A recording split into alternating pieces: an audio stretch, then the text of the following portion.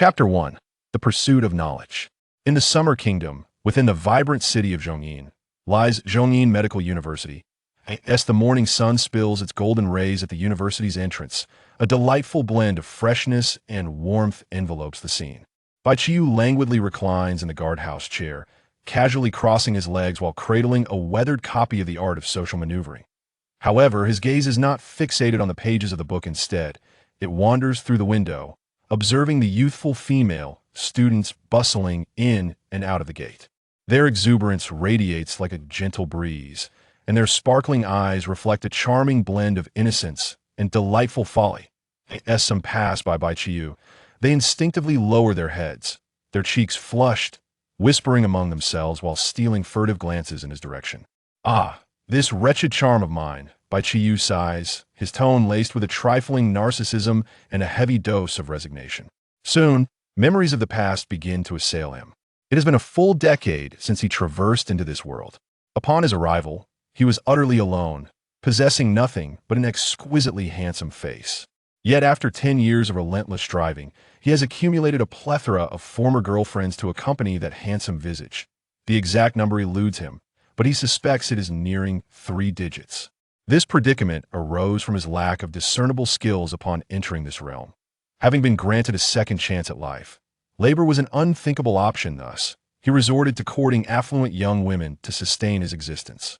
Nevertheless, he prided himself on his conscience. Adhering to the principle that one should not exploit a single source, he would periodically change his girlfriend, initiating every relationship with utmost sincerity and concluding them with decisive ease. Little did he anticipate that just as he parted ways with his latest ex-girlfriend, a long-awaited system would finally present itself to him after a decade of delay. Ding!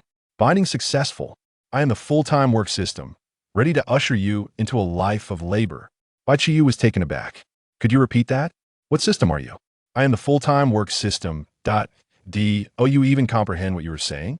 I have just finished playing the role of a lover, and now you wish for me to toil as a laborer? Bai Qiyu vehemently opposed the notion. Working is not without its rewards.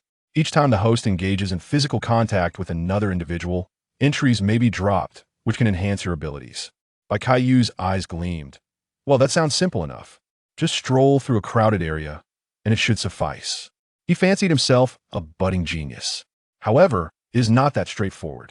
Only during work hours, after engaging in verbal communication and physical contact with the other party, can entries be obtained. This stipulation effectively extinguished Bai Qiyu's ingenious aspirations. The system continued its elucidation. Entries are categorized into 6 tiers: white, blue, green, red, purple, and gold. White entries are mundane and nearly insignificant. Blue entries offer slight enhancements and are quite common. Green entries are relatively rare with noticeable effects. Red entries are of minor excellence. Purple and gold entries are legendary, nearly impossible to encounter. The entries can be upgraded through fusion. 10 white entries yield 1 blue entry, and 10 blue entries yield 1 cyan entry, and so forth. The rewards offered by the system are exceedingly tempting. However, Bai Qiyu chose to decline. With a dismissive chuckle, he remarked, "What's so great about being a mere beast of burden?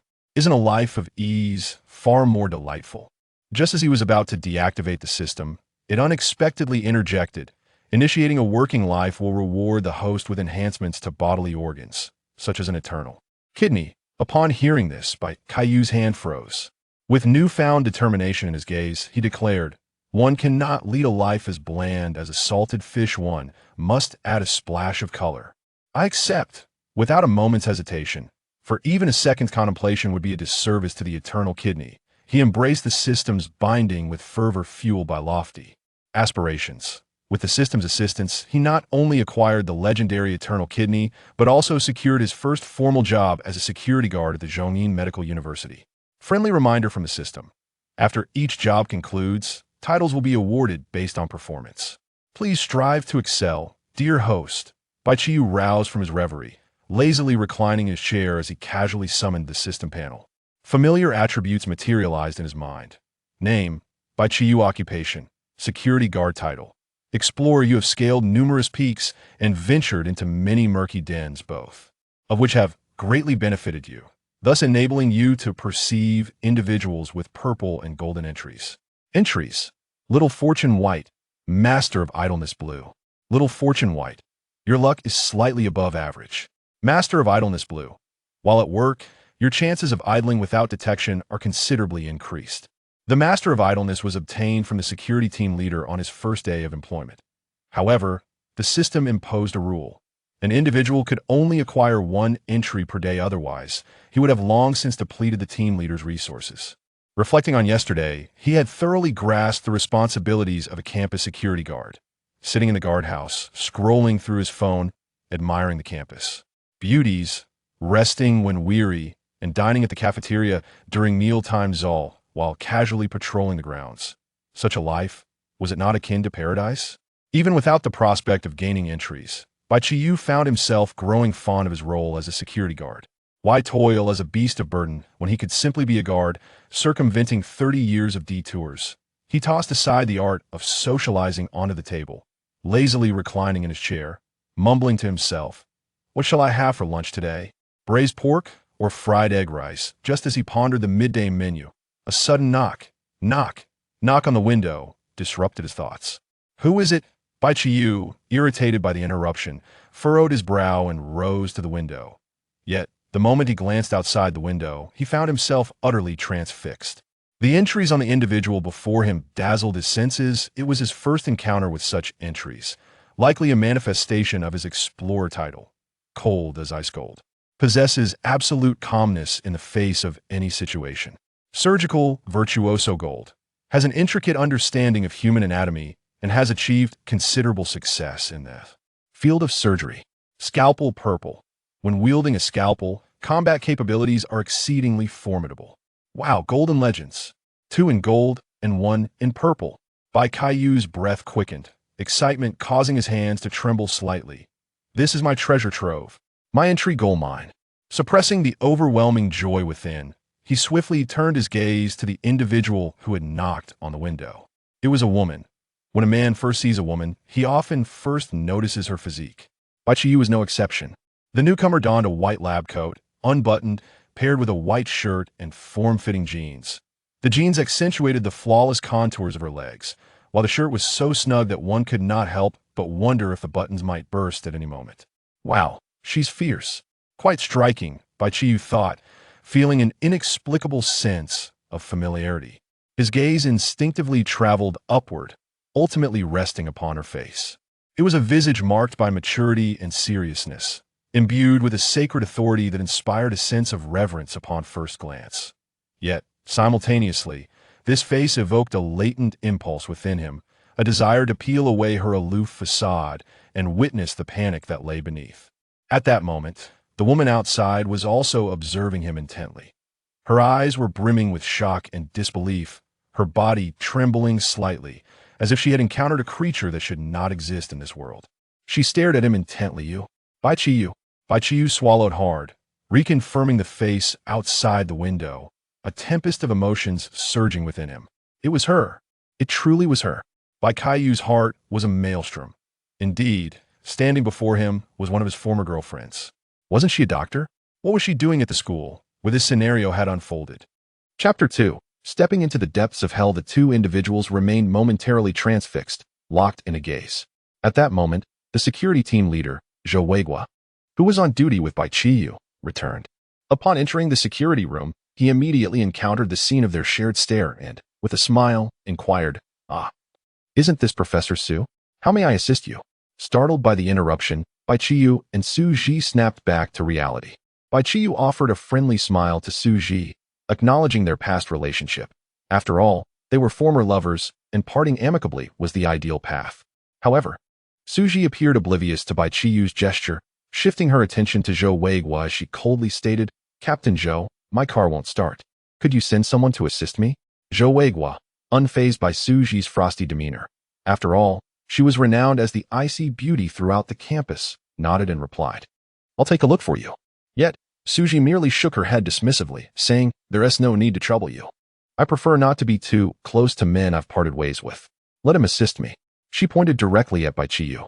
Zhou Weiguo was momentarily taken aback, thinking, "Oh, am I just another man? What makes this fellow special?" merely his good looks. Despite his thoughts, he could not contest Su Ji's request.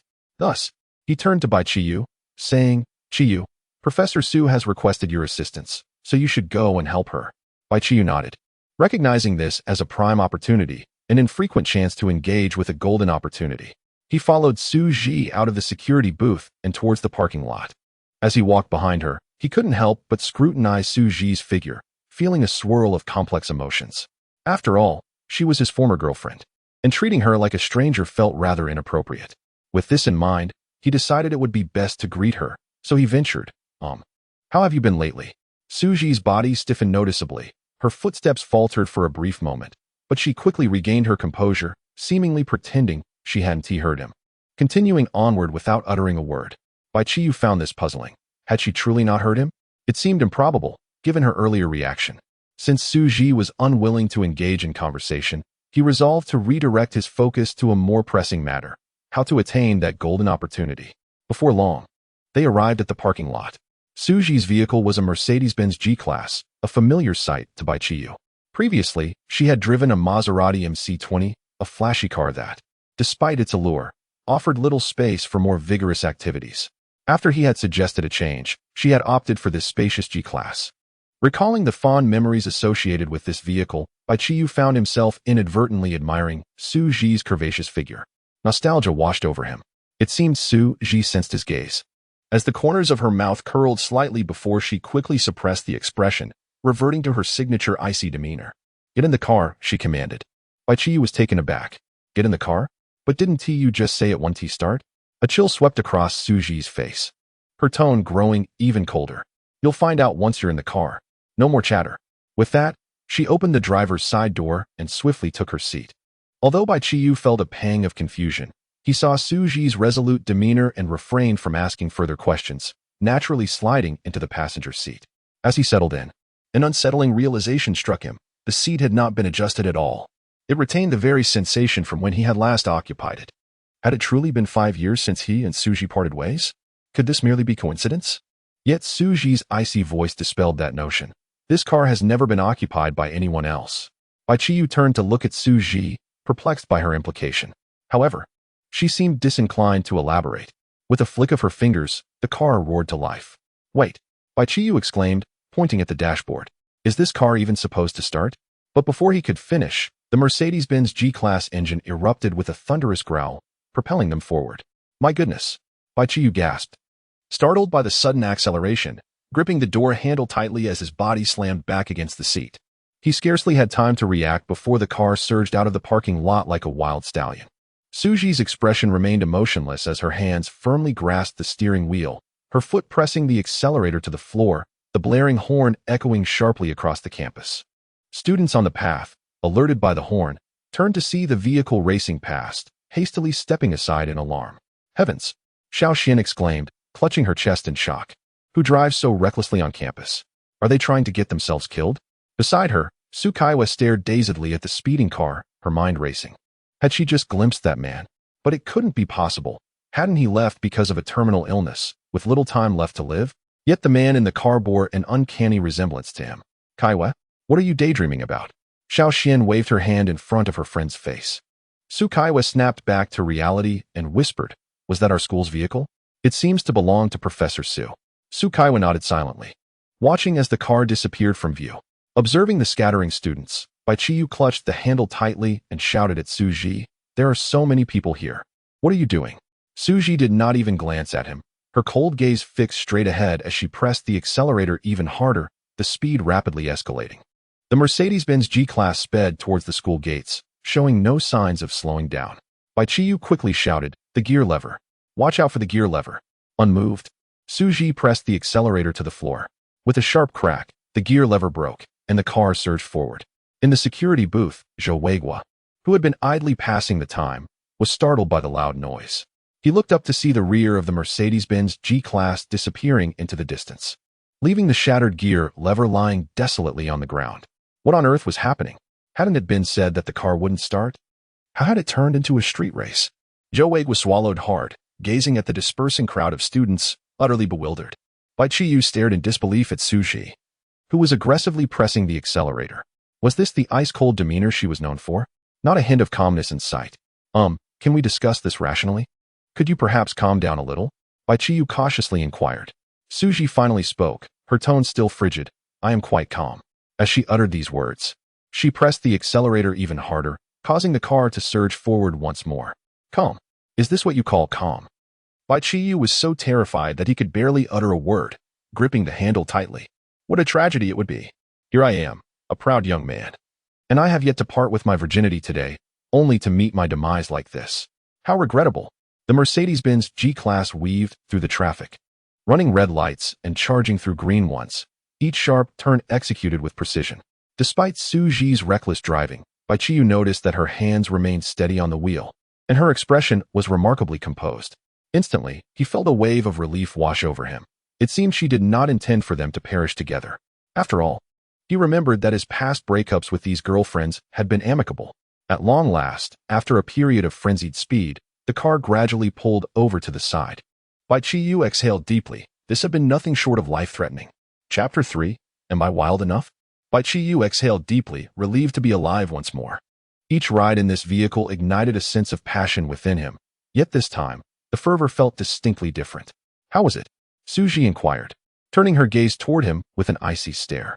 Bai Qiyu nodded earnestly. It was splendid. Can I step out now? Suji snorted disdainfully. I did not inquire about the driving experience. I am asking you, am I wild enough? Bai Qiyu was momentarily taken aback, struggling to comprehend her question. Observing his expression, Suji narrowed her eyes slightly. When we broke up, was it not because you deemed me too composed and lacking in passion? What say you now? Huh? Bai Qiyu blinked his large, supposedly adorable eyes. Confusion etched on his face. Was our reason for breaking up so trivial? A light chuckle escaped Suji's lips as her hands returned to the steering wheel, seemingly preparing to rev the engine. Wait. Bai Qiyu quickly interjected. Wild. This is too wild, excessively so. Finally halting her actions, Suji fixed her gaze on Bai Qiyu, her tone grave enough to unnerve him. So, are we reconciled then? Reconciled? Bai Qiyu was taken aback. He was not one to backtrack. Just as he attempted to conjure a reason for refusal, a chill swept over him. Looking down, he noticed a gleaming scalpel now in Suji's hand. Oh, my apologies. It slipped from my pocket and accidentally fell into my hand, Suji remarked nonchalantly. Though the blade wavered slightly, Bai Qiyu could hardly contain his urge to curse. Whose belongings simply fall from pockets into hands. Yet, upon meeting Suji's frosty gaze, he promptly silenced himself. Should he dare utter a word of dissent, he would be the victim on tomorrow's headlines. At that moment, a knock on the car window interrupted the tense atmosphere within. Both occupants instinctively turned to the sound, peering outside. There stood a man clad in a white suit, his appearance somewhat passable, yet exuding an unmistakable air of sleaziness. Upon seeing this man, Suji's brows furrowed. The man excitedly exclaimed, Suji, it's really you.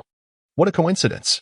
Instead of responding, Suji quickly turned to Bai Qiyu. Qiyu, I've only met him a few times and hardly exchanged words. Bai Qiyu nodded, acknowledging that, having already parted ways, he had no authority over Suji's social interactions. However, just as Suji finished speaking, the man outside began to pound on the car window, his gaze directed at Bai Qiyu. Who are you? A mere security guard dares to sit in Suji's car? Get out immediately. The man's face was one of utter disdain. Bai Qiyu could only shrug helplessly at the man, internally lamenting, I would like to step out. But this woman won't let me. At that moment, Suji's expression hardened, and the car window slowly descended. The man's heart leaped with joy. Suji was lowering the window. This marked the first occasion that Suji expressed such profound goodwill towards him. It is worth noting that, regardless of how many words he had previously uttered, he had never elicited even the slightest reaction from her. However, in the next moment, a flash of silver sliced through the air, and with a sharp sound, a large gash appeared on the breast of his suit. The man, startled by this sudden action, fell to the ground, drenched in cold sweat, his eyes wide with panic. Suji regarded him coldly, towering over him, the surgical knife in her hand reflecting a chilling light under the sun. Lu Bo, I warn you, should you dare to utter another word against him, this blade will find its way to your neck. Suji, please, calm down. I was merely joking. Lu Bo scrambled to his feet, his voice trembling. Suji could not be bothered to cast him another glance. The car window slowly ascended, leaving behind nothing but a frosty gaze. The Mercedes G-Class drove away once more. Lu Bo, now trembling all over, stared vacantly at the receding vehicle. his mind consumed by a singular thought. Did I truly come perilously close to losing my life just now? He had previously pursued Su Ji on several occasions. But although she had never engaged with him, she had at least refrained from wielding a knife. This time was different. He could genuinely sense the palpable intent to kill. The Mercedes G-Class, unlike before, did not speed away but rather traversed the traffic at a measured pace. The atmosphere within the car grew quiet. Bai Qiyu, primarily concerned about saying something amiss that might provoke her into another violent outburst, felt as if the phrase cold as ice was a mere fabrication. During this period, Su Ji did not broach the topic of reconciliation again. Though the drive was slow, it did not take long for them to return to the campus. As the vehicle approached the school gate, they spotted Zhou Weiguo accompanied by several maintenance workers repairing the previously damaged barrier.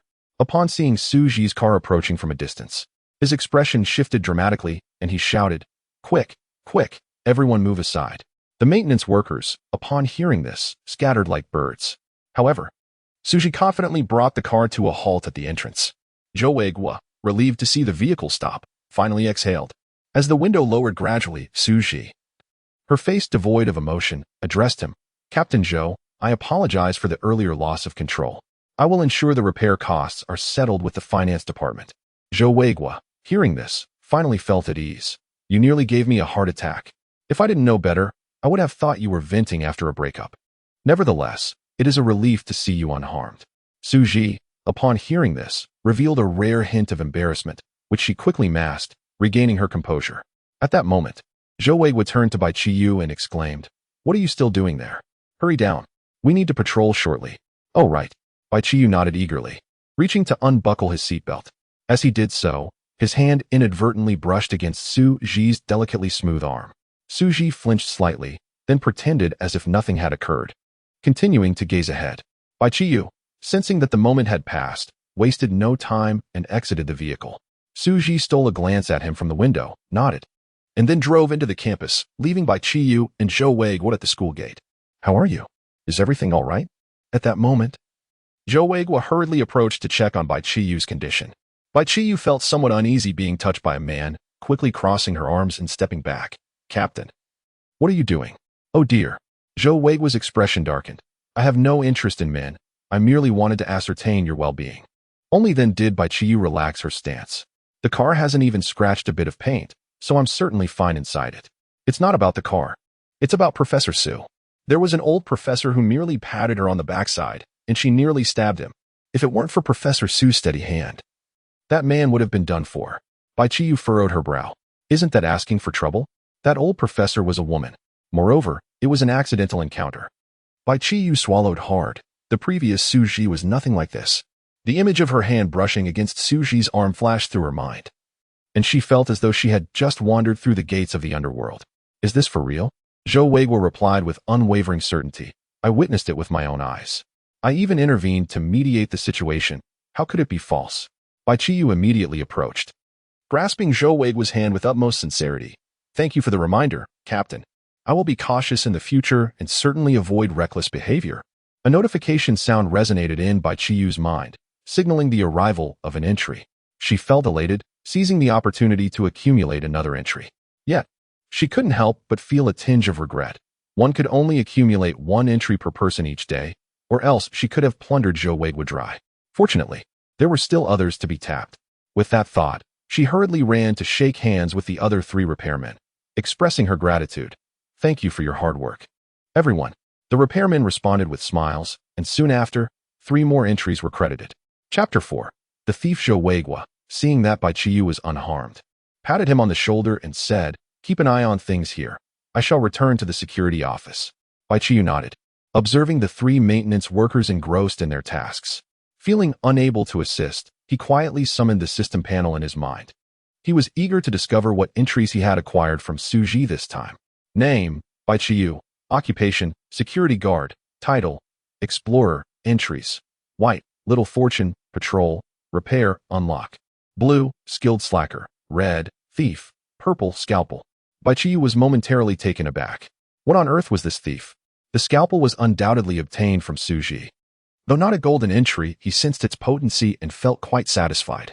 However, the meaning of thief puzzled him. He promptly clicked on the entry's details. Thief, Red, you will possess extraordinary theft abilities. In most situations, your theft will go unnoticed. Patrol, white, when patrolling, there is a slight chance of observing unusual circumstances. Repair, white, you have a modicum of insight into repairs. Unlock, white, you can open ordinary locks. Gazing at these 4 entries, Bai Qiyu deduced that patrol must belong to Zhou Weiguo. The thief had to be dropped by one of the 3 maintenance workers. With this thought, his eyes gleamed with excitement as he focused on the trio. A person with a red entry surely possessed other commendable traits. He had stumbled upon a veritable treasure. Though he was uncertain what this thief sought at the medical university, he was resolutely intent on claiming it for himself. It would be a disservice not to make the most of this opportunity. System, whose entry is this thief? Bai Qiyu inquired with anticipation. The system's voice responded. The system is unable to discern the source of the entry. Bai Qiyu frowned. The system was disappointingly inept. Indeed, one could hardly expect anything worthwhile from a delayed response. It was utterly useless. He would have to rely on himself. With this in mind, Bai Qiyu approached the 3 maintenance workers, slightly closer than before, and asked, "Gentlemen, what is your line of work?" The workers halted their movements, turning to gaze silently at Bai Qiyu. They chose not to respond, and Bai Qiyu, undeterred by any sense of awkwardness, remarked, "You in the maintenance department truly lack courtesy." This was the first time the 3 maintenance workers encountered someone like Bai Qiyu. They resolved not to stoop to his level. Thus, in unison, they turned back to their tasks, treating Bai Qiyu as if he were invisible. In that fleeting moment, as the 3 turned away, Bai Qiyu's gaze flickered, and with a subtle motion of his hand, the thief activated. Unbeknownst to the trio, the items in their pockets slipped into Bai Qiyu's grasp. He casually stepped aside and glanced at his spoils, his expression frozen in disbelief. What on earth were these? A key card for Yunfeng community, a photo of Sanshang Yuya, and a pair of stockings? Stockings. How revolting. Was this what the thief was intended for? Absolutely unacceptable. As for the photograph, I will tuck it away in my pocket and await a moment to scrutinize it thoroughly. The individual possessing the photograph is unlikely to be the owner of the thief entry. After all, how could one harbor ill intentions towards someone they admire? The sole aspect worthy of attention is that access card for Yunfeng community, a renowned upscale neighborhood in the city where its residents are either immensely wealthy or burdened with substantial debt. A mere maintenance worker should not be able to afford residing in such a prestigious locale. Bai Qiyu's gaze fixated on one particular maintenance worker. It was this individual who was likely the owner of the thief entry. The man appeared to be around 40 years old, slender in build, and seemed rather unremarkable. However, Bai Qiyu, having read extensively, understood that such individuals often conceal extraordinary talents, akin to a hidden master. This was a veritable treasure trove. From this day forth, I shall visit the maintenance department daily, extracting every bit of knowledge until he is utterly depleted. As for his concealed purpose within the school, that is of no concern to me. Once the barrier was replaced, the 3 maintenance workers tidied up and departed. Bai Qiyu returned to the guardhouse. Upon entering, he discovered Zhou Weiguo was sprawled across the table, sound asleep. Truly, he was deserving of the title expert in idling. Bai Qiyu approached him, deftly executing a thief maneuver. He managed to procure a photograph from his person. It couldn't possibly be another of Wayamikami, could it? Perhaps it was due to the academic setting that he found himself drawn to teachers? However, upon examining the contents of the photograph, Bai Qiyu realized his assumptions had led him astray. The image depicted a younger Zhou Weiguo alongside a strikingly beautiful woman, exuding an air of elegance. At that moment, Zhou Weiguo's voice unexpectedly pierced the silence. "What are you doing?" Bai Qiyu felt no guilt as he casually handed over the photograph. "Captain, your picture fell to the ground. I merely picked it up for you." Zhou Weiguo retrieved his photograph, remarking, "You have quite the knack for this." He stowed the photo away and stretched, declaring, "It's noon, time for lunch. What would you like to eat?" Just as Bai Qiyu was about to place his order, a brilliant idea struck him. The school cafeteria was bustling with people. A mere accidental nudge or stepped on foot, followed by an apology, could yield the coveted entry if they responded. Bai Qiyu's eyes sparkled with enthusiasm. This was an opportunity not to be squandered. With this thought in mind, Bai Qiyu promptly said, "Captain, allow me to go. It's a perfect chance to familiarize myself with the surroundings." Zhou Weiguo, pleased with his initiative, casually replied, "All right then, you go ahead. I'll have braised pork and sweet and sour ribs." Bai Qiyu accepted the meal card and cheerfully exited the guardhouse. Zhou Weiguo watched his retreating figure, then lowered his gaze to inspect the photograph once more, furrowing his brow slightly. How could it have ended up on the floor? This young man. is not to be underestimated. Upon arriving at the cafeteria, Bai Qiyu found it already teeming with patrons. He refrained from immediately queuing and instead ambled between various serving windows, meticulously observing the entries of those around him. Regrettably, after a complete circuit, he failed to encounter any golden or purple entries. Upon reflection, it is understandable. They were merely students, lacking any formidable entries. In a state of resignation, he chose a window and began to queue. As he was waiting, he inadvertently stepped on the foot of a fellow student behind him. He immediately turned around, his face suffused with contrition. "Oh dear, my sincerest apologies." The student who had been stepped on was a bashful young man, who hurriedly waved his hands. "It's quite all right. No worries." Ding! A crisp notification echoed in Bai Qiyu's mind. An entry has been received. In an instant, his eyes brightened with excitement. Bai Qiyu's spirits soared. Indeed, this strategy proved effective. Now, this restaurant was nothing short of my personal ATM. Chapter 5. Su Kaiwei he resorted to his old tricks, changing teams, and inadvertently stepped on the foot of the ATM behind him. He then entered the password. "Excuse me." Ding! Another entry was secured.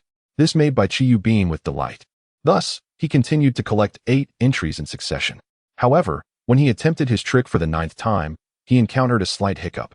Bai Qiyu deliberately took a step back, his foot landing precisely on the foot of the person behind him.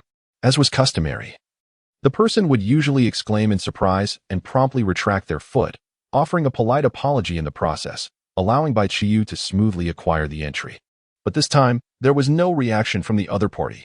Bai Qiyu was momentarily taken aback but thought nothing of it, turning around to prepare his apology. Yet, as he turned, he froze in shock. The individual behind him had 3 dazzling entries flashing above their head. Practical application, gold possessing an extraordinary learning ability, capable of swiftly absorbing knowledge and transforming it into practical skills. Beauty, gold enhancing personal charm, making others feel an involuntary sense of closeness when interacting. Photographic memory, purple endowed with a formidable memory, never forgetting any experience. 2 gold, 1 purple. He had struck gold. Today was undoubtedly his lucky day. However, when he clearly saw the person's face, his heart skipped a beat. Su Kaiwei. This was his ex-girlfriend. In that moment, the air seemed to freeze. Su Kaiwei's eyes were already brimming with tears, her gaze fixed intently on Bai Qiyu, her face a canvas of shock and disbelief. She had never imagined that this man was still alive. The silhouette she had seen in the car that morning was not a figment of her imagination. It was indeed him. Meanwhile, Bai Qiyu pondered why she was crying. What excuse had he used when they broke up? Suddenly, it dawned on him. He had feigned a terminal illness to avoid burdening her, leaving a note and vanishing without a trace. By his calculations, he should have been dead by now. How utterly embarrassing. He could not allow himself to suffer such social demise. With that thought, Bai Qiyu cleared his throat and spoke. Beautiful lady. Do you think I resemble someone you know? But rest assured, I am not that person." Yet Su Kaiwei continued to stare at him, tears streaming down her cheeks. Slowly, she raised her hand, pointing to Bai Qiyu's chest. He was taken aback, then looked down, instantly seized by an impulse to dig a hole and bury himself there. Clearly displayed on the badge hanging from his chest were the words, 9527 Bai Qiyu. What the hell? Who designed a security uniform that required a name? Bai Qiyu could no longer contain himself and promptly took off running. It was best to forego the entry. Seeing this, Su Kaiwei suddenly shouted, "Bai Qiyu." Her voice was filled with heart-wrenching anguish. But at the very moment she called his name, a sound echoed in Bai Qiyu's mind, and the entry was granted. In an instant, a plethora of forgotten images surged through his mind, and he realized that he had indeed attained an extraordinary memory. With this revelation, he quickened his pace. For now there was no room for hesitation. Meanwhile, Su Kaiwei, weeping, called out, "Bai Qiyu, don't run." After a few paces, she saw that Bai Qiyu had vanished completely from sight. A wave of anxiety washed over her. The thought of losing him again was unbearable. Yet, she quickly remembered that Bai Qiyu was clad in a security uniform. A monk may run, but the temple remains. With a glimmer of determination in her eyes, Su Kaiwei dashed towards the direction where Bai Qiyu had disappeared. Once he had evaded Su Kaiwei, Bai Qiyu finally exhaled in relief. He eagerly opened the system panel. Name, Bai Qiyu. Occupation, security guard. Title, explorer. Entries, white, little luck, patrol, maintenance, lock picking, street dance, calligraphy, swimming, watching TV, eating, sleeping. Photo editing, blowing nose, blue, master of leisure, red, thief, purple, scalpel, Photographic Memory. He cast a glance at the entries, unable to suppress a sigh. While street dance and calligraphy seemed reasonable, watching TV and blowing one's nose were utterly absurd. Curious, Bai Qiyu clicked on the entries. Watching TV. You become immensely engrossed while watching television. Blowing nose. The manner in which you blow your nose increases your charm slightly. Bai Qiyu was taken aback. Blowing one's nose could enhance charm? Perhaps it was best to integrate this little luck with caution. This little luck was an innate entry, so he decided against merging it. As a security guard, the patrol entry would certainly prove useful, while the other 10 white entries would be merged to see what might emerge. System. Merge all white entries except for little luck and patrol. Understood. Bai Qiyu felt a momentary disorientation, as if something within him had diminished, only to be replaced by a warm surge followed by a sound like a bell. Congratulations, host, you have acquired a blue entry. Bai Qiyu immediately checked the newly acquired entry. Lockpicking blue. You were able to unlock all locks with keyholes. Upon discovering it was lockpicking, Bai Qiyu frowned. As a security guard, he was not a thief. Why did he possess both lockpicking and thievery entries? The plot seemed to be veering into peculiar territory. Nonetheless, at least he wouldn't need to carry keys anymore. Moreover, he had also gained a remarkable skill, photographic memory, purple, which was quite advantageous. Upon returning to the guardhouse, Bai Qiyu had barely settled down when he was met with the piercing gaze of Captain Zhou Weiguo. What's wrong? Where's the food? Zhou Weiguo inquired. Bai Qiyu's expression stiffened. In his preoccupation with the entries, he had completely forgotten about the meal. But returning now was certainly out of the question, as he might encounter Su Kaiwei again. I got lost, Bai Qiyu said, handing his meal card to Zhou Weiguo. Could you perhaps make another trip, Captain? Zhou Weiguo was left speechless. What else can you even do? Initially, he thought Bai Qiyu was quite clever, but it now seemed he had misjudged him entirely. At last, he sighed, accepted the meal card, and turned to leave. As soon as Zhou Weiguo departed, Bai Qiyu immediately collapsed onto the bed, indulging in some well-deserved leisure. Although he found it difficult to sleep, the sensation of this paid repose was undeniably delightful. With his eyes half closed, he began to ponder how to swiftly compile entries. It was certain that he could not venture to the cafeteria, for encountering Su Kaiwei would be far too awkward. Reflecting on this, he let out another sigh. Su Kaiwei, what am I to do with you? Suddenly, a melodious voice chimed in from beside him. Are you troubled? Chapter 6. The arrival of the infernal arena. Bai Qiyu instinctively replied. Yes, you don't know, at that time I. His words trailed off abruptly as he shot upright, as if electrified, his gaze fixated upon the figure standing in the doorway. Su Kaiwei. Tears still glistened on Su Tsayue's cheeks, yet a smile adorned her face. Finally found you. Let's see how you escaped this time. How did you find your way here? Bai Qiyu shrank back slightly, resembling a young woman cornered by an unwanted suitor. Did you think I would be hard to locate? Su Kaiwei replied nonchalantly. I had never seen you at school before, so I simply asked the other security guards, where's the new, handsome one? And they led me straight to you. Bai Qiyu sighed. Alas, being handsome can sometimes be a burden. Su Tsayue's gaze bore into him. Why are you avoiding me? Is it because of your terminal illness? Suddenly, a sharp sound echoed through the room, the clatter of something falling. Both Bai Qiyu and Su Kaiwei turned their attention to the source. There stood Su Ji at the entrance, a food container spilled at her feet. Su Ji maintained her usual aloof demeanor. Yet the slight tremor in her hand betrayed her inner turmoil. She hastened toward Bai Qiyu. What do you mean? Do you have a terminal illness? Su Kaiwei was taken aback. Professor Su? How did she end up here? Moreover, it appeared she was quite concerned for Bai Qiyu. This was perplexing, for in her recollection, Professor Su had always been frigid and unapproachable, let alone showing interest in any man. To be frank, Bai Qiyu felt a surge of panic. System. My 2 ex-girlfriends have unexpectedly met. What should I do? Waiting for guidance. No need to wait, the system replied. Emotional matters exceed operational protocols. Host must fend for himself. Bai Qiyu. Noticing Bai Qiyu's prolonged silence, Su Ji's brow furrowed, her voice trembling slightly. Qiyu, what illness do you have? Tell me. I can help you. Bai Qiyu awkwardly cleared his throat. Actually, it's nothing serious, just a bit of social anxiety in crowded places. Su Ji's expression tightened, and she reached out to grasp his hand. You coughed earlier. This is unacceptable. You must come to the hospital with me. Su Kaiwei watched in disbelief. Is this really the Professor Su I know? Wasn't she known for her reluctance to engage with others? Why is she now so eager to hold Bai Qiyu's hand? Recalling the sight of Bai Qiyu seated in Su Ji's car earlier that morning, she couldn't help but interject, Professor Su, do you know Brother Yu?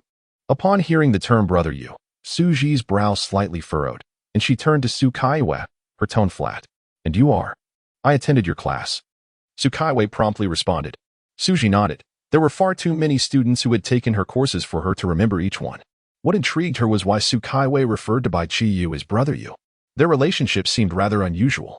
Nevertheless, she had no time to ponder further. It was far more pressing to take Qiyu to the hospital.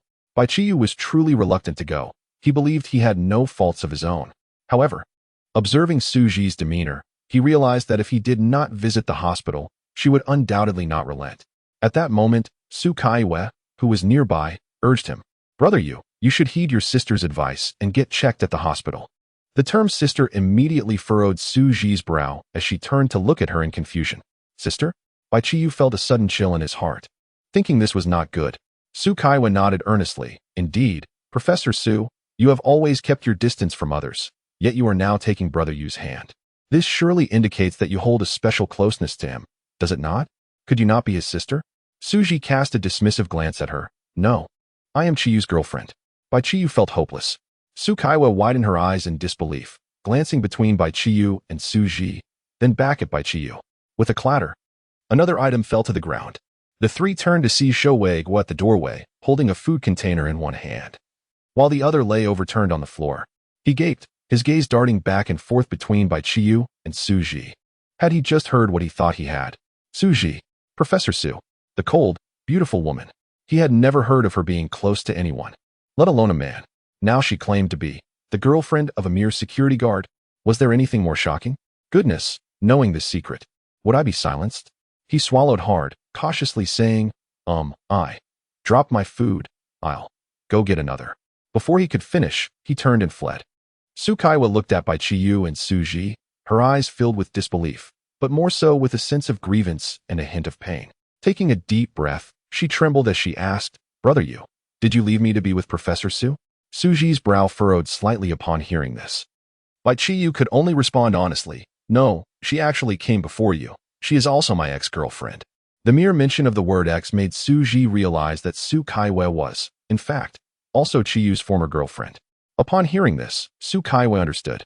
So it was an ex-girlfriend, one prior to her acquaintance with Brother Yu. So what was there to be boastful about? Su Ji, however, was unwilling to concede. Coldly gazing at Bai Qiyu, I am the current girlfriend. I did not agree to a breakup. Su Kaiwei quickly retorted, no, I am Brother Yu's girlfriend. No matter who it was, no one could take Brother Yu away from her. The atmosphere between the two women instantly turned tense, as if the air itself were being drawn taut. Just then, another clatter echoed as another food container fell to the ground. Zhou Weiguo stood at the doorway, his face frozen. He regretted his decision deeply. Had he known this situation, why had he returned to retrieve this food container? However, the scene before him was utterly bizarre. On one side stood the aloof and strikingly beautiful Professor Su, while on the other was the charming and vivacious campus belle. Astonishingly, these two stunning women, both fair-skinned and possessing long, elegant legs, were embroiled in a fierce dispute over Bai Qiyu. Observing Bai Qiyu clad in the most unremarkable security uniform, he found himself momentarily questioning his existence. Indeed, it was a security uniform. But was this the treatment one would expect for a mere security guard? Two exquisite women vying for the attention of a lowly guard? Goodness, with such allure, surely one could attract a few wealthy patrons instead. When Bai Qiyu spotted the returning Zhou Weiguo, his eyes lit up. Captain, let me help you with the meal, he exclaimed, attempting to rise. Zhou Weiguo, unwilling to let him succeed, dashed out while exclaiming, I'll handle it, you always get lost. Once Zhou Weiguo exited, Su Ji and Su Kaiwei locked gazes, each determined and unwilling to yield. Bai Qiyu sat there, trembling. Hadn't he amicably parted ways with them initially? Why did it now feel so perilous? Chapter 7. Director Yin, however, the confrontation did not last long, as Su Ji was the first to avert her gaze. Her rationality reminded her that this was not the time for disputes. The priority was to ascertain Bai Qiyu's health. Thus, she turned and grasped Bai Qiyu's hand. Her voice cold as she commanded, Come, we are going to the hospital for an examination. With that, she pulled Bai Qiyu along towards the exit. Seeing this, Su Kaiwei hurriedly followed, exclaiming, I want to go too. I must see what is wrong with Brother Yu. Bai Qiyu felt Su Ji's hand tightly gripping his. Though her small hand was cool to the touch, it was remarkably soft. Hand in hand, they made their way to the parking lot. This scene did not go unnoticed by passing students. who were left agape. Oh my, it's Professor Su. She's actually holding a man's hand? And so openly. Am I seeing things? Who is this man? Professor Su's boyfriend? Look at his outfit. Isn't he just a security guard? Another voice chimed in, and behind them. Isn't that the campus belle Su Kaiwa? Confusion enveloped everyone. What was the situation with this security guard? Numerous students had already taken out their phones to capture this bizarre moment. Su Kaiwa, following closely behind, glared at Suji with piercing eyes. Upon reaching the parking lot, Bai Qiyu took his seat in the front passenger side, while Su Kaiwa opened the back door and unceremoniously climbed in, completely disregarding Suji's approval. Suji shot her a glance, her brow slightly furrowed, but she chose not to comment further. The matter with Su Kaiwa could be addressed later. But Bai Qiyu's health was of utmost urgency. Thus, the vehicle roared to life once more. The newly replaced gear lever at the entrance shattered again as the car sped towards the hospital. Bai Qiyu looked at Suji, who remained composed, and he couldn't help but think how this woman was wasting her talents by not pursuing a career in racing. The vehicle weaved through traffic like a wild stallion, eliciting gasps and honks from onlookers. Before long, the trio arrived at the hospital. As the car came to a halt, Su Kaiwa emerged from the back seat. Her complexion noticeably pale, clearly shaken by Suji's breathtaking driving skills. Suji cast her a glance that seemed to say, "And you dare to compete with me for a man?" Feeling the contempt directed at her, Su Kaiwa immediately straightened her posture. Bai Qiyu shook his head in resignation, realizing that in this regard, she was clearly outmatched. Ignoring Su Kaiwa entirely, Suji led Bai Qiyu into the hospital. Unwilling to concede, Su Kaiwa quickly stepped forward to grasp Bai Qiyu's other hand.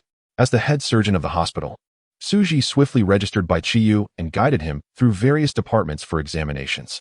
Most of the hospital staff were familiar with Suji. Her medical skills were undeniable. But her frosty demeanor was equally renowned. Aside from performing surgeries and interacting with patients, she typically kept her distance from others. Yet now, her austere expression juxtaposed with her affectionate gesture towards Bai Qiyu created a striking contrast. Everywhere she went, doctors and nurses alike were left astonished, whispering among themselves. Is this man really Professor Su's? The Ice Queen? Who is he? A security guard? What a jest! Does Professor Su truly prefer this type?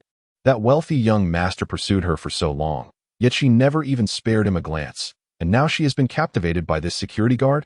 It is worth noting that a prominent figure has often been waiting for her downstairs, but she has never acknowledged him, not even when feeling agitated or annoyed. She simply does not regard him as a person. What left them utterly astounded was that behind this humble security guard, there was a stunning beauty, who was equally attentive to Bai Qiyu, unfazed by the envious gazes directed at him. Bai Qiyu acknowledged that one cannot expect a pampered pretty boy to possess any sense of shame. What delighted him further was that during his examinations, he engaged in lively conversations with the nurses and doctors, inadvertently accumulating numerous entries. Indeed, although he had stepped away from his post, it was still working hours, and he rightfully deserved those entries. Now, Bai Qiyu felt he had not erred in his choice of location. Had he known it would be so advantageous, he would not have hesitated. Suji and Su Kaiwa gradually relaxed as they reviewed the normal results of the various tests. Although some results would take a bit longer to arrive, it appeared that the situation was not dire. Finally, under Suji's guidance, they made their way to the urology department. Bai Qiyu glanced at the electronic display board at the entrance of the department and couldn't help but chuckle awkwardly. Is this really necessary? Suji replied firmly, a comprehensive examination must not overlook any aspect. With that, she pulled Bai Qiyu into the consultation room. Su Kaiwa attempted to follow them in, but was stopped by Suji. This is not suitable for you. With that, she promptly closed the door. Standing at the entrance, Su Kaiwa stomped her feet in frustration, her cheeks puffed out. As Bai Qiyu stepped into the consultation room with Suji, he was immediately struck by the sight before him. Inside sat an elderly female doctor, appearing to be around 60 years of age, with her short hair meticulously styled, exuding a professional air, and her skin well maintained. However, it was not her appearance that captivated Bai Qiyu, but rather the two radiant purple entries hovering above her head. Anatomy. Purple possesses extensive anatomical knowledge, understanding of human structure far surpassing that of most individuals. Observation. Purple years of meticulous work have endowed her with extraordinary observational skills. Gazing at these entries, Bai Qiyu felt as if he had stumbled upon a treasure beckoning him. This anatomy entry bore some resemblance to Suji's surgical virtuoso, albeit at a slightly lower tier. It seemed he had indeed come to the right place today. Upon noticing Suji, The doctor instinctively shuddered. Suji. Bai Qiyu found it peculiar that this female doctor appeared almost fearful of Suji. However, Suji remained unfazed, merely nodding slightly. Director Yin. I brought my boyfriend for an examination. Boyfriend? Director Yin was clearly taken aback by this designation, her gaze reflexively shifting to Bai Qiyu, her expression growing even more complex. Despite her inner shock, Director Yin quickly composed herself. All right, come with me, and we will proceed with the examination. Yet Suji interjected, I will conduct the examination. Upon hearing these words, Director Yin was momentarily taken aback. Director Suyu, you have never conducted such an examination, have you? However, Suji calmly replied, I have done it for him. Director Yin was utterly bewildered. What had she just heard? She couldn't help but rub her eyes. This was indeed Director Su. When had she ever been in such close proximity to a man, particularly in the context of conducting such an examination? Unable to contain herself, she exclaimed, What? I merely brushed against you once, and you nearly threatened me with a knife. And now? Bai Qiyu suddenly realized that this woman was the very same old professor who had inadvertently touched Suji's backside. Chapter 8. Hostage. It was no wonder that Suji involuntarily shivered upon seeing her own body. The thought of Suji nearly stabbing Director Yin sent a cold sweat cascading down Bai Qiyu's back. Tentatively, he suggested, Perhaps we should allow this doctor to examine me. Suji shook her head. No need. I fear you might frighten her. I can manage. Director Yin scoffed dismissively. After all these years in this profession, what have I not encountered? Am I to be frightened? Absurd. Bai Qiyu wished to say more, but he was already pulled behind the curtain by Suji. Director Yin stood outside, shaking her head in resignation. Suddenly, she noticed the disposable gloves still lying on the table and quickly reminded, Director Su, you haven't taken the gloves. Suji's icy voice drifted from within, not necessary. At this, Director Yin was utterly perplexed. Was this truly the Suji she knew? But then, a shiver ran through her, and as she glanced around, recalling her own actions, a wave of fear washed over her. Could it be that she had attracted some foul spirit? No, she must seek a talisman for protection. Meanwhile, behind the curtain, Bai Qiyu and Suji locked eyes, an eerie silence enveloping them. Bai Qiyu spoke softly, attempting to alleviate the tension. You really don't need to take this so seriously. Undress, Suji commanded, her voice trembling as she feigned calmness. Bai Qiyu swallowed hard, realizing this was rather inappropriate. There's nothing inappropriate about it. Undress, she insisted. Taking a deep breath, Bai Qiyu slowly extended his hand, reaching to unbutton Suji's clothing. What are you doing? Suji's brows furrowed tightly. With an innocent expression, Bai Qiyu replied, Didn't you ask me to? Naturally, I am assisting you with your clothing. Irritated, Suji flicked his forehead, her cheeks flushing a deep crimson. I meant for you to remove your own clothing. I need to conduct an examination. Bai Qiyu chuckled awkwardly, retracting his hand. Look at me. When we were together, I usually played the doctor, giving you injections. Now that the roles have reversed, I find it a bit disconcerting. Suji's face turned a bright shade of red, and she shot him an annoyed glare. Muttering softly, after the examination what? Bai Qiyu leaned closer, unable to hear her clearly. Suji pressed her lips together, her voice dropping even lower. After the examination you can play the doctor. Bai Qiyu froze momentarily, then broke into a wide smile, feeling the familiar flirtatious atmosphere pull them back to their past. However, just as the tension between them began to warm, a loud crash echoed from outside, shattering the moment's tranquility. Bang! The door to the examination room burst open as if kicked in. Bai Qiyu and Suji jumped in surprise, instinctively exchanging glances. Just as they were about to step outside to investigate, they heard Director Yin's exasperated voice ring out. Luocian, what do you intend to do? A rugged male voice abruptly broke the tension. Director Yin, I implore you, please tell me where my daughter has gone. Director Yin, evidently growing impatient, retorted. How many times must I say it? I do not know where your daughter is. At that moment, the lively voice of Su Kaiwei chimed in unexpectedly. Could you please refrain from arguing? My brother Yu is still conducting an examination. Bai Qiyu and Suji, upon hearing her, discreetly lifted a corner of the curtain to steal a glance. They beheld Su Kaiwei standing at the entrance of the consultation room, arms crossed, glaring indignantly at the two individuals inside. Meanwhile, Director Yin and Luocian were locked in a standoff across a table. Luocian appeared to be in his 30s. His face weary, his clothes stained with lime and cement, reminiscent of a laborer from a construction site. His expression was taut, his eyes betraying an unmistakable torment and struggle. It seemed both Luo Xian and Director Yin were oblivious to Su Caiyue's remarks, ignoring her completely. Frustrated by their disregard, Su Caiyue pouted and stepped closer, positioning herself beside them.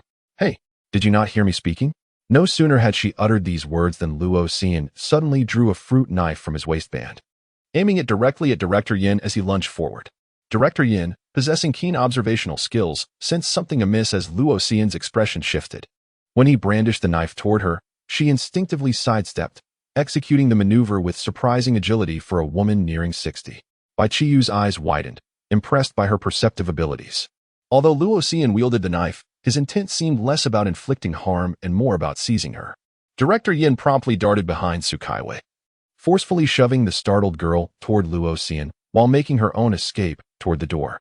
Caught off guard by the sudden chaos, Su Caiyue stumbled forward, propelled by an unseen force. She found herself lunging toward Luo Xian, who, upon realizing that an unfamiliar young girl was advancing toward him, swiftly withdrew the blade, narrowly avoiding her. He then forcefully pushed her back, effectively blocking Director Yan's path to safety. Witnessing this perilous scene, Bai Qiyu could no longer remain concealed, especially as he saw Su Caiyue being jostled back and forth while Luo Xian still brandished the knife.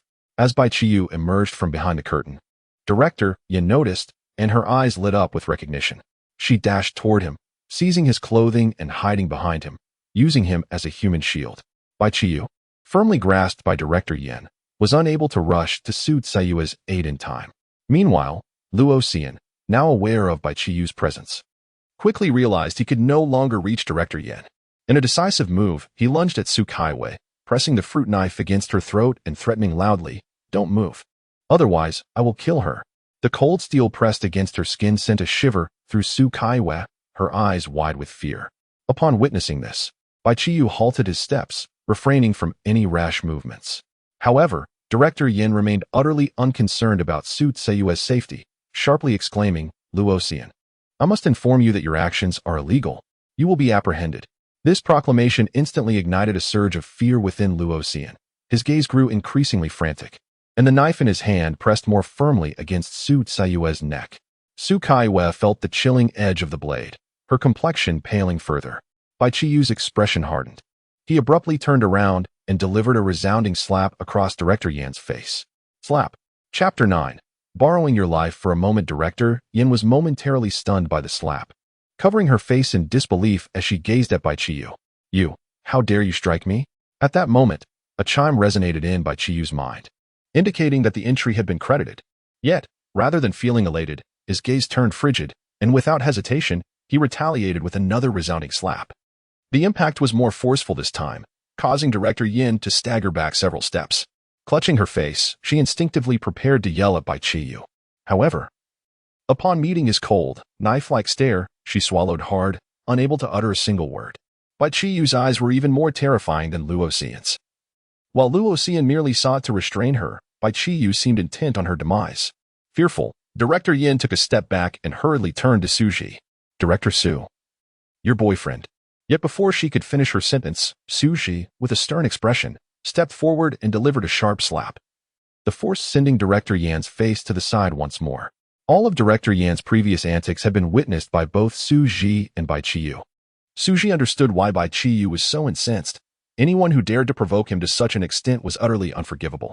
Bai Qiyu, however, had an even clearer grasp of the situation as he could see Director Yan's entry. She possessed the ability to observe. There was no way she could fail to comprehend that Luo Xian's approach was merely to capture her, not to harm her. Yet, what had she chosen to do? She pushed Su Caiyue forward, using an innocent girl as a shield, even attempting to stain Luo Xian's hands with blood, thereby ensuring he could not retreat. Had Luo Xian not sheathed his knife, Su Caiyue might well have been lying on the ground by now, with this thought igniting his fury once more. Bai Qiyu delivered a forceful kick that sent Director Yin sprawling to the floor, following up with a series of resounding slaps.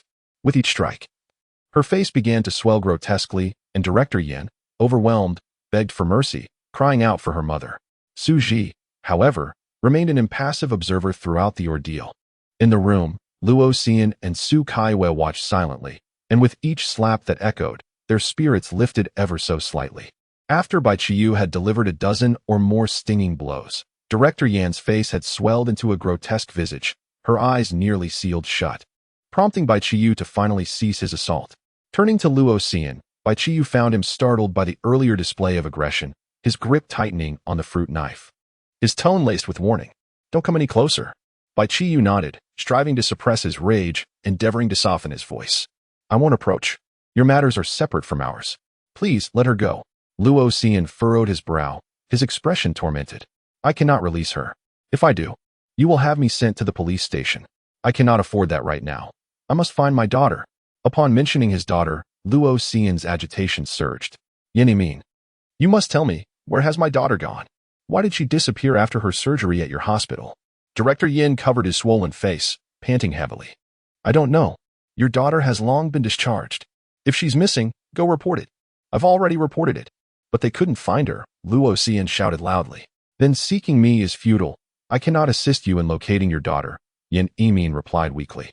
At that moment, several individuals outside had sensed the unusual atmosphere within the room, and more people began to gather at the doorway, some even lowering their heads to retrieve their phones and dial emergency services. A few security guards rushed into the room, attempting to curb the escalating situation. Seeing the guards enter, Luo Xian's emotions peaked in an instant, growing increasingly agitated. He pressed the knife against Su Caiyue's neck, retreating continuously while shouting at the guards. "Don't come any closer." At this juncture, Yin Yimin noticed the guard's arrival and seemed to gain some confidence. "Quick, get me out of here." Bai Qiyu cast a cold glance at Yin Yimin, causing her to immediately fall silent. Meanwhile, several security personnel, having heard her plea, began to approach, intent on rescuing her. Luo Xian, witnessing this, bellowed, "You can't take her away, or I'll kill her." However, the guards were not inclined to heed his commands. Their primary concern was Yin Yimin's safety, as they would be held accountable should anything go awry. Bai Qiyu surveyed the entire situation, recognizing the urgency for immediate action. If Director Yin were to be taken away by the guards, Luo Xian's psychological defenses would undoubtedly shatter, leading to unpredictable consequences. Furthermore, the larger the crowd, the greater the mental pressure on Luo Xian. Should the police arrive, the situation could devolve into a prolonged standoff, which would be a severe psychological burden for Luo Xian, potentially driving him to desperate measures. Suddenly, Bai Qiyu turned sharply and approached Su Ji, reaching into her pocket. A surgical knife materialized in Bai Qiyu's hand. Yin Yimin found the scene amusing. A mere surgical knife attempting to confront a much larger fruit knife? Moreover, there was a hostage involved. Yet, she refrained from voicing her objections. If Bai Qiyu took action, there were merely two possible outcomes. Either Bai Qiyu would thwart Luo Xian, or Luo Xian would harm the hostage, perhaps even kill Bai Qiyu. Regardless of the outcome, Luo Xian would ultimately lose leverage, leading to his apprehension by the guards, thus eliminating any threat to herself. She secretly reveled in this thought, a smile unconsciously gracing her lips. However, the next moment, she felt a chill at her neck. What was this? The smile that had yet to fully form froze instantly. She nearly lost control of her bladder when she realized the surgical knife was pressed against her own throat. Stiffly, she lifted her gaze to meet Bai Qiyu's eyes. Bai Qiyu flashed a sinister grin, revealing his white teeth. "I'll borrow your life for a moment." He had no intention of confronting Luo Xian head-on. That would be far too perilous for Su Caiyue. Bai Qiyu grasped Yin Yimin's shoulder and unceremoniously yanked her up from the ground. "Luo Xian, you seek her, not the girl. I'll make the exchange."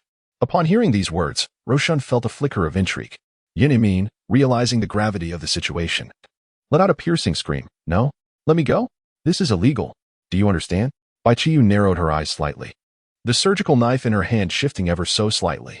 Suddenly, Yin Yimin felt a sharp pain at her neck, followed by the chilling sensation of the blade breaking through her skin, prompting her to immediately silence herself. A wave of dread washed over her.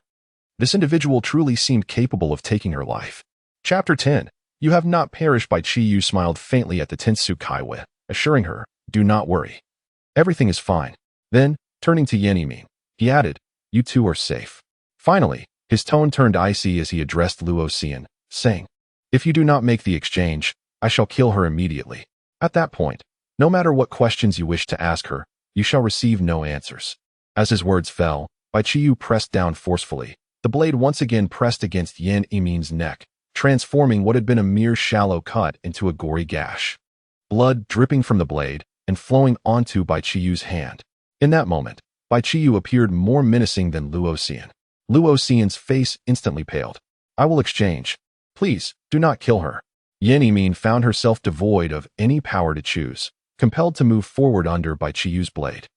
Luo Xian's gaze was fixed on Yan Yimin, his expression revealing his palpable anxiety.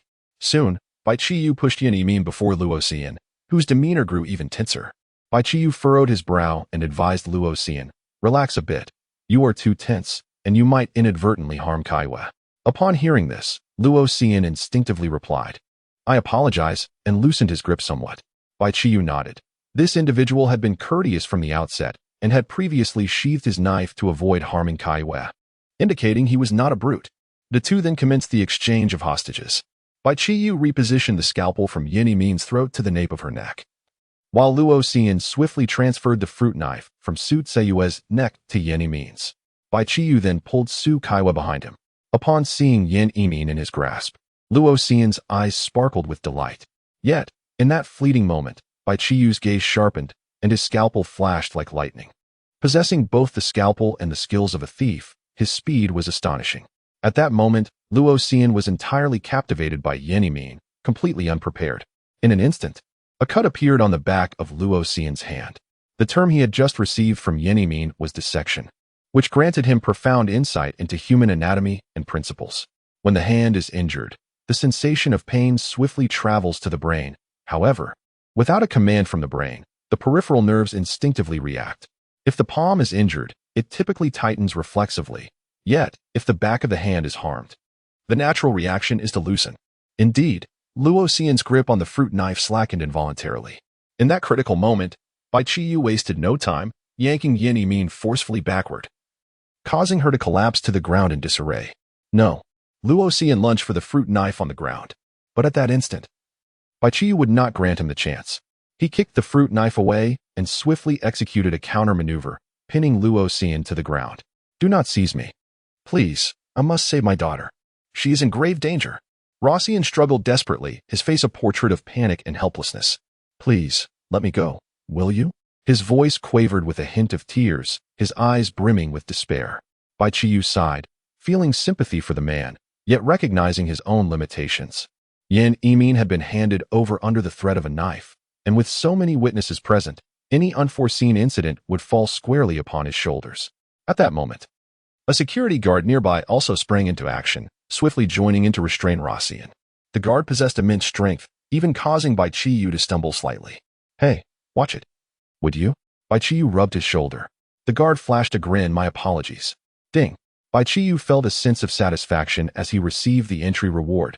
Indeed, seizing opportunities to earn rewards was essential. Meanwhile, Xian, sensing the grip upon him, realized escape was futile. His pleas transformed into a furious roar. Why? All I wanted was to save my daughter.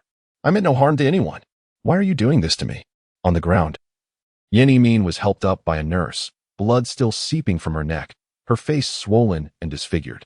I already told you, your daughter has been discharged. She has nothing to do with me. Xian bellowed, impossible. My daughter called me before she went missing. She said you were going to take her out for fun. Yan Yimin appeared momentarily taken aback, but quickly regained her composure. That was merely to soothe her emotions. Don't overthink it. Xian clearly didn't believe her, but he found himself powerless. He fixed her with a desperate stare, his complexion turning ashen, the weight of despair crashing down upon him. Bai Qiyu surveyed the chaotic scene around him, understanding that whatever transpired next would no longer concern him. He exchanged a glance with Su Ji, took Su Tseyue's hand, and departed the room. Su Ji followed closely behind. Su Kaiwa, hand in hand with Bai Qiyu, felt her cheeks flush, as if transported back to the moment she spent with him. Once they reached the car, Su Ji cast a cold glance at their clasped hands. You can let go now. At her words, Bai Qiyu awkwardly withdrew his hand. It had been quite a while since he had held such a delicate hand. He glanced at Su Tseyue's neck. It was unscathed, free of any marks. Are you all right? Su Kaiwa nodded. Brother Fish, I'm fine. You needn't worry. Suddenly, both sensed a chilling glare. Su Ji watched them with an icy demeanor, as if ready to strike. Bai Qiyu questioned whether Su Ji's frigid composure was genuine. She had claimed to be utterly calm, yet in his presence, she radiated a killer's intent. That look in her eyes was something he could only have honed after a decade of fishing. He could only divert the conversation and hastily urged, "Let us depart. If the police arrive, we will be burdened with tedious paperwork." It was only then that Su Ji relinquished her murderous intent, opened the door, and entered the vehicle. Bai Qiyu followed suit, and as soon as he settled in, Su Ji ignited the engine and swiftly left the scene, leaving Su Kaiwei, who was about to board, utterly bewildered. "I haven't even gotten in yet," she exclaimed. However, it soon dawned on Su Kaiwei that this woman was being deliberately malicious. It was simply intolerable that she could not bear to see Brother Bai treat her well. Meanwhile, in the car, Bai Qiyu reminded Su Ji, "Are we not missing someone?" "Missing someone?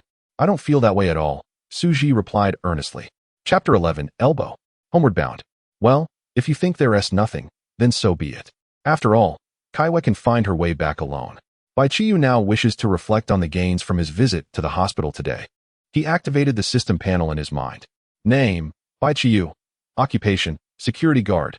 Title, explorer. Entries, white, little luck, patrol, no cavities, spicy courage, X-ray clarity, great appetite, ordinary. Iron teeth and bronze gums. Blue, master of leisure, lock picking, stone-hearted. Green, illness repellent, poison resistance, daughter's slave. Red, master marksman, sharpshooter. Purple, surgical expertise, photographic memory, dissection. Spicy courage? What on earth is this? Bai Qiyu clicked on each entry one by one. White, no cavities, you will not suffer from cavities. Spicy courage, you can bravely consume spicy food. X-ray clarity, your X-rays will be exceptionally clear. Great appetite, the likelihood of stomach ailments decreases. Ordinary, you will live your life free from major calamities or fortunes. Iron teeth and bronze gums, you can enjoy sunflower seeds without fear of damaging your teeth. Blue, stone-hearted, your feelings of guilt will diminish when engaging in misdeeds. Green, illness repellent, you will no longer catch colds or fevers. Poison resistance, reduces general toxicity's harm to you. Daughter's slave, you will possess a strong intuition regarding matters concerning your daughter. Red, master marksman, your shooting abilities will be significantly enhanced, including your marksmanship. Purple, dissection, you possess extensive dissection experience. With a comprehension of human anatomy surpassing that of most individuals, Bai Qiyu felt somewhat bewildered. Daughter's slave? Master marksman? He furrowed his brow. These entries seemed somewhat off. He immediately recalled Luo Xian's behavior. If he wasn't mistaken, this daughter's slave title must pertain to Luo Xian. This implies that Luo Xian's intuition was correct. Yan Yimin indeed has issues. However, the utility of this daughter's slave skill seems rather limited for him. Although many women had called him father in the past, they were not truly his daughters. And where did this master marksman title come from? The rest were understandable, as acquiring them from doctors was relatively normal. But this master marksman? The world is truly filled with hidden talents. He had previously thought that living off others would suffice for a good life. But now it appears that he had been rather naive. Overall, this trip to the hospital was indeed worthwhile. He obtained 6 white entries, 1 blue entry, 3 green entries, 1 red entry, and 1 purple entry. Particularly, the dissection and master marksman titles are of high caliber. One cannot deny that the drop rate for high-tier entries in the medical profession is indeed far superior to that of fragile university students. When Bai Qiyu regained his composure, he realized that the car was not heading towards the school. "Where are we going?" Bai Qiyu asked in confusion. "Home," Su Ji replied, her tone now noticeably warmer than before. "Home." Bai Qiyu was momentarily taken aback. The vehicle soon came to a halt at the entrance of a residential community. Unlike before, Su Ji refrained from forcefully breaking through the barrier, but chose to wait for it to rise. Bai Qiyu surveyed the surroundings, momentarily taken aback. Before him lay an upscale neighborhood, yet it was not the place he and Su Ji had resided during their prior acquaintance. His gaze fell upon the name at the entrance of the community, and he furrowed his brow slightly. Yunfeng Community? Wasn't this the very place from which he had pilfered a keycard from a maintenance worker at school? What a coincidence! Bai Qiyu's heart raced, sensing something amiss. Instinctively, he cast a glance around, and suddenly, the patrol entry in the system activated. He swiftly turned his head and peered out of the rear window. In an instant, he spotted a familiar figure, the maintenance worker he had encountered earlier that day, now lurking behind a nearby tree, dressed casually and wearing a cap. He seemed intent on avoiding recognition, his gaze fixated on their vehicle, observing them stealthily. Bai Qiyu's thoughts raced as an ordinary security guard. He was unfamiliar with this maintenance worker, indicating that he was certainly not the target. Hence, the target must be Su Ji. The presence of the Yunfeng community keycard on the maintenance worker suggested premeditation. This was dire. Suji could be in danger. If it were someone else, Bai Qiyu might have chosen to turn a blind eye. However, he and Suji were well acquainted. He could not stand idly by. At this moment, the barrier had risen, and Suji pressed the accelerator, entering the community. Bai Qiyu kept a close watch on the maintenance worker, noticing that upon seeing the vehicle depart, he too began to run into the interior of the community. Shortly thereafter, as Suji made a turn, Bai Qiyu lost sight of the maintenance worker. "What are you looking at?" Suji inquired, detecting Bai Qiyu's lingering gaze, her expression tinged with curiosity. Bai Qiyu felt that he could not conceal this matter, lest he become like those protagonists in certain dramas, keeping secrets until calamity struck. "I just saw someone who seemed to be following your car. He looked like a maintenance worker from school," Bai Qiyu succinctly stated. "Have you recently upset anyone?" Suji's countenance instantly turned serious. "No, I haven't provoked anyone. What should we do next?" After a moment of contemplation, Bai Qiyu suggested, "Let us report it to the police." However, Suji quickly shook her head. "No, that person hasn't done anything, and the police lack evidence to apprehend him. If we alert them, it might only serve to frighten him away." Bai Qiyu considered her words and found merit in them. Should the police intervene without finding anything, the individual might conceal himself even more adeptly, complicating matters further. At that moment, Suji seized the opportunity to propose, "How about you stay by my side for protection these next few days?" Bai Qiyu immediately grew wary. Could this woman be acting with ulterior motives? Surely, she was captivated by my charm, desiring my company. However, recalling the dubious maintenance worker, Bai Qiyu nodded in agreement. "Very well, I shall protect you for a time. One must seek an opportunity to engage the repairman, to discern his true intentions." Upon hearing this, Suji's face rarely illuminated with a smile, as she gently took Bai Qiyu's hand, saying, "Very well, let us return home." Bai Qiyu felt indifferent. After all, it was merely hand-holding, and they had engaged in far more audacious acts before. Why concern oneself with such trivialities? Yet, what was the purpose of this woman squeezing my palm? Suji resided in an elevator apartment on the 3rd floor. As soon as they entered the expansive abode, Bai Qiyu was struck by a chill, not one of temperature, but rather a visual coldness. The residence was vast, approximately 200 square meters, and the open space elicited an undeniable sense of stark detachment. Chapter 12. Yangmu. The furnishings are exceptionally minimalist, the decor strikingly immaculate, nearly devoid of any superfluous embellishments. Previously, when he was together with Suji, they resided in a villa, which, though spacious, was adorned with a warmth that made it inviting. Perhaps sensing Bai Qiyu's confusion, Suji explained, "Ever since our breakup, I've not returned to that villa. I prefer not to make it too cozy on my own, as it would only remind me of you." Bai Qiyu felt a flicker of emotion in his heart, but it was quickly overshadowed by an alarm bell ringing in his mind. When did this woman become so adept at enticing others? She nearly bewitched him. Yet, this simplicity is quite appealing. At least it appears clean. Rapidly, Bai Qiyu shifted the topic. Suji remained silent, removing her white lab coat and hanging it on a rack. With the coat gone, her impressive figure was laid bare before him. Bai Qiyu's gaze subconsciously roamed over Suji, and he couldn't help but exclaim, "To stand atop the peaks and survey the lesser mountains." Suddenly, Suji laughed, her smile as refreshing as a spring breeze, utterly melting the icy atmosphere. Bai Qiyu, puzzled, inquired, "What are you laughing at?" "Nothing much, but it seems you just spoke your mind," she replied.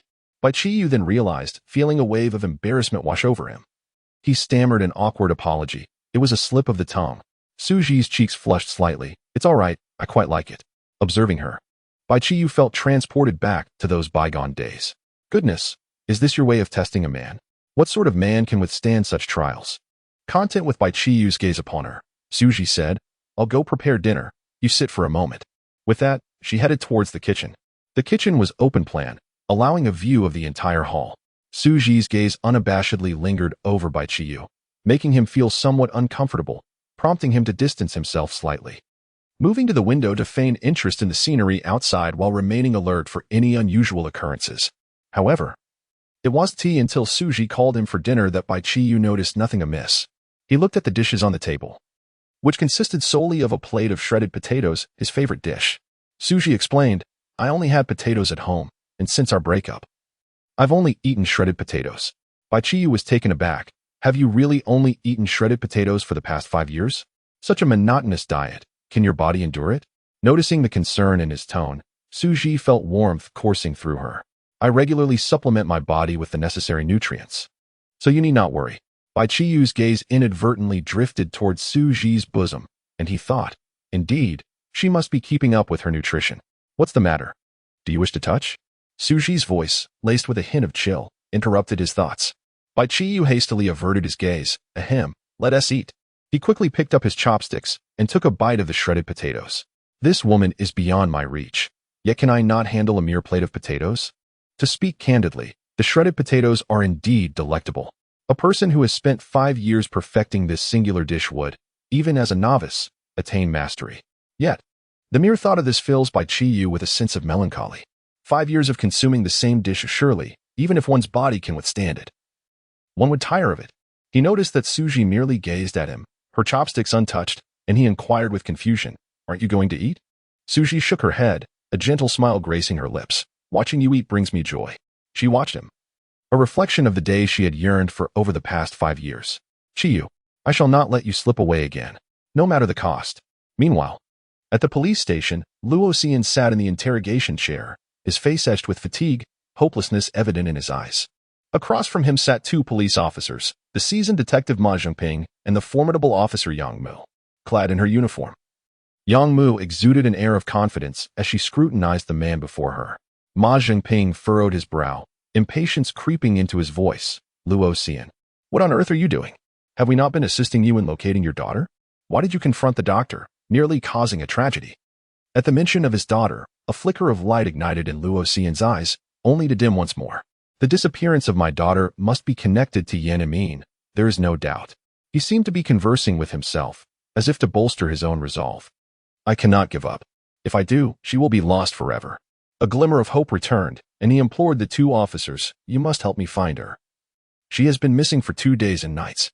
I beg of you, help me bring her back." Yang Mu frowned slightly, her voice steady. "We have already dispatched personnel to search. Do not rush. However, we have also looked into Yan Yimin's situation. Your daughter was discharged and picked up by a man with no connection to Yan Yimin. Moreover, Yan Yimin was in surgery at the time, leaving no opportunity for wrongdoing."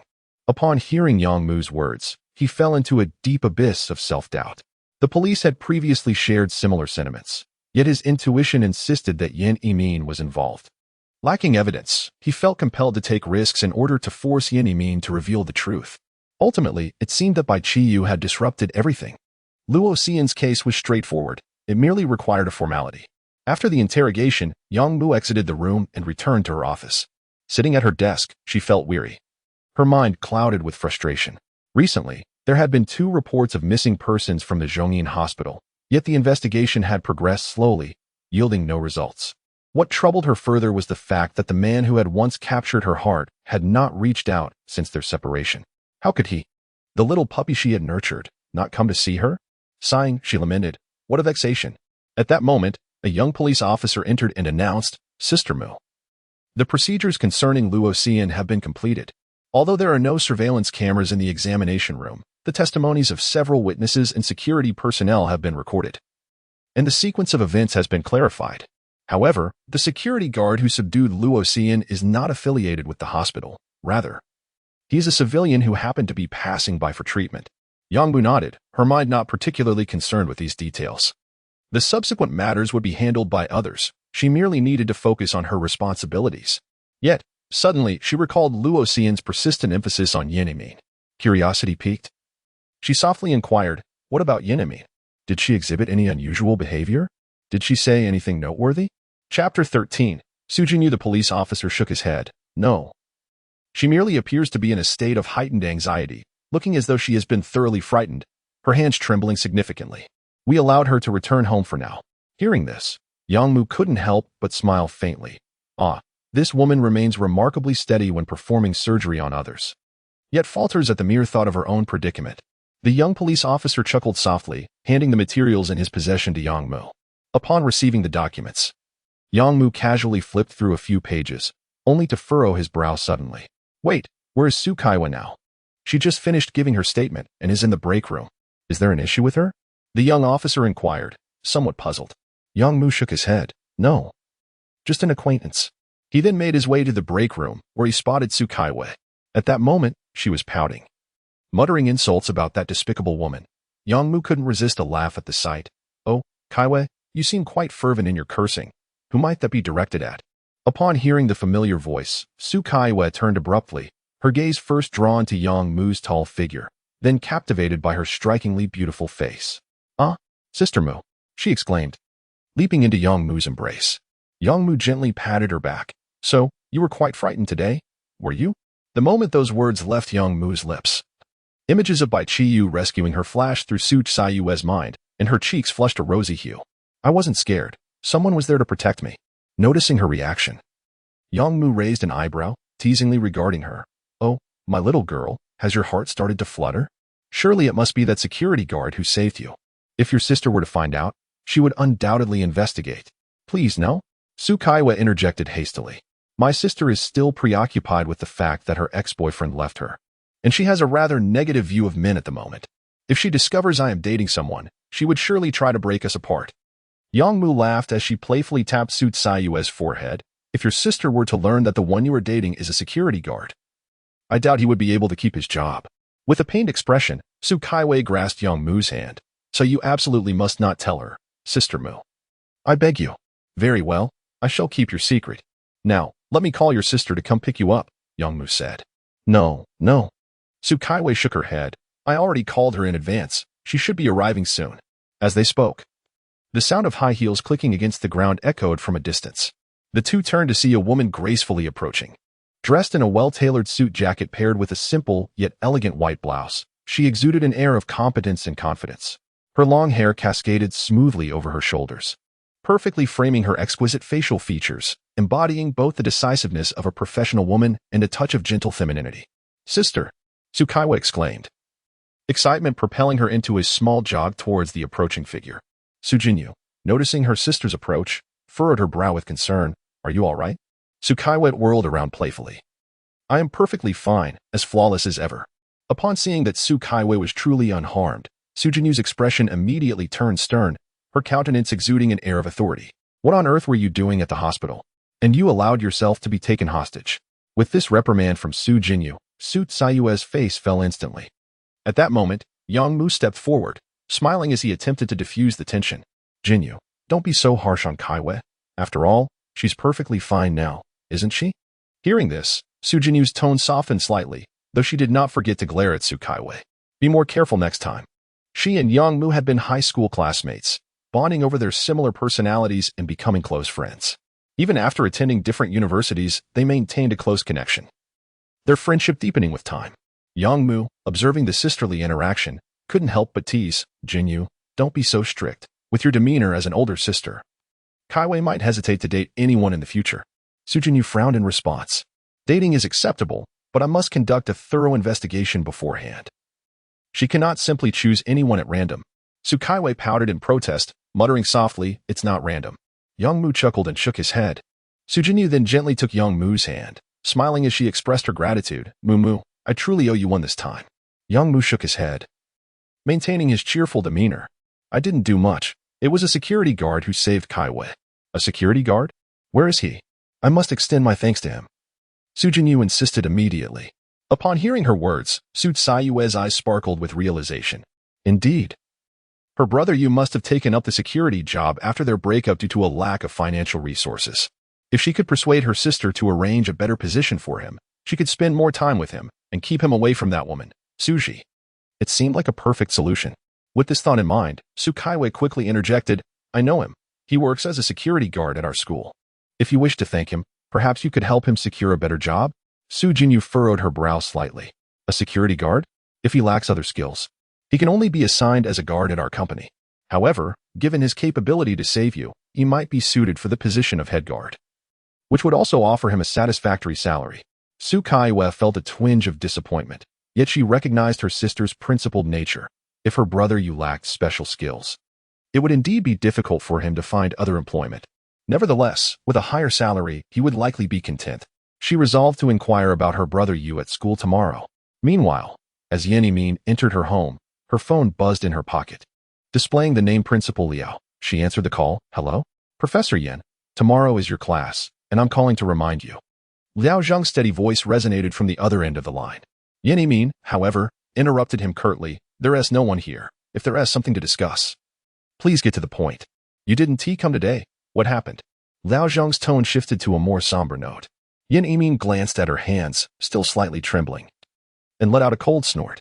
Isn't it all due to those people causing trouble? I've already made it clear, do not touch patients with family present. Yet they chose to disregard my warning. Today, I was taken hostage by that little girl's family. Liao Zhang paused for a moment and hastily inquired, did you say anything? Yan Yimin, upon hearing his primary concern was not her safety, but rather the fear of her indiscretion, felt a wave of displeasure. However, given that their alliance was initially forged out of self-interest, this reaction was not entirely unexpected. With a hint of irritation, she replied, if I had truly divulged anything, would I still be able to call you? Only then did Liao Zhang let out a sigh of relief. All right, when shall we proceed with the operation? Yan Yimin shook her trembling hands. Not today, perhaps tomorrow evening. Very well, we must act swiftly to avoid complications. Indeed, Yan Yimin consented. But her brow soon furrowed as a sudden thought struck her. She immediately asked, by the way, how's that security guard, Zhou Weiguo, still alive? If he uncovers information about his wife, we are doomed. Chapter 14. I truly cannot endure any longer. Liao Zhang's cold voice echoed. They are already prepared to take action. Upon hearing these words, Yan Yimin finally exhaled a sigh of relief, her taut nerves easing slightly. She ended the call and lowered her head with a deep sigh. How had she found herself in such a predicament? The ideals she once held dear, the conviction she had steadfastly upheld, now seemed blurred and trivial. Initially, when that group approached her, requesting a small favor to rescue their leader, she had hesitated to comply. Yet, the allure of their offers proved too enticing. It was merely an act of illicit medical practice, not something excessively grave. With so much money at stake, as long as she exercised caution, it appeared manageable. Thus, she acquiesced. Soon after, they pressed her to perform organ transplant surgeries. Such procedures carried immense risks. Failure could lead to incarceration. How could she engage in such activities? However, their compensation was overwhelmingly generous. It was during this time that she discovered the president of Zhongyin Medical University was also involved, having even constructed a facility for this group within the campus. They operated with organization and intent, with her merely a pawn in their game. The subsequent events grew increasingly absurd. They requested patient lists from her, assuring her she need not do anything. They would handle the patients themselves. This terrified her, after all. She was a doctor. How could she partake in such deeds? Nevertheless, their inducements were too great to resist. Consequently, Yan Yimin selected a few patient lists that lacked family signatures to provide to them. The risk seemed minimal, and no one would report it. However, two unforeseen incidents occurred. On one occasion, a woman without any family was brought in for treatment. She had signed the consent herself, but after being taken away, a husband suddenly emerged, Zhou Weiguo. She recalled how Zhou Weiguo frantically searched the hospital for his wife and felt a pang of panic. Fortunately, the situation was handled with remarkable discretion, and those involved left no trace. She believed Zhou Weiguo might eventually relent. Yet, when she encountered Zhou Weiguo, now a security guard at the medical school, she realized he must have uncovered something. Otherwise, he would not have come to the campus. In a moment of desperation, she discreetly placed a necklace belonging to Zhou Weiguo's wife in Suji's coat pocket, allowing half of it to protrude, hoping to divert Zhou Weiguo's attention towards Suji. However, while positioning the necklace, she inadvertently brushed against Suji, who, in an unexpected turn, brandished a knife at her. She was genuinely terrified. Yet, fortune smiled upon her. As Zhou Weiguo, not far off, noticed the two women and intervened. After the commotion subsided, she discovered that the necklace was missing from Suji's pocket. She realized her plan had succeeded. Indeed, through subsequent observation, she noted that Zhou Weiguo's focus had begun to shift towards Suji. However, as long as Zhou Weiguo continued his investigation, the threat of exposure loomed over her. Thus, she reached out to those individuals, intent on eliminating Zhou Weiguo to rid herself of this persistent worry once and for all. Another unforeseen event involved Luo Xian's daughter. Those individuals assigned Yan Yimin a task. A prominent figure's health had deteriorated, necessitating a highly compatible organ transplant, with financial compensation not being an issue. Coincidentally, Luo Xian's daughter met the criteria perfectly. Driven by her insatiable greed, she divulged this information to them. Before long, the little girl was deceived and taken away, while she received a substantial sum of money. Reflecting on this, her conscience began to weigh heavily upon her. compelling her to confront it. She approached the bedside and gently lifted the bedclothes. To her astonishment, beneath the sheets lay not a bed, but bundles of money. Slowly, she reclined upon her conscience, a smile creeping upon her lips as all traces of guilt dissipated. Tonight, she would sleep soundly once more. Are you letting me sleep here? Bai Qiyu stood in Suji's room, instinctively swallowing hard. The ambience of this room starkly contrasted the coldness outside. Nearly every corner was adorned with photographs of Bai Qiyu. As he surveyed his surroundings, an unsettling chill coursed through him, as if he had become an unseen specimen, constantly observed. Yet, Suji remained unfazed, calmly nodding, of course. If you are to protect me, you must do so closely. Hence, you shall sleep beside me. That seems rather inappropriate, considering we have already. Before Bai Qiyu could finish, he felt the icy intensity of Suji's gaze and hastily fell silent, opting instead to say, I shall sleep in the adjacent room. With that, he quickly turned and exited Suji's chamber. One must always take care of oneself while out, he thought as he observed her retreating figure, a smile curling at her lips. Upon entering the guest room next door, Bai Qiyu finally exhaled in relief. Suji had transformed entirely since their previous encounters. During their time together, though she had exhibited a certain chilliness, it was alluringly aloof rather than the extreme demeanor she now possessed. The room filled with his photographs had truly startled him. Moreover, if that resourceful thief had set his sights on Suji, what could his intentions possibly be? What surprised him most was the fact that, as a mere security guard, he found himself entangled with two former girlfriends, both seemingly eager to reconnect. All I wanted was to focus on crafting a few entries. How did it come to this? Lost in thought, Bai Qiyu felt his eyelids growing heavy, and he was on the verge of succumbing to slumber. Yet, just as drowsiness began to take hold, a sudden clarity surged through him, and his eyes flew open. Instantly alert. What was happening to him? Why had he felt so fatigued moments ago? As he pondered this perplexity, a noise emanated from the door, followed by the turning of the doorknob. In his resolve to protect Suji and avoid any unforeseen incidents, Bai Qiyu had neglected to lock the door. His gaze sharpened momentarily, but soon after, his eyes narrowed and his body tensed. At the slightest hint of irregularity, he would be poised to strike. However, when the door was gently pushed open, the figure that entered left him momentarily speechless. Suji? Why is it this girl? Qiyu? Qiyu? Are you asleep? Suji tentatively called out softly a couple of times. Bai Qiyu quickly shut his half-closed eyes tighter, pretending to be in a deep slumber, as he sought to discern Suji's intentions. Noticing his lack of response, Suji finally felt at ease and gently settled herself at the edge of the bed. She extended her hand, tenderly caressing his face. Qiyu, please do not hold it against me for giving you sleeping pills. It's just that I have missed you too much. Allow me to stay with you for one more night, having been apart for so long. I truly cannot endure it any longer. Chapter 15. Come, ravage me. Bai Qiyu suddenly realized why the shredded potatoes he had for dinner that night tasted so delightful. It was due to the added seasoning. No wonder she chose not to partake. She was still concerned about my well-being. Yet, I had already consumed a sleeping pill, rendering me unable to resist. So, come, ravage me. To Bai Qiyu's surprise, Suji simply lay gently upon him, cradling him, and then drifted into a deep slumber. Bai Qiyu was taken aback. I have taken a sleeping pill and possess such a magnificent physique, yet you do nothing? Given the opportunity, you prove useless. Nevertheless, upon hearing Suji's rhythmic breathing, Bai Qiyu felt a sense of tranquility envelop him. System, when the sleeping pill took effect earlier, was it the anti-poison, green, attribute that activated? Bai Qiyu inquired within his mind. Indeed, Bai Qiyu was somewhat perplexed. Does this sleeping pill qualify as poison? If I cannot sleep in the future, would taking sleeping pills be futile? The system clarified, not at all. Currently, the host's bodily functions are in a normal state. Thus, any external substances that could negatively impact the host's health are classified as toxic. However, if a substance is intended to aid the host's recovery, it will not be regarded as toxic. Upon hearing this, Bai Qiyu sighed in relief. The attribute seemed quite humane. However, how can I possibly sleep now? With a beauty in my embrace, how can I find rest? Perhaps I should have some more sleeping pills. It was only after a considerable while that Bai Qiyu finally succumbed to a hazy slumber. When he awoke the next morning, Suji was no longer by his side. After tidying up, he exited the room. At that moment, the dining table was adorned with an array of dishes, no longer limited to the solitary shredded potatoes from the previous evening. Instead, it featured steaming Xylong bao and soybean milk. Suji looked up at him and smiled gently. Hurry and have breakfast once you are done washing up. In that instant, Bai Qiyu felt an illusion wash over him. as if he had returned to the days when Suji had financially supported him. Following breakfast, Suji drove Bai Qiyu to school. The campus was bustling with activity in the early morning, students coming and going in a vibrant commotion.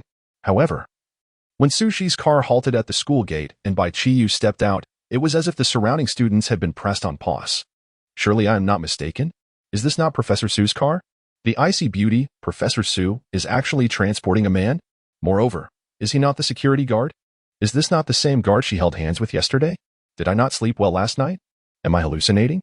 As Bai Qiyu felt the weight of the gazes surrounding him, he understood. It appeared that Suji's reputation was known throughout the entire school. Just as Bai Qiyu was about to depart after exiting the vehicle, Suji called out, "Do not go to the cafeteria for lunch. I will bring you food." "No need. I can eat at the cafeteria," Bai Qiyu quickly replied. "I still need to pursue my attributes, woman. I advise you not to hinder me." Yet, his words left the surrounding students in a state of shock once more. Professor Su intends to deliver him lunch? This little security guard is ungrateful? What a world! Is the world changing so rapidly? At that moment, a melodious voice interjected, "There is no need to trouble Professor Su. I will assist brother you with the lunch issue." A striking figure approached, and it was none other than Su Kaiwei. Unfazed, Su Kaiwei met Suji's gaze, their energies clashing like two sharp blades. Tension palpable in the air. Another one? Isn't that Su Kaiwei, the school's recognized beauty? I've heard her family is quite affluent, a true heiress. Did this little security guard save the world in his past life? No, even saving the world wouldn't suffice. Perhaps he destroyed Little East Asia instead? Observing the two, Bai Qiyu felt somewhat speechless. What is the cause of this? Hadn't we broken up? Hadn't I made myself clear? However, in that instant, a thought suddenly struck him. Now that he was at school, it should be considered working hours, which meant he could collect entries. With a determined thought, he strode directly towards Suji. Suji appeared momentarily dazed, uncertain of Bai Qiyu's intentions. Before she could speak, Bai Qiyu had already reached in through the car window. Gently ruffling her hair above her head, Suji's face instantly flushed. What are you doing? Simultaneously, a notification chime echoed in Bai Qiyu's mind. Entry received. He smiled contentedly. Nothing. Just bidding you farewell. Being patted on the head in front of so many students left Suji feeling incredibly embarrassed, yet a greater emotion bubbled within her, secret delight. The frigid demeanor she typically wore had vanished, her cheeks slightly flushed, her entire being exuding an adorable fluster. Then, goodbye. As soon as the words left her lips, she pressed the accelerator, and the car swiftly entered the campus, neglecting to mention the lunch matter again. In that instant, all the students present were rendered speechless. The one who had just blushed was Professor Su, and this little security guard actually dared to pat Professor Su's head. However, before they could recover from the shock, another sweet voice rang out. Brother you. I want one too. The onlookers widened their eyes in curiosity. Is the school beauty acting coy? My goodness, the goddess of my dreams is speaking to a security guard like this. Instantly, many boys' hearts sank. They looked at Bai Qiyu with eager eyes, wishing they could take his place. Bai Qiyu, evidently unfazed, graciously raised his hand and gently ruffled Su Tsayue's hair. Su Kaiwei beamed with delight, nodding in satisfaction. Noticing the crowd gathering around them, Bai Qiyu cleared his throat. All right, I need to get to work. You should head to class as well. Although Su Kaiwei yearned to suggest a job change for Bai Qiyu, such a proposition was clearly inappropriate in this setting. Thus, she nodded. All right, brother you. See you at noon. With that, she turned and walked into the campus. After hearing the entry notification chime in his mind once more, Bai Qiyu also turned to enter the guardhouse. The crowd that had gathered at the school entrance gradually dispersed. Yet the events of the moment lingered deeply in the minds of the medical students present. They recalled the words of a literary master from that moment forth. I perceived that medicine was not of paramount importance. It could not rescue the solitary. Bai Qiyu immediately examined the entries she had acquired. Master of Surgery, Gold possesses an intricate understanding of human anatomy and has achieved considerable success in the field of surgery. Practical application, Gold exhibits an exceptional capacity for learning, capable of assimilating and utilizing knowledge in a remarkably short time. Upon seeing these two entries, Bai Qiyu was nearly overwhelmed with joy. 2 golden entries. Moreover, they were exceedingly practical. It seemed that one could indeed live well without relying on others. Chapter 16. Ghostly Encounters. As Bai Qiyu pondered, he casually pushed open the door to the guard room, where he was met with the melancholic gaze of Captain Zhou Weigua. Bai Qiyu, somewhat perplexed, inquired, Captain, what troubles you? What troubles me? Can't you see? You, young man, seem to have quite the romantic escapade. vanishing from work all afternoon yesterday. Zhou Weiguo retorted with irritation. Bai Qiyu hastened forward, grasping his hand earnestly. Captain, I was merely undergoing a health checkup. Only with robust health can one truly dedicate themselves to their work. Startled by the sudden grip, Zhou Weiguo quickly withdrew his hand. What are you doing? Oh dear. You aren't harboring any peculiar preferences, are you? Upon hearing the notification in his mind, Bai Qiyu chuckled. No, leader, not at all. I simply yearn to express my loyalty to you. Zhou Weiguo shot him an incredulous glance. Enough with the nonsense. I never anticipated that you and Professor Su were in a romantic relationship. Bai Qiyu promptly corrected him. She is my ex-girlfriend. At the mention of those words, Zhou Weiguo narrowed his eyes, curiosity piqued.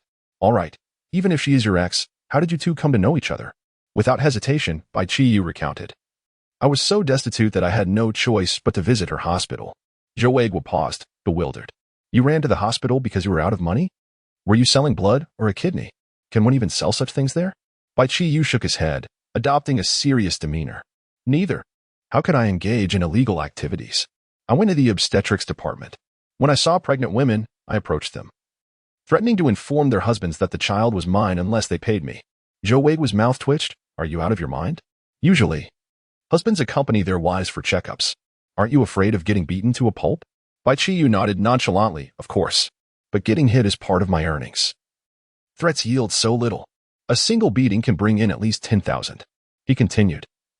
It was during one such encounter that I met Suji after a particularly brutal beating.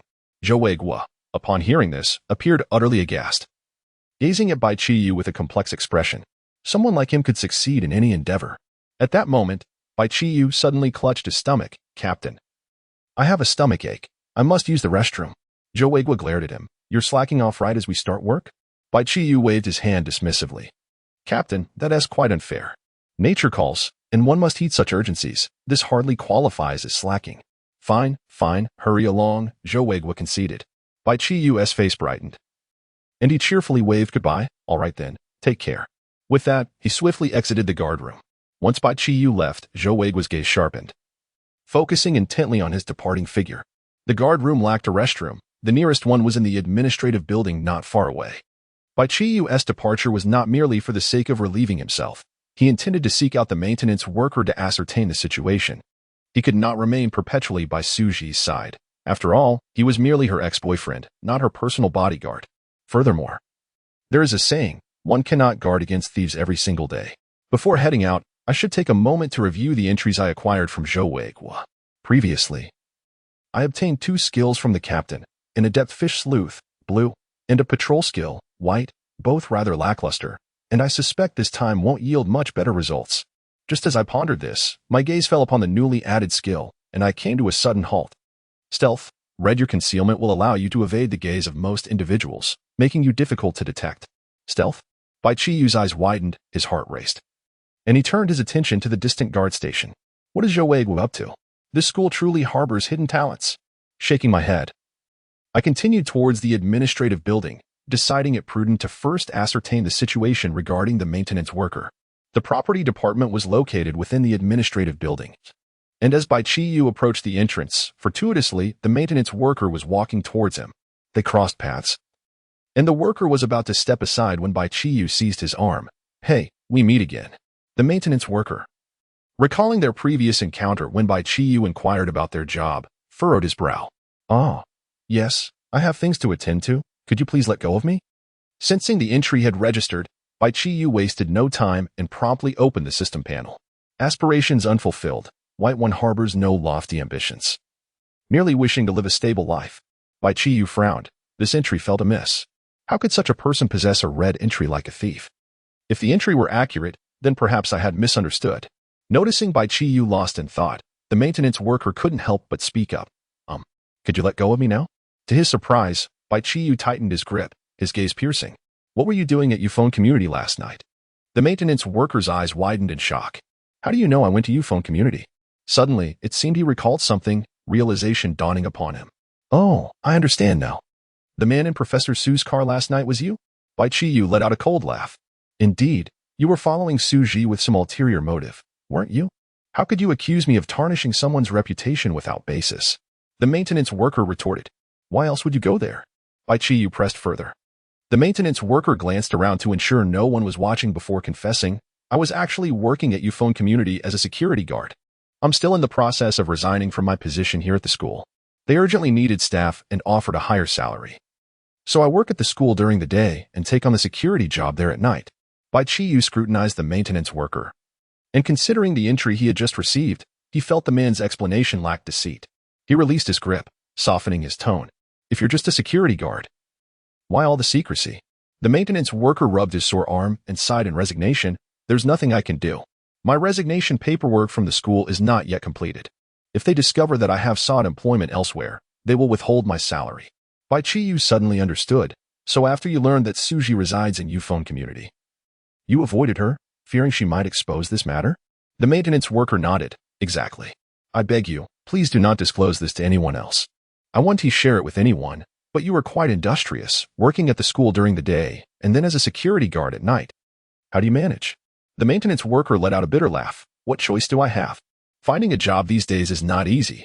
By the way, I advise you to find another job quickly. This school is truly not a place for humans." Intrigued by his words, Bai Qiyu asked, "Why do you say that?" The maintenance worker lowered his voice and whispered, "This school is haunted." "Haunted?"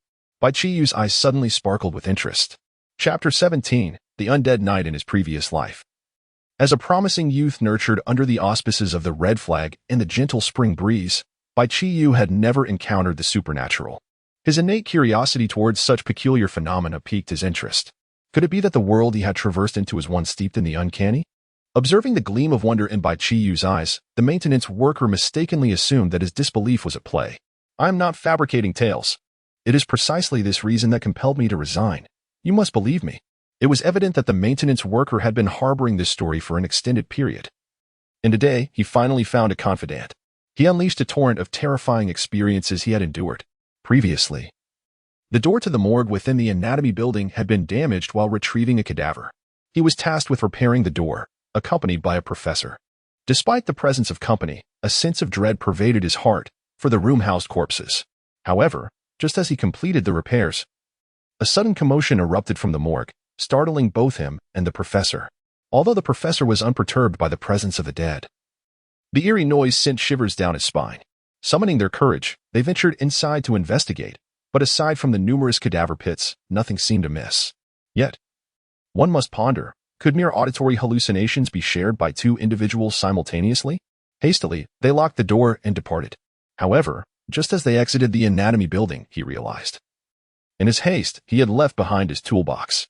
Daunted by the prospect of returning alone, he persuaded the professor to accompany him back. To their astonishment, upon their return, they discovered the door to the dissection room ajar. The maintenance worker's face paled with fear. "Do you understand? We had locked that door." Bai Qiyu's adventurous spirit ignited. "I knew it. This system is certainly not merely for menial labor. My friend, let us venture to that morgue you mentioned." The maintenance worker was taken aback. Who in their right mind would want to see such a thing? "Have you lost your senses?" He immediately shook his head. No, it's far too terrifying. I cannot go." Bai Qiyu, not one to disregard reason, countered, "What if the school discovers you are engaged in other work? What will you do then?" The maintenance worker's face fell in despair. "Even if I take you, the morgue will undoubtedly be locked. We won't see anything." Bai Qiyu smiled gently. "Worry not about that. Simply take me there." The maintenance worker regretted sharing this story with Bai Qiyu, yet he reasoned that no ghoul could be as frightening as poverty. Thus, he gritted his teeth and relented. "All right, follow me." Subsequently, Bai Qiyu trailed the maintenance worker as they approached the door of the morgue within the anatomy building. The maintenance worker halted, his complexion marked by trepidation. "This is as far as I go.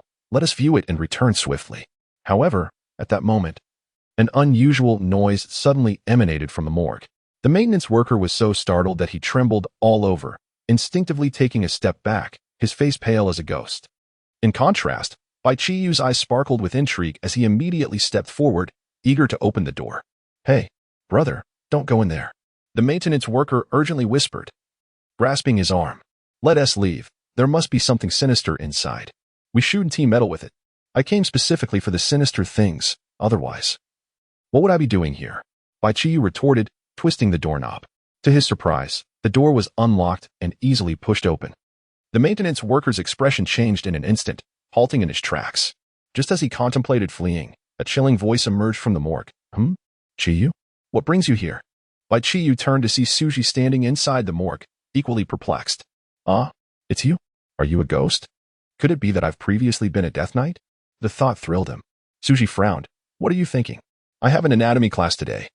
I came to select a cadaver. Upon hearing her voice, the maintenance worker sighed in relief, realizing he had nearly lost his composure. So it was Professor Su. He had almost been scared to death. At that moment, Suji noticed the maintenance worker behind Bai Qiyu, and a hint of embarrassment crossed her calm demeanor. Bai Qiyu quickly pieced it together. So, you knew all along that he is actually the security guard of your community? Realizing there was no point in denying it now. Suji nodded. It was hard not to notice with how sneaky he was being. The maintenance worker, upon hearing this, felt a wave of dejection wash over him. He had been discovered long ago, and he had been hiding for nothing.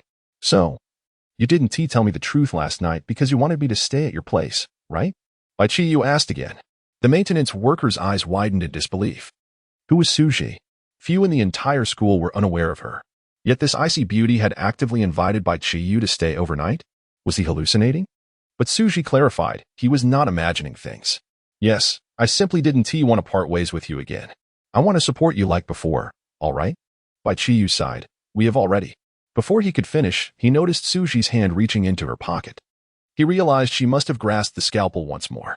This woman was so aggressive. All he wanted was to work peacefully, yet it seemed so difficult. The maintenance worker, witnessing this scene, felt as though lightning had struck him. You are a professor at a medical university, the head of a hospital. And now you are humbling yourself to support a security guard? The most absurd part is that the security guard is unwilling. Bai Qiyu decided not to linger on the topic any longer. Well, I still need to get back to my shift, so I'll take my leave. With that, he attempted to slip away. Yet, Suji immediately interjected. Wait, don't go just yet. I need your help. What help? The lid of the corpse pit refused to budge. Could you assist me? Such a trivial matter, Bai Qiyu naturally would not decline. He approached the scene without hesitation.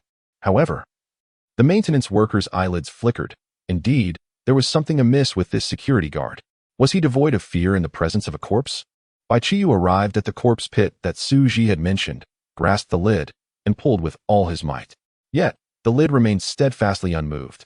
Immediately, Bai Qiyu turned to the maintenance worker. My friend, could you lend a hand? The maintenance worker, startled, replied, No, I cannot. Your position as a security guard with a sorrowful expression, he reluctantly made his way over. Chapter 18, Discovery Together. The two exerted their strength in an attempt to pry open the lid, yet it remained steadfastly shut. Bai Qiyu's expression grew grave upon witnessing this. The maintenance worker, sensing his demeanor, felt a shiver run down his spine. Brother, is there a problem? Bai Qiyu nodded. Allow me to recite an incantation, seeking dragons and dividing gold. Each layer of entanglement presents a new barrier. If the door is locked with 1,000 seals, surely a noble resides within. Light the candles. Open the coffin. The maintenance worker appeared bewildered, while Suji was equally perplexed. An eerie silence enveloped the scene. Embarrassed, Bai Qiyu glanced at their strange expressions and cleared his throat to ease the tension. Shall we perhaps switch to a different corpse? Suji nodded in agreement. That seems to be the only option. She then gestured to a nearby mortuary pool. Let us open this one instead. This time, with a slight exertion, Bai Qiyu and the maintenance worker managed to lift the lid effortlessly, the process proving significantly smoother than before. As the lid creaked open, a potent, acrid scent of formaldehyde wafted forth, revealing the body of a woman preserved within. The maintenance worker recoiled in shock, taking a few steps back, while Suji furrowed her brow. Despite the distortion of her features, she recognized the woman. Wait, I've seen her before. She was a patient at our facility and discharged after recovery. How could she end up here? Bai Qiyu also frowned. I have seen her as well. The maintenance worker and Suji turned their gazes towards him. Bai Qiyu's remarkable memory kicked in, allowing him to recall her photograph, where she was seen with Zhou Weiguo. Meanwhile, outside the school gates, Yang Mu and Ma Zhengping had parked their police car and approached the guardhouse. Yang Mu tapped on the glass. Excuse me. Could you tell me about the security guard who acted bravely yesterday? Do you know who it was? Zhou Weiguo glanced up, momentarily taken aback to see the police, but quickly composed himself and shook his head. I don't know. I haven't heard anything about it. He resumed his normal demeanor, insisting. I really have no information on this matter. As Yang Mu studied Zhou Weiguo, a sense of familiarity washed over her. She recalled the previous day's encounter with Luo Xian and suddenly connected the dots. Ah, you are Zhou Weiguo, right? You reported your wife missing at the police station, didn't you? Zhou Weiguo was surprised that the officer remembered him, promptly nodding. Yes, I did report it.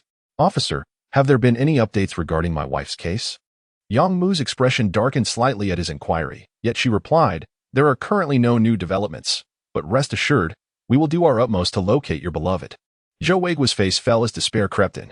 The prolonged absence made him fear the worst. Yang Mu, sensing his anguish, swiftly redirected the conversation. Good fortune often favors the kind-hearted. By the way, we are looking for Professor Suji. Do you know where she might be? Upon hearing that they were searching for Suji, Zhou Weiguo's heart stirred, yet he maintained a facade of indifference. Professor Su is typically in the office building. You may wish to check there, he suggested. Yang Mu and Ma Jingping exchanged a glance of understanding before proceeding towards the office building. Shortly thereafter, they arrived at Suji's office. As they entered, a teacher, upon realizing they were looking for Suji, immediately gestured towards her desk. Professor Su is seated there. She has an anatomy class in the morning and should be at the morgue now. Ma Jingping smiled and inquired, could you kindly escort us there? The teacher hesitated, waving her hands in mild reluctance. Oh dear, officers, I truly apologize, but I must head to class shortly. Perhaps you could find it on your own. It's located on the basement level of the anatomy building. While the two conversed, Yang Mu began to scrutinize Suji's desk, observing the surroundings. She noted that Suji's desk was exceptionally tidy, with books arranged neatly, creating an aesthetic that was both simple and elegant. In stark contrast, the desk opposite hers was a chaotic mess, cluttered with disorganized papers. Yang Mu's gaze was drawn to a particular document amidst the chaos, which conspicuously bore the name Yin Yimin. Yang Mu promptly asked the teacher, does Yin Yimin also teach at your institution? The teacher nodded, smiling as she replied, indeed. But Professor Yin is nearing retirement and has little teaching time left. Yang Mu nodded thoughtfully, a flicker of contemplation crossing her eyes. Exiting the office with Ma Jingping, she was met with his inquiry, what's the matter? Have you uncovered something? Surprised by Ma Jingping's perceptiveness, Yang Mu nodded in affirmation. Luo Xian is searching for his daughter with a clear intent, suspecting Yin Yimin. Coincidentally, Zhou Weiguo, who has lost his wife, works as a security guard at the school. Both families' loved ones went missing from the same hospital, and both have ties to Yin Yimin. Don't you find that rather coincidental? Ma Jingping furrowed his brow, acknowledging. Indeed, that is rather peculiar. I shall speak with Zhou Weiguo to see if I can extract any useful information. Yang Mu agreed. All right, I'll accompany you. However, Ma Jingping shook his head. No, too many people may instill a sense of wariness in him. Besides, two middle-aged men might converse more smoothly. Yang Mu pondered this, recognizing the validity of his point, yet she suddenly expressed her unease. But if I have to go to the morgue alone to find Suji, I must admit it feels a bit unnerving. Ma Jingping chuckled lightly, teasing, you've dealt with numerous crime scenes. Why fear the dead? Yang Mu's cheeks flushed slightly as she retorted, but that's different. The morgue is so eerie, I fear the ghosts, not the corpses. With a resigned shake of his head, Ma Jingping replied, all right, you wait for me at the anatomy building, and we shall find Suji together. They then parted ways, with Yang Mu heading towards the anatomy building, while Ma Jingping departed in the opposite direction. However, as Yang Mu's figure vanished completely around the corner, the smile on Ma Jingping's face swiftly faded, his expression turning grim. He retrieved his phone and dialed a number. A deep male voice answered on the other end. Hello? What's the matter? A flicker of cold light flashed in Ma Jingping's eyes as he replied icily, Yin Yimin has aroused suspicion. Take care of it promptly. There was a moment of silence from the other end, followed by a calm response, that is not feasible. She is currently the only doctor capable of performing organ transplant surgeries. She cannot be eliminated until we find a suitable replacement. Hearing this, Ma Jingping sighed. Then let us eliminate a police officer at the Medical University's anatomy building. Chapter 19. Exposure on the other end of the line. The voice was devoid of hesitation as it declared, very well, we have a group ready to deal with Zhou Weiguo. I will send them to handle that police officer. There is no need for you to dispatch anyone else. Leave it to me. Ma Jingping stated. Subsequently, the two ended their conversation. Ma Jingping gazed in the direction where Yang Mu had departed, his brow slightly furrowed as he sighed, Yang Mu, do not blame me for being ruthless. After all, it is your intelligence that has led to this. He then turned and made his way towards the guardhouse at the school entrance. Inside the guardhouse, Zhou Weiguo looked up in confusion as Ma Jingping entered alone. Ma Jingping nodded. We have located your wife. Zhou Weiguo's eyes widened in shock, his pupils constricting instantly. Meanwhile, in the morgue, Bai Qiyu was examining the woman in the corpse pool with a furrowed brow, asking, "What on earth is happening?" Suji's expression was equally grim. She has been missing since her discharge from our hospital. It was reported that her husband came looking for her, even filing a police report. Who would have thought she would turn up here? Upon hearing Suji's words, a flash of insight struck Bai Qiyu. The term he had acquired from Luo Xian was daughter slave, which indicated a strong intuition regarding matters concerning one's daughter. This led him to suspect that Yin Yimin was indeed involved.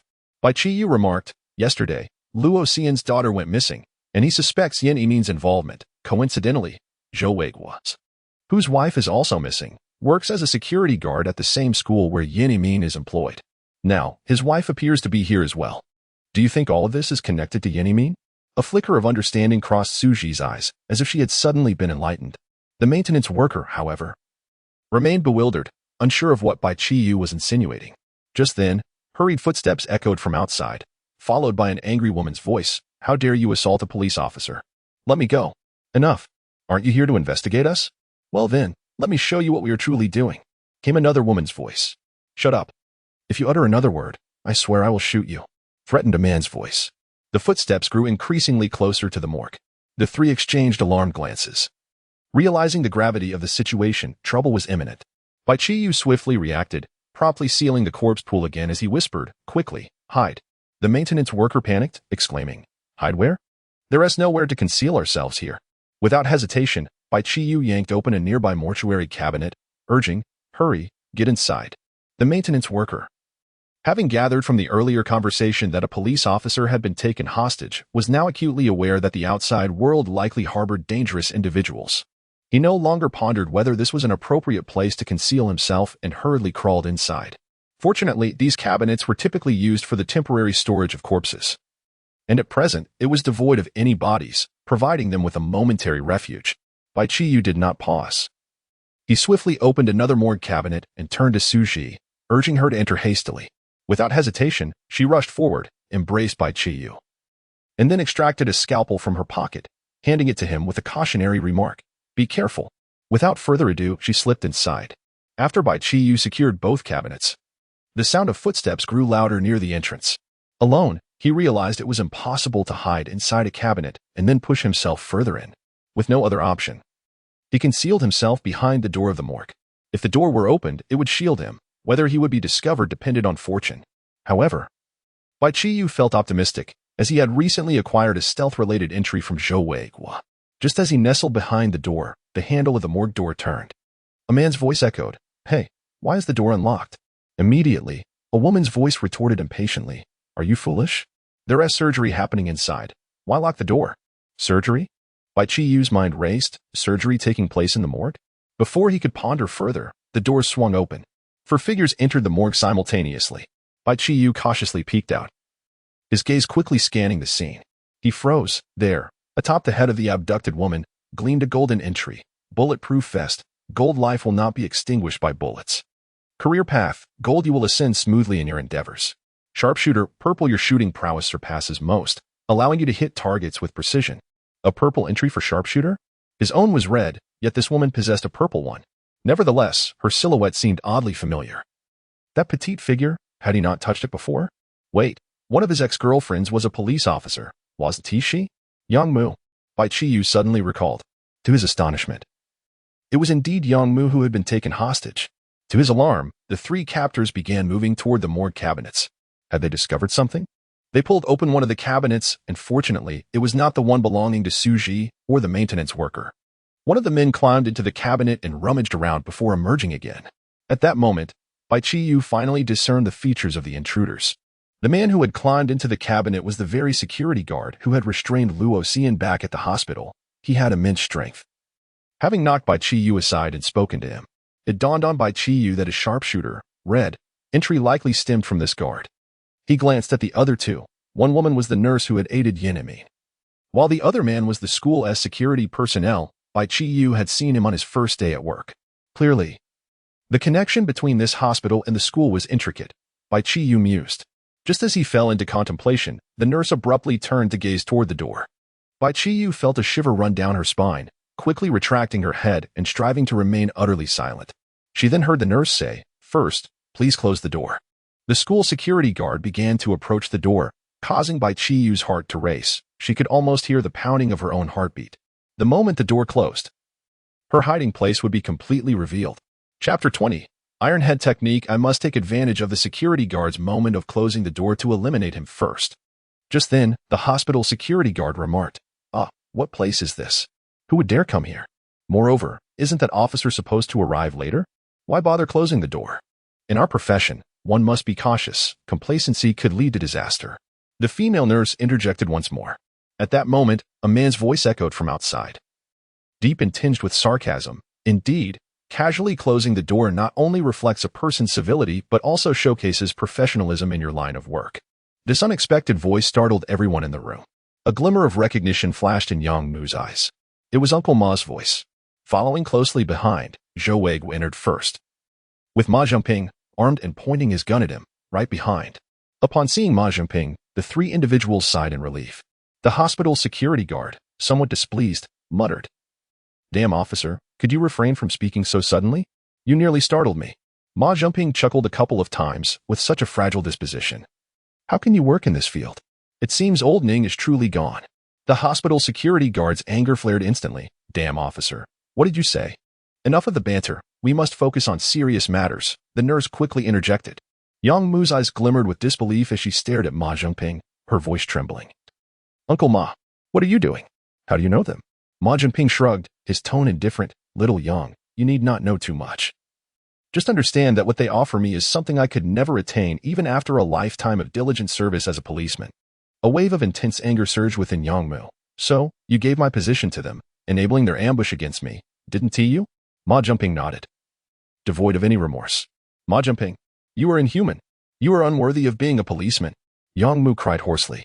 Seeing Yang Mu's agitation, the nurse immediately pressed her gun against her waist. "Shout again, and I will end you." Yang Mu managed to calm herself. Yet her gaze towards Ma Zhengping remained filled with fury, the fury directed at a traitor. The nurse addressed Ma Zhengping. "Let us go. We should descend." "You all go ahead." Ma Zhengping gestured with his gun towards Zhou Weigu. "I promised this guy I would take him to see his wife." The nurse nodded in agreement, as they weren't familiar with Ma Zhengping and had no need to accompany him. Subsequently, the nurse approached the previously unopened corpse pit cover, which Bai Qiyu and the maintenance worker had failed to pry open. Without hesitation, she forcefully pulled it open, revealing a staircase below. Bai Qiyu's eyes narrowed slightly. It was a secret underground chamber. They had infiltrated the morgue to unlock it. This school indeed harbored numerous secrets. The nurse, flanked by the two security guards, escorted Yang Mu down the staircase. As the last hospital security guard turned back, he inquired, "Damn ghost, shall we leave the door open for you?" Ma Zhengping nodded slightly.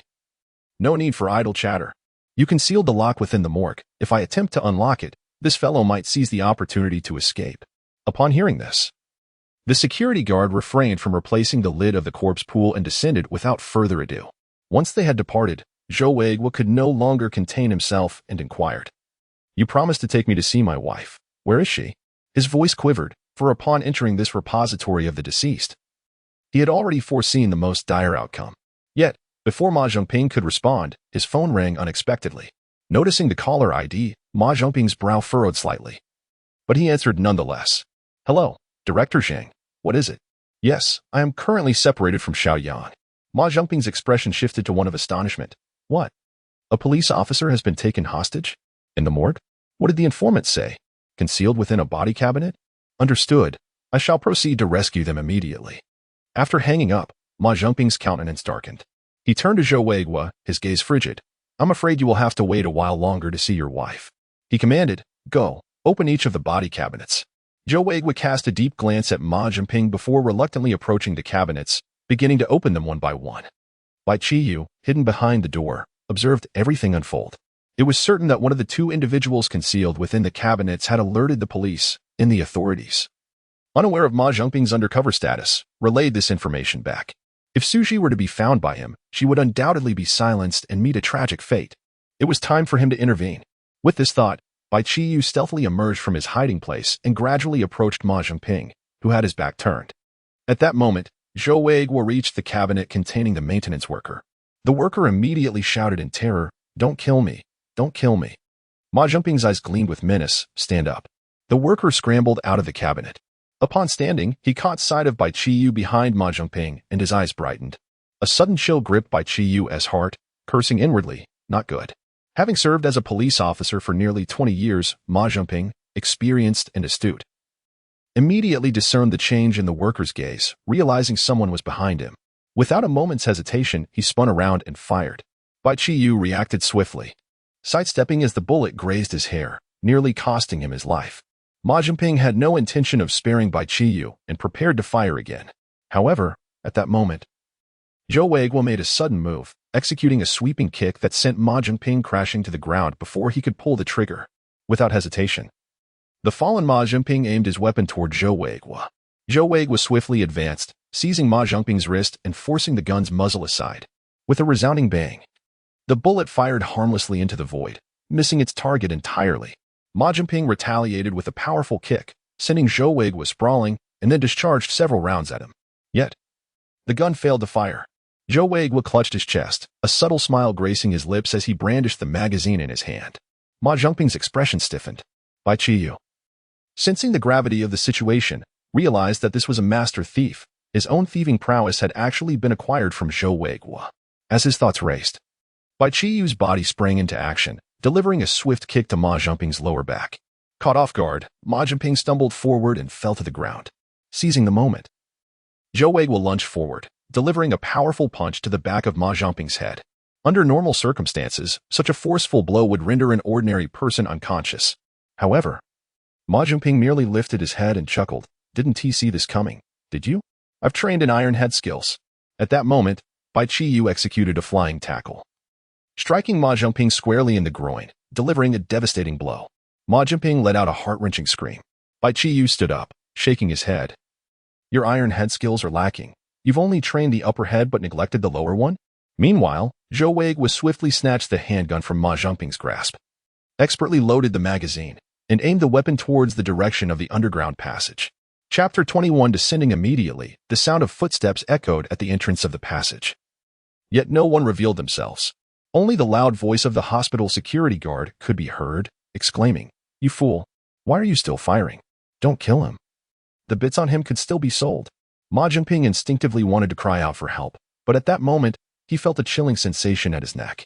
Almost instantly, all his words were swallowed back. The voice of Bai Qiyu reached his ears. "Officer Ma, the head down below is injured. Let us not let the head above suffer any further harm. You understand what I mean." Ma Zhongping grasped Bai Qiyu's implication and immediately shouted, "He won't die." This fellow actually thought of escaping. Just teaching him a lesson. Upon hearing this, silence enveloped the tunnel. Zhou Weiguo finally exhaled in relief, then aimed his gun at Ma Zhongping. At that moment, Bai Qiyu felt a new notification ping in, but he had no time to check. He hurried towards the morgue cabinet and swiftly rescued Suji. "Are you all right?" Suji, still shaken, did not respond to Bai Qiyu but immediately began to check him over. Though separated by the cabinet's partition, she had overheard snippets of the conversation outside and the sound of gunfire. Once she confirmed Bai Qiyu was unharmed, she let out a sigh of relief. "Wait. There is still one area I haven't checked." Suji swiftly confirmed everything was in order, finally at ease. "Sister, once you're done checking, you can let go." Suji nodded without a hint of embarrassment. "Your nod doesn't mean you should cease," Bai Qiyu replied, exasperated. Only then did Suji retract her hands, and instinctively, she inhaled deeply. Bai Qiyu glanced at the maintenance worker, who was still crouched in the corner. "Who among you called the police?" The maintenance worker shrank back, timidly raising his hand. "It was me. I was so terrified that I couldn't help but call." Suji shot him a fierce glare. If Bai Qiyu were to be harmed because of this, she would hold this man accountable. Turning her attention back to Ma Zhongping, who lay on the ground, she kicked him twice. Zhou Weiguo then fixed his icy gaze on Suji and coldly demanded, "All right, now it doesn't matter who you are, quickly tell me. Where is my wife?" Suji glanced at Bai Qiyu, with the gun in Zhou Weiguo's hand. No one knew what extreme actions he might take upon confirming his wife's demise. Bai Qiyu shared the same concern. They could not disclose her location. For if Zhou Weiguo lost his sanity, they might become his first targets for rage. Ma Zhongping on the ground evidently held the same thought, covering his groin and remaining silent. The only one oblivious to the gravity of the situation, yet aware of the truth, was the maintenance worker. He promptly pointed to the corpse pit they had previously opened. "It's there, in that pit." Zhou Weiguo trembled, gazing at the pit in disbelief. Though he had long abandoned hope, hearing this news made it nearly impossible to accept. He hurried to the side of the pit and forcefully pried open the lid. Upon witnessing that familiar visage, all emotions within him shattered in an instant. No, no, no. How could this be? How could this happen? Zhou Weiguo's voice trembled. Laden with despair, as his hands began to shake violently, his eyes brimming with anguish and disbelief, he reached out, nearly touching his wife suspended in formaldehyde. Yearning to pull her from her chilling confinement, yet halted abruptly halfway, as if fearing to disturb her serene repose. His hand lingered in the air, frozen and unable to move an inch. His gaze gradually turned frigid, as though it bore the weight of unfathomable pain and fury. Bai Qiyu, witnessing this scene, felt an unsettling premonition. Indeed, Zhou Weiguo's gun was swiftly aimed at Su Ji. "Captain, please remain calm. This matter has nothing to do with Su Ji." Bai Qiyu interjected immediately. Zhou Weiguo scoffed, his eyes fierce, the gun unwaveringly directed at Su Ji. "Oh, is that so?" He then produced a necklace from his pocket. Then, "Professor Su, could you elucidate this?" Su Ji was momentarily taken aback, her gaze sweeping over the necklace, her brow furrowing slightly. "What is this? I have never seen it before." Zhou Weiguo's expression contorted into a snarl, as if a ferocious beast had awakened from the depths. "You lie. I retrieved this necklace from your pocket." Su Ji continued to shake her head. "But I truly do not know it, nor have I ever seen it." "Very well." Zhou Weiguo suddenly redirected his gun towards Bai Qiyu. "Then you may bid farewell to your little man." Bai Qiyu found himself at a loss for words. What did this have to do with him? "Captain, do not shoot. It is me." Upon seeing Bai Qiyu threatened, Su Ji panicked. "Do not harm him. I remember now." "Then tell me, where did you acquire it?" Zhou Weiguo's eyes narrowed. "Yes, where did you obtain it?" Su Ji bit her lip. I took it from your wife's neck." "Yes, from her neck. If you wish to kill someone, then take my life. Do not lay a hand on Qiyu." However, upon hearing this, Zhou Weiguo's brow furrowed, as if he were contemplating something. Yet, Zhou Weiguo's reaction was swifter, almost as soon as Ma Zhengping made his move. He unhesitatingly pulled the trigger. Bang! The sharp sound echoed as Ma Zhengping's forehead was struck, his body collapsing instantly, devoid of any struggle, his death remarkably decisive. Bai Qiyu shook his head, bemused by the theatrics. "This is just like a scene from a television drama. You seize a gun, and there are so many movements. Why not just pull the trigger?" But this does illustrate one point. Even ironclad resolve cannot withstand a bullet. The mechanic, witnessing this harrowing event, was utterly paralyzed with fear, his body succumbing to the ground. Zhou Weiguo cast not even a glance at him, as if Ma Zhengping's demise were of no consequence to him. He turned his gaze back to Su Ji, narrowing his eyes. Aru preferred to wear this necklace wrapped around her wrist rather than around her neck. "Are you attempting to mislead me intentionally?" Although this was said, Bai Qiyu clearly noticed a reduction in the cold glimmer within Zhou Weiguo's eyes. He promptly inquired, "Is it possible that the necklace was planted on Su Ji by someone else?" This question momentarily startled Su Ji, prompting her to recollect a memory. "We have not interacted much, except for that one instance when Yin Yimin bumped into me. You were there to mediate the conflict. Is it possible that you discovered the necklace at that time?" Zhou Weiguo could not help but squint. Su Ji was indeed correct. In truth, there was no need for such convoluted reasoning. Bai Qiyu gestured towards the tunnel below and stated, "Those individuals down there are undoubtedly linked to your wife's demise. We shall inquire with them for answers." Su Ji expressed her concern, "But they are armed." Bai Qiyu nodded in acknowledgement, fully aware of the danger, which was precisely why he intended to descend. Moreover, there awaited an ex-girlfriend whom he felt compelled to rescue. After all, she had been supported for a time. And while he had contributed a modicum of sustenance, it could hardly be compared to the experience of being maintained. Chapter 22. The irreverent young man. As for calling the police, Bai Qiyu had not considered it. After all, there was already a traitor within the police force. And should another informant arise, it would spell great trouble. He said to Su Ji, "You wait up there." However, Zhou Weiguo immediately countered, "She must come down with us." Bai Qiyu's heart tightened, and he quickly retorted, "Is that really necessary? I can accompany you alone." The situation below was unclear, and it was far too perilous to send Su Ji down. "Very well, then I shall kill her and leave her above," Zhou Weiguo declared, aiming his handgun at Su Ji. Yet, Su Ji remained unaffected, coldly gazing at Zhou Weiguo. "Don't be impulsive. She should come along," Bai Qiyu urged hastily. He was acutely aware that Zhou Weiguo was not a benevolent individual. When he executed Ma Zhengping, he did so without hesitation or a trace of compassion. Such a man, even if not a fugitive, could hardly be considered virtuous. Observing Suji's defiant demeanor, Bai Qiyu felt a wave of exasperation. How could each of his former flames be so troublesome? Meanwhile, the trembling maintenance worker could not escape his fate.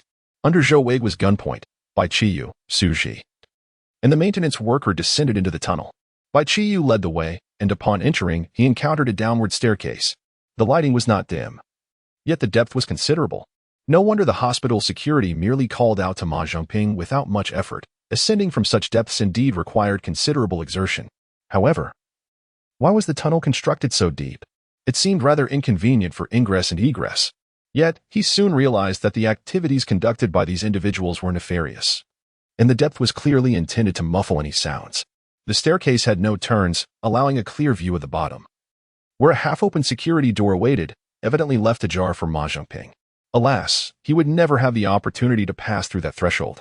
Bai Qiyu crouched down, stealthily approaching the door crack to peek inside. The room, though not large, was remarkably tidy, furnished, and equipped with appliances, arranged in an orderly fashion. In the center of the room sat a sofa, upon which the 2 men and 1 woman who had kidnapped Yang Mu were seated. Opposite them stood 2 burly men in suits and sunglasses, resembling bodyguards, their waistbands bulging suspiciously, likely concealing weapons. Behind the bodyguards was another door, presumably leading to an even more clandestine area. Bai Qiyu noted that the bodyguards maintained a distance from the sofa's occupants, suggesting they were not aligned with the trio and were on guard. Yang Mu lay discarded in a corner, her hands bound with rope and her mouth gagged. After silently committing every detail of the room to memory, Bai Qiyu quietly turned to the 3 individuals and remarked, "There are 5 people in the room. The woman possesses a firearm, likely Yang Mu's service pistol, identical to the model you hold. The hospital security has a gun, and the 2 bodyguards are armed as well, meaning there are at least 4 firearms present. As for Lu Rinjia, I cannot ascertain whether she is armed at this moment. Lu Rinjia is a security guard at a certain school." Upon hearing this, Zhou Weiguo narrowed his eyes, realizing that there were at least 4, possibly 5 firearms involved. With only 4 of them, they were clearly outgunned. Observing Zhou Weiguo deep in thought, Bai Qiyu remained unhurried, eager to discern what entry he had just pilfered from Ma Zhongping. Iron Head technique, green generally, blows to the head are ineffective against you. While this entry could render him immune to most head attacks, it offered no protection against bullets, which was indeed a pity. When Bai Qiyu regained his focus, he discovered Zhou Weiguo still wore a troubled expression, evidently lacking a solution. A subtle smile graced Bai Qiyu's lips. "I have a way to handle them, but you must trust me." Zhou Weiguo lifted his head, a glimmer of interest igniting in his eyes. "Oh? How do you propose to resolve this?" "First, you need to hand me your handgun." Bai Qiyu meticulously observed Zhou Weiguo's demeanor. Zhou Weiguo's expression remained unchanged, signaling Bai Qiyu to proceed. Bai Qiyu nodded gently and succinctly outlined his plan. After he finished, he looked up at Zhou Weiguo, patiently awaiting his response. Zhou Weiguo nodded. "Your plan is commendable. I trust you." With that, he retrieved a dagger from his pocket and placed it against Suji's neck before finally passing his handgun to Bai Qiyu. Bai Qiyu's lips twitched slightly. Was this his notion of trust? Gripping the handgun, he raised an eyebrow, momentarily astonished by the sense of familiarity it evoked. Despite his previous inexperience with firearms, was this the effect of being a sharpshooter? Bai Qiyu first discarded his security uniform, which could potentially reveal his identity, then took a deep breath and stepped into the room with the handgun in hand. Upon hearing the door open, everyone inside turned in unison. The moment they laid eyes on Bai Qiyu, confusion washed over them. Who was this person? However, before they could process the situation, Bai Qiyu frowned and demanded, "What is going on? Didn't the boss instruct you to eliminate them? Why haven't you made a move?"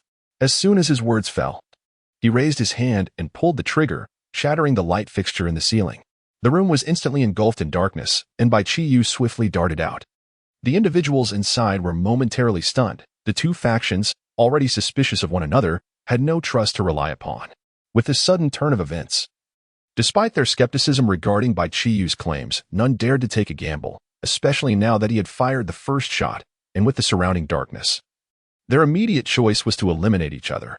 Gunfire erupted within the room, bullets striking the very spot where Bai Qiyu had just stood. Fortunately, he had already exited. The barrage of bullets impacted the door, which, thanks to its sturdy construction, remained intact. Soon after, it appeared the individuals inside began to exchange fire, and the sounds of agony seeped through the cracks of the door.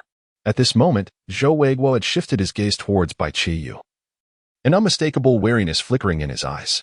He initially believed that Bai Qiyu was merely an ordinary security guard, yet it has become evident that this individual possesses remarkable intellect, courage, and initiative, far beyond his initial assumptions. Meanwhile, Suji gazed at Bai Qiyu with stars in her eyes, determined to find a way to further indulge in this man. Bai Qiyu, aware of their scrutinizing stares, bashfully scratched his head, imploring them not to look at him that way. His handsomeness is merely the least noteworthy of his attributes. Zhou Weiguo felt a twinge of remorse for his earlier thoughts, recognizing that he was still the same mischievous lad. Chapter 23. The end of the matter. At this moment, the sounds within the room began to diminish. Bai Qiyu swiftly retrieved the security uniform he had just discarded and concealed himself by the doorway. The instant all sounds within the room ceased entirely, he abruptly swung the door open, hurling the garment inside, before promptly crouching beside the door to carefully observe the commotion within. Suddenly, a gunshot rang out, and in the darkness, a flash of light illuminated the air as a bullet struck the discarded clothing. Bai Qiyu narrowed his eyes slightly, raising his handgun and pulling the trigger, a bullet striking precisely where the light had flared. Immediately, a scream echoed from within the room. Without a moment's hesitation, Bai Qiyu executed a swift roll and leapt into the room. He pulled the trigger again, several rounds hitting the electrical meter box mounted on the wall, cutting off power throughout the room and causing all devices to cease functioning. The circuit tripped, and emergency lights flickered to life. Only then did Bai Qiyu discern the full extent of the situation within the room. The two bodyguards lay in pools of blood, while the trio nearby bore multiple wounds. The sole survivor was the school security guard, Lu Rinjia, who lay on the ground clutching his abdomen, his breaths faint and labored, on the brink of death. Once he confirmed that no immediate danger lurked nearby, Bai Qiyu turned his gaze towards the corner where Yang Mu was situated, noticing that she bore no obvious injuries. He finally exhaled in relief. It was precisely because Yang Mu possessed the bulletproof vest attribute that Bai Qiyu dared to execute this plan. Of course, his greatest assurance stemmed from his sharpshooter and photographic memory attributes, which enabled him to accurately recall the layout of the room and the movements of individuals. Otherwise, this plan could not have unfolded so seamlessly. At that moment, Yang Mu gazed at Bai Qiyu, tears brimming in her eyes. These were not tears born of fear of death, but rather the overwhelming emotion of having traversed the threshold of death only to suddenly reunite with the one she yearned to see most. She had believed she would never lay eyes on him again, yet this man before her seemed to have descended from the heavens, illuminating her path from the depths of despair into the light. Bai Qiyu approached Yang Mu, unbinding her hands and removing the towel stuffed in her mouth. Qiyu. Yang Mu could no longer contain her exhilaration, throwing herself at him. Bai Qiyu, thinking she was frightened, gently patted her back, soothingly murmuring, "It's all right. Everything is fine now." As his words fell, he immediately felt the attributes being activated. Embraced in Bai Qiyu's arms, with the warmth of his hand on her back, Yang Mu felt that even if she were to perish at that moment, she would hold no regrets. Suddenly, a strange sense of foreboding washed over her. Following her instincts, she looked in the direction of the unease and spotted a woman in a white lab coat coldly staring at her. To her astonishment, she then saw Zhou Weiguo aiming a handgun at this woman. Releasing her hold on Bai Qiyu, her brow furrowed in confusion. What is happening? Observing her reaction, Bai Qiyu recounted the situation to Yang Mu, while Zhou Weiguo showed no intention of intervening. Upon hearing of Ma Zhongping's demise, a fleeting shadow of sorrow crossed Yang Mu's face, only to vanish almost instantaneously. He then addressed Zhou Weiguo, asserting, "This matter likely pertains to Yin Yiming. As a police officer, I assure you, please release the others." However, Zhou Weiguo remained unfazed, retorting, "Just 10 minutes ago, a policeman had a gun pointed at me." Yang Mu found himself momentarily at a loss for words. His identity as a police officer indeed held little sway in this instance. At that moment, Suji unexpectedly interjected, neither pleading for herself nor offering an explanation, but rather coldly inquired of Yang Mu, "Why did you embrace Qiyu?" Her tone was as frigid as the harshest ice. No one anticipated Suji would pose such a question, and Yang Mu instinctively glanced at Bai Qiyu. Yet, to his astonishment, Bai Qiyu was nowhere to be seen. The group suddenly gasped and hurriedly scanned their surroundings, only to discover Bai Qiyu crouched beside the bloody Lu Rinjia, whispering something. Moments later, Lu Rinjia's eyes widened, and he succumbed to death. Zhou Weiguo, observing Lu Rinjia's last moments, urgently asked Bai Qiyu, "What did he just say?" Bai Qiyu furrowed her brow, gazing towards the door where the two bodyguards had been standing moments before. "The person you seek is inside, and there is a child with them." "A child?" Yang Mu's heart raced, as if grasping an elusive truth. "Is it Luo Xian's daughter?" Bai Qiyu shook her head. "I don't know. He didn't finish before he passed. With that, she approached the door, attempting to push it open, only to find it locked, evidently secured by those inside upon hearing the commotion. Bai Qiyu then walked directly to Suji's side. Zhou Weiguan narrowed his eyes, pressing the gun more firmly against Suji's head. "Kid, what do you intend to do?" Bai Qiyu waved her hand dismissively. "Captain, don't be tense. I just need to borrow something." She then removed a hairpin from Suji's hair. Everyone was momentarily taken aback, unsure of Bai Qiyu's intentions. She bent the hairpin and inserted it into the lock. Is this how one unlocks a door? What kind of security guard can pick locks? Yet, the group's attention was primarily fixated on the door that was about to be opened. Bai Qiyu deftly manipulated the hairpin. And with a soft click, the lock yielded. She exhaled softly, cautiously pushing the door open. The scene within unfolded before them, stark white walls adorned with medical equipment. 2 hospital beds quietly side by side. Beside one bed stood a small girl, her eyes brimming with terror. Behind her loomed Yin, brandishing a scalpel against the child's throat. Upon confirming the absence of others in the room, Bai Qiyu stepped inside. "Director Yin, it appears we meet again." However, no sooner had he entered than a gust of wind swept past him, followed by a resounding blow to his head. "Qiyu!" Both Suji and Yang Mu exclaimed in unison. Suddenly, a crisp sound of impact reverberated through the air. However, he merely tilted his head slightly, completely unscathed. Bai Qiyu touched his head, initially believing that his iron head technique was of little value. Yet life has a way of presenting delightful surprises. He turned to the middle-aged man beside him, who had just struck him with a chair.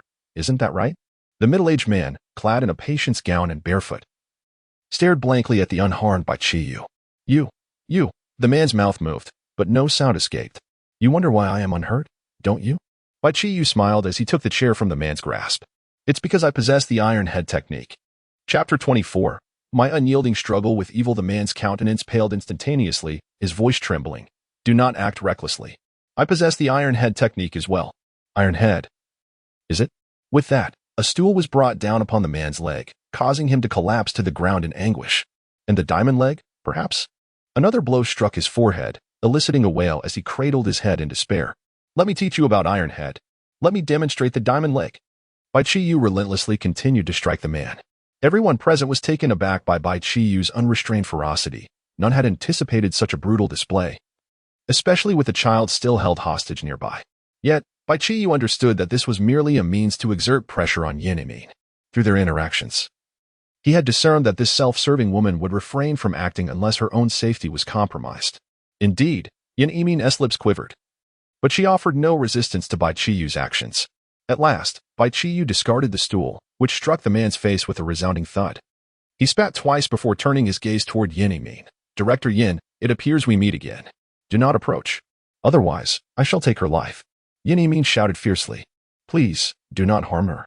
Yang Mu cried out in desperation. "Release me if you wish to prevent her from being harmed." Yin shouted in return.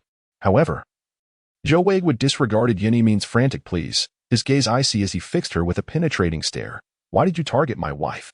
He did not question whether it was Yin-Min who had harmed his wife. Rather, he stated it as an assertion, intending to convey that he was already aware of the situation's particulars.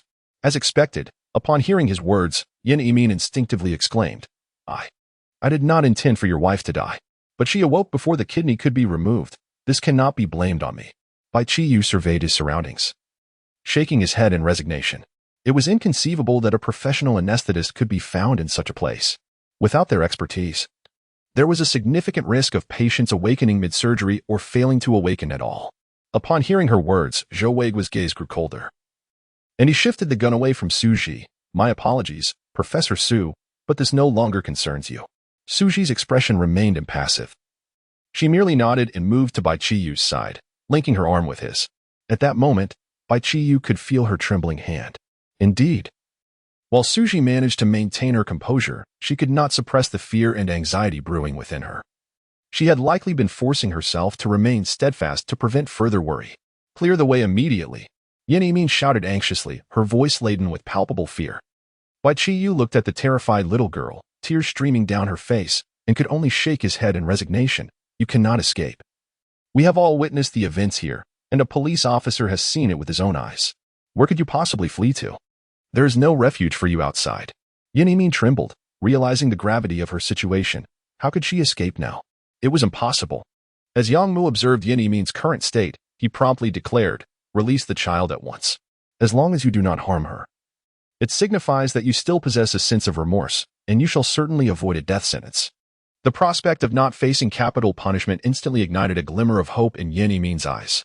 If she could evade the gallows, given the immense influence of that group and her value to them, perhaps she could still extricate herself from this predicament. "Is what you say true?" Yin Yimin inquired, seeking confirmation. "Rest assured," Yang Mu nodded. "As long as the child remains unharmed, you will come to no harm." Upon hearing this, Yin Yimin promptly discarded the scalpel she held, raising her hands in surrender. "I yield." Seeing this, Yang Mu rushed forward to envelop the little girl in a protective embrace, soothing her with tender reassurances. The child's sobs were intermittent, like pearls slipping from a broken string, her soft whimpers evoking a profound sense of sorrow. Suddenly, a gunshot shattered the air, interrupting the girl's lament. The bullet struck Yin Yimin, causing her to cry out in pain and collapse to the ground. Zhou Weigu's shot had not found its mark in a vital area. Gritting her teeth against the excruciating agony, Yin Yimin widened her eyes and cried out, "Do not kill me. I have surrendered." Yang Mu was taken aback by this scene, exclaiming, "Zhou Weigu, what are you doing?" Ignoring him, Zhou Weigu advanced a few steps before firing again, this time hitting Yin Yimin's knee. The searing pain rendered her incapable of speech, only allowing her to wail in anguish. "Do not kill her. Trust us. We will ensure justice is served," Yang Mu urged hastily. Zhou Weigu chuckled, "I once placed my faith in you. Yet my wife still met her fate in that pool. Now you expect me to trust you again?" As he spoke, the gun in his hand fired once more, shattering Yin Yimin's other knee. "I was wrong. I was wrong. Please spare me, I beg you. Do not kill me," Yin Yimin pleaded, attempting to kneel, only to find her legs rendered useless. "Very well, I shall not kill you," Zhou Weigu nodded. Upon hearing this, a chill swept over Yin Yimin, and before she could comprehend, he delivered a swift kick that sent her sprawling to the ground. He then placed his foot upon her chest. The gunfire erupted repeatedly, bullets relentlessly striking her already mangled knees. Given the limitations of the handgun, it soon ran out of ammunition. Yin Yimin's knees were left bloodied and unrecognizable. At that moment, Bai Qiyu shouted, "Stop! This is utterly barbaric." He hurled his handgun towards Zhou Weigu, who caught it effortlessly. Bai Qiyu, frustrated, stamped his foot. "Hey, I merely intended to intervene. How could he catch the gun? I feel utterly remorseful. Please do not consider using my gun to shatter her shoulder. Such an act would render her incapable of performing surgery in the future." Nearby, Suji could not suppress a smile, observing, "This man is truly lacking in acting prowess." Zhou Weigu nodded at Bai Qiyu, then aimed once more at Yin Yimin's shoulder, emptying another magazine. Yang Mu sighed, yet refrained from intervening further, instead cradling the little girl tightly in his arms, covering her ears. Yin Yimin's anguish cries gradually diminished, ultimately fading into mere low moans, as the gunfire ceased. Following the cessation of shots, Yin Yimin's shoulder was left mangled and bloodied, rendering her incapable of wielding a scalpel, and it seemed unlikely her arm could be saved. However, Bai Qiyu felt an inexplicable sense of satisfaction. This, indeed, was poetic justice. "Thank you. Today I owe you a favor," Zhou Weigu remarked to Bai Qiyu. Bai Qiyu immediately erupted in anger, exclaiming, "What are you saying? You have taken a life and left another in ruin. As a law-abiding citizen, I cannot condone such evil. Do not slander me." Zhou Weigu chose not to respond. He merely cast a glance at the little girl, a flicker of complex emotions crossing his gaze. Why had his wife not been able to await rescue? With a sigh, he turned to depart. "Wait," Bai Qiyu suddenly called out. Chapter 25. You should thank me for surviving. Zhou Weigu came to a halt. "What? Do you wish to keep me here?" "No," Bai Qiyu shook her head. "I merely wish to caution you. Although this secret chamber is situated within the school, the principal is undoubtedly unaware. Do not provoke our principal." Yang Mu felt he could no longer endure the conversation. Is this a warning or merely a reminder? A glint of icy resolve flashed in Zhou Weigu's eyes as he nodded slightly before turning to leave. Yang Mu contemplated pursuing him, but, recalling the near fate of the child in his arms, who almost met the same grim end as his wife, he relinquished the thought. Nevertheless, he called out loudly, "You mustn't act rashly. The law will provide you with justice." Bai Qiyu echoed, "Indeed, have faith in the law. Look, didn't Officer Ma help you find your wife?" Upon hearing this, Zhou Weigu paused for a moment before continuing his departure. Yang Mu realized that the principal's fate was likely sealed. "Qiyu, what are you doing?" "Oh, come on." Bai Qiyu feigned innocence. "What have I done? I have been speaking on your behalf, preventing him from committing a crime. Is that truly preventing a crime?" "You're inciting him," Yang Mu retorted, somewhat exasperated. Suji stepped in front of Bai Qiyu. I know you are a police officer, but Qiyu has committed no crime. In fact, she has saved you. If you continue to raise your voice at her, do not blame me for being impolite. Bai Qiyu stood behind Suji, feeling a profound sense of protection. Glancing at the alluring contours of Suji, he contemplated whether to reconsider his position. Yongmu assessed Suji. Then Bai Qiyu behind her, suddenly sensing a formidable threat. A competitive spirit surged within him. Suji, watch how I reclaim Qiyu. Their gazes locked, and an electric tension filled the air. Well, I want to find Daddy. At that moment, the little girl erupted into tears, shattering the previously tense atmosphere. Yongmu shot a glare at Suji before addressing the girl. It's all right. I will take you to find your father. He then turned to the others. Let's go. We cannot disturb the scene here. Bai Qiyu glanced at Yin Amin, who was bleeding profusely on the ground. Aren't we going to help her? Yongmu merely cast her a fleeting glance. Whether she receives medical attention depends on her fate. Bai Qiyu shook her head vigorously. No. We cannot let an important witness die. With that, Bai Qiyu rushed forward, employing the bandages and supplies from the operating room to staunch Yin Amin's bleeding temporarily. With the skills of an anatomical and surgical expert, this task was effortless for him. However, Yongmu and Suji were taken aback, their eyes widening in surprise. They had not anticipated Bai Qiyu possessed medical expertise, especially for Suji, although it was merely basic bandaging and bleeding control. Bai Qiyu's technique revealed a level of professionalism that rivaled her own. In a moment of mischief, Bai Qiyu tied a bow around Yin Amin's wound, admiring his handiwork with a satisfied nod. Director Yin, your survival is owed to my intervention. Yin Amin's eyes widened in disbelief, her teeth grinding in frustration. She now felt utterly incapacitated, on the brink of becoming a prisoner. To continue living in such a state felt akin to a death sentence. No need for thanks. Simply refer to me as the Leifeng Pagoda. The maintenance worker swallowed hard, glancing at the pitiful sight of Yin Amin on the ground, then at Bai Qiyu, who regarded the scene with apparent admiration. Nervously, he inquired, can we leave now? Bai Qiyu nodded affirmatively. Yes, let us depart. As they spoke, they exited the secret chamber. Upon arriving at the morgue, they discovered that Zhou Weigu's wife had vanished, presumably taken by him. When Yongmu laid eyes upon Ma jumping inside the morgue, he couldn't help but exhale a weary sigh. Who would have imagined that this seemingly diligent veteran detective was, in fact, entwined with a criminal syndicate? Yongmu promptly contacted the police force to relay the details of the situation. Meanwhile, Bai Qiyu and the others were required to assist in the investigation, rendering them unable to leave just yet. Given the presence of children, they refrained from lingering in the morgue and instead stepped outside. Upon encountering the sunlight, the maintenance worker instantly felt drained of energy, collapsing onto the ground. Suddenly, a thunderous roar erupted from the adjacent office building, startling everyone. Instinctively, they turned towards the sound, witnessing black smoke billowing from a room on the top floor of the office building. What on earth is happening? Yongmu shouted in alarm. Suji observed the direction of the commotion. That is the principal's office. A profound silence enveloped the group. The maintenance worker, gazing at the swirling smoke, swallowed nervously. What should we do next? With a serious demeanor, Bai Qiyu retrieved his phone, stating, in times of crisis, remain calm and first post to social media. He then captured a photograph of himself with the office building in the background. 10 minutes later, fire trucks, ambulances, and police vehicles arrived at the scene. Bai Qiyu and his companions were escorted back to the police station by several officers. Upon returning, Yongmu's immediate priority was to embrace his child and seek out Luo Xian. The moment Luo Xian laid eyes on his daughter, tears streamed down his face. However, as a suspect, he could only observe her from a distance. Witnessing this emotional scene, Yang Mu approached with his child in his arms. With his handcuffed hands, Luo Xian gently caressed his daughter's face, while the little girl cried out for her father and embraced him tightly. At that moment, Luo Xian gently pushed the girl away and knelt before Yang Mu, expressing, "Thank you, Officer Yang. Thank you so much." Yang Mu quickly assisted him to his feet. "No need for gratitude. It was actually a friend of mine who aided you, someone you know." Luo Xian paused. "I know? Who is it?" Yang Mu, recalling Bai Qiyu's face, couldn't help but smile slightly. "It was the man who brought you in." Instantly, Luo Xian envisioned Bai Qiyu's face, realizing that this man had saved his daughter. In that moment, his resentment towards Bai Qiyu for his arrest dissipated, replaced by a profound sense of gratitude. "May I meet him?" Yang Mu shook his head, expressing his doubts. "I'm afraid that is not possible. Your current status does not permit you to meet him." Upon hearing these words, Luo Xian's expression fell into despondency. as he could only suppress the gratitude swelling within his heart. Although Luo Xian's act of threatening the hostage was born out of necessity, it nevertheless jeopardized public safety. Hence he must remain in custody for a while.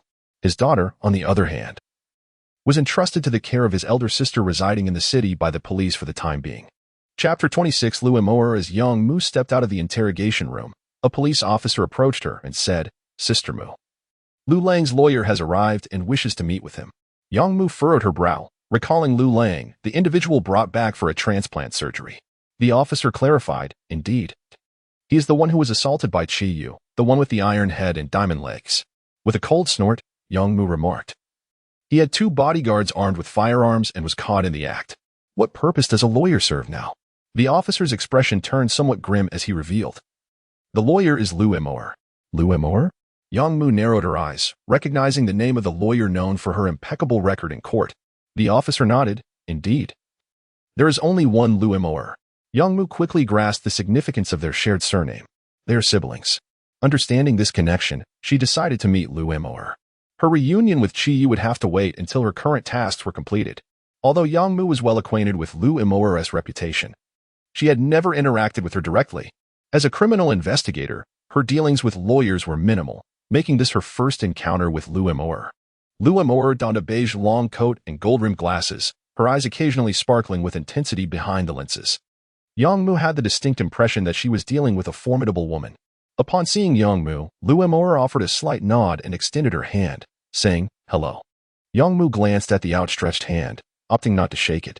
Instead, she stated, "Lawyer Lu, I've heard you are quite reputable. What is this? In pursuit of your brother, are you willing to compromise your principles?" Unfazed by Yang Mu's pointed remarks, Lu Emoer calmly withdrew her hand and adjusted her glasses. "Officer, I am Lu Lang's attorney, and I would like to see him at your earliest convenience. You expect me to answer your questions after you disregard my greeting? How amusing. However, we need to review some documents, so you may have to wait a while." "For how long?" Lu Emoer inquired, her eyes narrowing. "It could be 10 minutes or it could be 10 hours.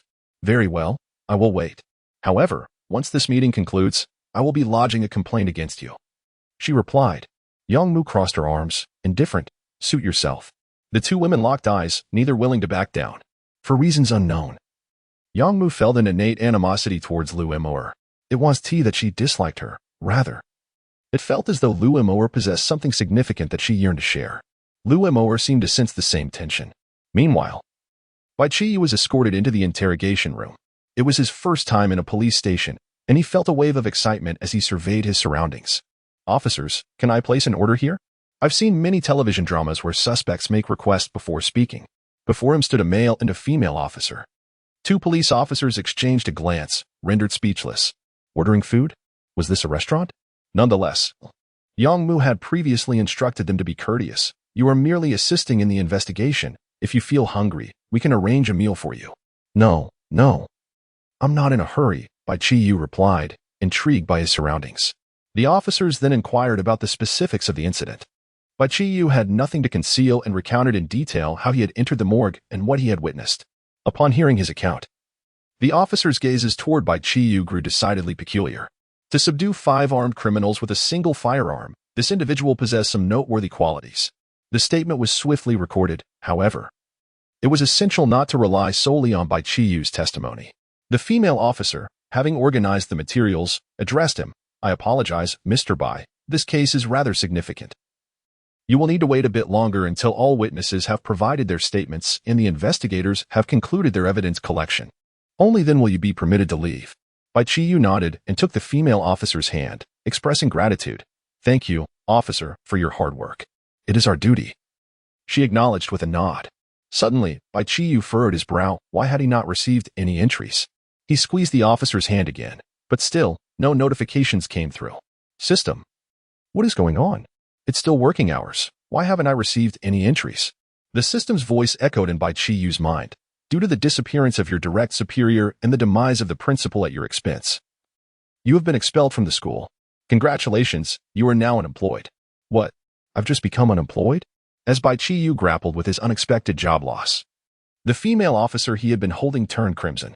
"While you are indeed quite handsome, this is rather brazen, isn't it? Perhaps you should release my hand?" "Oh, my apologies. Since I can no longer receive entries, Bai Qiyu lost interest in continuing the physical contact. Upon his release, the female officer appeared a tad disappointed. The male officer nearby also extended his hand. "Thank you for your cooperation, Mr. Bai." "Oh, no need for formalities," Bai Qiyu nodded.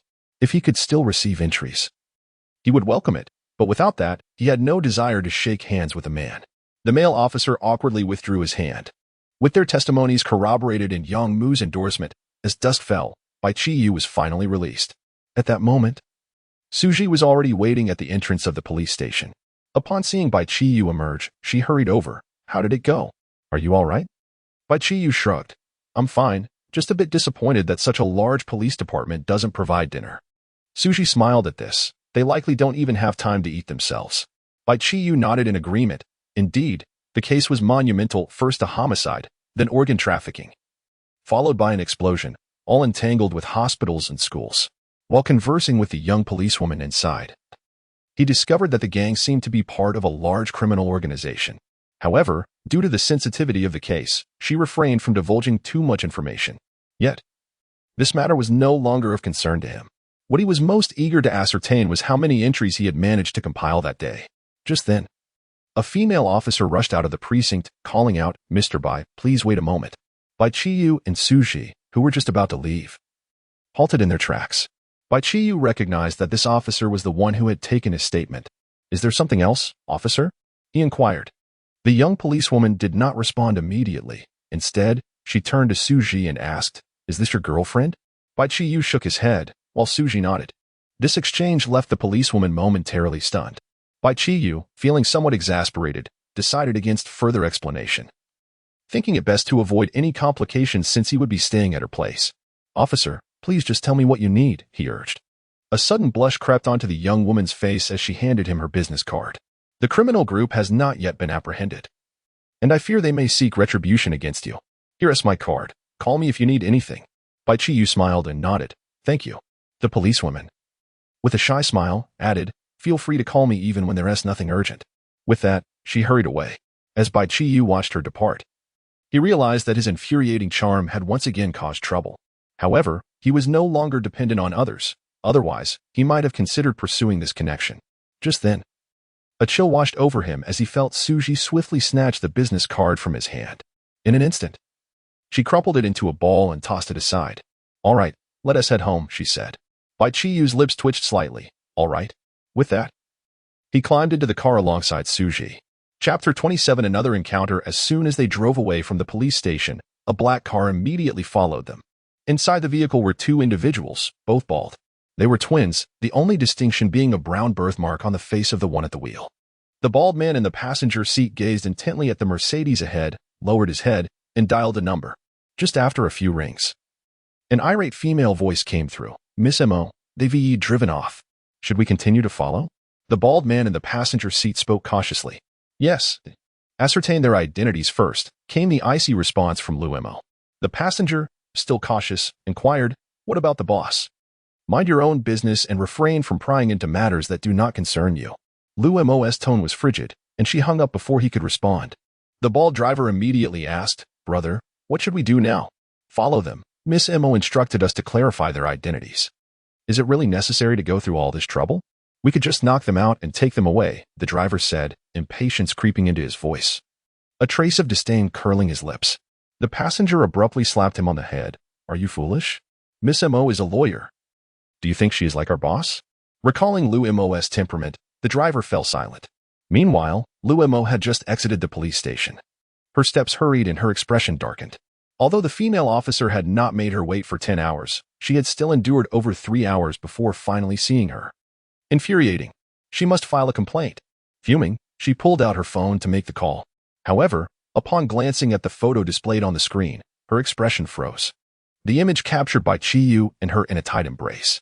"Qiyu, after all this time, do you not miss me?" Lu Mo sighed silently, her gaze growing increasingly despondent. Little did she know that had she exited just 10 minutes earlier, she could have seen the person she yearned for day and night. At that moment, inside the car, Bai Qiyu was eagerly accessing his personal information panel, anxious to discover what rewards he had gained from this venture. Suddenly, the system's voice resonated. The host has successfully completed the security guard profession. During the tenure, the host effectively ousted his captain, instigated the captain to incapacitate a school teacher, eliminated the principal, and detonated a portion of the principal's office. In light of these events, the host is awarded a title. Congratulations. The host has obtained the hidden title of destroyer for the security guard profession. Faced with this title, Bai Qiyu felt a sense of injustice. That's not right, Aton. I dismantled a criminal S-base and saved a little girl. The system retorted, your identity is that of a school security guard. Your responsibility lies solely with the people and matters within the school. Bai Qiyu was at a loss for words. Fine, let me see what this title entails first. He thought as he opened his personal information panel. Name, Bai Qiyu, occupation, none, titles, explorer, destroyer, entries, white, little luck, patrol, no cavities, intense, x-ray, great appetite, ordinary. Iron teeth and copper teeth, lack of ambition, dog liquor, blue, master of leisure, lockpicker, hard-hearted, driver, green, disease exterminator, poison resistance, daughter slave, iron head skill. Red, master thief, sharpshooter, stealth, windfall, purple, scalpel, photographic memory, dissection, observation. Gold, surgical master, practical learning, bulletproof vest. Bai Qiyu first clicked on the title of destroyer. Destroyer, you can destroy an entry of the same name and level as yours from your opponent. Bai Qiyu was taken aback. Suddenly struck by a realization, is it really that powerful? Considering that he currently possesses the entry of surgical master. Doesn't that mean he can directly obliterate Su Ji's surgical master? Wouldn't that be tantamount to altering another S fate? Truly, it is a hidden title. He then clicked on several new entries, browsing through them one by one. Iron head skill, green generally. Blows to the head are ineffective against you. This entry was acquired from Ma Zhengping. Windfall, red, you will gain a portion of wealth by harming others. Bai Qiyu stroked his chin. This entry was likely obtained from the man with the iron head skill and his powerful legs. Observation, purple possesses an extraordinary power of observation. This was acquired from Yenemin. Dog liquor, white, fond of licking little dogs. Driver, green, you possess exceptional driving skills. Bai Qiyu had only interacted with Lu Renjia and Luo Xian's daughter. Luo Xian's daughter likely doesn't drive. So the entry she provided must be dog liquor. Lu Renjia provided driver. Now, Bai Qiyu had gathered 10 white entries, perfectly poised for fusion. However, upon seeing the entry Little Luck, he hesitated. Little Luck was an entry he carried, and it felt distinctly different from the others. He was somewhat reluctant to part with it. Yet, how much luck could Little Luck truly bring? With this thought, a sudden idea struck him. Shall we make a trip to the lottery store? Bai Qiyu inquired of Suji. Sure, Suji replied, changing direction without questioning why. She would do her utmost to accommodate Bai Qiyu's desires. The two soon arrived at a nearby lottery shop. The establishment was shrouded in smoke. The air thick with the pungent scent of tobacco, as numerous patrons clutched their tickets, fixated on the large screen, as if waiting for a colossal prize to leap forth from their tickets. Suji frowned slightly. This was not a place she frequented. Nor was she accustomed to such an environment. Bai Qiyu walked straight to a counter and addressed the shop owner, who was munching on sunflower seeds while engrossed in her phone. Madam, I'd like a scratch card. The shop owner looked up, greeted by the presence of a customer. Smiled, and inquired, how much would you like? $2 will suffice. Upon learning that it was merely 2 yuan, the proprietress did not display any displeasure. Instead, she produced a scratch-off lottery ticket and handed it to Bai Qiyu, wishing her good fortune. Bai Qiyu smiled faintly, casually picking up a coin from the table to begin scratching off the ticket. The moment the surface was revealed, her eyes brightened slightly. She had 2 yuan? Observing this scene, the proprietress chuckled softly, as she had long been accustomed to such occurrences. Most of these lottery tickets yielded nothing or only minor prizes. A win of 2 yuan was quite typical. Would you like another? The proprietress inquired. Bai Qiyu nodded in affirmation. Yes, please. Chapter 28. I shall drive. The proprietress produced a fresh scratch-off ticket and handed it to him. Bai Qiyu grasped a coin and gently scraped away the surface, revealing yet another win, 2 yuan. One more, he continued. The proprietress obliged, presenting him with another ticket. As Bai Qiyu scratched it, he once again uncovered 2 yuan. What is happening? The proprietress felt a shiver run down her spine, sensing that something was amiss. Without waiting for Bai Qiyu to speak, she retrieved another ticket. However, he shook his head, requesting a 5 yuan ticket instead. The proprietress complied, and Bai Qiyu scratched it to reveal a win of 5 yuan. He continued to scrape through 10 more tickets, each yielding 5 yuan. The proprietress was left astounded, glancing between Bai Qiyu and the seemingly misprinted tickets. Were they all 5 yuan? Curiosity piqued. She took a ticket for herself, only to find that it yielded no win. After scratching 2 more with the same disappointing result, even Su Ji, who had remained composed, displayed a flicker of surprise on her face. Bai Qiyu frowned, pondering how this could be deemed a stroke of luck. It was time to escalate the stakes. "Bring me 2 packs of 50, he instructed the proprietress. She chuckled, realizing that 1 pack contained 60 tickets, amounting to 6,000 yuan. Without hesitation, she handed over 2 packs to Bai Qiyu. He then divided 1 pack with Su Ji, saying, "Join me. Let us each take a pack." "Me?" Su Ji was taken aback. She had never engaged in such games. Yet, since it was Bai Qiyu who offered, she could not refuse. Thus, they entered a fervent scratch-off mode. Meanwhile, the onlookers, who had been fixated on their screens, began to take notice of the pair, a rare occurrence that drew them closer. However, upon witnessing their remarkable fortunes, they were left in utter disbelief. What is happening with this young security guard? Every ticket scratched yields 50 yuan? Is this some kind of magic? They murmured. The beauty beside him was equally astonishing, also winning consistently, starting with 2 yuan, then 5. And 10. Her prizes grew larger with each scratch. What sorcery was at play? Eventually, they polished off their 2 packs of scratch-offs. Bai Qiyu felt a sense of despair, especially as he observed Su Ji's beaming face, which deepened his desolation. Unsurprisingly, he consistently revealed 50 yuan, while Su Ji, on her final ticket, astonishingly uncovered 5 million. Considering her previous wins, she must have amassed nearly 10 million. The surrounding crowd erupted in excitement. Who had ever witnessed such an event? The proprietress stared in shock at Bai Qiyu and Su Ji. Had she not personally handed the scratch-offs to them and witnessed the outcomes, she might have suspected foul play. After years in this business, she had never encountered such an outrageous occurrence. Was it possible to have no losses at all? She gazed enviously at the neatly stacked tickets before Su Ji and remarked, "Young lady, you are truly fortunate. However, I can only redeem prizes under 3,000 yuan. Any amount above that will require you to visit the lottery center for redemption." To everyone's surprise, Su Ji shook her head and held the scratch card in her hand, declaring, "No need. I won't exchange it. This is a gift from Qiyu, and I won't trade it for any amount." Bai Qiyu understood that Su Ji was not lacking in funds, yet he never anticipated she would value his gift so highly. However, upon glancing at the pile of lottery tickets she possessed, he felt his own little luck entry was rendered utterly trivial. Disheartened, Bai Qiyu reached out to the system in his mind. "System, merge all white entries." "Understood." After a familiar moment of disorientation, the system's voice echoed, "Congratulations, host. You have acquired a blue entry. Little luck. Blue, your fortune has improved slightly." The upgrade to a blue entry for little luck seemed lackluster. Previously, it indicated a minor stroke of luck. Now it merely suggested a slight improvement. Thus, Bai Qiyu requested another pack of scratch cards from the shopkeeper. Everyone's gaze fell upon his actions once more. However, upon revealing the first card, Bai Qiyu frowned. Another 50? His luck remained unchanged. He continued to scratch. But after finishing the entire pack, all he found were 50s. Bai Qiyu was at a loss for words. The blue entry offered no benefits whatsoever. Meanwhile, the onlookers were dumbfounded. Did these scratch cards not incur losses? Immediately, everyone clamored to the shopkeeper, demanding the same scratch cards Bai Qiyu had purchased. With most opting for a pack each, the shopkeeper's smile widened. Having expended 10 white entries for a useless blue entry, Bai Qiyu felt a wave of ennui wash over him. He then prepared to settle his bill, intending to leave, since his winnings equaled the face value.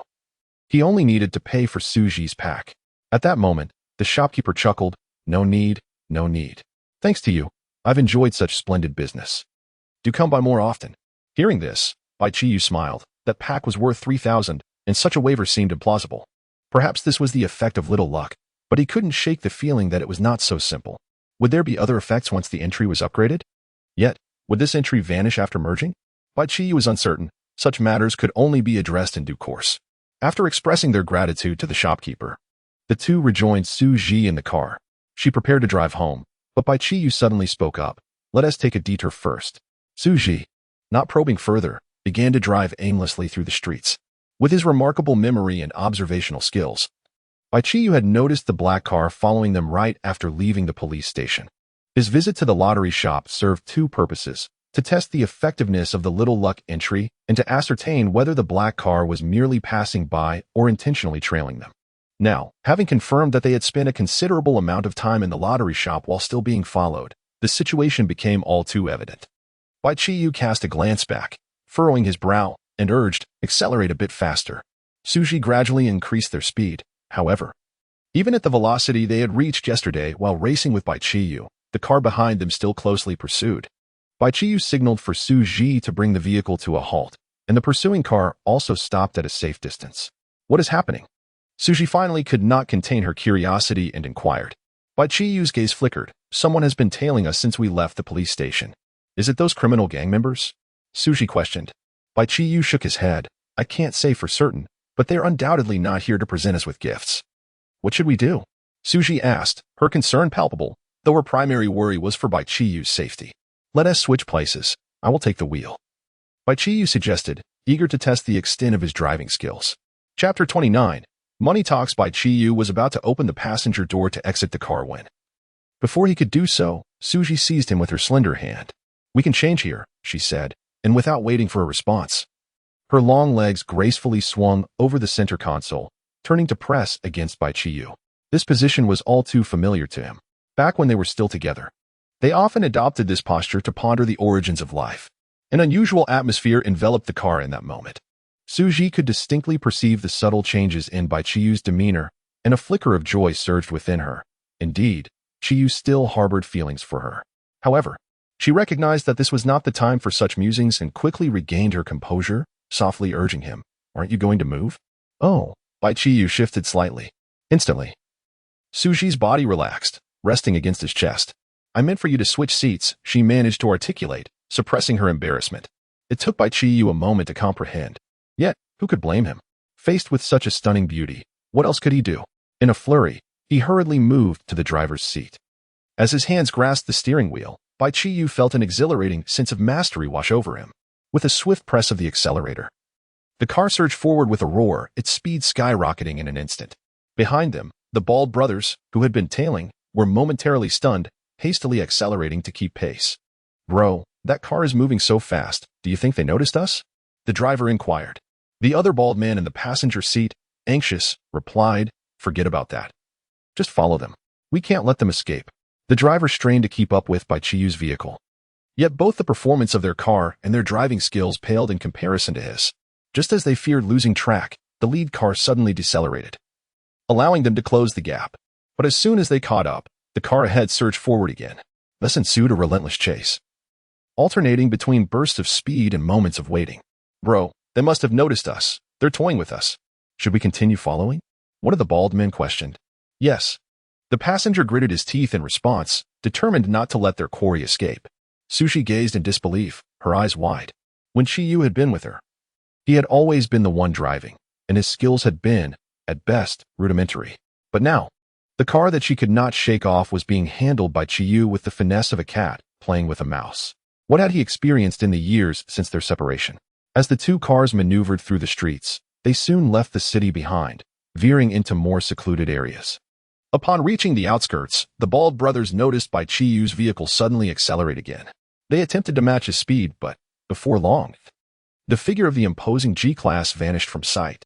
The driver, realizing they had lost track of the vehicle, slammed on the brakes. Bro, something's off. Who goes to the outskirts for no reason? The Bald passenger sensed something amiss and swiftly retrieved his phone.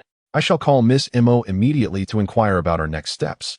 However, before he could dial, a pair of high beams suddenly illuminated from behind.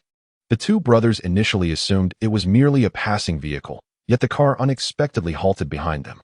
The glaring lights pierced through the rearview mirror, blinding them momentarily. Almost instantly, a knock resonated against the window. Knock, knock, knock.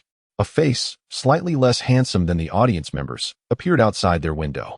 Bai Qiyu wore an innocuous smile, resembling a docile kitten, and gestured for them to lower the window.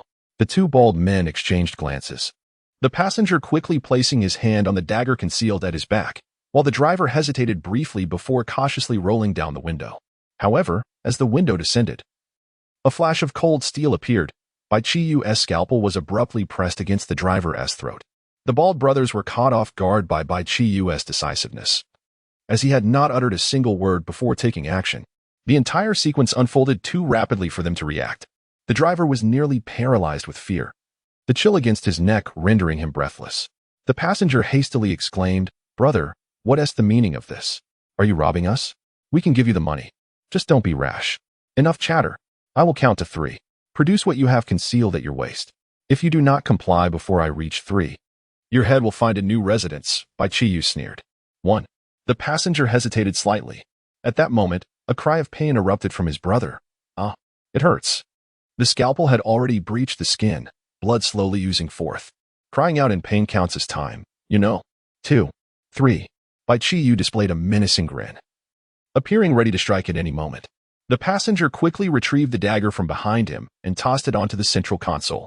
All right, don't be hasty. Don't be hasty.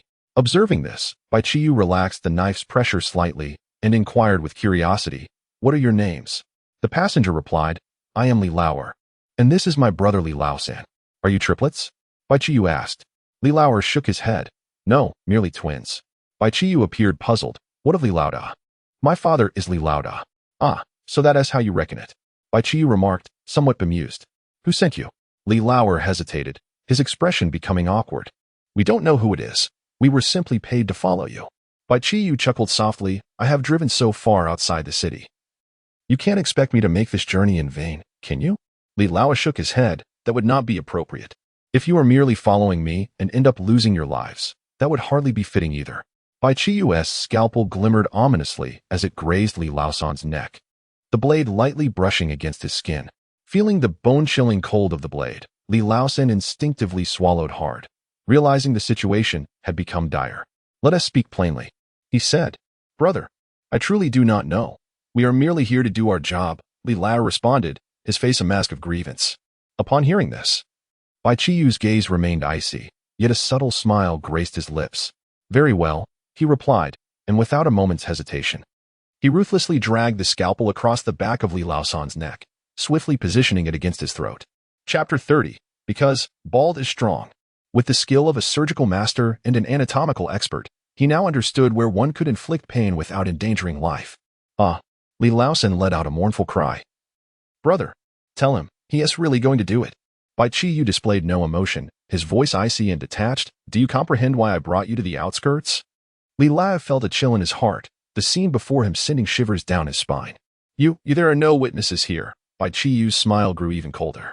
The sight of his smile instilled a sense of danger in Li Lauer, and upon seeing his younger brother's neck begin to bleed profusely, he finally gritted his teeth and said, Our boss is Lu Lang, the very person who was taken to the police station with you today. We merely sought to inquire about the situation. We meant you no harm. Meant no harm? Bai Qiyu scoffed, disbelieving such words. After all, Lu Lang's 2 bodyguards were armed, and Lu Lang himself was known for his dubious financial dealings. What good could possibly come from him? Seeing Bai Qiyu's skepticism, Li Lauer hastily explained, It's true. This time, we were sent by our second young lady, Lu Imoer. She is a renowned lawyer in Zhongyin City. You must have heard of her. Upon hearing that name, Bai Qiyu furrowed his brow. Who is this second young lady you speak of? Lu Imoer. Had he unwittingly attracted the attention of some unsavory characters? In just a few days, he had encountered 3 ex-girlfriends. Was this yet another? Call her, Bai Qiyu commanded. Reluctantly, Li Lauer took out his phone and dialed Lu Imoer's number. The call connected swiftly, and her voice rang out. So, have you found out what is going on? Li Lauer did not respond immediately, instead cautiously glancing at Bai Qiyu for guidance. Bai Qiyu gestured for him to hang up. Without hesitation, Li Lauer swiftly pressed the end call button. Bai Qiyu recognized that it was indeed Lu Imoer's voice, and from her words, it seemed she had only sent them to investigate. If they wished to understand the case, they could have their second young lady approach the police. They should cease troubling him, or else. As he spoke, he drew the scalpel across Li Laosan's neck once more, threatening that the next cut would be a fatal one. Li Laosan felt like crying. Why are you talking to my brother and hurting me? By the way, I have one last question. Just as Bai Qiyu was about to retract the scalpel, he placed it back in position again. Li Laosan, who had almost sighed in relief, was once again startled.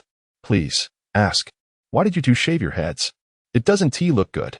Bai Qiyu questioned, perplexed. The 2 brothers exchanged glances and replied, Because Bald is strong. Bai Qiyu rolled his eyes in exasperation and walked away in silence. Brother, what do we do now? Li Laosan clutched his bleeding neck. Li Lauer, looking at the blood seeping from his younger brother's wound, promptly declared, I'll drive. We need to get to the hospital. Suji watched as the vehicle gradually distanced itself, finally exhaling in relief. She turned to Bai Qiyu. Qiyu, are you all right? I'm fine. Then why don't you kill them? Suji asked, her voice laced with confusion. Bai Qiyu, taken aback, gazed at Suji in disbelief. No. How can you speak of murder as if it were as trivial as slaughtering fish or chickens? Suji coldly watched the car recede into the distance, letting out a soft huff. Anyone who dares to lay a hand on you deserves to die. Upon hearing this, Bai Qiyu shook his head helplessly, gently explaining. Those two are merely here to investigate us. There's no need for concern. However, you must indeed exercise caution during this time. Bai Qiyu was acutely aware that since the two bald men could keep pace with them, if the criminal organization truly sought revenge, they would likely not let them off easily. You will protect me, right? Suji looked at Bai Qiyu with hopeful eyes. Bai Qiyu's heart stirred. His job as a bodyguard was no more, and he would surely have no place to stay. Perhaps he could reside at Suji's home, allowing him to protect her as well. He nodded in agreement. All right, since my job has fallen through, I shall stay at your place for a while. Upon hearing this, Suji felt an overwhelming joy. Of course, you can stay as long as you wish, even for a lifetime. If possible, I wish you would never work again. I shall take care of you. Facing such an icy beauty with such fiery eyes, Bai Qiyu found it hard to resist. He pressed the accelerator and drove away. Soon after, Bai Qiyu drove back to Suji's home with her. Upon arrival, she hurried into the kitchen, busily preparing a meal, embodying the essence of a devoted wife. Were it not for his current desire to focus on his own goals, he might have been tempted to stay. A short while later, a plate of shredded potatoes was placed before Bai Qiyu. He instinctively swallowed hard at the sight of the dish. Surely, there can't be any sleeping pills in this? He pondered. However, he shrugged it off. If there were, so be it, as he was not easily intimidated. Thus, he picked up his chopsticks and began to eat, all the while contemplating the matters ahead. First and foremost was Suji's safety. Currently, both the school and the hospital were under police investigation and protection, making them relatively safe. Therefore, Suji should have no issues while at work. The real danger likely lay in her commute or within her home.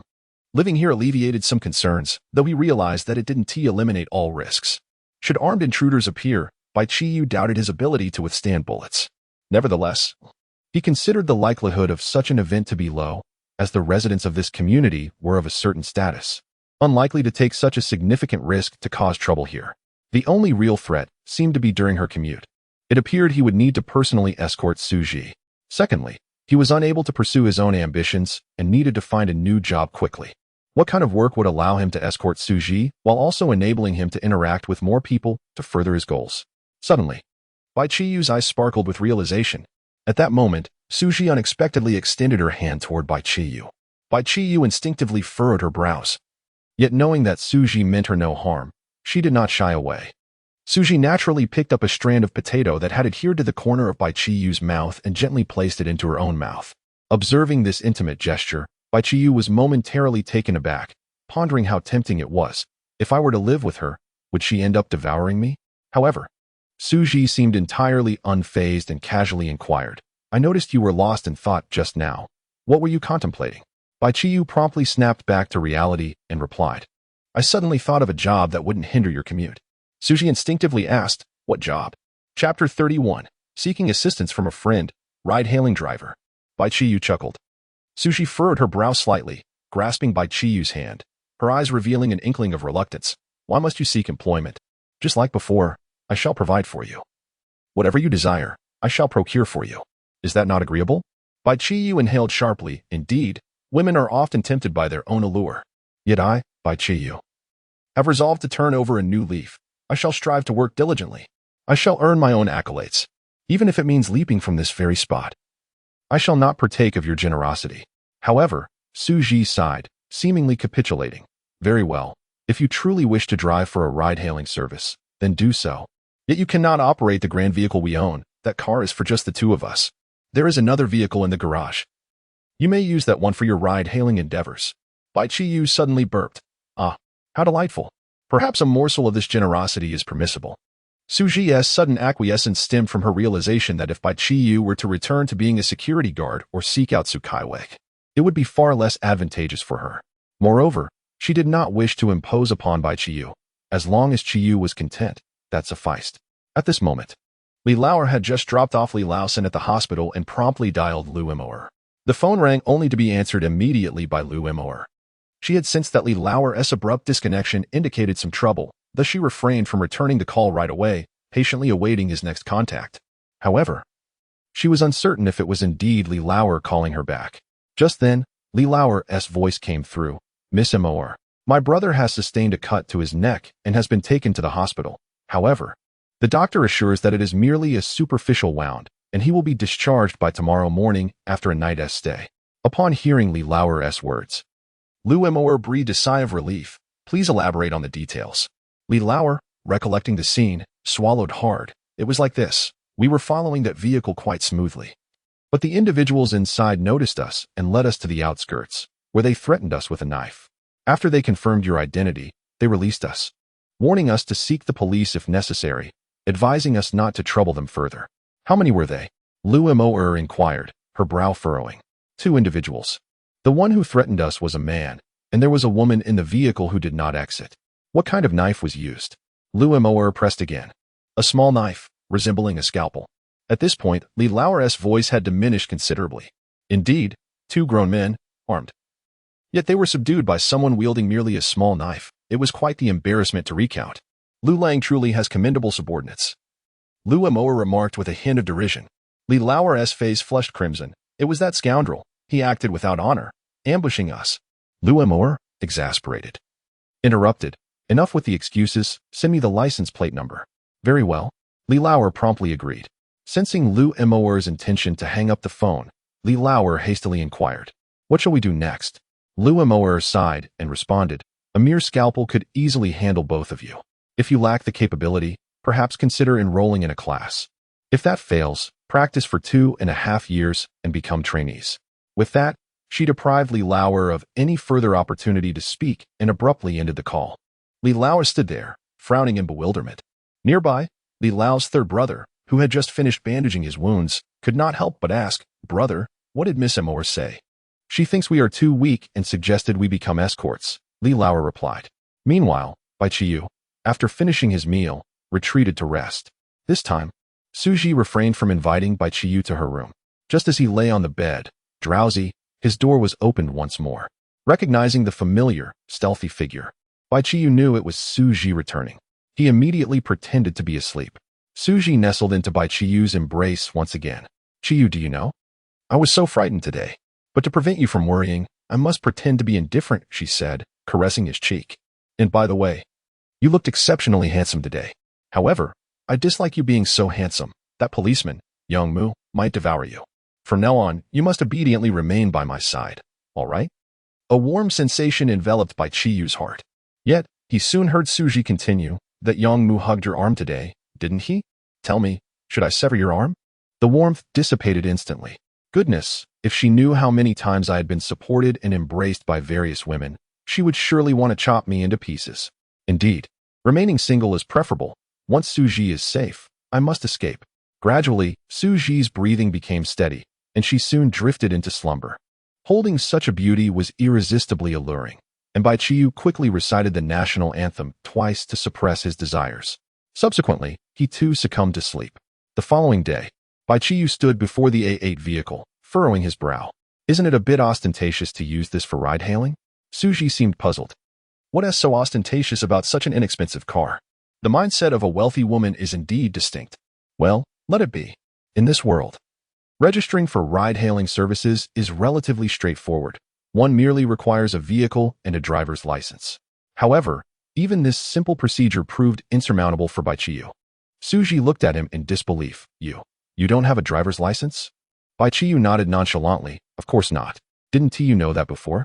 She had known, but after witnessing his driving skills yesterday, she assumed he was an experienced driver.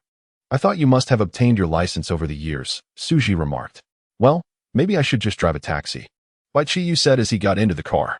Suji sighed and turned to sit in the passenger seat. I suppose I should ask a friend for assistance. Bai Qiyu drove towards the hospital, while Suji took out her phone and dialed a number. At that moment, Lu Moyer was fixated on the license plate number displayed on her phone, lost in contemplation.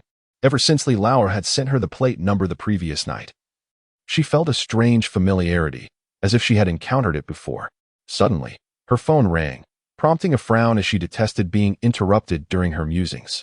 However, upon seeing the caller ID, her irritation vanished in an instant, and she promptly answered the call. "Hello, what a surprise. Even the icy beauty has decided to reach out to me today," Lu Moyer remarked with a smile. Chapter 32, discovered by Lu Moyer, I need your assistance. Suji spoke, her tone noticeably warmer, despite the absence of a smile. Upon hearing the name Moyer, Bai Qiyu felt a twitch at the corner of his eye. Could it be the Moyer he was thinking of? Lu Moyer, taken aback at first, soon broke into a smile. Today truly is a rare occasion. Not only do you call me, but you also seek my help. It's a rarity for you to speak up. Go on, whatever it is. I shall ensure it is done properly. I have a friend without a driver's license who wishes to seek your assistance in navigating the process, Suji explained. What could be simpler? Just send me his details, and I can have it sorted by tomorrow at the latest, Lu Moyer replied. Thank you, Suji said. There's no need for gratitude between us, Lu Moyer chuckled, though she found it astonishing to hear Suji express thanks for the first time. Once they ended the call, Suji forwarded Bai Qiyu's information. Bai Qiyu turned to Suji. I heard you refer to her as Moyer. Is she the renowned lawyer Lu Moyer? Suji looked at him in surprise. You know her? Bai Qiyu nodded. Who doesn't know the illustrious lawyer Lu? To put it another way, she has a mole on her body that she herself cannot see, yet I can. Quite miraculous, isn't it? Of course, he would not voice such thoughts, pondering instead how Lu Moyer would react upon seeing his information. Yet, there was likely nothing to worry about. After all, they had parted ways long ago. And as a mere gigolo, she should have forgotten him by now. Meanwhile, Lu Moyer was in tears as she gazed at Bai Qiyu's profile and photograph. 6 years and 9 months. After all that time, she had finally found him. She had prepared to spend a lifetime searching for this man, yet here he was, reappearing after just 6 years and 9 months. Fate had indeed been kind to her. Suddenly, a frown creased her brow. But why does Suji know Qiyu? Given Suji's temperament, she hardly had any male acquaintances, let alone female friends, especially after being hurt by a scoundrel. She was now someone to be approached with caution. Wait. Suddenly, a thought struck her as she opened the license plate number sent by Li Lauer. This was Suji's license plate. The woman in that car was Suji. Was the man who hurt Li Lausen Bai Qiyu? What was the nature of the relationship between Suji and Bai Qiyu? Lu Moyer felt compelled to call Suji for clarification. However, as soon as that thought arose, she dismissed it. No, if they were indeed in a romantic relationship. Directly asking would expose her own position. She needed to investigate further. Resolving this, she picked up her phone and sent Suji a message. Where should I deliver the documents once they are ready? Suji quickly replied, just send them directly to my home. Upon reading this message, Lu Moyer's eyes narrowed. Home. Their relationship had grown so intimate. It seems I must take this trip myself. At that moment, Lu Moyer's assistant knocked and entered. Sister Moyer, it is time for us to depart for the Jinmao Hotel. The forecast predicts heavy rain today. It would be prudent for us to set off early. Lu Moyer snapped back to reality from her contemplation regarding Bai Qiyu and nodded. All right, by the way, please cancel all my appointments after 6 o'clock. The assistant hesitated and replied, but you have a dinner scheduled with General Su from Jinwei Group after 6. Lu Moyer stated firmly, I will not be attending. What? But that is the Jinwei Group. If we cancel now, it may complicate our future business endeavors with them. Lu Moyer dismissed the concern. It is merely a banquet laid out by Su Jinyu. We can disregard it and cancel. Not even Su Jinyu herself, nor the president of Xi'an Nation, would stand firm against Bai Qiyu. Meanwhile, Bai Qiyu had escorted Suji to the hospital. Just as Suji was about to exit the vehicle, Bai Qiyu gently ruffled her hair. I will come pick you up after work. Suji blushed unexpectedly and nodded. With that, she opened the car door and stepped out. Bai Qiyu smiled, feeling the notification of a new entry, indicating he had acquired a new profession. With this thought, he quickly opened the system page. Name, Bai Qiyu. Occupation, unlicensed taxi driver. Titles, explorer, destroyer, entries. White, none blue, skilled leisure seeker, lock-picking, hard-hearted, driver, little fortune. Green, illness prevention, poison resistance, daughter's slave, iron head skill. Red, thief, marksman, stealth, windfall, suturing. Purple, scalpel, photographic memory, dissection, observation. Gold, surgical master, practical application, bulletproof vest. Bai Qiyu selected the new suturing entry. Suturing. Red, your suturing skills are exceptional. No scars will remain post-suturing.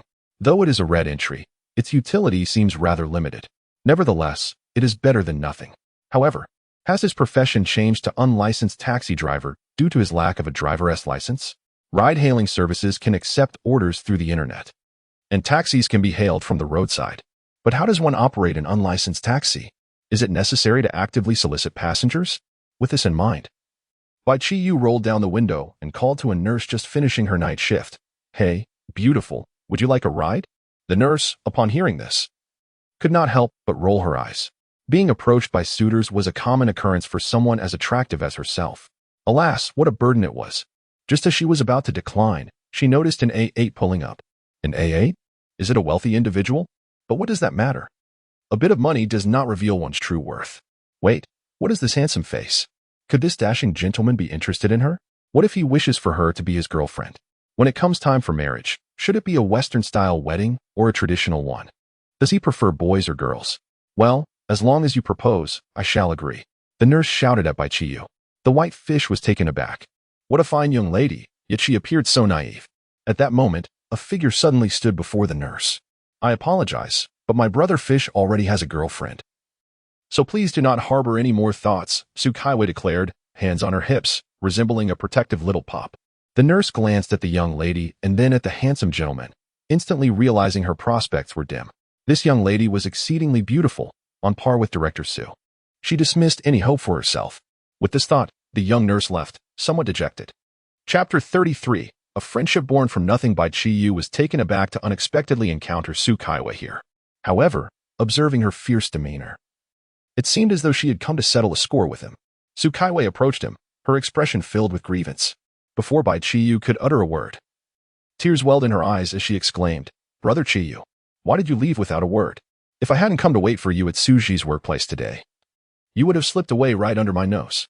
Bai Qiyu sighed as he regarded her, pondering their recent breakup. "But we have parted ways, haven't we? I refuse to accept that. You claimed to be terminally ill, that your time was short, and then you disappeared, leaving only a letter behind. Can that truly be called a breakup? If your health is fine, why deceive me? Why in things?" Her voice grew louder, her tears glistening as if ready to spill at any moment. "What else could it be? You are simply too poor. As a wealthy heiress, your monthly allowance is a mere 100,000. I couldn't bear to deplete your resources." Sighing, Bai Qiyu remarked, "Look at me. I have no skills and little to offer. I am unworthy of you." The words of a scoundrel rolled off his tongue, and he inwardly scorned himself, thinking, "What a cad." Yet, Su Kaiwei appeared to wholeheartedly believe him. "Brother Qiyu, so this is why you ended things? It's all right. I've already discussed it with my sister. She will help you find a job, and with your capabilities, coupled with my support, you will undoubtedly become a billionaire within a year." Bai Qiyu was astounded. "Your sister will arrange a job for me? And I'll become a billionaire in a year? Is that a bank robbery job?" Su Kaiwei shook her head. "No. It's as a security team leader." Bai Qiyu was left speechless. "Even if I were the head of security for the president, I wouldn't earn $1 billion in a year. How could that be? The head of security at my sister's company makes $7,000 a month. That totals to $84,000 a year. Plus, after marriage, my sister promised to give you a red envelope of $100 million. So wouldn't you then become a billionaire?" Bai Qiyu chuckled, realizing that when calculated this way, the position of security team leader could indeed lead to becoming a billionaire. "What nonsense! Isn't that merely your assistants?" Bai Qiyu shook his head. "I already have a job." Su Kaiwei glanced at Bai Qiyu. Then at the A8 he was driving. "You drive this old car and operate a black taxi? Going to my sister's place would be infinitely better than this." Confused, Su Kaiwei continued, "A taxi?" Suddenly, a man's voice interjected, "Are you leaving?" Bai Qiyu and Su Kaiwei turned their attention to the source of the voice. The man, wearing a cap, appeared unremarkable, seemingly not worth a second glance. It was clear he had overheard their conversation and understood that Bai Qiyu was driving a taxi. Upon hearing a business opportunity, Bai Qiyu smiled and nodded. "Get in, let us go." The man in the cap promptly opened the rear door and took a seat inside. However, Su Kaiwei suddenly grasped the car door handle, declaring, "You shall not leave. I will not permit you to slip away from my side again." The man in the duckbill cap furrowed his brow, glancing between her and Bai Qiyu, coldly inquiring, "Are we leaving or not?" "Yes, we are leaving immediately." Bai Qiyu turned to Su Kaiwei and said, "I truly have work to attend to. Here, allow me to provide you with my contact information and address. You may reach out to me whenever you wish." Upon hearing this, Su Kaiwa finally nodded, feeling a sense of relief in her heart, knowing she could find Qiyu at any time. Thus, Bai Qiyu handed her his phone number and then started the vehicle, setting off. Just as Bai Qiyu drove away, another car trailed closely behind. Inside were Li Laosan and Li Er, recently discharged from the hospital, due to Li Laosan's injuries. It was Li Er who was at the wheel this time. "Brother, is that really him?" Li Laosan asked uncertainly. "Could I mistake his face?" Li Er replied, fixating on the car ahead, fearful of losing their target. "But that fellow truly is cunning," Li Laosan remarked, still somewhat apprehensive. Li Er snorted dismissively. "Last night we were careless, falling for his tricks, but today is different. His blade is not at our throats. With our combined strength, can we truly fear him? Moreover, Miss Mo instructed us to take care of this. Can you endure it?" Li Laosan's expression darkened. "I cannot endure it." "Then call Miss Mo and inform her that we have located him. We must deal with him today," Li Er said coldly. Li Laosan immediately complied, reaching for his phone to call Lu Mo. At that moment, Lu Mo had just arrived at the Jinmao Hotel and, before she could exit the car, received Li Laosan's call. "Why are you calling me?" Lu Mo answered. "Miss Mo, we encountered that man from last night again at the hospital entrance, and we are currently following him. We were simply too careless yesterday. Rest assured, once we catch up, we will take care of him," Li Laosan hurriedly assured. Upon hearing this, Lu Mo was momentarily taken aback. The man from yesterday? At the hospital entrance? Wasn't Suji working at the Zhongyin hospital? Indeed, it must be Qiyu. Lu Mo exclaimed. "Do not act rashly, just follow him. Where are you now? Inform me of your location." "We are heading towards the Xiaohe market," Li Laosan replied. "Good. Ensure you keep close, but do not engage. I will come over immediately." Lu Mo concluded the call and promptly instructed her assistant, "We are not going to the hotel. Reroute to Xiaohe market." "But there are no buts about it," Lu Mo interrupted her assistant eagerly. The assistant ceased further protest and drove swiftly towards Xiaohe market. In the car, Bai Qiyu smiled at the man in the duckbill cap, saying, "Handsome, for safety's sake, could you please fasten your seatbelt?" Yet, the man in the duckbill cap remained unresponsive, not even lifting his eyelids. Bai Qiyu noticed that the man was ignoring him, and he couldn't help but curl his lips in disdain. Not fastening his seatbelt was truly a neglect of one's own safety. However, a sudden thought struck him. The man had just emerged from the hospital. Unable to restrain his curiosity, he inquired, "Handsome, did you go to the hospital because you were unwell?" This time, the man merely raised his eyelids slightly, still offering no response. Bai Qiyu instantly grasped the implication. Could it be that he suffered from such an ailment? After all, many men were known to grapple with such issues. The corners of the man's mouth twitched slightly, seemingly agitated by Bai Qiyu's words. "No, I was simply visiting a friend." Bai Qiyu wore a knowing expression, stating, "Ah, I see, one can make friends out of thin air." The man's mouth twitched even more violently. "I truly do not have that condition." Right, you are absolutely correct." Bai Qiyu promptly concurred. Chapter 34. A fruitless encounter. The man was so incensed that he felt on the verge of explosion. Had it not been for the fear of being recorded by surveillance cameras while taking a legitimate taxi, he would never have resorted to this unlicensed vehicle.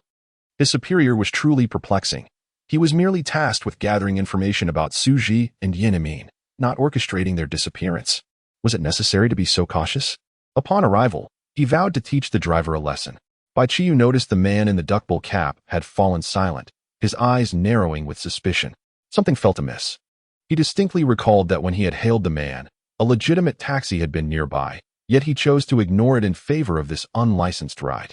Furthermore, the fare he had quoted was even higher than that of the official taxi, and he had not haggled. This was rather unusual. Thus, Bai Qiyu initiated a verbal probe. If the man were without any particular quirks, he would have reacted with anger at the insinuation. Yet, if he did possess such traits, his fury would have been even more pronounced. However, the man remained composed, indicating ulterior motives. At that moment, Bai Qiyu caught a glimpse of the rearview mirror. The vehicle behind them appeared strangely familiar. Wasn't he the same one that had followed him the previous night? He could even discern two bald heads glaring from within. Could it be that the individual in the car was affiliated with those two? As these thoughts crossed his mind, a sudden wail of police sirens pierced the air. The man in the back seat startled, perhaps realizing he had been discovered. Bai Qiyu was similarly alarmed. Could it be that they were checking for vehicles? He was without a license. Almost in unison, both men reacted. The man in the back seat drew a handgun from his coat, disengaged the safety, and aimed it directly at Bai Qiyu's head. In response, Bai Qiyu slammed the accelerator to the floor, the vehicle roaring to life with immense power as it surged forward. The sudden inertia caused the man in the back to lean back, involuntarily raising his gun, which he accidentally discharged. Bang! The bullet pierced through the car roof, creating a sizable hole. The two police officers in the patrol car were momentarily taken aback. They had received a report about two bald men who had fled a hospital without paying, originally intending to intercept them. They were startled to witness gunfire erupt from the A8 ahead. The officers abandoned their pursuit of the bald men and accelerated in pursuit of the A8. However, the sudden acceleration of the A8 had created a significant gap. The two bald men were left in a state of shock. What was happening? Had they been discovered? Had shots been fired? Brother, should we continue chasing? Li Laosan swallowed hard beside his companion. Li Lao slammed on the brakes. Chase what? Are we going to end up as mere spectators? Let us quickly inform Miss Mo about the situation. Meanwhile, Bai Qiyu was also taken aback. Why had this individual drawn a gun so recklessly? He was clearly not in the same league as the two bald men from the previous day. As he watched the man in the back seat prepare to aim his gun at him again, tension filled the air. He firmly grasped the steering wheel with one hand while swiftly seizing the man's wrist with the other, lifting it upwards. As the muzzle flared, yet another hole punctured the car's roof. Bai Qiyu continued to exert pressure on the man's fingers, the gunfire ringing out in succession until the last bullet was finally expended. At that moment, Bai Qiyu sensed a notification of a new entry. However, he had no time to check it. Witnessing the gun's empty chamber, the man's expression transformed into one of fury. He forcefully thrust his knee against the front seat, using the recoil to free himself from Bai Qiyu's grip. Quickly reaching for his waistband in an attempt to retrieve a fresh magazine, a glint of cold light flashed in Bai Qiyu's eyes as he abruptly slammed on the brakes. The car came to a screeching halt, and although he was jolted forward due to his seatbelt, he was ultimately restrained by it and suffered minimal impact. Conversely, the man in the back seat was less fortunate. Unbuckled, he collided violently with the back of the driver's seat, his head striking hard, leaving him somewhat dazed. Bai Qiyu turned to look at the man, shaking his head with a hint of exasperation. I told you to fasten your seatbelt when you got in the car. Why didn't you listen? With that, he swiftly snatched the handgun from the man's grasp, denying him the opportunity to reload. Regaining his senses, the man flung open the passenger door in an attempt to escape. Trying to run? You haven't paid for the ride yet, and you think you can just leave? Bai Qiyu unbuckled his seatbelt and chased after him. Realizing Bai Qiyu was closing in, the man understood that delay was not an option. The sound of approaching sirens grew ever closer, and it would not be long before they caught up. Without hesitation, he shouted, "Wheel arm punch," and launched a punch at Bai Qiyu. In that instant, as if triggered by some muscle memory, Bai Qiyu shouted back, "Wheel arm punch." Their fists collided almost simultaneously, producing a dull thud. A sharp pain shot through the man's head as Bai Qiyu's blow struck him, causing him to sway as if the world were spinning. Almost immediately, his hand throbbed with a piercing ache, as though it had struck solid iron. Bai Qiyu rubbed his head, noting that this ironclad defense, while ineffective against bullets, proved quite useful otherwise. The instinctive action he had just executed was likely the entry he had acquired from this man. Clutching his head and shivering in pain, the man exclaimed, "How do you know that? Have you practiced martial arts?" "Indeed, I learned it from you," Bai Qiyu replied with a grin. The man, undeterred, shouted, "Wrist wrap punch." Bai Qiyu echoed, "Wrist wrap punch." The man continued, "Moonview balance." Bai Qiyu responded, "Moonview balance." The man was stunned. "It's all the same. I can't break through." Bai Qiyu revealed a knowing smile. "Then it's different. Isn't it?" Silently, he intoned, "Activate, destroyer," to dismantle his identical entries. Bai Qiyu delivered a powerful punch towards the man, who retaliated in kind. In the fleeting moment of their contact, the man was suddenly struck by an unsettling realization. He had forgotten many of the techniques he had learned. As a formidable fist descended upon him, he found himself bewildered, pondering the whereabouts of the skills he had once mastered. This became his final thought before losing consciousness. Bai Qiyu gazed down at the man sprawled on the ground, a frown creasing his brow. Why had he recently found himself entangled in such incidents? Chapter 35. Ears burning, don't move. Raise your hands. Two police officers arrived, guns drawn, aimed at Bai Qiyu. With a resigned expression, Bai Qiyu glanced at the tardy officers, shrugged, and pointed to the man lying motionless on the ground. "I am not the murderer. He is." At that moment, one of the female officers recognized Bai Qiyu, and her eyes brightened, exclaiming, "Oh, it's you." Bai Qiyu scrutinized her closely and immediately recognized her. a familiar smile spreading across his face. "You are the charming and understanding officer who assisted me with my statement yesterday. Diligent and professional." The female officer blushed at the compliment, her voice slightly stammering. "Oh, don't say that. But with your honesty, you surely would not lie. And you cannot possibly be the murderer." The male officer beside them couldn't help but roll his eyes, thinking, "Really?" He says a couple of flattering words. "And you instantly declare him innocent?" Clearing his throat, he interrupted her moment of infatuation. "Shall we focus? This is a case involving firearms." The female officer then composed herself, adopting a serious demeanor. The male officer turned his attention to Bai Qiyu, his tone grave. "Sir, you need to accompany us for further questioning. We will thoroughly investigate your innocence." Just as Bai Qiyu was about to explain, a cool and confident voice emerged from the crowd. "Of course, we must clarify the truth." Everyone turned to see a woman in a tailored suit stepping forward from the onlookers. She exuded a powerful aura, both striking and sharp. Upon seeing her, Bai Qiyu's pupils constricted slightly. Lu Emoer, what is she doing here? He had just met her subordinate yesterday, and now he stood face to face with her. As his gaze fell upon Lu Emoer, the gleaming three attributes above her head nearly blinded him. Silver tongue, gold in verbal confrontations, one will not falter, with a certain probability of completely convincing the opponent. Adherent of law, gold, any action taken will not incur legal punishment. Lawyer, purple, knowledgeable in all legal statutes and able to apply them. Bai Qiyu was taken aback. These attributes were astonishingly formidable. Adherent of law, what an outrageous ability. If Lu Emoer were aware of this attribute, wouldn't it mean she could evade legal repercussions for any action she took? And then there was Silver Tongue. Wasn't that simply the art of verbal combat? No matter how formidable an antagonist, as long as the protagonist unleashed a torrent of eloquence, they would surely be vanquished. It seemed that all his previous romantic interests were rather extraordinary. Meanwhile, observing a powerful woman emerging, the male officer frowned. "Ma'am, we are currently handling a case. Please keep unrelated individuals at a distance." Lu Emoer scoffed, her tone sharp. "Unrelated individuals? How could I possibly be unrelated? I am Mr. Bai Qiyu's lawyer, and it is my duty and responsibility to assist my client, ensuring he does not face any unjust treatment." "A lawyer?" The gaze of the male officer fell upon Bai Qiyu with suspicion. "Is she truly your lawyer?" Bai Qiyu glanced at Lu Emoer, their eyes locking in a moment of sharp intensity. With a slight twitch of her lips, she nodded. "She claims to be, so I suppose that suffices." Lu Emoer offered a faint smile before turning to the officer. "Officer, since I represent him, it is imperative that all your actions adhere strictly to legal protocol. Regarding the firearm matter, my client was merely acting in self-defense. You may verify the details, but prior to that, I request that you refrain from any unnecessary threats or rough treatment towards him. Rest assured, we will not act beyond the law. You two will accompany us for a while," the male officer stated, signaling to the female officer to bring the vehicle around. The female officer nodded and soon drove the police car over. Bai Qiyu cast a glance at the A8 vehicle, frowning. "What about my car? That is his livelihood." "Rest assured, a colleague will arrive shortly to take care of it," the male officer replied. With that reassurance, Bai Qiyu felt a sense of relief.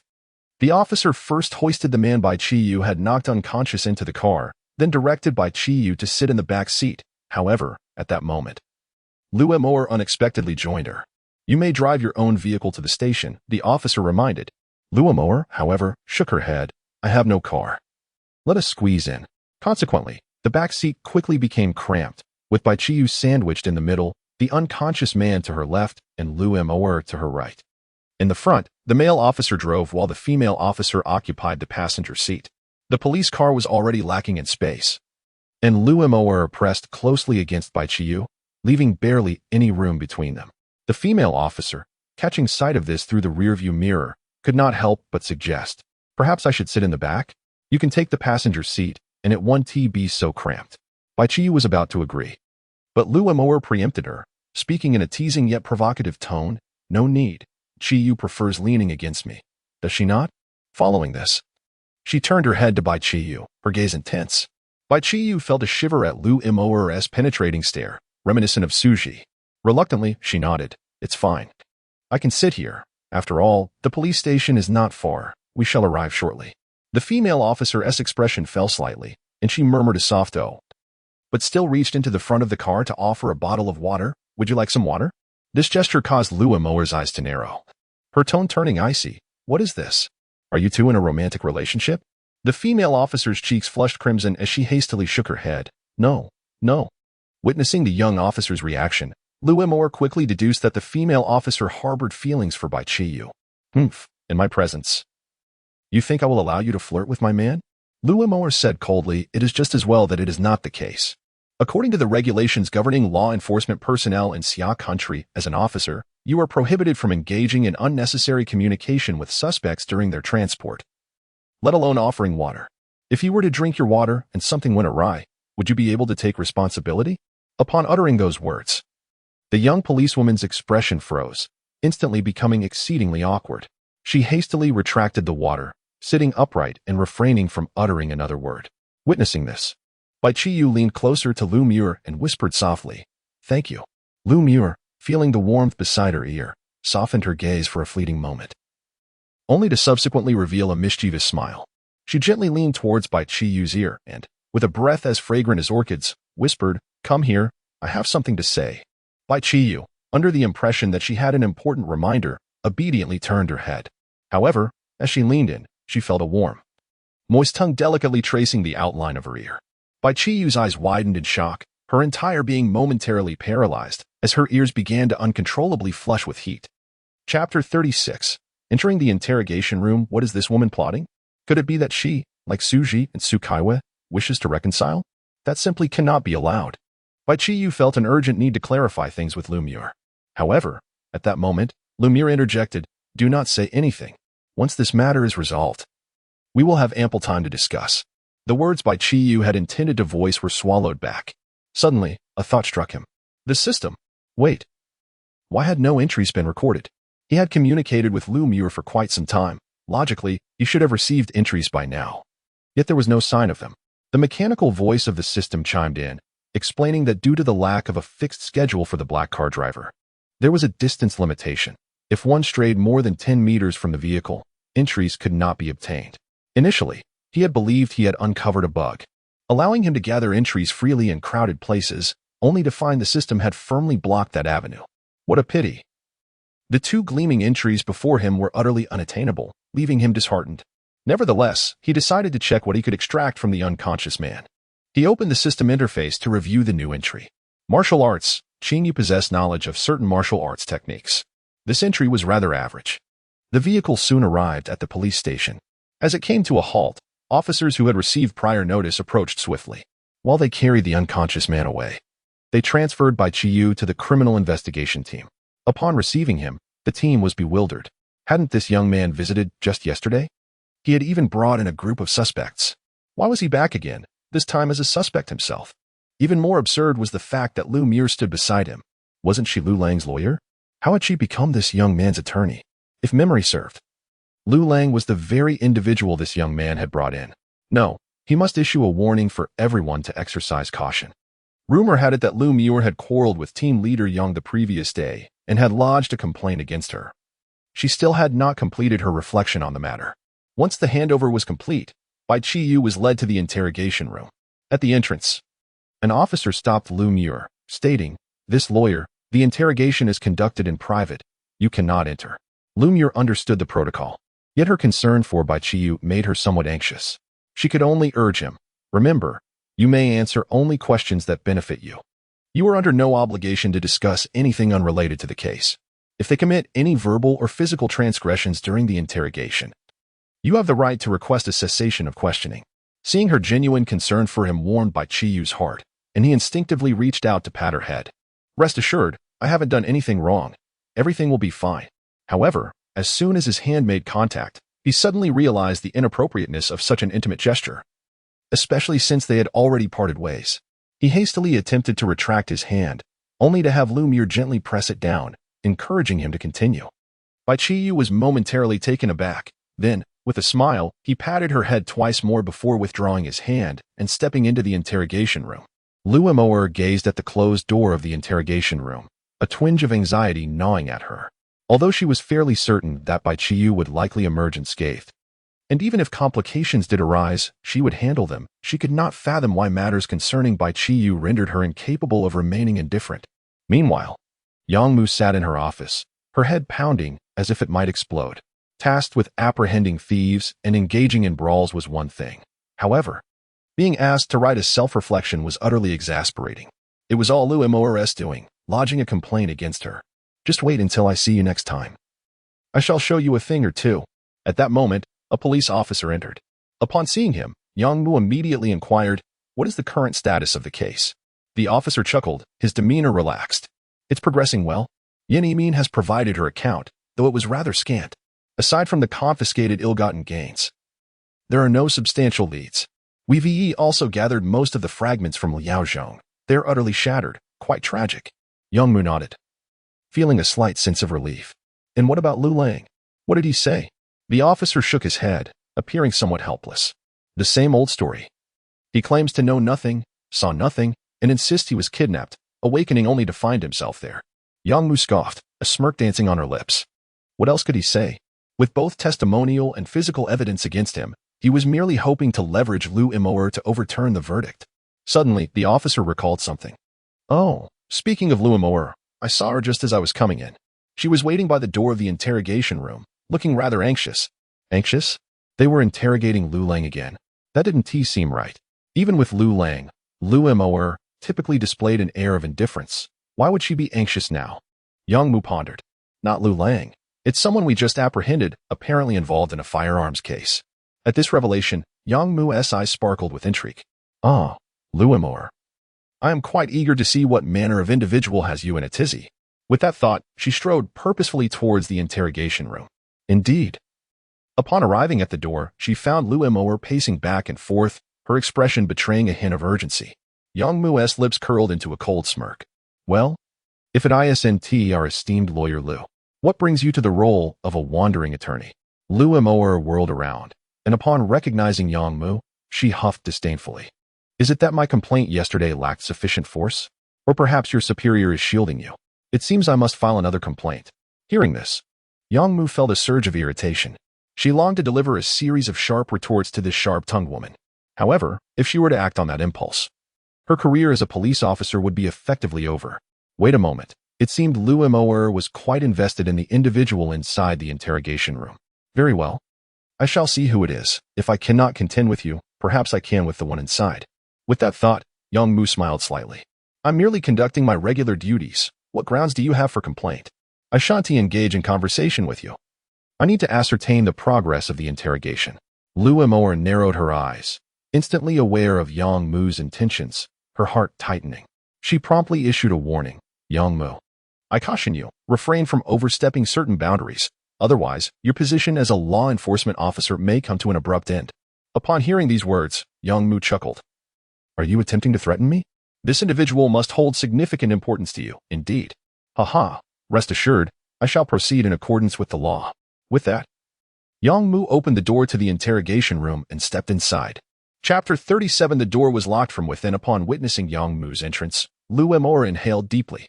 In her eyes, this woman would undoubtedly seek retribution against Bai Qiyu on her behalf. It seemed she needed to leverage her connections. As Yang Mu stepped in, her gaze immediately fell upon Bai Qiyu, handcuffed to a bench. She was momentarily taken aback. Why was it Qiyu? The person Lu Mors was so concerned about turned out to be Qiyu? What was their relationship? Bai Qiyu, upon seeing Yang Mu, lifted his restrained hand and casually waved, as if to offer a greeting. Yang Mu caught sight of the handcuffs around his wrist, and a wave of unease washed over her as her eyes instinctively focused on the point where the cuffs met his skin. Were they too tight? Would he be in pain? The two officers conducting the interrogation were also startled by Yang Mu's arrival and quickly stood to greet her. "Captain Yang, what brings you here?" Regaining her composure, Yang Mu made an effort to mask her unease. "It's nothing, just came to take a look." "What is going on here?" One of the officers explained. "We just finished taking his statement. He claims he was merely driving. The other individual attempted to shoot him, but he managed to subdue him." Yang Mu was momentarily stunned, her eyes widening in disbelief. The officers exchanged glances, equally astonished that this man had managed to disarm an armed assailant with his bare hands.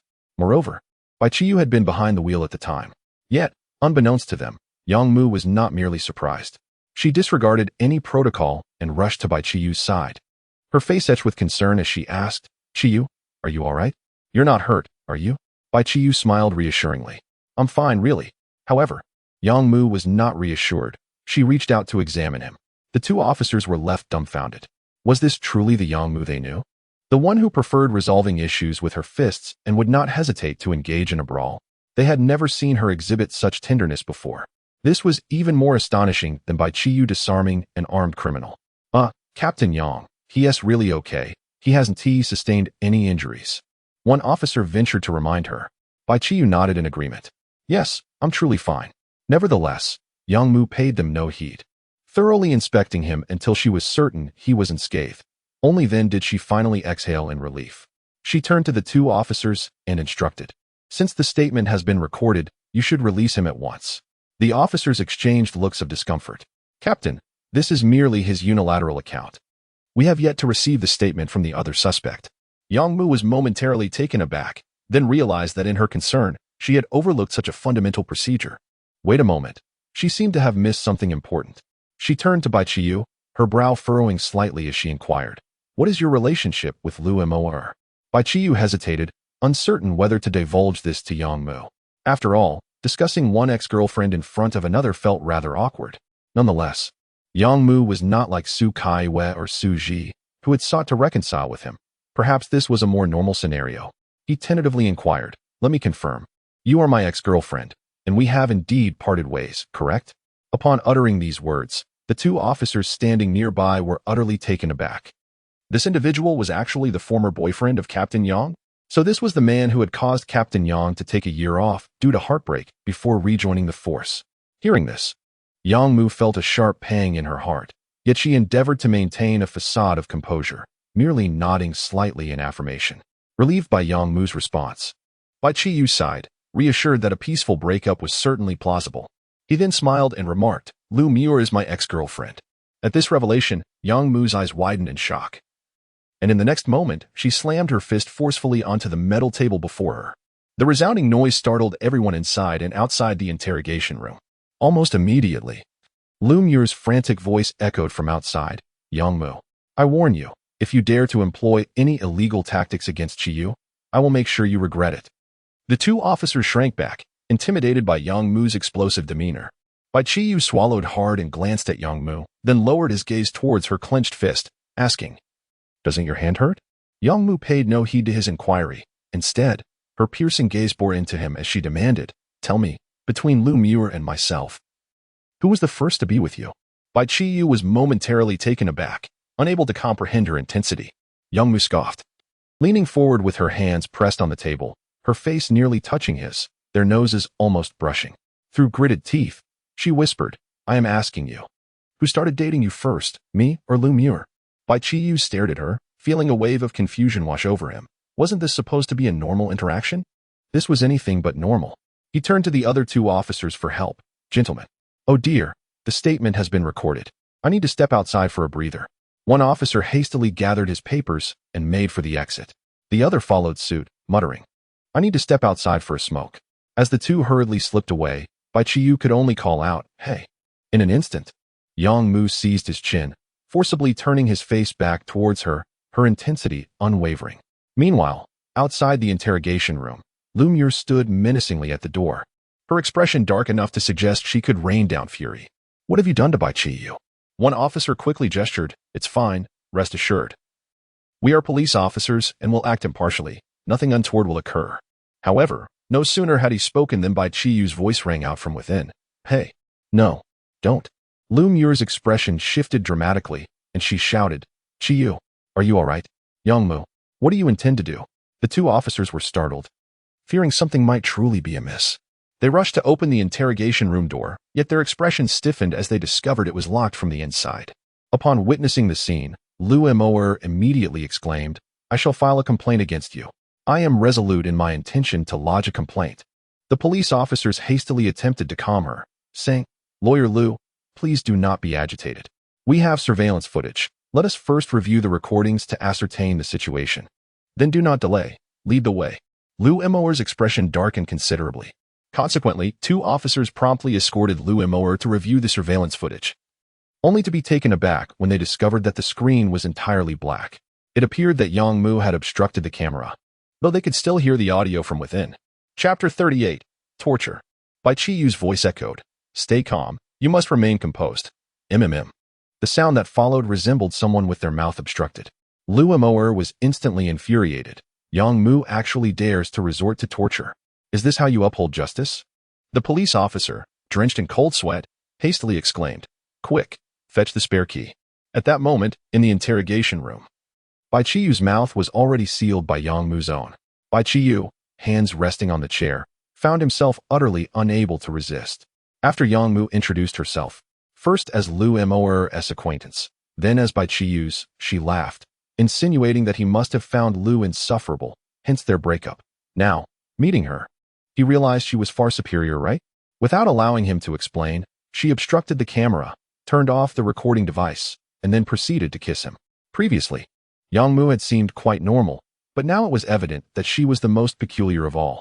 Once Yang Mu released him, she gazed at Bai Qiyu with triumph.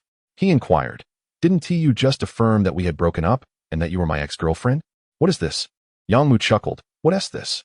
Aren't you a suspect now? I'm interrogating you, so confess quickly. Am I not your greatest love?"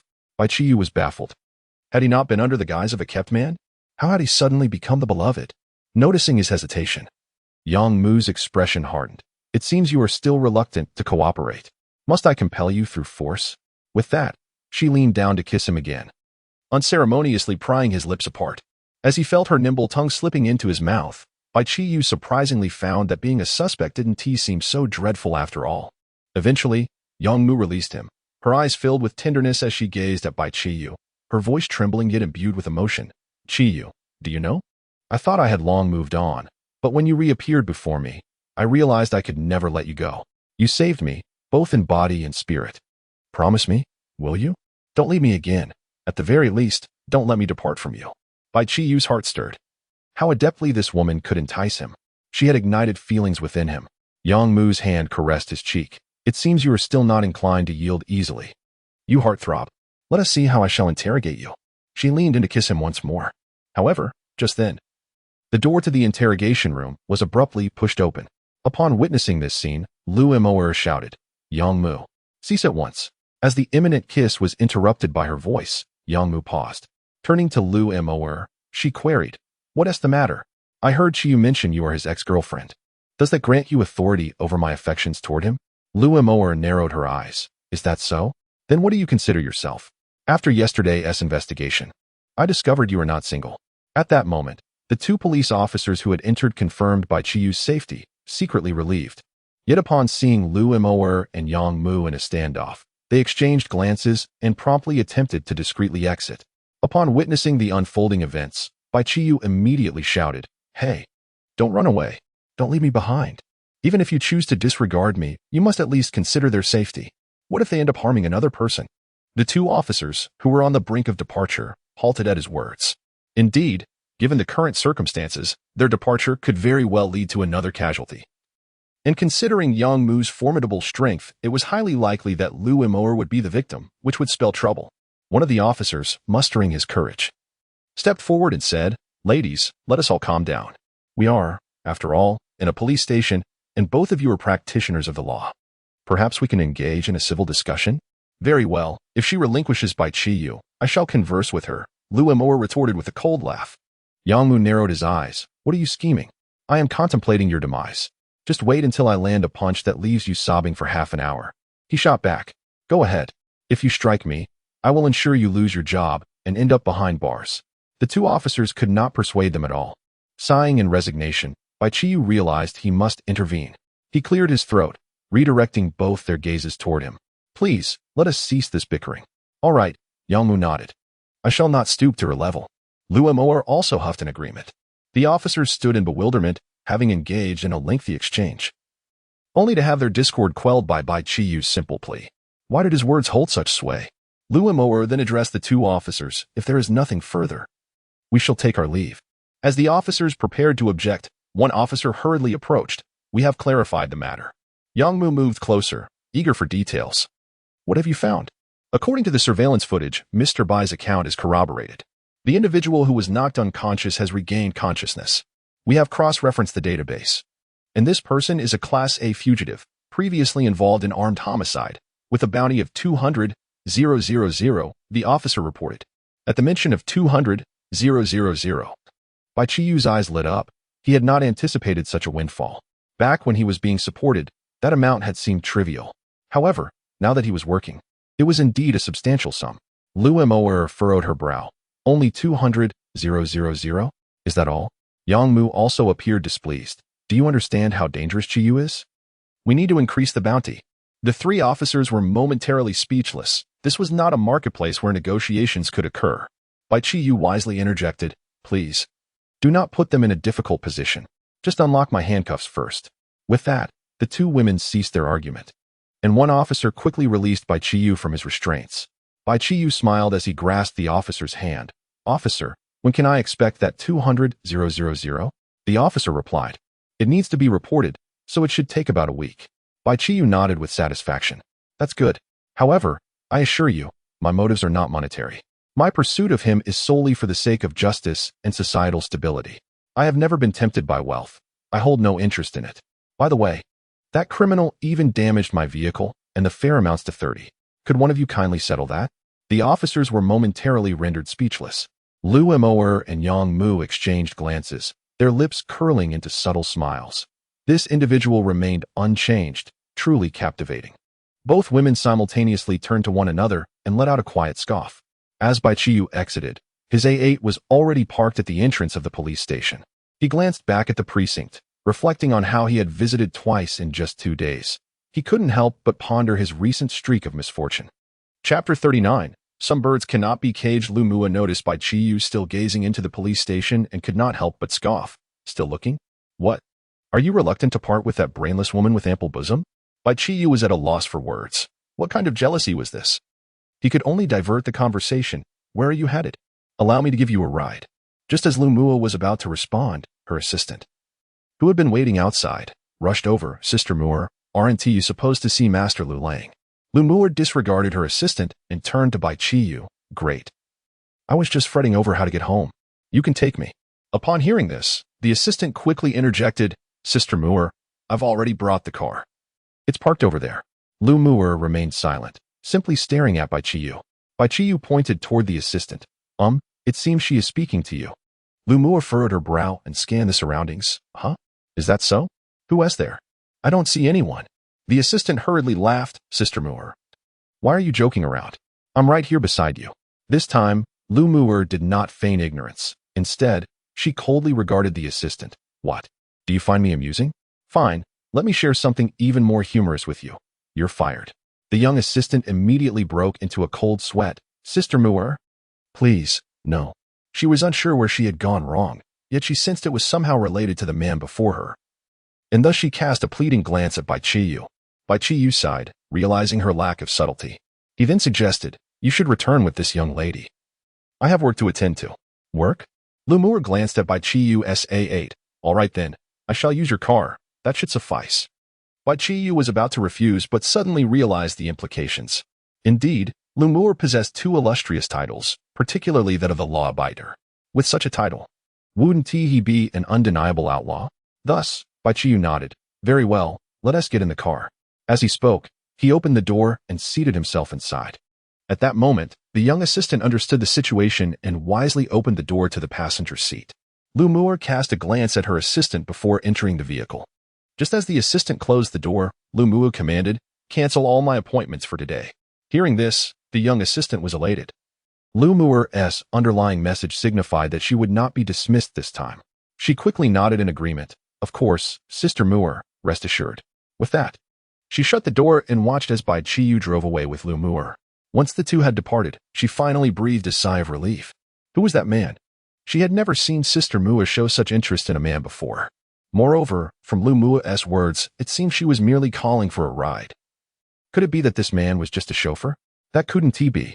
If he were merely a driver, then the world was truly a bizarre place. Forget it.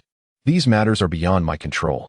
Regardless, my position is secure, so I should promptly follow Sister Muir's instructions and push everything aside. The most pressing concern is the Janeway group. If the situation is mishandled, I may very well find myself dismissed again. Meanwhile, Lu Muir sat in the car, her heart tightening as she gazed at the numerous bullet holes on the roof. Was this where the gunfire had occurred? She couldn't help but glance back at Bai Qiyu. Wasn't it Qiyu who had been driving that very car when the attack nearly happened? Immediately, Lu Muir recalled the scene. Had any of those bullets strayed, even slightly, she might never have seen Qiyu again. This possibility was utterly unacceptable to her. At that moment, Bai Qiyu was also gnashing his teeth in regret, having been preoccupied with the fare and forgetting about the car repair costs. As he scanned the interior, he suddenly noticed Lu Muir's tearful expression, as if she were on the verge of weeping. Just moments ago, she had been so assertive and decisive. Why the sudden urge to cry? What is wrong with you? Bai Qiyu inquired, furrowing his brow. Lu Muir looked at him with hopeful eyes. Qiyu, please, don't drive unlicensed cabs anymore. Today was far too dangerous. Let me take care of you. What is it with these women, seeking to exploit my exquisite physique? That time for being kept is long past. Muir, some birds cannot be caged, Bai Qiyu replied earnestly. I am a self-reliant individual and must strive for independence. If I do not work, how can I pursue my passions? Have you ever collected water margin cards? Do you understand the joy of such a hobby? Lu Muir's lips twitched. She had never anticipated hearing the phrase self-reliant from Bai Qiyu. When they were together, he never hesitated to demand money from her. Yet now he spoke of independence? A troubling thought suddenly crossed her mind. Do you have another woman? Bai Qiyu immediately shook his head. No. Upon hearing his denial, Lu Muir sighed in relief, having assumed he wanted to earn a living to support a family. After all, if he could so easily break up with someone as exceptional as her, how could he possibly have another partner? If he wanted to be a driver, so be it. Let it be his personal hobby, as the likelihood of encountering fugitives was negligible. It was only then that Bai Qiyu remembered to ask, by the way, where are you headed? Lu Muir smiled and replied, to your place. I have no home, he stated. Lu Muir furrowed her brow. Then where are you staying? I'm at a friend's house, Bai Qiyu responded, uncertain if the person Su Ji had contacted was indeed Lu Muir, so he refrained from mentioning her name. However, Lu Muir directly asked, is it at Su Ji's home? Hearing this, Bai Qiyu was momentarily taken aback. It seemed she was already aware. Lu Muir, being astute, quickly deduced that he must be residing at Su Ji's place. Yet, this revelation only heightened her surprise. She possesses a profound understanding of Su Ji, to the extent that whenever she visits her home, she is confined to the living room and is forbidden from touching her belongings. However, it is utterly astonishing that Su Ji would permit Bai Qiyu to reside in her abode. Unable to contain her curiosity, she inquired, what is your relationship with Su Ji?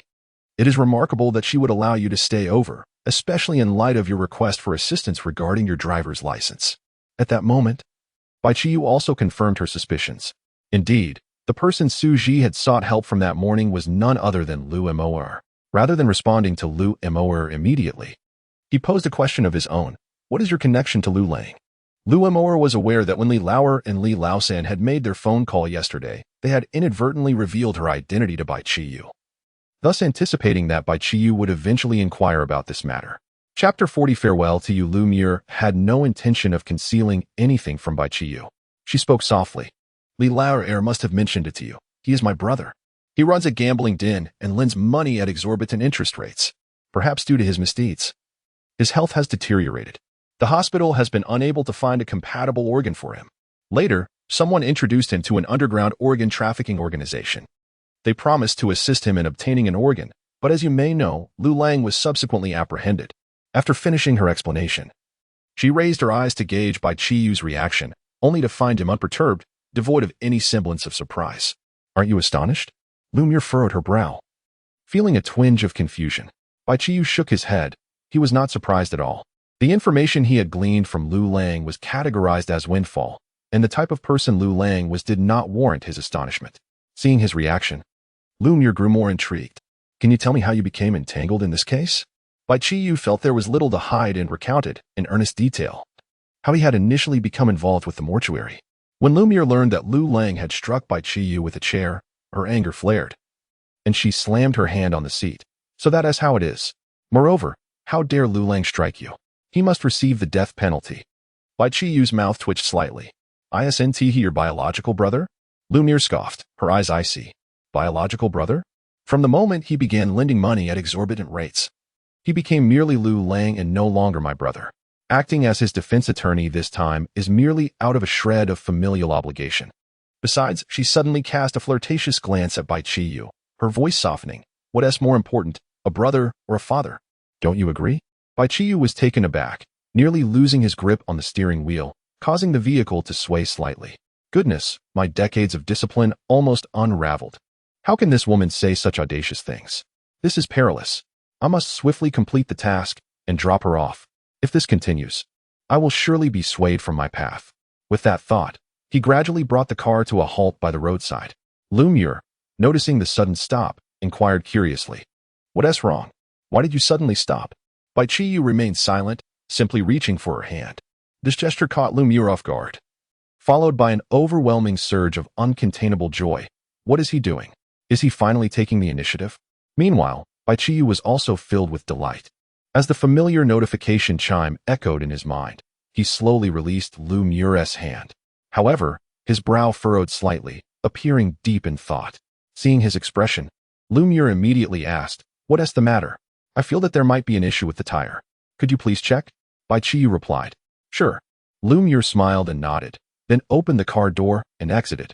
However, as soon as she stepped out, Bai Qiyu pressed the accelerator and the car swiftly darted away, racing far from her sight. "Farewell to you, indeed. How dare you covet my body? What a daydream." Standing still, Lumure watched as the car sped away. Rather than feeling anger, a meaningful smile graced her lips. From the moment Bai Qiyu mentioned an issue with the car tire, she discerned his ulterior motives. Yet, she remained unperturbed, even finding a certain charm in his antics, eager to witness his self-satisfied demeanor upon believing he had succeeded. Lumure shook her head with a smile. She had allowed him to escape once before, but this time, he would not elude her grasp. Subsequently, she dialed her assistant. "I am at Health Street. Come pick me up." On the other end, the assistant replied respectfully, "Understood. By the way, Sister Emoer, young Master Lu Lang wishes to see you." Lumure scoffed, her words laced with unmistakable indifference. "I will not meet him. Tell him to find another lawyer. I shall no longer involve myself in his affairs." Lu Lang could never have anticipated that his earlier act of striking Bai Qiyu with a stool would cost him his only chance to evade legal repercussions. Meanwhile, Bai Qiyu was examining the entry he had acquired from Lumure. "Lawyer, purple understands and can apply all legal statutes."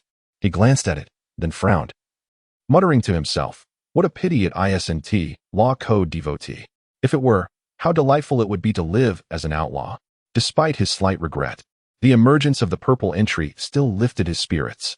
After all, it was purple, boasting considerable value.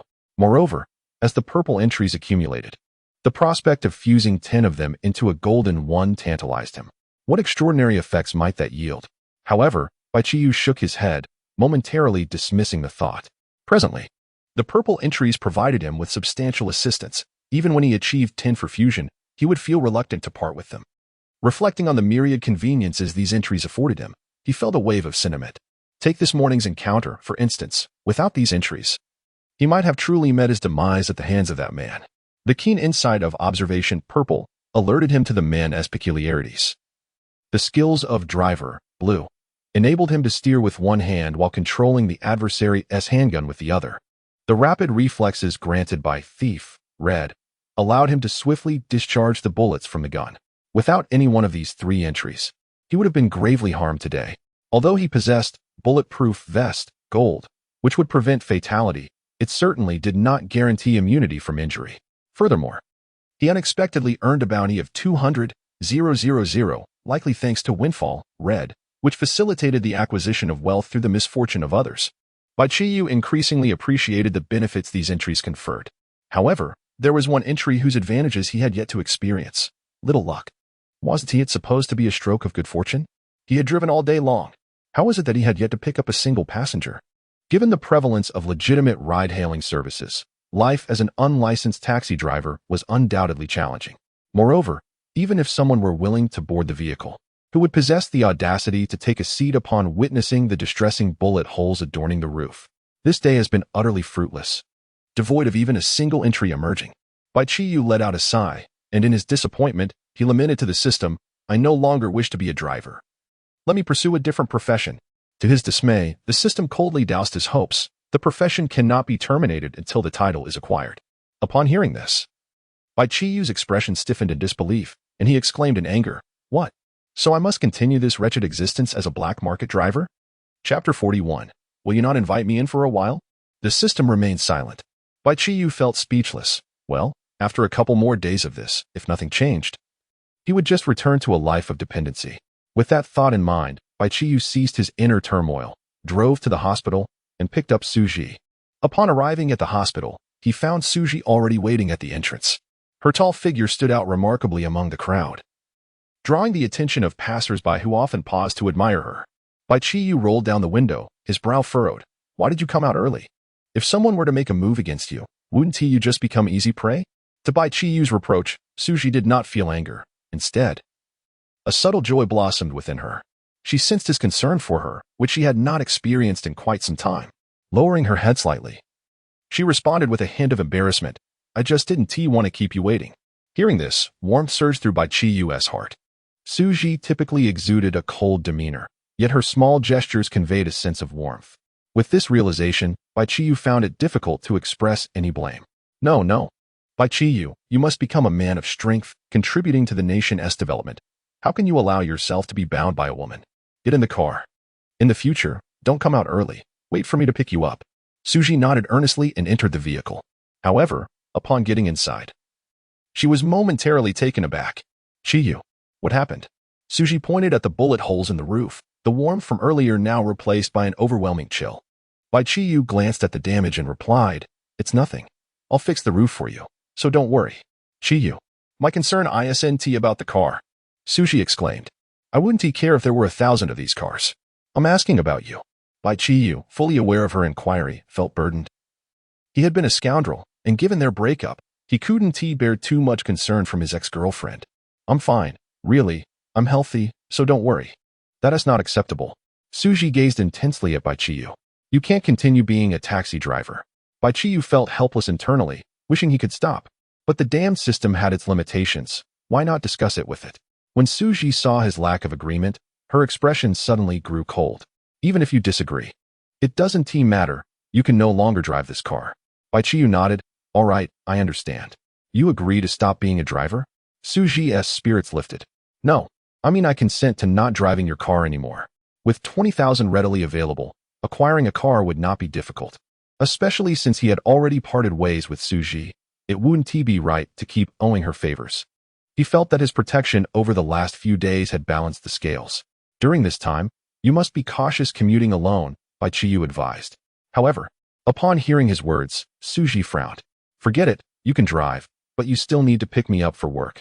No need, actually, I said. You will drive. Before Bai Qiyu could finish her sentence, Suji interrupted her, brandishing a surgical knife in her hand. Observing Suji's unwavering resolve, Bai Qiyu promptly fell silent. How fickle of you, allowing and disallowing at your whim. As the two arrived at Suji's doorstep, they discovered that someone was already waiting. Bai Qiyu was taken aback upon seeing Lu Moer. What was she doing here? Suddenly, Bai Qiyu recalled that Suji had contacted her earlier that morning regarding her driver's license. Lu Moer, spotting the two, waved at Suji, exclaiming, Suji, you're back. She then turned to Bai Qiyu, playfully teasing, aren't you going to introduce this handsome fellow? Lu Moer feigned ignorance of Bai Qiyu why? Yet perhaps it was for the best. Otherwise, considering Suji's temperament, if she learned of Lu Moer's past connection with Bai Qiyu, it would likely spell disaster for her.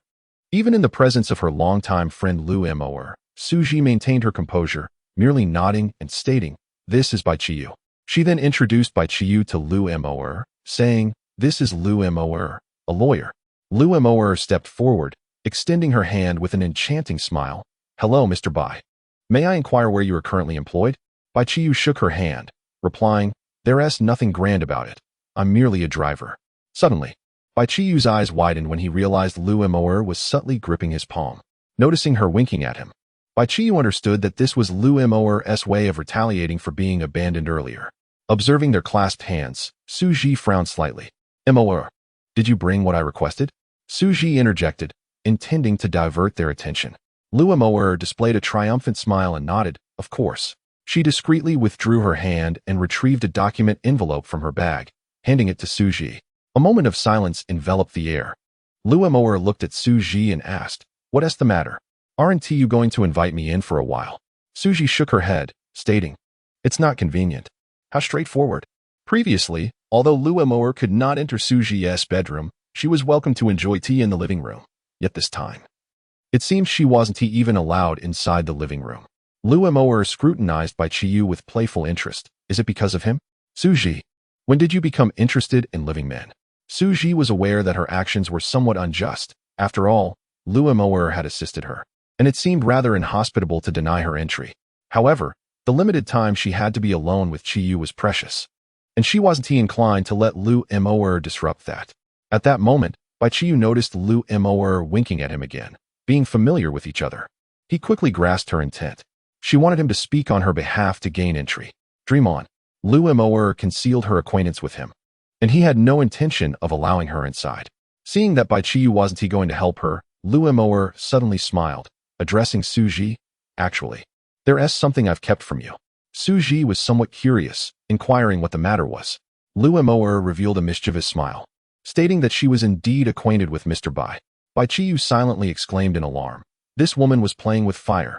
If Suji were to discover that you were my ex-girlfriend, would you still wish to leave this room alive? In light of Lu Moer's presence and his own safety, Bai Qiyu promptly nodded in affirmation, saying, Yes, we are familiar with each other. She rode in my car today and even assisted me. Perhaps we should invite her in for a moment. Chapter 42. Departing swiftly after dinner upon hearing those words, Suji hesitated momentarily before conceding. All right, come in. As she stepped forward to unlock the door, Lu Moer seized the opportunity to unexpectedly embrace Bai Qiyu, planting a kiss upon his cheek. Lu Moer, adorned with vibrant red lipstick, left a vivid imprint upon Bai Qiyu's face. Instantly, he covered his face. And at that precise moment, Suji turned back. Observing Bai Qiyu's peculiar gesture, she inquired, Qiyu? What is the matter with you? Bai Qiyu vigorously rubbed his face, exclaiming, Oh, it's just a mosquito. He then pressed down forcefully, transforming the lip mark into a distinct crimson stain. Suji gently wiped his face, remarking, Indeed. The mosquitoes in this season are exceedingly bothersome. Lu Moer watched the scene unfold, a subtle smile gracing her lips. As Suji opened the door to the room, she suggested, Since there are so many mosquitoes outside, let us hurry home. For some inexplicable reason, Bai Qiyu felt that Suji's words carried a hidden meaning. The group then entered the room. Once Lu Moer stepped inside, she scanned her surroundings, and upon confirming the absence of Bai Qiyu's personal belongings, she exhaled softly. This indicated that the relationship between Bai Qiyu and Suji had not progressed significantly. Her opportunities still seemed ample. Apologies, Suji. Love is a selfish endeavor. But I shall make amends in due time. Noticing the enigmatic smile lingering on Lu Moer's lips, Bai Qiyu realized she was undoubtedly concocting some scheme. The kiss had caught him off guard, and had he not been astute, he might have fallen prey to Suji's suspicions. It was best to expedite her departure. Thus, Bai Qiyu addressed Suji, Shouldn't we be dining soon? His underlying message was clear. It's time for dinner. Perhaps you should take your leave. Upon hearing this, Lu Moer's lips curled into a playful arc. Is that so? I wonder if I could stay and join you? Had it been any other time? Suji would have firmly declined, but today, she surprisingly nodded in agreement, of course. Lu Moer had prepared an array of words to say. Yet she was taken aback by Suji's immediate consent. Suji said nothing further and, without inviting Lu Moer, simply changed her clothes and proceeded to the kitchen. Bai Qiyu turned to Lu Moer. What are you up to?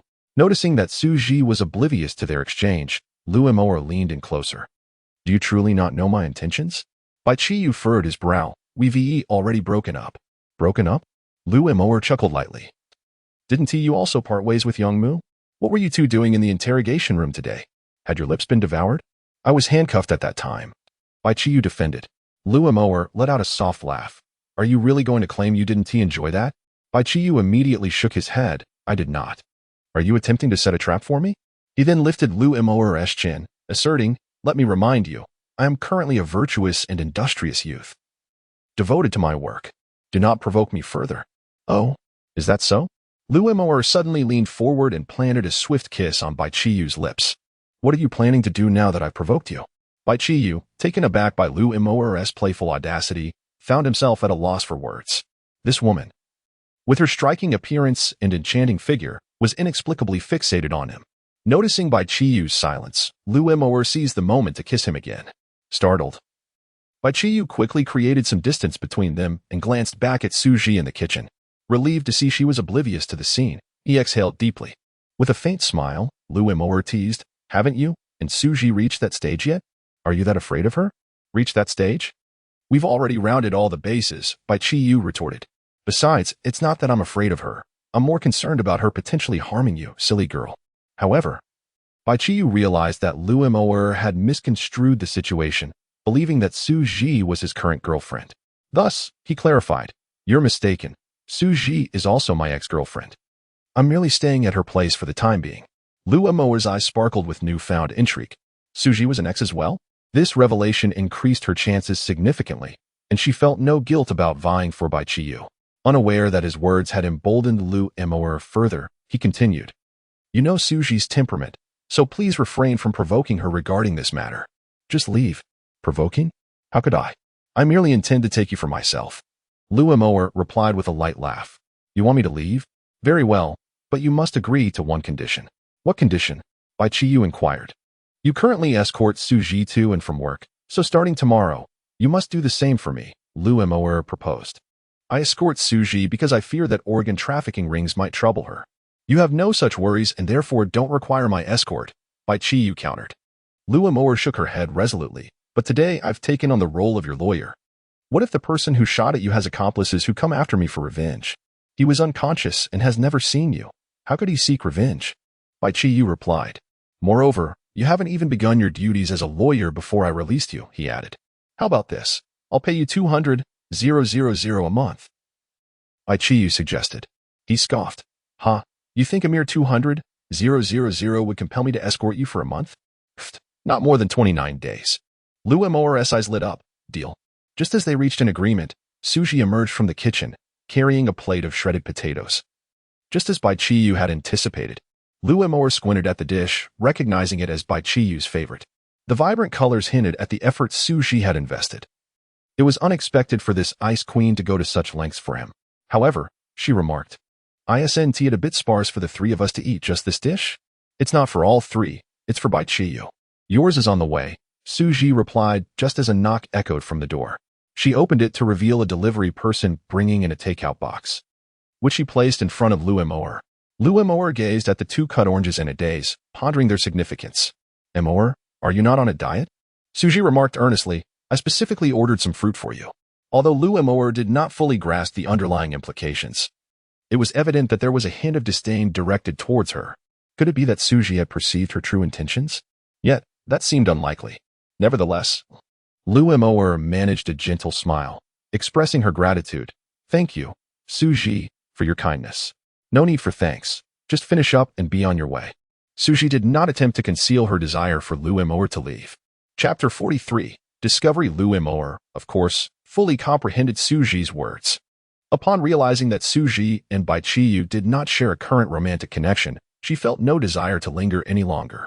Thus, Lu Moer promptly rose to her feet, stating, "I just remembered that I have some matters to attend to, so I shall take my leave." "Wait," Su Ji suddenly called out. Lu Moer paused momentarily, taken aback. Just moments ago, Su Ji had been eager for her departure, and now she was asking her to wait. Immediately, Su Ji picked up the two oranges from the dining table, saying, "These are for you. Take them with you." Seeing Su Ji's earnest expression, Lu Moer gently furrowed her brow and accepted the oranges. "All right, thank you." She then waved goodbye to Bai Qiyu, saying, "Goodbye, Mr. Bai." Bai Qiyu waved back, thinking, "Perhaps it is best not to meet again. Yet, wait, she is still waving those two golden oranges at me. How could I possibly not see her again?" Once Lu Moer departed, Bai Qiyu exhaled a sigh of relief. Reflecting on Lu Moer's recent behavior, he felt a shiver run down his spine. Meanwhile, as soon as Lu Moer exited, she swiftly retrieved her phone to search for the meaning of oranges. Her eyes widened in astonishment upon discovering an explanation. The orange symbolizes a woman who cannot find a husband. Could it be that Su Ji's gift carried this implication? Did it suggest that she had discerned the unusual nature of her connection with Bai Qiyu? Yet, she had behaved quite normally today. Or was it merely a coincidence? Regardless of whether it was a coincidence or intentional, Su Ji, that man is mine. I have claimed him. With this thought, Lu Moer smiled confidently and casually tossed the two oranges into the trash. Meanwhile, Su Ji scrutinized Bai Qiyu. The intensity of her gaze made Bai Qiyu uneasy. He hastily consumed a few strands of shredded potato before retreating to his room. Upon returning to his sanctuary, Bai Qiyu finally breathed a sigh of relief. Phew, is it possible that I have too many ex-girlfriends? Otherwise, why do I keep running into them? Of course, encountering exes is not without its advantages. These former flames possess genuinely enticing attributes, each adorned with golden tags.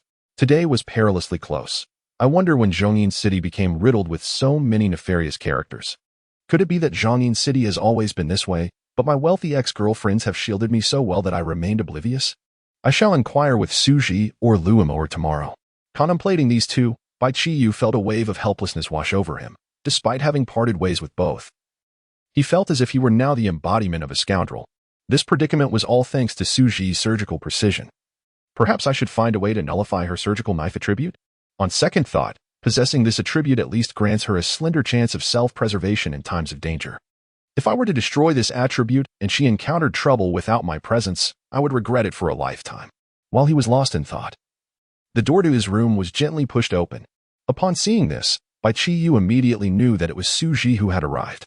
Thus, he promptly closed his eyes. Accustomed as he was to the routine, yet today differed from the norm, Suji did not eagerly leap into his embrace as she usually did, but instead silently approached the bedside. Bai Qiyu found this peculiar. What was Suji attempting? Just as he pondered this conundrum, he suddenly felt a moist sensation gently brush against his cheek. Was that a warm towel? How dare that woman make a mess of you? Suji's tone, no longer frigid, brimmed with ire, akin to a child whose cherished toy had been usurped and inadvertently damaged. Ah, and here too. Suji's voice retained a hint of dissatisfaction as her sharp gaze swept over Bai Qiyu's lips before she resumed wiping. Bai Qiyu was taken aback. Did Suji know everything? Had she seen it all? As if reading his thoughts, Suji murmured in a low voice, I am a doctor. I can distinguish between lipstick and blood. And you, with lipstick smeared on your lips, couldn't even be discreet. Luomor never hailed cabs, let alone took unlicensed ones. When you lie, could you not exert a little effort? As she spoke, her voice dropped. Qiyu, if you wish to kiss, you may kiss me. I wouldn't mind. Bai Qiyu's heart jolted. This felt like a conversation directed at him. Could she possibly know he was awake? While Bai Qiyu was engulfed in doubt, Suji, resembling the previous nights, climbed into bed and embraced him once more. Her touch was tender yet laced with an air of possessiveness. I hope you cease all contact with that woman, or indeed with any woman. You are mine, and will forever remain so. After uttering this, Suji boldly pressed her lips against Bai Qiyu's cheek. Unlike her usually cold demeanor, this kiss radiated warmth. Bai Qiyu's heart tightened. This could not continue. If it did, not only would he be unable to endure, but even those from Steel 7 would falter. He needed to devise a means to address Suji's concerns. Remaining in this state was untenable. He reluctantly closed his eyes and drifted into slumber. Meanwhile, in another part of Zhongyin City, Ningwu, the owner of Wayman Pharmaceuticals, sat in his office, his countenance dark and his gaze sharp as a blade, fixated on a burly man before him, Shiba. So, a rogue taxi driver delivered old 9. Armed with a pistol? Ningwu's brow furrowed deeply, clearly incredulous at this revelation. When Shiba first learned of this information, he too found it hard to accept. But he nodded affirmatively. Indeed, that is the case. Ningwu's expression grew increasingly grim as he could not restrain himself from shattering the water cup on the table, the fragments scattering in all directions. Incompetent fools. A band of worthless wretches. My painstakingly established base has been obliterated by a mere security guard. Lao Wu, Lao Qi, Lao Shi are all dead. And now, old 9 has been subdued by a rogue taxi driver. What use are you all? Shiba's expression shifted, and he quickly bowed in apology. I am sorry, boss. It was our oversight. However, I have an idea. Since the driver possesses such remarkable skills, we might as well recruit him to join our ranks. He operates a clandestine taxi service and likely lacks financial resources. If we offer him sufficient compensation, he should be inclined to assist us. Ningwu smiled faintly, his gaze imbued with a hint of coldness. He picked up a walnut from the table and, without hesitation, hurled it towards Shiba's head. The walnut swiftly struck its target, causing Shiba to stagger momentarily, nearly losing his balance. Chapter 44. Could it be that you simply haven't seen it? Ningwu cast a cold glance at Shiba, his tone laden with gravity. What car was he driving? You tell me yourself. Shiba rubbed his head, hastily replying, an A8, an A8. A flicker of icy light crossed Ningwu's eyes. A person who drives an A8. Would he be lacking in funds? I fear this is someone specifically seeking to trouble us. He paused momentarily, then commanded in a chilling tone, such a person need not be spared. Have Lao Si pay him a visit personally and see him off. Upon hearing this, Shiba immediately bowed his head. Understood, boss. I will arrange it right away. Barely had the words left his lips when Chiba hurriedly exited the room. The next day, Bai Qiyu, as per his usual routine, accompanied Suji to work. True to form, he did not neglect his task, accruing entries. After seeing Suji off, he opened his panel to check the newly acquired entries from her. Neat. What a tidy environment enhances one's mood. Bai Qiyu wrinkled his lips in disdain. This was rather mundane, wasn't it? However, it mattered little, for there was another woman awaiting him to accrue entries. Life was indeed becoming increasingly promising. Just as Bai Qiyu prepared to leave the hospital to fetch Lu Imor, a gentle tapping sounded against the car window. He turned to see a charming young girl standing outside, appearing to be around 20 years of age. What is it? Bai Qiyu asked with a frown. The girl smiled and leaned closer to the car window, sweetly saying, "Young man, your car is truly beautiful. Could you give me a ride?" Bai Qiyu frowned slightly, lowered the window, and replied coolly, "I need to see your palm first." The girl was momentarily taken aback, her cheeks flushing slightly as she laughed. "All right then. Let me show you."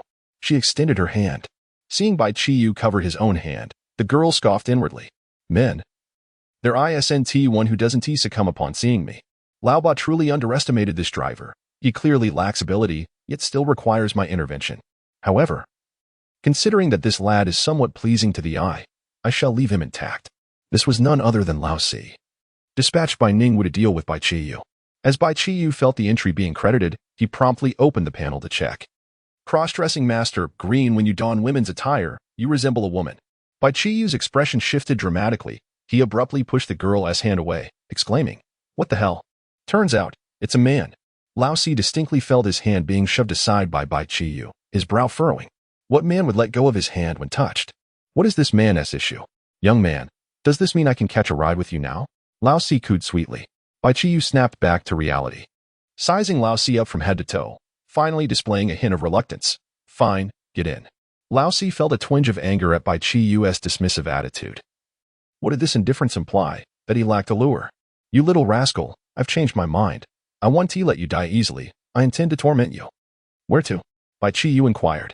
Old Si suddenly flashed a charming smile, her voice soft yet tinged with a hint of seduction. Anywhere is fine, darling. Where do you wish to take me? Upon hearing this, Bai Qiyu felt a surge of excitement and turned to the woman, asking, Really? We can go wherever you desire? Old Si feigned shyness, her eyes sparkling. Of course, my dear. You decide. All right then, let's go.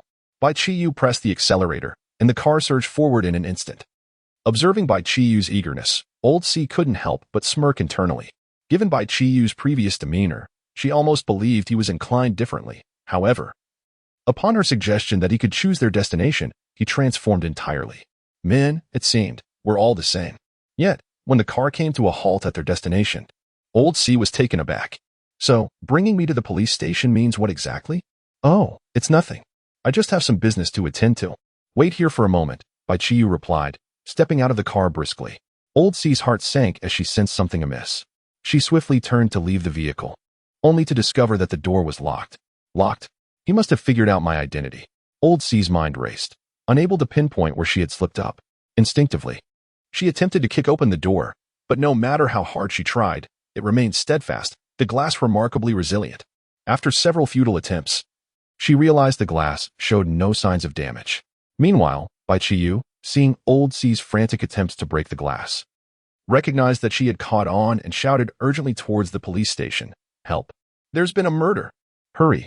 The sound of her cries sent a chill through Old Si, who quickly drew her firearm and aimed it at Bai Qiyu.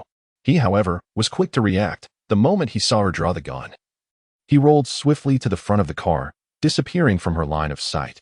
The bullet shattered through the windshield, grazing Bai Qiyu's clothing but failing to strike him. Regret flooded Old Si's mind. If only she had dealt with Bai Qiyu inside the car earlier, she would not be in such a precarious situation. Now, entangling herself further with him seemed futile. Her immediate priority was to escape. Just as she prepared to fire at the window, her hand froze.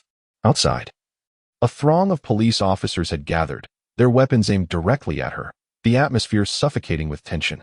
Old Si swallowed hard, despair enveloping her as she realized that she was doomed.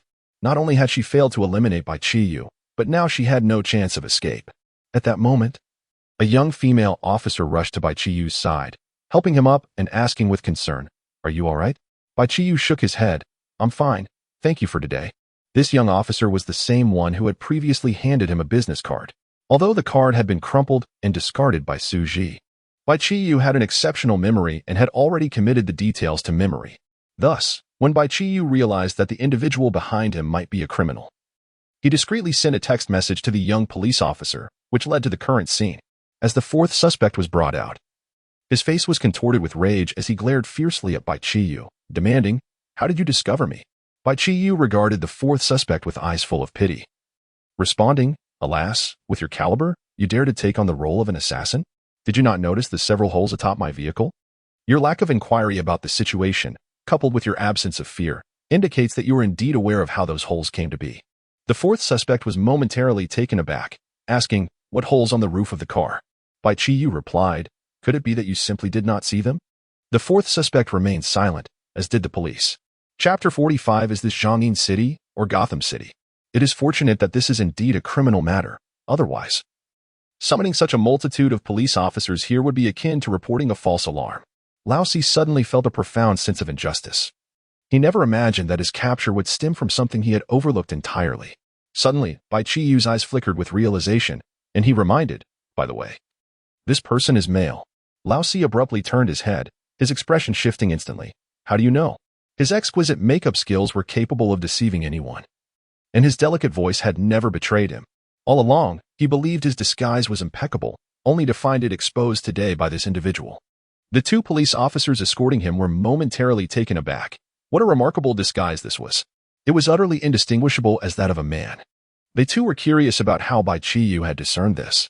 Yet, Bai Qiyu merely smiled, offering no explanation. At that moment, the young female officer addressed Bai Qiyu, saying, "Mr. Bai, you have once again assisted us in apprehending a criminal. We are immensely grateful. However, could you kindly help us with a statement?" Bai Qiyu nodded, "Of course. It is my duty as a model citizen. However, I trust your precinct will reimburse me for the cost of the repairs?" Just as the young officer was about to respond, a voice suddenly interjected, "I can assist you with that." Turning around, Bai Qiyu discovered that Yang Mu had appeared behind him without his notice. The young officer beside them felt an inexplicable chill and immediately exclaimed, "Captain Yang, you have arrived." Yang Mu glanced at the young officer and nodded. "Zhou, if there is nothing else, you may return to your duties." Zhou promptly replied, "Understood. I will escort Mr. Bai to make his statement right away." "That won't be necessary. I shall accompany him for the statement. You are free to attend to other matters," Yang Mu said decisively. Zhou hesitated, "But there are no buts," Yang Mu interjected. Seeing Yang Mu's resolute stance, Zhou could only silently acquiesce. Casting a final glance at Bai Qiyu before departing, Yang Mu, observing her retreat, shot a resentful look at Bai Qiyu, seemingly unconcerned with Zhou Ying's lingering presence. Or perhaps deliberately addressing her, he remarked, "What? You've caused me trouble, and now you wish to ensnare others?" Zhou halted, her eyes wide with shock as she turned to face them, clearly unable to believe her ears. "Captain Yang, you and Mr. Bai." Yang Mu nodded. "This individual is my ex-boyfriend," Bai Qiyu affirmed with a nod. Zhou Ying's pupils dilated slowly. What had she just heard? Captain Yang had just declared that Bai Qiyu was his former boyfriend. Was she serious? "Captain Yang, you are not jesting, are you? Did you not previously describe your ex as a scoundrel, a beast, a parasite?" The entire police department was well aware of Yang Mu's year-long recovery from the emotional wounds inflicted by a previous unworthy partner. Due to this incident, the anti-vice operations during that period were particularly stringent. Bai Qiyu regarded Yang Mu with a bemused expression. "Is this how you praise me in your department?" Yet Yang Mu, unfazed, pointed at Bai Qiyu and said to Zhou, "He is that scoundrel. Thus, there is no need to investigate him further. His behavior over the past few days has made it abundantly clear that he is unlikely to have any connection with these criminals." Indeed, Zhou saluted Yang Mu. Her demeanor towards Bai Qiyu underwent a dramatic transformation, swiftly shifting from one of subtle flirtation to a demeanor that was cold and distant. Bai Qiyu merely smiled faintly and nodded, showing no signs of surprise, which took both Yang Mu and Zhou aback. "Curious?" Zhou inquired. "Aren't you curious?" Bai Qiyu chuckled. "What is there to be curious about? I am rather handsome, possessing a striking appearance, more so than Su Gong from the Northern District. I—" "Stop, stop, stop." Yang Mu interjected hastily. "Please get to the point." Bai Qiyu, clearly displeased at being interrupted, thought to himself that this was indeed the crux of the matter. Nevertheless, he bypassed these details and continued. "However, I am not so narcissistic as to believe that a professional police officer would take a liking to me upon mere acquaintance, especially considering the weight of the serious case entangled with me. Hence, anyone approaching me must have ulterior motives. This was merely Bai Qiyu's suspicion. But he was further convinced by another matter. That was, when Showing had helped him up in front of the car. He had received a message from her, female orientation, blue, you are only interested in women. This designation in a woman suggested that she was indeed inclined towards the same sex. How could she possibly harbor feelings for him? Showing gazed at Bai Qiyu, suddenly revealing a hint of astonishment. I must admit, I am beginning to take an interest in you. Yang Mu shook his head. It would be best if you refrained from developing any interest in him. Why? Zhou looked at Yang Mu in confusion. Are you afraid he will deceive me? Not at all. Qiyu would never deceive you, for you lack the financial means to entice him. I, on the other hand, possess such capital. Yang Mu's words pierced Zhou Ying's heart. Poverty, indeed, is the original sin. She turned away, her expression forlorn as she walked off. Bai Qiyu gazed at Yang Mu in exasperation, his eyes filled with helplessness. How have I deceived you? You may accuse me of living off others. But how have I ever wronged you? Seeing Bai Qiyu in distress, Yang Mu smirked. Since you do not rely on my generosity, you are free to deceive me. What nonsensical reasoning is this? Should a good person be held at gunpoint? Bai Qiyu retorted, if I have wronged you, then at least reimburse me for the repair costs. Yang Mu then enveloped Bai Qiyu in a hearty embrace. Is that how you settle the repair costs? Bai Qiyu protested. Are you jesting with me? Yang Mu chuckled. I will ensure the repair costs are accounted for. They will be disbursed alongside the reward. Do not worry.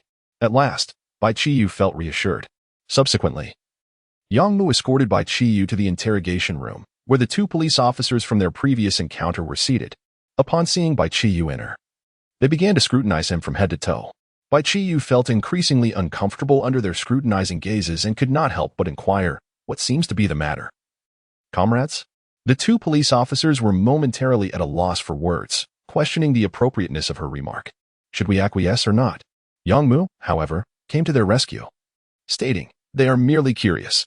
Over the past 2 days, we have apprehended 2 criminals, and if we include Yin Yimin and Lu Lang, that makes 4. How exactly have you managed this? Upon hearing this, Bai Qiyu suddenly expressed her dissatisfaction and retorted, since we are on the subject, I too have a question for you. Is this Zhongyin City or Gotham City? Why are there so many criminals? Chapter 46, Captured Again? Though Yang Mu was unaware of the whereabouts of Gotham City, she was certain it was no place of virtue. Casting her gaze upon the 2 officers beside her, she remarked, let us first take down the statement. Once we have finished, I shall elaborate further. Bai Qiyu, observing the situation, refrained from interjecting and began to recount the events of the day. The 2 officers diligently recorded the statement, and once completed, quietly exited the interrogation room. Bai Qiyu turned to Yang Mu, raising an eyebrow slightly. Now can you share the details? With a composed demeanor, Yang Mu began, in truth, our city, Zhongyin, has been in a perilous state. Various nefarious forces lurk in the shadows, committing unspeakable acts, with nearly half of the citizenry being, to varying degrees, entangled with these forces. Bai Qiyu frowned. And what of it? A glint of cunning flashed in Yang Mu's eyes, her lips curving into a subtle smile. Thus, you require the protection of a police girlfriend. The truth is laid bare before you. Could you not be so absurd? Bai Qiyu retorted, exasperated. If half the population is linked to criminal syndicates, what are we to make of that? Surely, Gotham should be dubbed Little Zhongyin. Even a passing dog would be at risk of being stewed. Seeing that Bai Qiyu was not easily intimidated, Yang Mu relinquished her attempt to frighten him and spoke candidly. Very well, in reality, the public safety in Zhongyin has always been commendable. Although occasional brawls may occur, the atmosphere remains largely harmonious. However, the organ trafficking case you have inadvertently become involved in is the most significant incident to date. Now, with the addition of 2 more gun-related cases, despite their reluctance to divulge information, we suspect these cases all trace back to the Zhongyin hospital, indicating a common perpetrator. Bai Qiyu raised an eyebrow. Are you suggesting that the individual sent yesterday and today's subject are both members of this organ trafficking ring? Yang Mu nodded. It is highly probable. We have gathered some leads, but due to confidentiality, I cannot disclose them at this moment. However, should you agree to allow me to support you once more? Farewell. Bai Qiyu stood decisively, waved her hand, and turned to leave. Ah, you wish to support me again? Unless you possess an inexhaustible wealth of golden credentials. Let us not entertain that notion, Bai Qiyu replied, rejecting Yang Mu's proposition with alacrity. Yang Mu, incensed by Bai Qiyu's swift dismissal, felt her eyes redden with frustration as she blocked Bai Qiyu's path. You cannot leave. Why can I not? The statement has been completed, Bai Qiyu questioned. I care not. You simply cannot leave, Yang Mu insisted, moving to seize Bai Qiyu. As Yang Mu approached, Bai Qiyu swiftly evaded her grasp, bending low and skillfully sidestepping the attempt.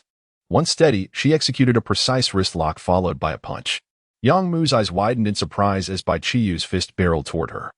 She quickly retreated a few steps to evade the blow and, with curiosity, inquired, When did you learn martial arts? Bai Qiyu beamed with pride. Yesterday. So, can I finally take my leave now? Yang Mu, naturally skeptical, doubted Bai Qiyu's claim of having learned such proficient moves in a single day. It was evident that years of practice lay behind those skills. Suddenly, Yang Mu's heart trembled. Was it the case that he and Bai Qiyu had parted ways due to his occupation as a police officer? Did she fear she would be unable to assist him, prompting her to invest years in mastering martial arts?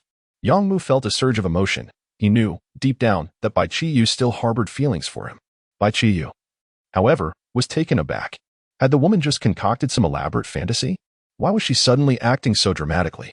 Nonetheless, regardless of her reasons, as long as she refrained from clinging to him, he had no time to linger, as he needed to focus on his work. All right, I must be on my way, Bai Qiyu said, shaking her head. Wait, Yang Mu called out urgently. What now?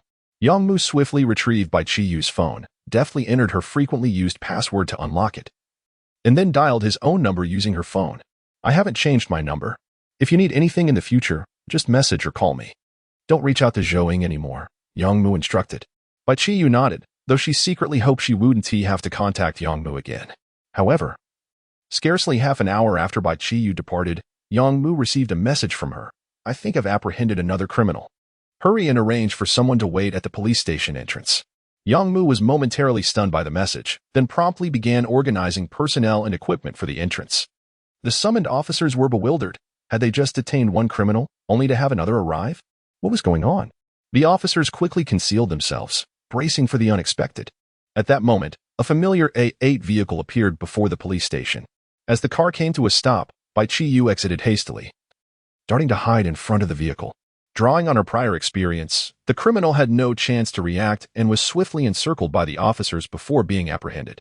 Yang Mu glanced at Bai Qiyu and then at the beleaguered criminal, unable to suppress a gulp.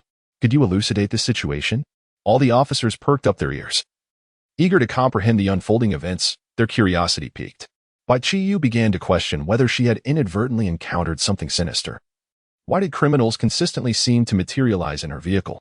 The truth was rather straightforward. Shortly after exiting the police station, she had been approached by this individual, who inquired about the whereabouts of the girl he had previously pursued. Bai Qiyu invited him into her car, claiming she would take him there, ultimately driving him straight to the police station. In essence, the man had come to the station entirely at his own behest. The officers listened with wide eyes, scarcely able to believe their ears. This young woman's workload over the past 3 days had already surpassed their department's annual KPI.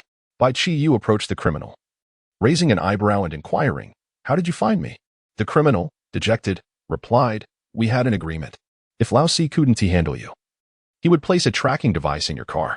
I intended to follow the tracker to locate you and assist him in dealing with you. However, he never mentioned that he had been incarcerated. That damned Lao Si is truly leading me astray. Upon hearing this, Yang Mu found himself both amused and exasperated. All right then. Go on inside and reunite with your comrades, he remarked. There was no alternative. Bai Qiyu also had to draft another statement. However, Bai Qiyu received some encouraging news. The previous individual brought in, a cross-dressing criminal, was also a Class A fugitive, carrying a bounty of 200,000. Yet, there was a disheartening revelation. Based on the events of the day, it appeared that Bai Qiyu was being watched. By the time Bai Qiyu exited the police station, it was already noon. He couldn't help but sigh, pondering why it was so difficult to simply lead a stable working life. At that moment, a thought struck him. Had he forgotten to pick someone up? Chapter 47. Why do you always interject? When Bai Qiyu arrived at Liu Imor's residence, he found her fuming at the door. Her irritation intensified upon seeing his car approach. This scoundrel had promised to pick her up but had only arrived at noon, causing her morning negotiations with Jinwei Group to fall through. However, her expression shifted to one of concern upon noticing the hole in the windshield. What on earth was this? Could it possibly be another bullet wound? As she entered the car, Lu Amor wore a grim expression. Qiyu, what happened here? She demanded, pointing at the bullet hole in the window. Bai Qiyu, however, dismissed it lightly. It's not important, he replied, then grasped her hand, his eyes brimming with excitement. This is what truly matters. His thoughts lingered on the thrill of being a rogue. Lu Amor, misunderstanding his intentions, felt her cheeks flush and her heart race. Qiyu, you're holding my hand as soon as I get in the car. Does that mean? Before she could finish, Bai Qiyu released her hand with a sigh. He increasingly felt that his recent acquisition of the Little Fortune title was a sham. This time, he had received the title of Lipsword. Lipsword, gold in verbal duels, one will not falter and possesses a certain probability of completely persuading the opponent. He had gained a skill in rhetoric. While not entirely undesirable, it felt significantly inferior to the title of Believer. Lu Amor was momentarily taken aback. Just moments ago, he seemed to enjoy holding her hand. Yet now he appeared dissatisfied with it. She examined her hand. It was still as smooth as ever. Qiyu, what's wrong? Are you unhappy? Bai Qiyu shook his head. I'm not unhappy. Let us set off. Where do you want to go? However, Lu Amor's expression darkened, and she spoke seriously. There is no rush to leave. First, you must tell me what happened to the car window. Bai Qiyu hesitated, contemplating whether to disclose the truth. After a moment, he resolved to be honest. If Lu Amor understood the peril he faced, perhaps she would cease her insistence. Thus, he recounted the entire incident in detail. As Lu Amor listened, her brow furrowed deeper, particularly when she heard about the bullet grazing Bai Qiyu's clothing. She gasped, No, you cannot continue this job. It's far too dangerous. Bai Qiyu understood that Lu Amor was worried for him. Yet, without having earned a new title, he had no means to change his profession. More importantly, he had already encountered numerous perils, and it was likely that Su Ji would face similar dangers.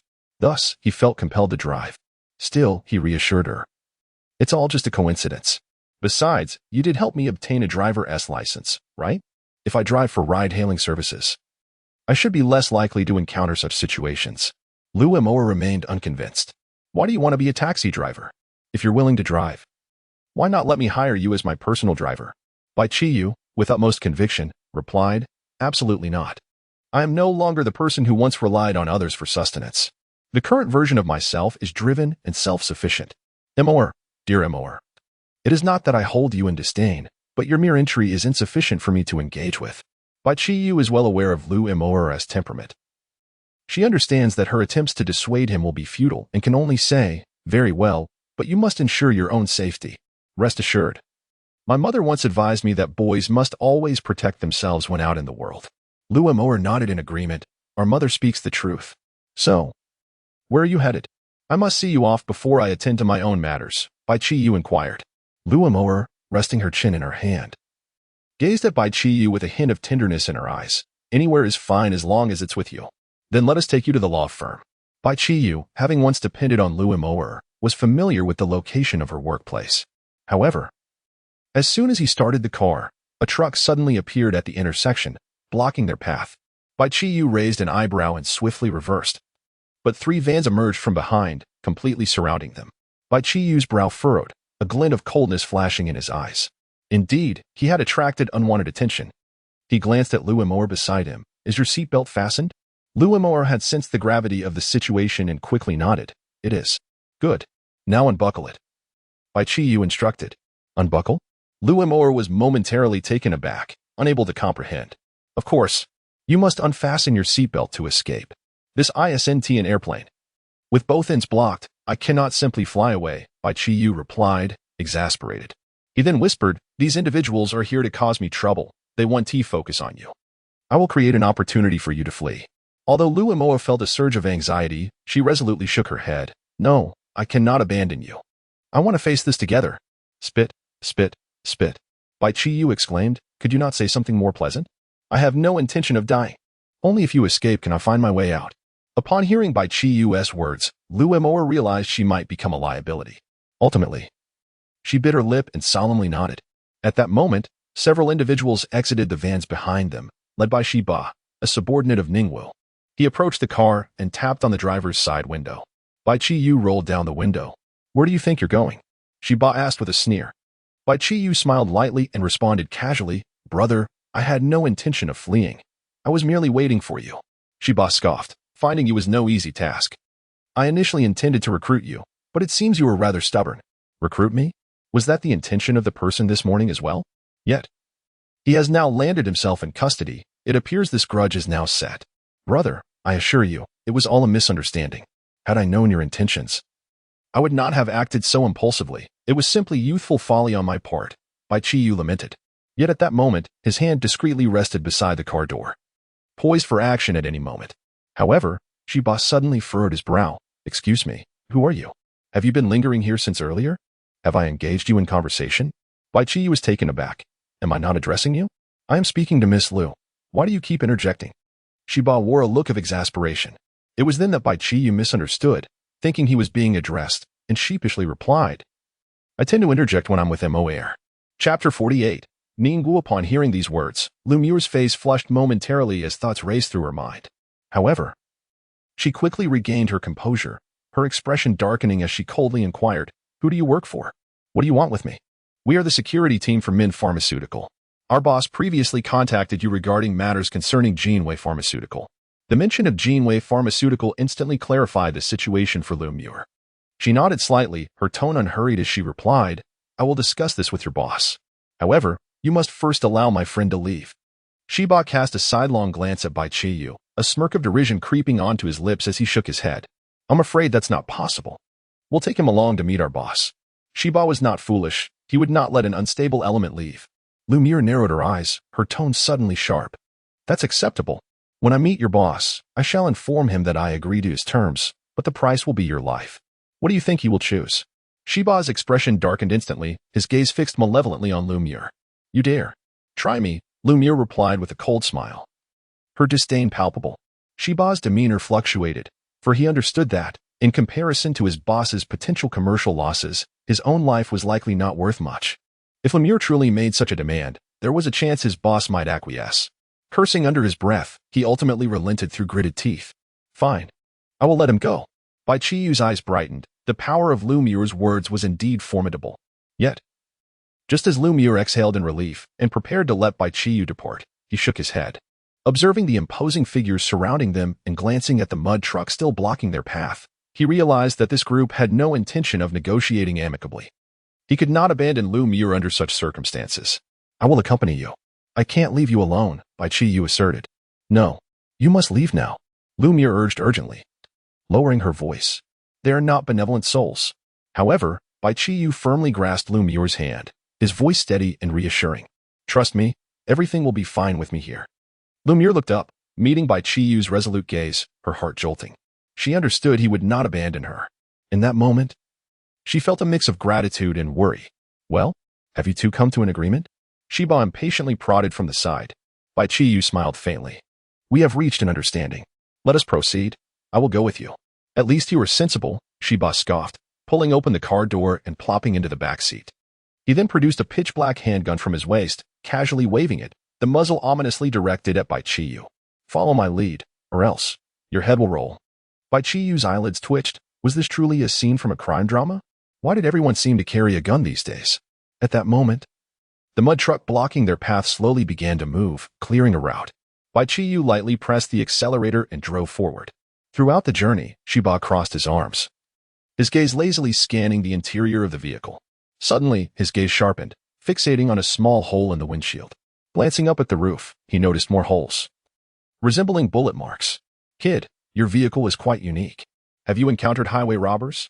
Shiba inquired with curiosity. Bai Qiyu, recalling the 3 criminals he had previously dealt with, chuckled helplessly. It's not exactly robbery. It's more likely a vendetta. Shiba patted Bai Qiyu on the shoulder, grinning proudly. No worries. If Miss Liu agrees to our demands, we'll be like family. I'm not boasting. Just look at the gun in my hand.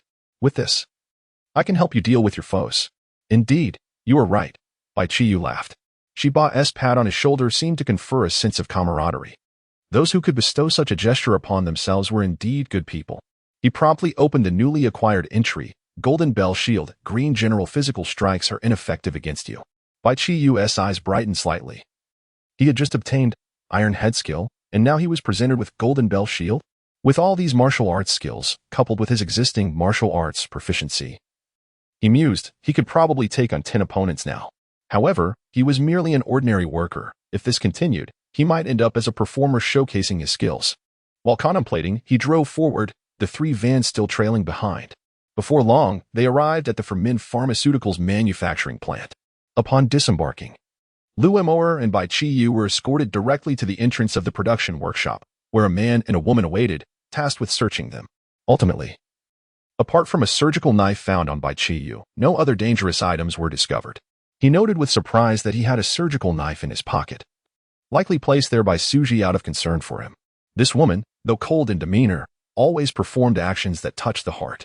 After the search, Shiba led them into the production workshop. On the assembly line, medications were being produced, processed, and packaged in an orderly manner, the entire process mechanized and precise, exuding an inexplicable sense of relief. In the center of the workshop stood a man in a white lab coat, flanked by two men and a woman for protection. Bai Qiyu immediately took note of him, not merely because his white coat stood out in the crowd, but because he bore 3 purple entries above his head. High position and influence, purple given enough time. One's status and power will inevitably reach a level that commands respect from all. Human trafficker, purple gains additional resources when engaging in the trade of humans or human organs. Martial arts, purple your martial arts have reached a great mastery. Bai Qiyu's pupils constricted slightly, his gaze lingering momentarily on the entry labeled human trafficker, his expression growing increasingly sharp. Could it be that Ningwu was connected to that criminal organization involved in organ trafficking? It was astonishing how small the world was, after all that had transpired. He found himself facing this criminal syndicate once more. However, beyond this revelation, Bai Qiyu was even more intrigued by Ningwu's motive for seeking Liu Moer. Ningwu's gaze flickered over Bai Qiyu and Liu Moer, his brow furrowing slightly. Why are there 2 individuals present? Shiba immediately leaned closer, whispering a few words in Ningwu's ear. Only then did Ningwu's expression relax, a subtle smile gracing his lips. Since you are a friend of Miss Liu, you are one of us. With that, he approached Liu Moer, extending his hand with a warm smile. Greetings, I am Ningwu. It is a pleasure to meet you in this manner for the first time. I hope the esteemed lawyer Liu does not take offense. Chapter 49. Untroubled by the past, however, Lumiere merely regarded Ningwu with a frosty gaze, showing no intention of extending her hand.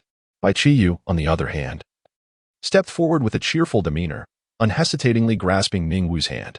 Greetings, greetings. Yet, in that instant of contact, Bai Qiyu felt a pang of regret. Damn it. The car had stopped too far away, and he had missed the chance to gain some leverage. What a loss. Ningwu furrowed his brow slightly, withdrawing his hand with a hint of disdain, and then spoke. Lawyer Liu, regarding the matter I entrusted you with earlier, you did not agree.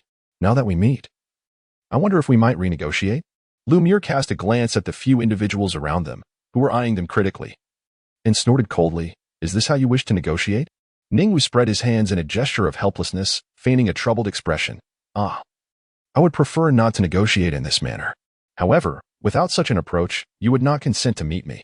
Thus, I must temporarily subject myself to your discomfort. Lawyer Liu. With a scoff, Lumiere bluntly replied, You are referring to the lawsuit filed against you by Jinwei Group for drug infringement, correct? Previously, Ningwu had contacted her through acquaintances, subtly seeking her assistance in handling this legal matter. Ningwu nodded with a smile, his tone laced with a hint of inquiry. Does Lawyer Liu have any solutions? Without hesitation, Lumiere shook her head, her voice as frigid as ice. You cannot win.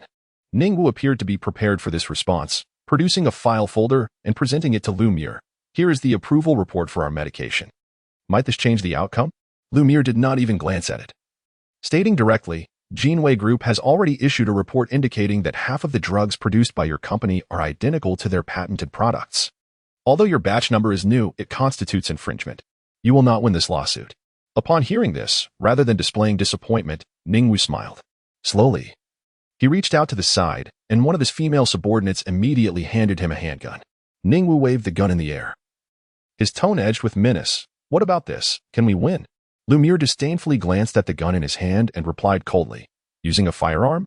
You might as well go become a bandit in the mountains. Unfazed, Ningwu placed the handgun and the file folder side by side, a mischievous glint in his voice. What if we combine this with that? Can we win? Lumiere's expression darkened, her brows knitting together. What do you mean? Instead of responding directly, Ningwu smiled and gestured. Bring her in. As soon as he finished speaking, one of his subordinates turned and left. Moments later, the subordinate returned, dragging a woman whose hands were bound and mouth stuffed with a cloth. Her eyes reflected panic, but upon seeing Bai Qiyu, A flicker of surprise crossed her gaze. Bai Qiyu stared at the woman's face, momentarily stunned. Su Kaiwei. How had she ended up bound here again? Oh my, do you have a talent for being kidnapped? This is the second time. Upon seeing Bai Qiyu, Su Kaiyue's eyes briefly sparkled with hope, only to quickly shift to anxiety. She shook her head vigorously, emitting a series of whimpering sounds. It mattered not whether she herself was injured or even perished. However, if Brother Yu found himself in peril, that was a burden she could never bear. Ningwu observed Su Kaiyue's reaction, a smug smile curling at the corners of his lips. Do you see?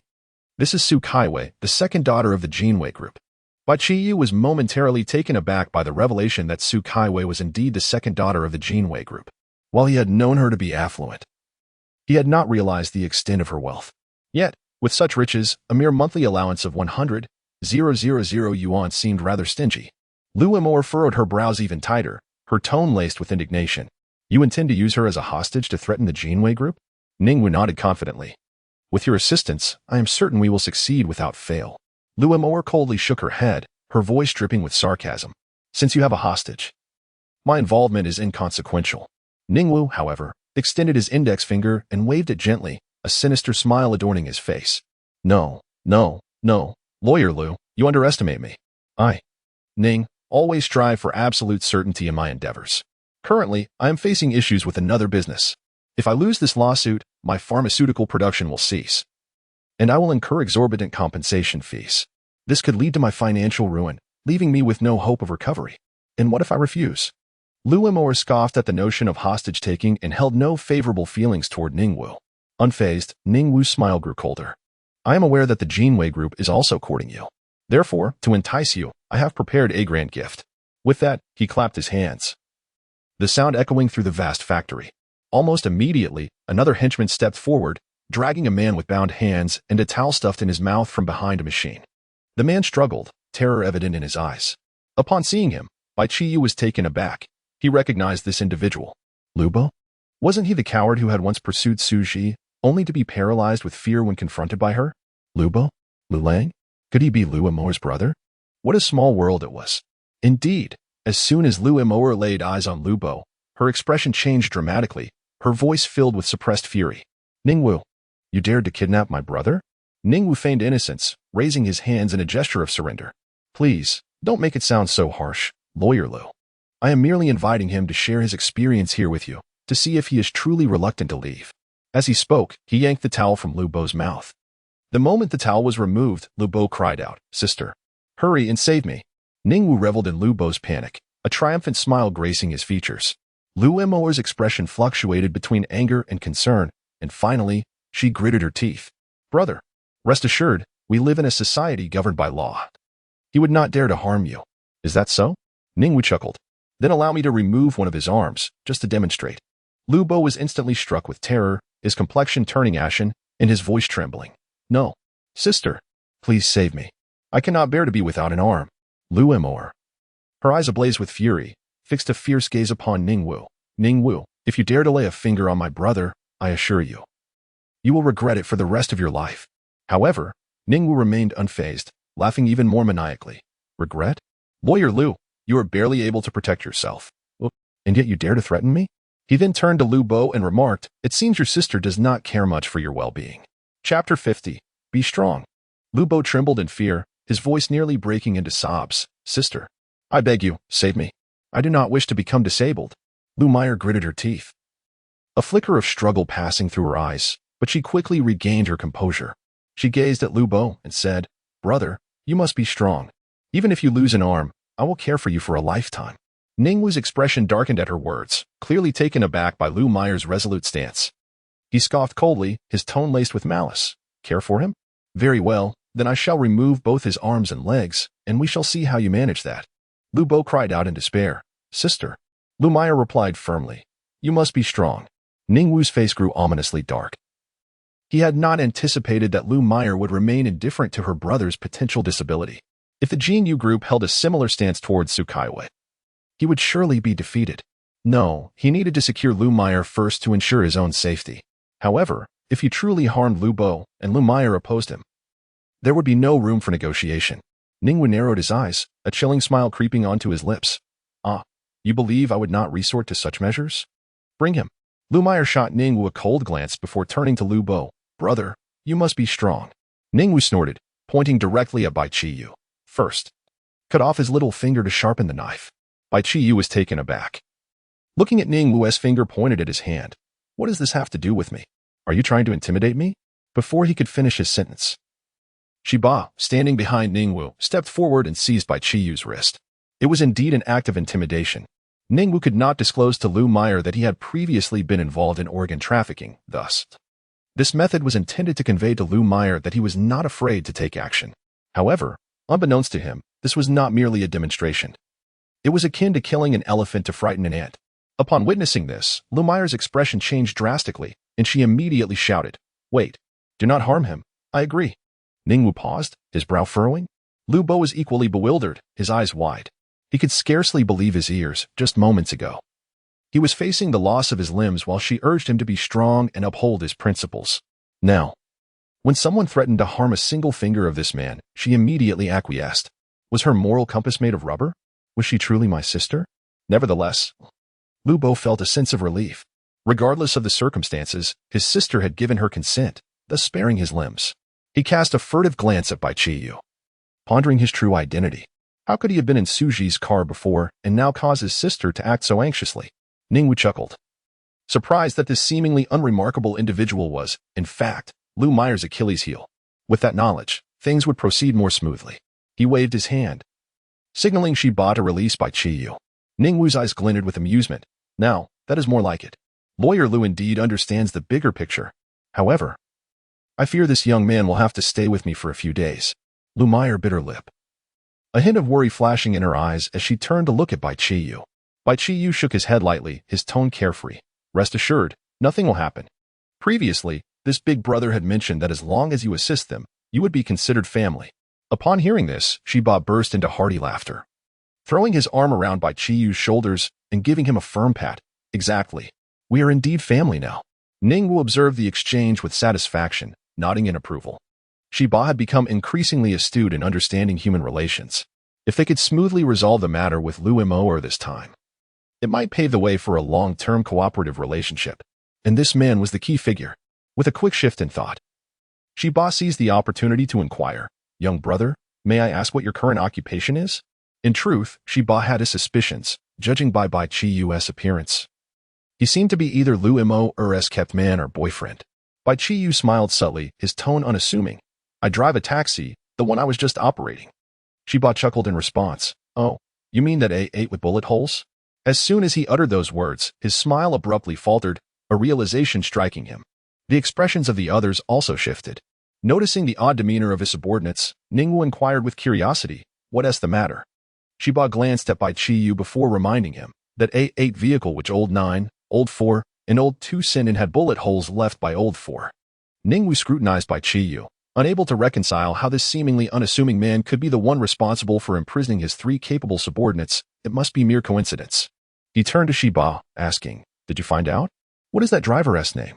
It seems to be Bai Qiyu, Shiba replied. Upon hearing this, Ningwu's brows knitted tightly. The security guard who destroyed our base is also named Bai Qiyu. The same individual who had obliterated their base and incarcerated his trusted subordinates was indeed the one before them. Lu Mo, who had been listening to their conversation, felt her heart race. She was aware of the troubles Bai Qiyu had faced recently, and the more she heard, the more convinced she became that they were speaking of him. When she heard the name Bai Qiyu, a shiver ran down her spine.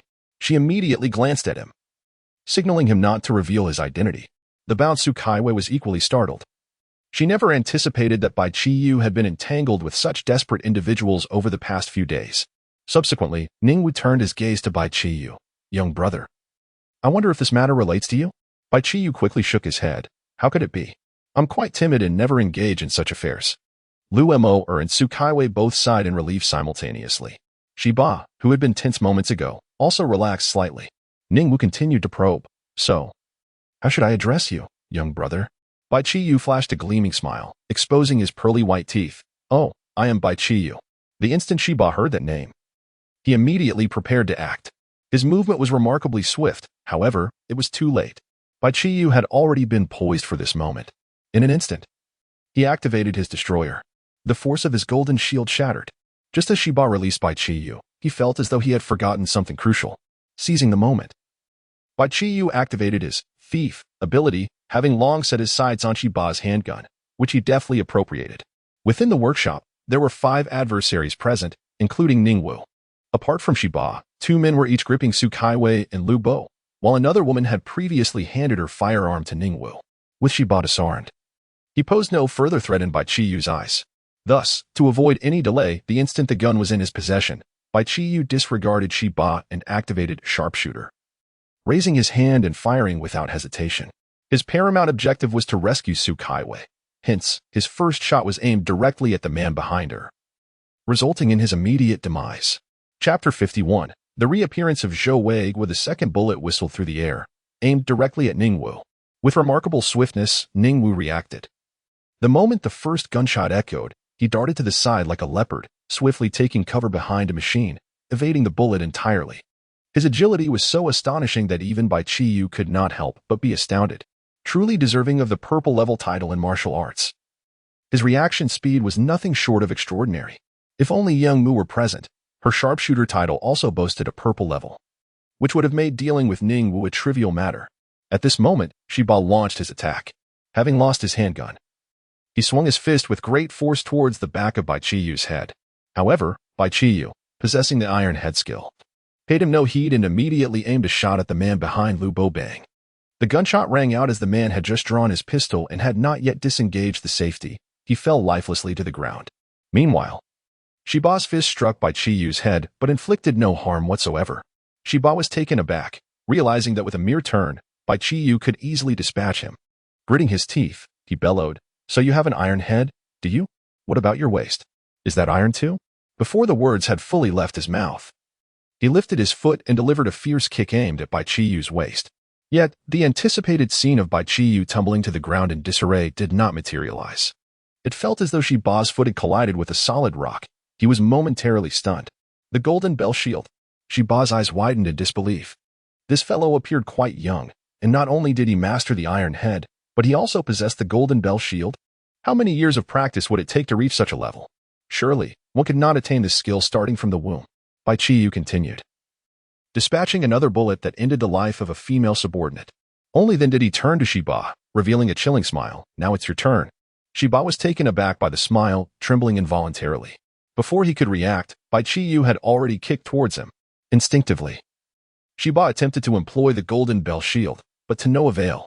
Bai Qiyu's foot struck him squarely in the chest, sending him crashing to the ground. Almost immediately, a bullet found its mark in Shiba's head.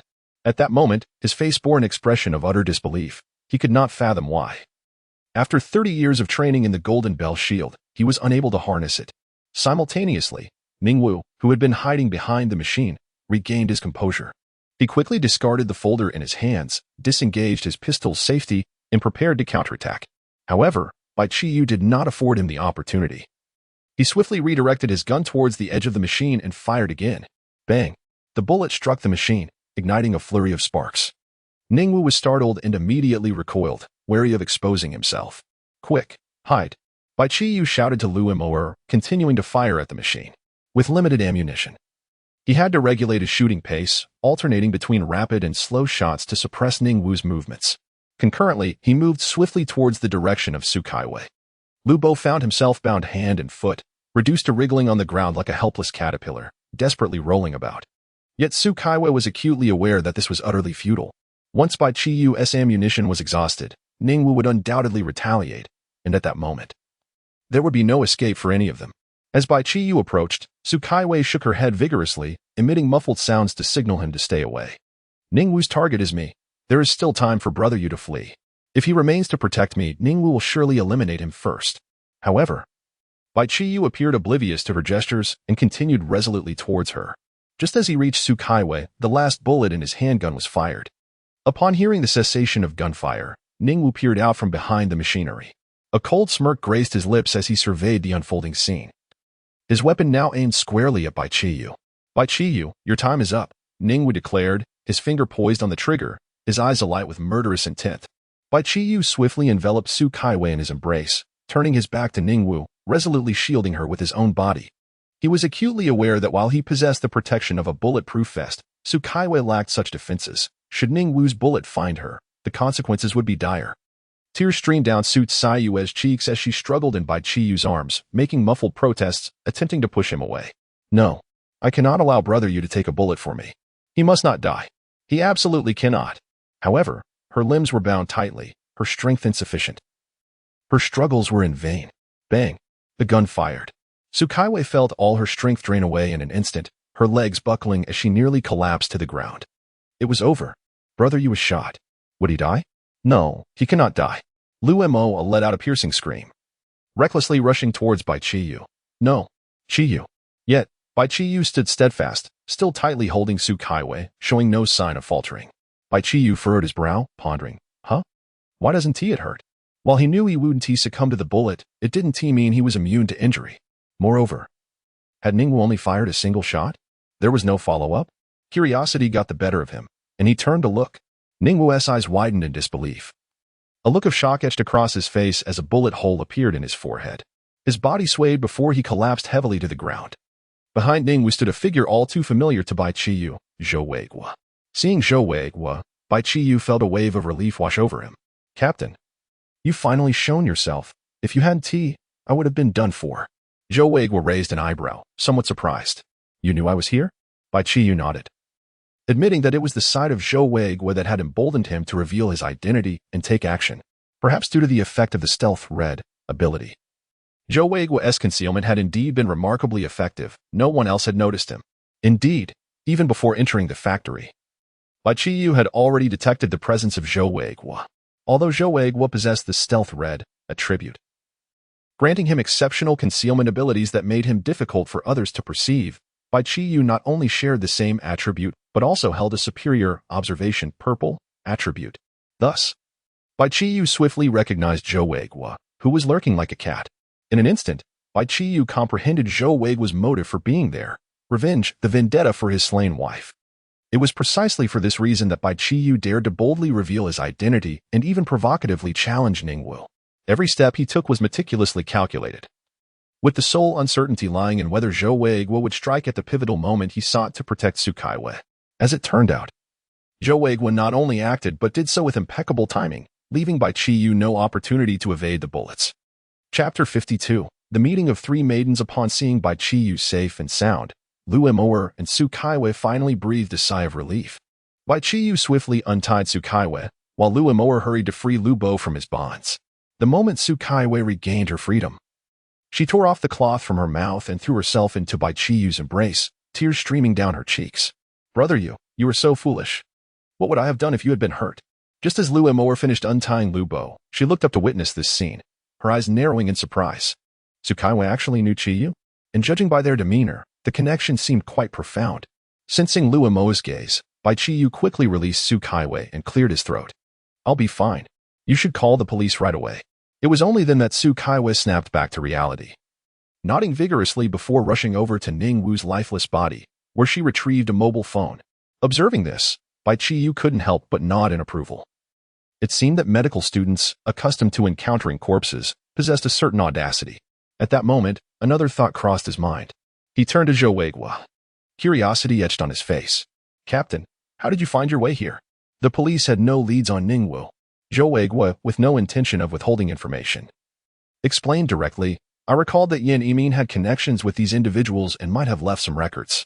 Thus, I went to the hospital. By employing some unconventional methods, I managed to enter Yin Yimin's sealed office. Unfortunately, the police had already confiscated all of Yin Yimin's documents. I had assumed I would return empty-handed when I encountered a suspicious figure who also sneaked into Yin Yimin's office. But what? Bai Qiyu inquired, intrigued. But that person left the hospital and got into an A8. Zhou Weiguo said, casting a somewhat mournful glance at Bai Qiyu. You're not referring to the one wearing a baseball cap, are you? Bai Qiyu recalled the individual he had seen earlier. Zhou Weiguo nodded. Fortunately, I remembered his face. Following the trail led me to discover that this fellow frequently visited Wayman Pharmaceuticals. So, you suspect Wayman Pharmaceuticals might be involved? Zhou Weiguo nodded again. Bai Qiyu pondered for a moment, suddenly realizing that if Zhou Weiguo could reach this location, the police should have been able to do so as well. Yet, Yangmu had previously informed him that the police found no clues from the two individuals. Either Yangmu was unaware, or he had deceived him. Just then, the distant sound of police sirens pierced the air, growing louder as they approached. Tsukaiwei observed with confusion. I haven't even called the police yet. How did they arrive? Bai Qiyu's expression sharpened. Something was amiss. The police had been in the vicinity all along, or perhaps they had already been monitoring this location. Waiting for the opportune moment to act, Zhou Weiguo's countenance grew serious. He was currently a fugitive. If apprehended by the police, it would spell great trouble. He cast a glance at Bai Qiyu and murmured, "It seems I must take my leave." After speaking, Zhou Weiguo swiftly turned and dashed towards the rear of the workshop, his figure quickly vanishing into the shadows. Once Zhou departed, Bai Qiyu cast a glance at his slightly trembling hand and sighed helplessly. Despite having the title of marksman, this was indeed his first experience of taking a life, and a sense of trepidation inevitably gripped his heart. At that moment, a warm hand suddenly clasped his gun-holding hand. Bai Qiyu looked up to find Lu Imo gazing at him with deep affection, softly saying, "Qiyu, it's all right. I'm here for you." Witnessing this scene, Tsukaiwei instantly became furious. Who was this woman? By what right did she hold her brother's hand? She rushed forward, forcefully prying their hands apart, and angrily exclaimed, "Let go of your hand. What are you doing holding my brother's hand?" Lu Imo, having long recognized the unique bond between Tsukaiwei and Bai Qiyu, feigned ignorance and smiled.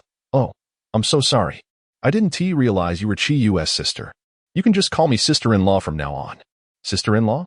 Tsukaiwei's face darkened instantly, and with gritted teeth, she retorted, "You must be dreaming."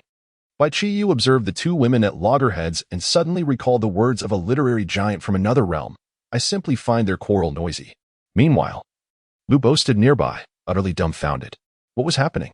One was the second daughter of the Jinwei group, while the other was his gentle elder sister, who had always treated him with kindness. Were they competing for a man? He felt his worldview was being profoundly shaken, his very soul trembling. This was simply absurd. With a thud, Lu Bo knelt on the ground and loudly proclaimed to Bai Qiyu, "If you do not reject me, I wish to acknowledge you as my adoptive father." Lu Imo, who had been in a fierce standoff with Tsukaiwei, turned pale upon hearing this. "Lu Bo, get up. If you acknowledge him as your adoptive father, what will you call him? Can you really call him father?" As she spoke the last part, her voice dwindled. Her cheeks slightly flushed, and she muttered in a tone almost inaudible to anyone but herself, "Well, it wouldn't be entirely out of the question." At that moment, the workshop's door was suddenly flung open with a loud crash. A squad of fully armed police officers stormed in, their movement swift and orderly. Leading them was Yang Mu. Without taking the time to assess the situation, she anxiously shouted, "Qiyu. Where's Qiyu? Qiyu." Her gaze swept across the crowd and finally settled on Bai Qiyu. Seeing him unharmed, Yang Mu let out a small sigh of relief. But her gun was still aimed at Lu Imo nearby. "Qiyu, are you all right?"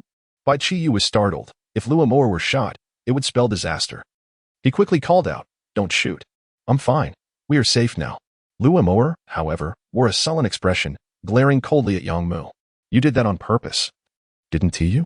Yang Mu replied with a scoff, her tone laced with provocation, "Sorry.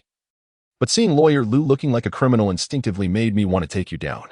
Though she verbally expressed her apologies, her demeanor and actions conveyed no semblance of remorse.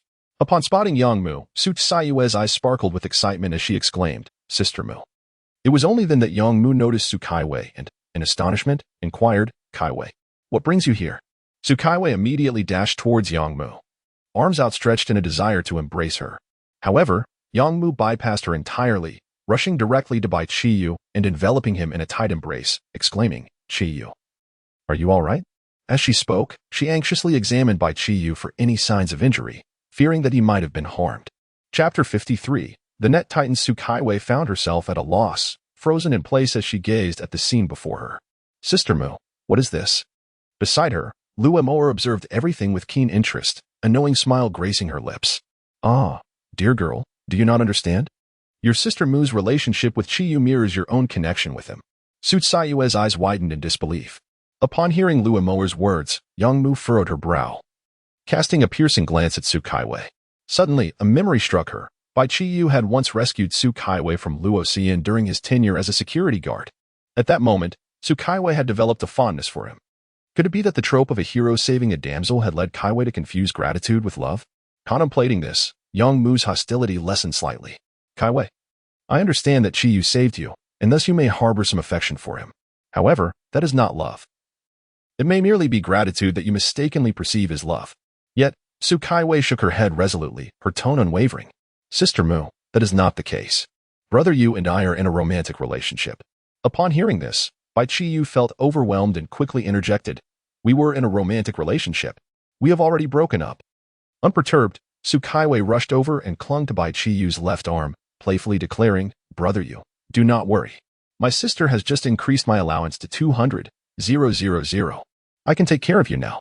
Yang Mu's eyes widened even further at this revelation. She had initially assumed Su Kaiwei merely had a crush on Bai Qiyu, not realizing they had previously been an item. What astonished her even more was the notion that a mere 200,000 would suffice to support him. What a ridiculous thought. She scoffed, as if asserting her claim. She wrapped her arms around Bai Qiyu's other arm. Kaiwei, you may be mistaken. Qiyu is currently my boyfriend. Bai Qiyu hastily pushed them apart, exclaiming, Hold on. You are both just my ex-girlfriends. Lu Emoer strolled over with her head held high, a hint of triumph in her voice. Indeed, you are merely my ex-girlfriends. As she spoke, she opened her arms, attempting to embrace Bai Qiyu. I am the current girlfriend. Quick as lightning, Bai Qiyu pressed his hand against Lu Emoer's head, keeping her at bay. Stay back. You belong to that category as well. Sighing, he lamented, my wretched charm. It is truly a burden. Shaking his head, he remarked with a hint of exasperation, You all possess such grand delusions. Discussing these matters amidst a pile of corpses. At that moment, the three women paused, slowly realizing the gravity of their surroundings. They glanced at the nearby lifeless bodies, a chill creeping over them. Just then, a police officer approached, saluting Yang Mu. Captain Yang, the scene has been secured. The deceased are these 5 individuals before us. The remaining personnel have been apprehended. However, we discovered that the back door was ajar, and upon investigation, it appears someone has escaped. Bai Qiyu understood that the one who had fled was Zhou Weiguo. He let out a sigh of relief. He truly did not wish for Zhou Weiguo to be captured. Yang Mu nodded, his tone steady. All right, I will take them back to the police station to assist with the investigation. Please secure the evidence, especially the surveillance footage from the workshop. The officers exchanged glances at Bai Qiyu and the others, their expressions tinged with hesitation. After all, the situation at the scene had yet to be fully clarified. If Bai Qiyu and the others were indeed the culprits, Yang's position could become precarious. One officer could not help but step forward and quietly inquire, Captain Yang, should we send a few people to accompany you? Just in case. Yang Mu cast a sidelong glance at Lu Emoer, a faint smirk curling at the corners of his lips. Very well, should there be any hidden malice, any shameless woman attempting to steal another's boyfriend, this will provide some reassurance. Upon hearing this, Lu Emoer fixed her icy gaze on Yang Mu. Her tone laced with sarcasm. It seems that Officer Yang has not sufficiently reflected on his actions. Would you like me to assist you in submitting a few more reflections? The mention of reflections caused Yang Mu's expression to darken instantly.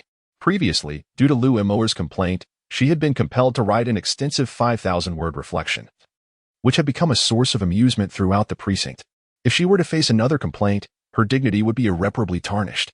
Gritting her teeth, Yang Mu ultimately opted for silence. Indeed, when it came to verbal sparring, Lu Emoer showed no signs of backing down. Of course, Bai Qiyu had long been aware of Lu Emoer's sharp tongue.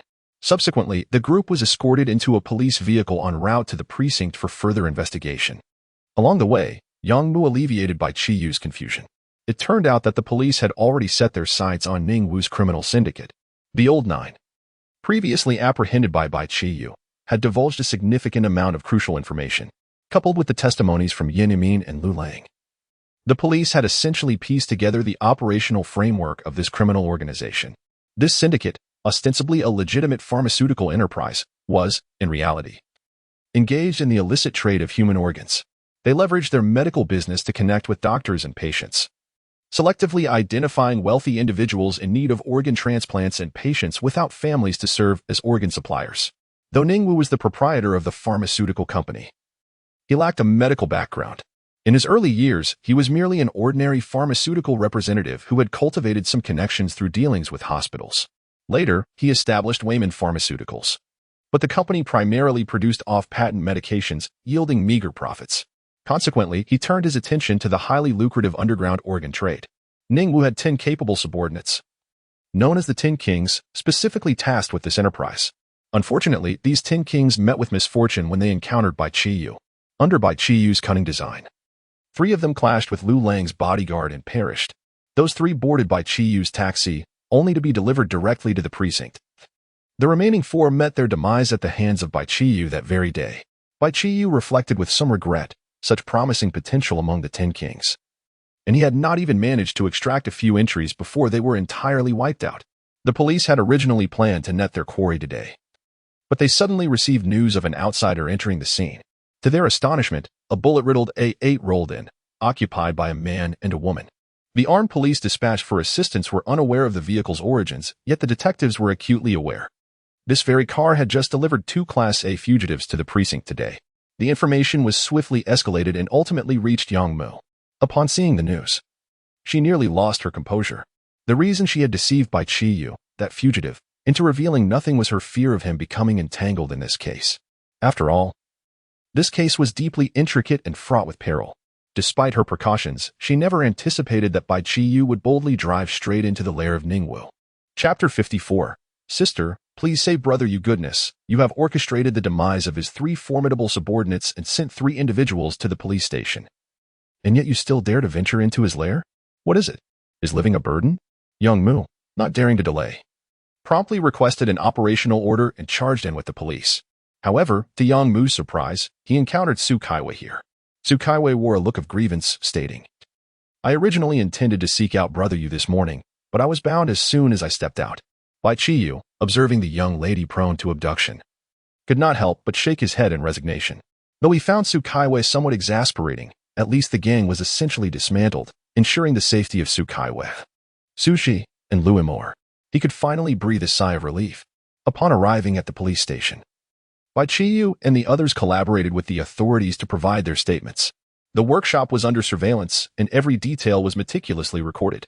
The circumstances regarding Lu Imor, Su Kaiwei, and Lu Bo were clear. They were indeed mere victims of kidnapping and were swiftly released. However, Bai Qiyu's situation was different. He had taken a life.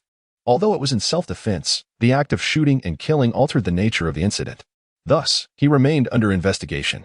At that moment, Su Kaiwei anxiously awaited outside the police station, her eyes filled with concern. Suddenly, a Rolls-Royce Phantom came to a halt before her. A long leg emerged from the vehicle, followed by a captivatingly exquisite visage that appeared before Su Kaiwei. Su Jinyu's brow was furrowed, her expression laden with worry.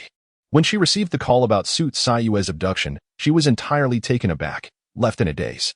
If Kaiwei were to come to harm, she would lose her last pillar of support and be left utterly alone. Seeing Su Kaiwei unharmed and standing before her, Su Jinyu finally exhaled, the weight in her heart lifting. Kaiwei, how are you? Are you all right? Su Jinyu inquired with genuine concern. Su Jinyu's brow slightly relaxed, her earlier tension easing as she noted her sister's safety. She gravely nodded. Of course, he saved you, and I will certainly assist him in any way I can. Upon hearing this, Su Kaiwei immediately grasped her sister's hand tightly, exclaiming, No, we must save him. He was the one who rescued me in the hospital. Su Jinyu's countenance shifted slightly, a flicker of surprise crossing her eyes.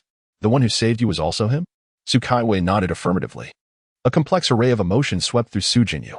From her vantage point, having witnessed numerous schemes and machinations, she began to suspect whether Bai Qiyu was deliberately approaching her sister in this manner, perhaps seeking something from her or even coveting the Jinwei group. No. She needed to investigate further. Yet, Su Jinyu maintained her composure, saying, Kaiwei, you must allow me to understand the situation first. Hearing her sister's words, Su Kaiwei realized she had allowed her concern to overwhelm her judgment. Subsequently, Su Jinyu and Su Kaiwei entered the police station together.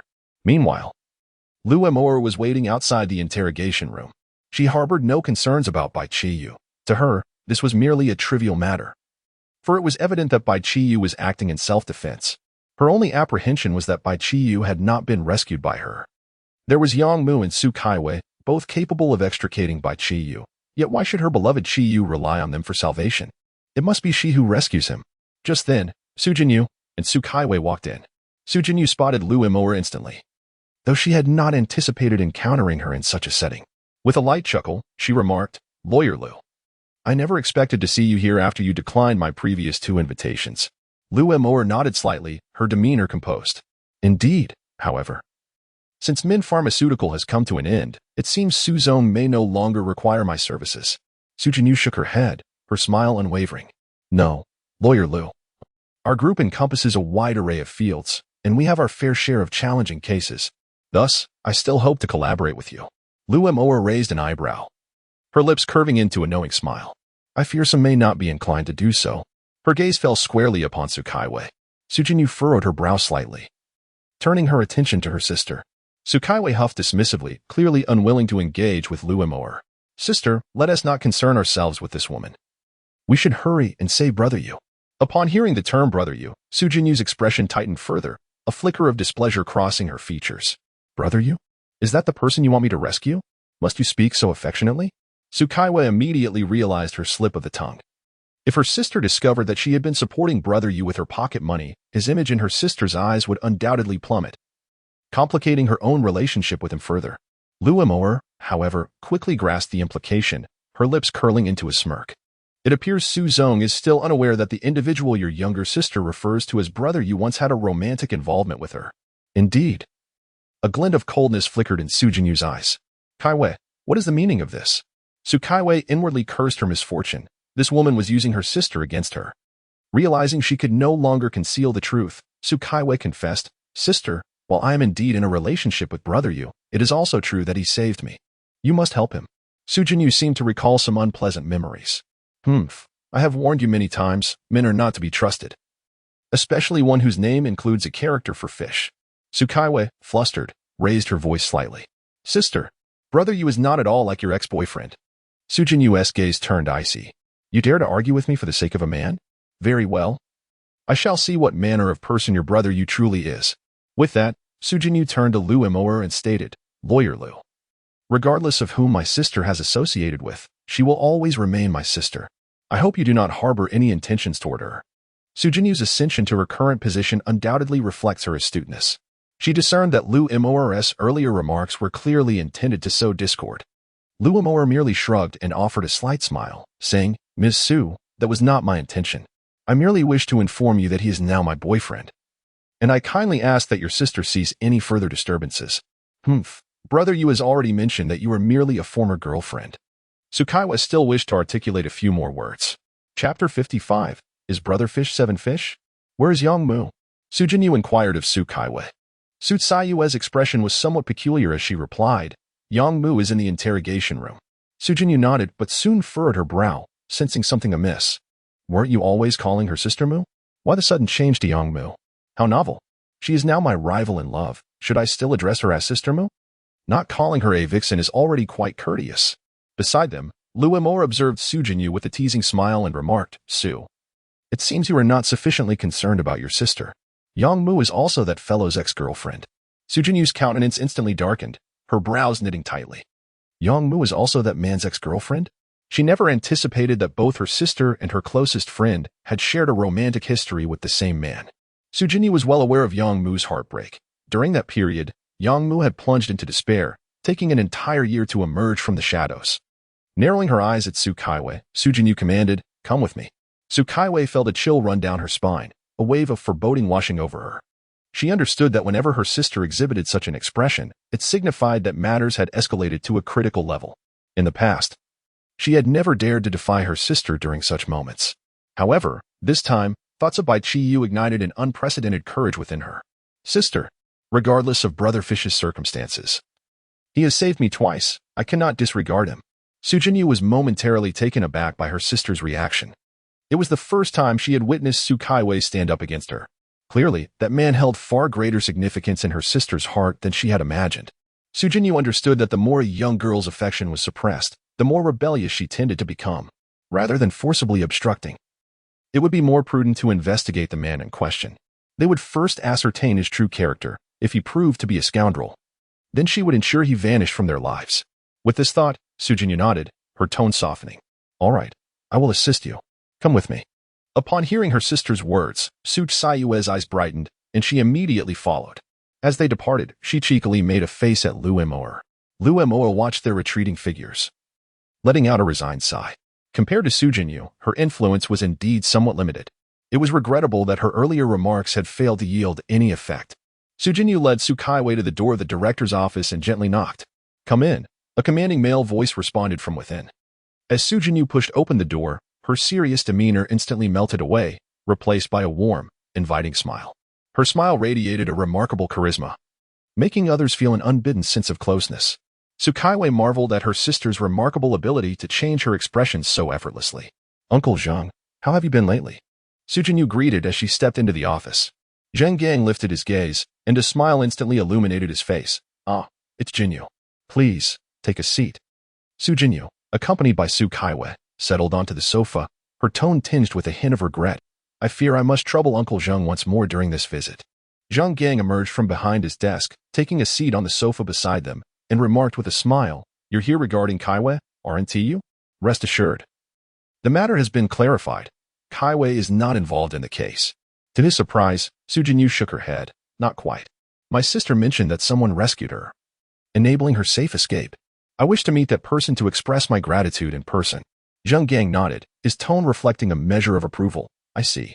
That young man is indeed remarkable. Not only did he save Kaiwei, but he also assisted us in unraveling this major case. A flicker of interest sparkled in Su Jinyu's eyes. Oh, this individual possesses such prowess? Zheng Gang smiled, then stood up. Come, I shall show you. He moved to his desk and powered on the computer. Su Jinyu and Su Kaiwei followed, standing before the screen. Soon, a video began to play. Su Jinyu first saw Kaiwei bound, then the figures of Bai Qiyu and Lu Mo, their backs turned to the camera. The moment Bai Qiyu's silhouette appeared on the screen, Su Jinyu froze. That figure, how familiar it was. Almost every midnight, she dreamt of that distant outline. Each time she awoke with a start, she would unconsciously whisper the name, Qiyu. Unable to contain herself, Su Jinyu called out. Su Kaiwei, hearing her sister's voice, was taken aback. Sister, do you know Brother Yu? Brother Yu? A glimmer of surprise crossed Su Jinyu's eyes, though it vanished almost instantly. The Brother Yu her sister spoke of was indeed Bai Qiyu, so that was it. Su Jinyu responded, No, didn't you tell me his name before? Did I tell you Brother Yu's name? Su Kaiwei pondered, could I have remembered incorrectly? Su Jinyu refrained from further explanation and continued to gaze at the screen. At that moment, Bai Qiyu in the video was displaying remarkable prowess. His movements were swift and decisive, taking down Ningwu subordinates one by one with precision. Su Jinyu's eyes gradually brightened, even sparkling with admiration. When had Qiyu become so formidable? His skill, his decisiveness, were utterly captivating. A pang of heartache struck Su Jinyu. He must have endured much hardship to become this strong. After leaving me, had he suffered through sleepless nights? Perhaps unable to even afford a bottle of mineral water priced at 5,000? Just then, in the video, Bai Qiyu emptied his gun, and Ningwu emerged from behind a machine, brandishing his firearm. Without hesitation, Bai Qiyu lunged towards Su Kaiwei, shielding her with his own body. No. Su Jinyu instinctively cried out, her heart gripped by an invisible hand. Yet, as gunfire erupted, it was Ningwu who fell. The figure of Zhou Weiguo, gun in hand, appeared on the screen. Upon realizing the moment, Su Jinyu found herself instinctively holding her breath, a sensation she had not experienced in many years.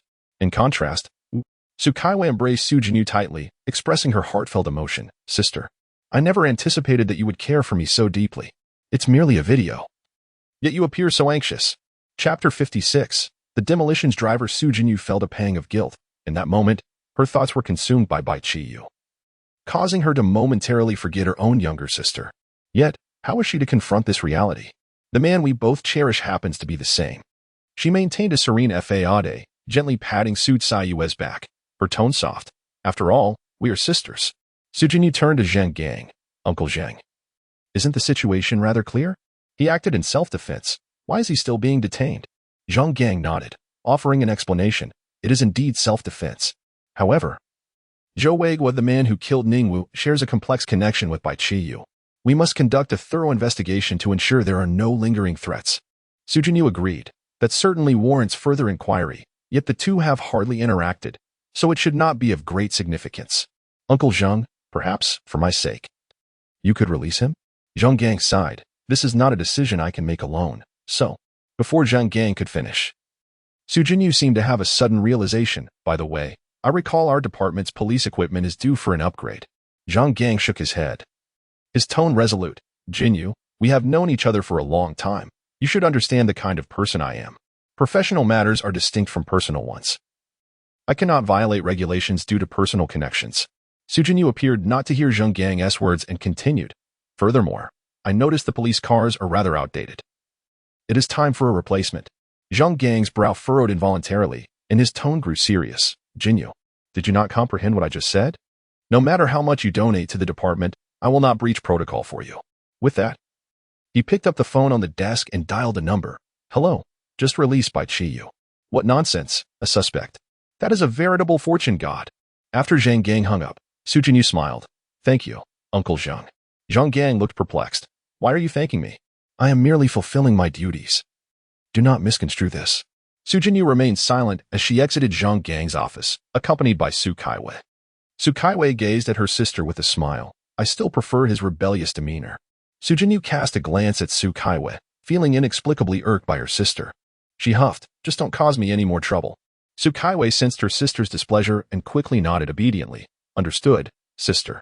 Su Jinyu immediately headed toward the interrogation room, intent on meeting Bai Qiyu.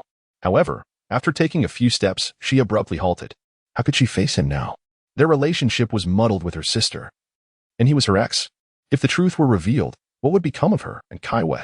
Yet, the thought of the man she longed for being so near stirred a sense of reluctance to let him go. What should she do? Suddenly, a spark of inspiration illuminated her eyes as she gazed intently at Su Kaiwei. It was the first time Su Kaiwei had ever seen her sister look at her in such a manner, causing her to swallow hard and cautiously inquire, Sister, what is it? Su Jinyu, realizing her lapse in composure, cleared her throat twice and swiftly regained her usual calm demeanor. You mentioned previously that you wanted Bai Qiyu to come work at our company, correct? Su Kaiwei nodded eagerly, her eyes brimming with anticipation as she replied, Is that possible, sister? Su Jinyu feigned deep contemplation before responding, Yes, but he cannot assume the role of a security guard. After all, he has some unclear ties to the person who killed Ningwu. Let him start in sales at the company. Su Saiyue's eyes immediately lit up. The entry-level sales position at the Jinwei Group was certainly far superior to that of a security guard. It was a selective opportunity not easily accessible to just anyone. Her sister had relented. She quickly agreed. All right. He will surely be capable. Su Jinyu felt a quiet sigh of relief within her. I care not whether he is competent. I merely desire him to be closer to me. Moreover, having Bai Qiyu work under my watchful eye not only allows me to monitor his movements, but also provides an opportunity to disrupt his connection with Su Kaiwei. As for Luimor and Yongmu, I hardly regard those two. She looked at Su Kaiwei with sincere intent and a gentle tone. Now, go speak with Bai Qiyu about this matter. However, you must remember that he is a scoundrel, and you should keep your distance from him. I do not wish for him to cause you harm. As for me, I am more resilient. Let him direct his harm toward me instead. Su Kaiwei mistakenly believed her sister was genuinely concerned for her well-being and nodded. Touched, rest assured. Sister, I will be cautious. Meanwhile, in the interrogation room, Bai Qiyu had clarified all matters and was now reclining in his chair, resting. How unfortunate he was. Time and again, he found himself in precarious situations. And now he was repeatedly encountering his ex-girlfriend. Where was the promised luck? Why was it all a battlefield? No, he could no longer remain in Zhongyin City. This place was akin to Gotham City. No, it was more like a small corner of Myanmar, with so many ex-girlfriends and a high degree of danger. It was time to seek opportunities in another city. He also realized that being a driver was not a suitable job for him. He not only needed to communicate with people, but also had to engage closely to acquire entries. However, although drivers interact with many passengers, they cannot simply touch their customers. Moreover, the number of passengers he had was quite limited. He needed to devise a plan to conclude this job swiftly. With that thought in mind, Bai Qiyu couldn't help but ask the system, can I forcibly terminate this job? The system's voice resonated in his mind. Currently, it has been detected that the host has not yet obtained a title. Forcibly terminating the job will result in the vehicle's destruction. It is not advisable for the host to proceed with this action. Destruction? That A8? Destruction? That A8? The car belonged to Suji and was indeed quite expensive. However, the speed at which he was acquiring entries was too slow. If it were to be destroyed, so be it. At most, we can just supplement the bounty to Suji. Bai Qiyu resolutely declared, let us end this forcefully. Understood, replied the system in its cold, mechanical voice. Congratulations, host. You have successfully completed the role of a ride-hailing driver. During your tenure, you apprehended 3 fugitives, eliminated 4, destroyed 1 A8 vehicle, and obliterated 3 pharmaceutical production workshops. In light of these accomplishments, a title reward has been granted. Congratulations, host, on obtaining the hidden title of demolition driver. Bai Qiyu was taken aback, her mouth slowly agape. The destruction of the A8 was understandable, given it was an act of demolition. However, what was the meaning of demolishing workshops? 3, no less?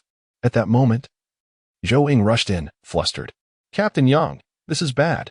Yang Mu was engaged in organizing Bai Qiyu's statement with another officer. Seeing Zhou Ying's distressed demeanor, he snapped. As a police officer, one must remain unflappable even in the face of calamity. Look at yourself. What does this convey?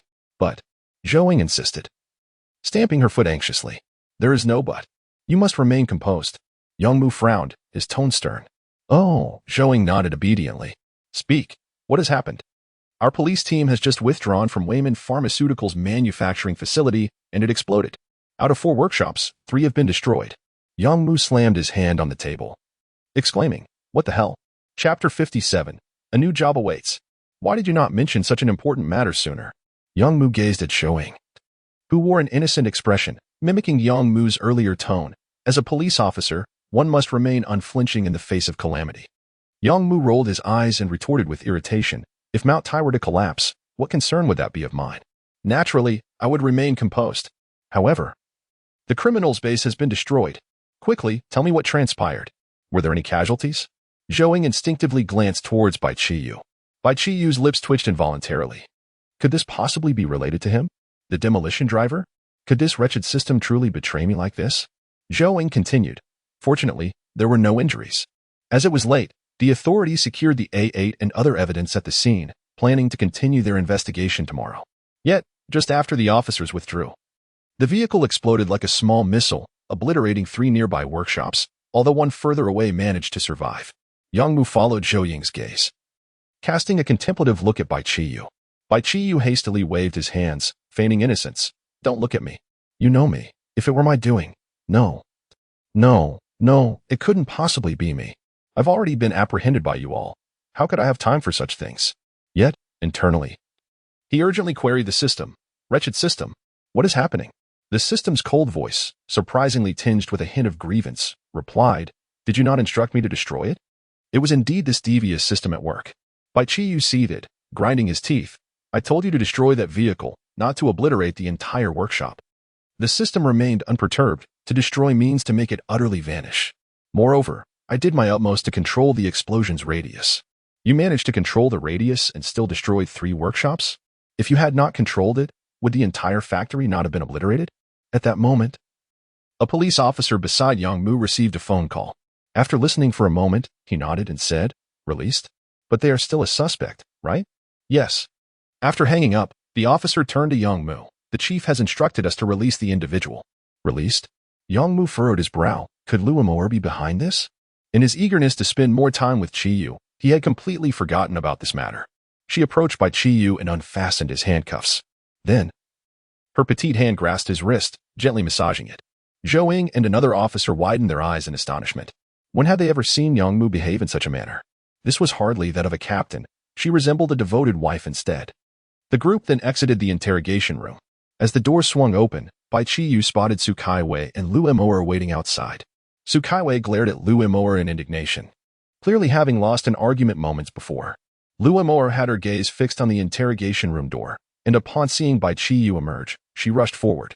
Qiyu. Are you all right? Bai Qiyu smiled. I'm fine. It was thanks to you, wasn't it? Thank you. Upon hearing this, Su Kaiwei immediately leaped and embraced Bai Qiyu's arm, proudly exclaiming, It wasn't her. It was I who asked my sister to assist you. Yang Mu was taken aback, surprised to learn that it was indeed Jinyu who had aided Qiyu. Could it be that Jinyu was unaware of the relationship between Qiyu and Su Kaiwei? She must be oblivious, otherwise she would undoubtedly intervene. A glint of cunning flashed in Yang Mu's eyes. It appeared that I must seize the opportunity to have a thorough discussion with Jinyu. In that conversation, I shall portray Qiyu as a thoroughly despicable scoundrel, and Jinyu will surely prevent Kaiwei from engaging with him for the sake of her sister. Bai Qiyu, too, was taken aback. The young lady of the Jinwei group? It was said that she was also the helm of the Jinwei group. With her advocacy, extricating oneself from this predicament would undoubtedly pose no challenge. Then please extend my gratitude to your sister, Bai Qiyu remarked. Su Kaiwei smiled. What are we to each other? My sister's assistance to you is also assistance to me. At this moment, Zhou Ying and another officer behind them gaped in astonishment. Yang Mu and Bai Qiyu shared a former relationship, and the entire precinct was already abuzz with that information, so they were naturally aware. They had also heard whispers regarding Lu Emoer. Yet what of the second young lady of the Jinwei group? Observing her embrace of Bai Qiyu, it was evident that their relationship was far from ordinary. To capture the favor of any one of these three women would be a stroke of extraordinary fortune. Yet Bai Qiyu had managed to attract the interest of all three. Surely, that would be a trifecta of good fortune. However, in Bai Qiyu's eyes, the situation was different. He had already tasted various forms of indulgence. Women would only impede my progress in accumulating experience points. At that moment, Su Kaiwei continued, "By the way, brother Fish, I have more good news to share with you." After glancing at Yongmu and then at Lu Emoer, her tone brimmed with pride, "Brother Fish, my sister has already agreed to let you join the sales department of the Jinwei Group." Bai Qiyu had initially planned to leave Zhongyin City and was about to decline when Su Kaiwei further elaborated, "Of course, this position involves interaction with many people. If you prefer a less crowded environment, I can ask my sister to arrange a different position for you." "Many people?" Bai Qiyu's eyes brightened, and he immediately inquired, "Will there be a lot of people?" Su Kaiwei, thinking Bai Qiyu was hesitant, quickly clarified, "The sales team is quite large. The smallest group has at least over 100 members. Moreover, we will also engage with clients from other companies, so the number will indeed be considerable. However, if you are unwilling, I can certainly have my sister switch your department." "At least over 100 members?" Bai Qiyu's eyes gleamed like two radiant bulbs. Goodness! If the smallest group boasted at least 100, what would the largest entail? A daily circuit through the office would yield 100 experience points. "Change my department for me? I advise against delaying my progress." Bai Qiyu promptly declared, "I want to join the team with the most members." Su Kaiwei seemed somewhat concerned. "Ah? The team with the most members? The competition will be quite fierce." Lu Emoer interjected eagerly from the side, "Indeed, why not come to my law firm? I am in need of an assistant." "Assistant?" Bai Qiyu suddenly recalled the young girl who had previously been by Lu Emoer's side. "Aren't you already accompanied by an assistant?" Lu Emoer unabashedly revealed her intentions, smiling as she replied, "She need not be an assistant. If you are willing, I could serve as your assistant instead." Young Mu, observing the exchange between the two, felt a twinge of regret for being a police officer, realizing he could not facilitate a job for Qiyu. Bai Qiyu decisively declined Lu Emoer's offer. "Never mind, I shall go to the Jinwei Group instead." "To the law firm? You have only encountered a handful of people there." Chapter 58. Did you not ask me to wait at the hospital? Though Lu Emoer felt a tinge of disappointment. She did not wish to put Bai Qiyu in a difficult position. If he desired to go to the Jinwei Group, so be it. At worst, she would acquiesce to Su Jinyu's request and collaborate with the Jinwei Group, allowing her to see Qiyu more frequently. Following Bai Qiyu's confirmation with Su Kaiwei that he could commence work the next day, he became quite exhilarated. Starting tomorrow, he would proudly embrace the life of a corporate worker. Suddenly, Yang Mu recalled something important, retrieving a business card from his pocket and handing it to Bai Qiyu. "This is a psychological clinic that collaborates with the police department. Many of our officers seek psychological counseling after having to take a life. You might consider visiting when you have the time." Bai Qiyu accepted the card and glanced down, noting it bore the name Yanyu Psychological Clinic. The address was provided, but no contact information was included. While Bai Qiyu did not believe he required psychological counseling, he appreciated Yang Mu's kind intentions and nodded in acknowledgement, tucking the card away. After confirming there were no further matters to address, Bai Qiyu prepared to head home. Yang Mu, Su Kaiwei, and Lu Emoer all expressed their desire to accompany him. Yet Yang Mu was unable to leave due to an ongoing case. Su Caiyue's sister, Su Jinyu, was also waiting outside, urging her to hurry along. Ultimately, it was Lu Emoer who drove Bai Qiyu home. Seated in the car, Su Jinyu gazed through the window as Bai Qiyu entered Lu Emoer's vehicle. Her heart still unsettled. Although she had already confirmed that the figure was indeed Bai Qiyu, seeing him in the flesh felt surreal. Su Kaiwei, sitting beside her, pointed excitedly at Bai Qiyu outside the car. "Sister, that is brother you. He is truly remarkable and surely won't disappoint you." Su Jinyu nodded in response. Well aware of his capabilities, it wasn't merely a matter of not disappointing, it was a source of sheer astonishment. A slight blush crept onto her cheeks at the thought. However, she quickly composed herself and admonished, "He has unclear ties with Lu Emoer and Yang Mu. He is not a good man. You should keep your distance." Once Bai Qiyu departed in Lu Emoer's car, Su Jinyu instructed the driver to pull away. As Bai Qiyu sat in the car, he glanced at the Rolls-Royce Phantom in the rearview mirror, sensing that someone inside was observing him. However, upon reflection, it made sense. That must be Su Kaiwei and her sister's vehicle. After all, he had rescued Kaiwei twice, and they were likely concerned for him.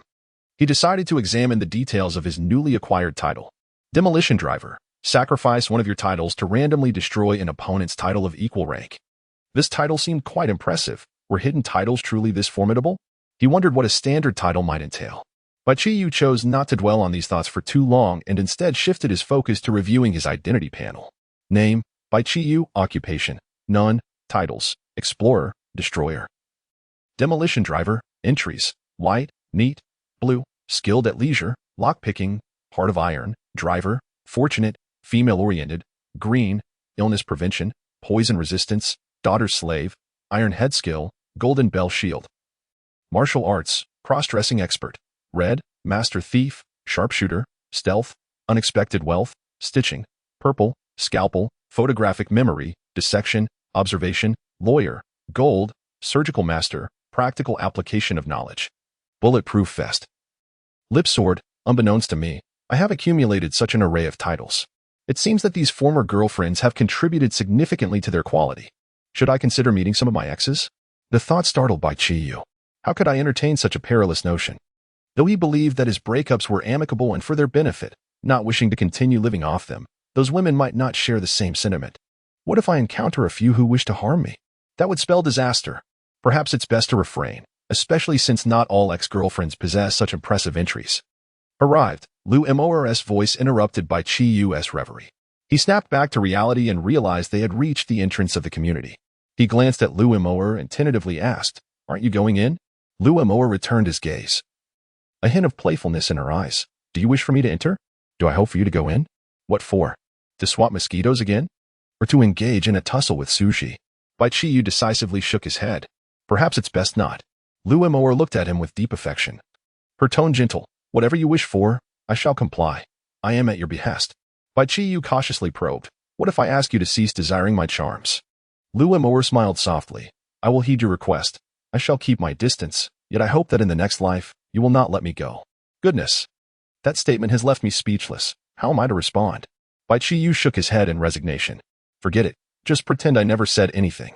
Suddenly, Lu Mor embraced Bai Qiyu tightly and planted a kiss on his cheek, a hint of triumph in her voice. "I knew you couldn't bear to part with me."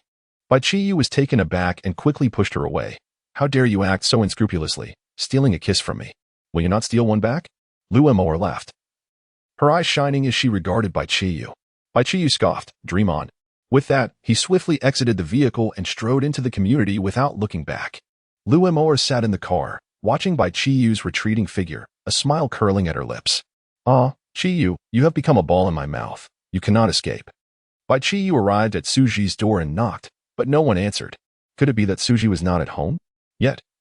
It was nearly 10 o'clock in the evening. She should have been off work by now. With this thought in mind, Bai Qiyu hurriedly dialed Suji's number. The phone rang once, and it was promptly answered by Suji. Bai Qiyu inquired, "Where are you now?" Hearing the tension in Bai Qiyu's voice, Suji felt a warm sensation in her heart, yet she found it somewhat perplexing. "I am at the hospital." "At the hospital? Aren't you off work yet?" Bai Qiyu asked, equally puzzled. "I've finished work. Didn't you ask me to wait for you at the hospital? You said if you didn't call. "I shouldn't go outside," Suji replied matter-of-factly.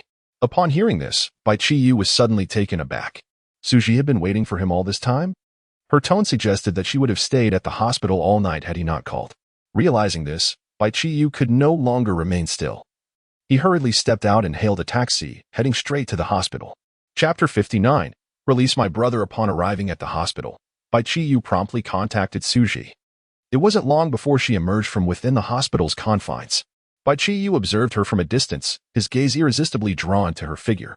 The perfect curves accentuated by her fitted jeans and her cascading waves of hair were indeed a delightful sight.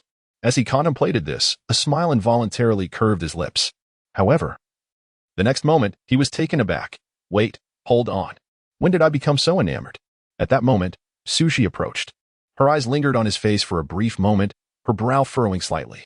The coolness of her expression intensified, leaving Bai Qiyu to wonder if he had arrived late to pick her up and if she was upset. Just as he pondered how to broach the subject, Suji coolly remarked, "Did a mosquito bite you on the face?" "Huh? A mosquito?" Bai Qiyu instinctively touched his face and, upon glancing down, discovered a faint red mark on his fingertips. "Lipstick? Oh no, This must be from when Luomoer had playfully left her mark on him. Suji scoffed lightly. Her tone laced with sarcasm. Looks like it's the same mosquito as before. Impressive, she could even discern that. Bai Qiyu hastily retrieved the tissue, awkwardly dabbing at his face and chuckling nervously to mask his embarrassment. To his relief, Suji did not press further but instead surveyed their surroundings, her brow knitting in concern. Qiyu, where's your car? The smile faded slightly from Bai Qiyu's face as he coughed lightly and rubbed his nose. It blew up. Suji's eyes widened in disbelief, a rare expression of shock crossing her features. Blew up? Seeing her astonishment, Bai Qiyu had no choice but to succinctly recount the events of the day, omitting the petty rivalry between Yangmu, Luomoer, and Su Kaiwei. However, when Suji learned that Bai Qiyu had shielded Su Kaiwei from danger, her heart skipped a beat, and a tightening sensation gripped her chest. Yet, upon hearing about the car explosion, instead of becoming irate, she felt an unexpected sense of relief wash over her. As long as Qiyu was unharmed, the car was inconsequential. Even her own importance seemed to fade. With this thought, Suji's expression darkened slightly, a chill coursing through her. Su Kaiwei. Luomoer, how dare they place Bai Qiyu in such peril? No, she must ensure he remains unentangled with them. Unbeknownst to Bai Qiyu, Suji's thoughts were racing. He waved his hand dismissively, saying, now that the criminal gang has been dismantled, you're no longer in danger. You can commute on your own. And I'll be moving out. At this, Suji's eyes narrowed momentarily, but she quickly regained her composure, her expression betraying no emotion. As if she tacitly accepted Bai Qiyu's decision. Bai Qiyu carefully observed her demeanor, relieved to see she didn't suddenly produce a surgical knife. It was as it should be, since they were exes, it was best to part amicably. Just then, Suji stated, let us stay at home tonight. It's quite late. You should at least drive me back. Bai Qiyu recalled the surgical knife that Suji possessed and nodded in agreement. It was indeed reasonable. At such a late hour, allowing her to return home alone was undeniably perilous. Subsequently, the two hailed a cab and returned to Suji's residence. Once home, Suji immediately plunged into the kitchen once more. Soon, a plate of shredded potatoes emerged. Bai Qiyu was baffled by Suji's fervor for this dish. No matter how much one relished it, could one truly prepare it for oneself at every meal? As before, it was Bai Qiyu who feasted while Suji merely observed. He understood well that she had likely added a sedative again. However, he was too lethargic to expose her. He had grown accustomed to it. And perhaps this would be the last instance of consuming sedative-infused shredded potatoes. In the past, Suji, though reticent, would inquire of Bai Qiyu more frequently. Yet today she remained silent. Bai Qiyu was somewhat taken aback. Was it not typically he who could no longer withstand her gaze and retreated to his room first? Why had she chosen to depart before him this time? It was indeed a rarity. Feeling a hint of drowsiness, he returned to his chamber. The hour was already late, and he presumed Suji would not come back. Just as he lay down, the door swung open abruptly, startling him, even though the sedative had begun to take effect. The duration was still too brief for its potency to manifest. Nevertheless, he reacted swiftly, closing his eyes and feigning slumber. As was customary, Suji climbed onto the bed and gently embraced Bai Qiyu. She spoke not a word, merely holding him in silence. Bai Qiyu found himself somewhat unaccustomed to this. There had always been some dialogue before, yet now they had plunged into a quietude. Fortunately, Suji did not leave him in confusion for long, asking, why did you leave? Why would I leave? What would happen if I did? Would you take my virginity again? Bai Qiyu genuinely enjoyed the company of women, otherwise he would not have resorted to living off their kindness. However, he had no desire to burden anyone. If he could find a woman equally as frivolous, he would not mind, but with someone so emotionally invested, it was far too troublesome. He feared complications and preferred physical intimacy. Thus he sought to distance himself from such women. Yet, it was clear that Suji was determined not to let him go. Why won't you answer me? Her voice echoed once more. Bai Qiyu mentally lamented, I would like to respond, but must I pretend to be under the influence of a sedative? Just then, Suji softly remarked, only the first time. Bai Qiyu's heart skipped a beat, pondering the implication. Before he could comprehend, Suji added, only the first time with the shredded potatoes, I added a sedative. Instantly, Bai Qiyu was taken aback. No wonder he had initially felt a hint of drowsiness, only to have it dissipate later. The sedative had not failed to take effect. It simply had not been present at all. Now, he faced an awkward predicament. Should he continue feigning sleep or awaken? Suddenly, Bai Qiyu felt a tightening beneath him. This woman, how dare she hold him hostage? Release my brother. Suji lowered her gaze to Bai Qiyu, her breath gently brushing against his cheek. her tone eerily calm. When a person is in a deep slumber, they remain unresponsive to external stimuli. There will be no reaction here. She paused, a faint smile gracing her lips. However, from the moment I administered the sleeping drug, you began to react. Bai Qiyu's composure shattered in an instant. This woman was truly terrifying. Realizing that feigning sleep was no longer a viable option, he decisively opened his eyes, embarrassment flooding his face as he pleaded, "Sister, please spare my brother." Chapter 60. Employment. Su Zhibing's cold visage bore a hint of a smile. "Very well. I have two conditions. You may choose one." Bai Qiyu was taken aback. "What are the conditions?" "The first condition is that you must not leave and continue to reside here," Su Zhibing stated. "I choose the second one," Bai Qiyu replied decisively. However, the smile on Su Zhibing's face evaporated in an instant, her gaze revealing an indescribable emotion. She sighed softly. "Very well." A chill surged down Bai Qiyu's spine.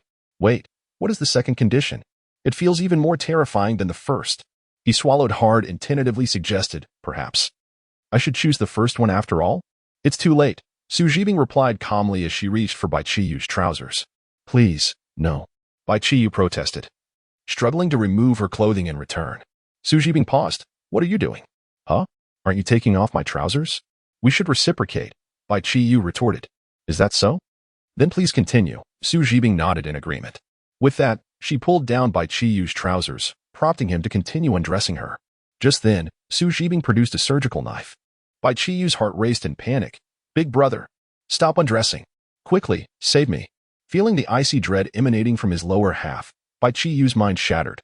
"I chose wrong. I should have picked the first one." "The first one?" Su Zhibing merely chuckled coldly. "It's too late." Then Bai Qiyu watched as Su Zhibing brandished a jelly, unwrapped it with the surgical knife, and placed it in her mouth. What does this mean? Soon, Bai Qiyu realized, "Woman, you certainly know how to play. If you strike first, do not blame me for being rude." Many moons later, Bai Qiyu gazed at Su Zhibing, who had succumbed to slumber in his arms, and felt a twinge of nostalgia. He never imagined he would return to the same path. Yet, reflecting on the wildness of the previous moments, this behavior hardly seemed characteristic of Su Zhibing. Was her persona truly as frigid as ice? For some reason, Bai Qiyu found himself devoid of sleepiness. A minute later, Su Zhibing slowly opened her eyes, gazing at the peacefully sleeping Bai Qiyu, and a smile graced her lips. She gently leaned closer, placed a soft kiss upon his cheek, and then contentedly closed her eyes, drifting back into slumber. At dawn, Bai Qiyu groggily awoke, preparing to roll out of bed as usual, only to find himself locked in the depths of Su Zhibing's dark, profound gaze. She was quietly watching him, her expression devoid of any fluctuation, as if she had been staring for quite some time. Bai Qiyu thought, well, did you wake up early just to wait for me?" Only when he opened his eyes did Su Zhibing leisurely rise, silently exiting the room without uttering a word. During breakfast, Bai Qiyu could no longer contain his curiosity and finally asked, "Don't you have anything to say?" Su Zhibing shot him a glance. "My throat is swollen. I do not wish to speak." Upon hearing Su Zhi's hoarse voice, Bai Qiyu chuckled softly. "My apologies. Truly gifted, exceptionally talented." Su Zhi remained silent, yet her cheeks flushed with a rosy hue, a stark contrast to her previous icy demeanor. Soon after, the two departed for work, parting ways at the entrance of their community. Su Zhi drove off in her Grand G-Class towards the hospital, while Bai Qiyu waved cheerfully, calling out, "Drive safely." As Su Zhi caught sight of his wave in the rearview mirror, a smile involuntarily crept upon her lips, as if the frost had melted away. Subsequently, Bai Qiyu embarked on his humble journey as he hailed a taxi to the Jinwei Group, renowned as the commercial titan of Zhongyin City. Jinwei Group stands tall among the nation's elite enterprises, with its ventures spanning healthcare, education, finance, construction materials, and more. The helm of this colossal enterprise is held by Su Jinyu. Standing before the towering Jinwei building, Bai Qiyu was engulfed by a whirlwind of emotions. In his previous life, he had squandered his existence. In this life, he found himself as a mere pretty boy, having lived 2 lifetimes. He had yet to experience the authentic life of a corporate worker. Now, he was on the brink of becoming a humble employee under a capitalist reign. Nevertheless, he had perused numerous anecdotes and was aware of the trials that accompany a corporate existence. Yet, he remained undeterred, for he had once read the art of networking, memorizing all its subtleties, assuring himself of success. With this thought, Bai Qiyu strode confidently into the Jinwei building. However, much to his dismay, he was stopped right at the entrance. "Without a card, what business do you have here?" The security guard seized Bai Qiyu, pulling him away from the door. In that instant, Bai Qiyu felt an epiphany. His eyes lit up. Indeed, he had chosen the right path. Quickly, he showcased his networking skills, pulling out a package of spicy strips. "Hey there, would you like one, dear security officer?" The guard looked at him, bewildered. What kind of person offers snacks to a security guard? The guard scrutinized Bai Qiyu, noting his formal attire, a tailored suit, yet he concluded that he was certainly not a person of high stature and thus not someone to offend. Typically, influential figures either donned casual or athletic wear or dressed in security or cleaning uniforms to blend in. Who would wear such a suit? Stop with the nonsense. Are you here to sell something, or what? The guard's tone turned unfriendly as he glared at Bai Qiyu. Bai Qiyu chuckled lightly. Well, I'm here to start my position. Upon hearing this, the guard was momentarily taken aback. Starting today? It's nearly 9 o'clock. Someone arriving at this hour surely can't be a high-ranking official. With this thought, the guard quickly shifted to a sycophantic demeanor, saying, "Oh, I see. My apologies for the misunderstanding. I had no idea you were here for your position. Which department are you with? What role?" "Sales department, sales representative," Bai Qiyu replied. Upon hearing sales representative, the guard's expression grew cold again. "Sales department? Do you realize that the sales team starts at 7? You're late. Please leave." To my astonishment, he turned out to be a sales representative, and my brother-in-law is the deputy director of the sales department. This fellow was 2 hours late on his very first day. The company surely wouldn't retain him, and I have no qualms about offending him. Bai Qiyu furrowed his brow, pondering the security guard's sudden change in demeanor. "Come on. Give me a break. Here, have another piece," he said, extending a spicy snack once more. The security guard, visibly irked, swatted the snack onto the ground. "Hurry up and leave. Being late on your first day? Our Jinwei group does not accept that." Bai Qiyu clenched his fist in frustration. "You may deny me entry, but how dare you disrespect my snack?" He proclaimed, "Let me demonstrate my social prowess." With that, he charged forward and delivered a punch. The security guard, utterly unprepared for such aggression, was struck squarely, blood streaming from his nose, frozen in shock. "You actually dared to hit me." Witnessing the altercation, several other security personnel rushed over, with a few exclaiming, "Captain, are you all right? Hit him."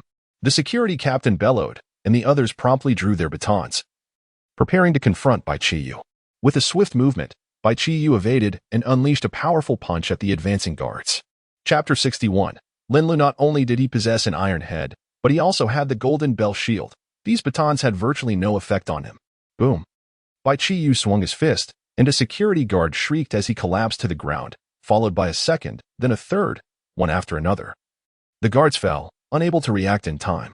These guards were sprawled on the ground, utterly devoid of resistance. Observing the fallen guards, Bai Qiyu realized that the adage about social finesse held true. A touch of courtesy could easily forge connections. Once all the guards were incapacitated, Bai Qiyu astonishingly unlocked 8 entries. His eyes sparkled with delight, such as the advantage of a large corporation.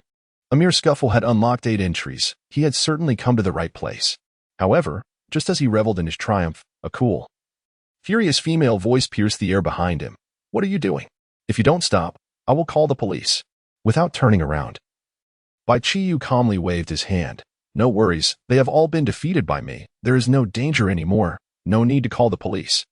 The security guards on the ground exchanged bewildered glances. "Could it be that she intends to report you?"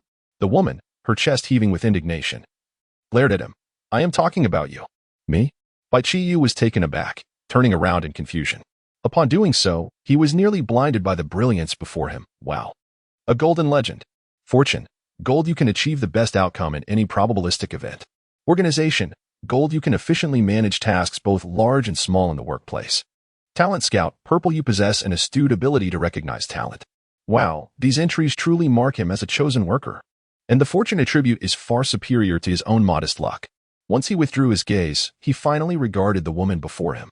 Upon this realization, Bai Qiyu was momentarily taken aback. She was striking. The woman's features were exquisite, radiating an air of confidence, and her beige suit was impeccably tailored, accentuating her figure rather than concealing it, leaving one to wonder about the astonishing curves hidden beneath the fabric. Yet, her expression bore shock. Seemingly unable to comprehend Bai Qiyu's presence, Bai Qiyu squinted, finding her increasingly familiar. Wait, Linlu. What was she doing here? Simultaneously, Linlu stood frozen in place.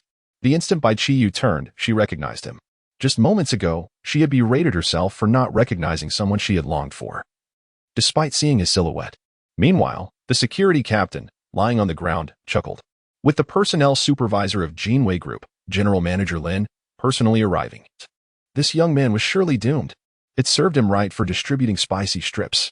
With that thought, the security captain, suppressing his pain, scrambled to his feet and pointed menacingly at Bai Qiyu. Manager Lin, this is the guy who was supposed to start today.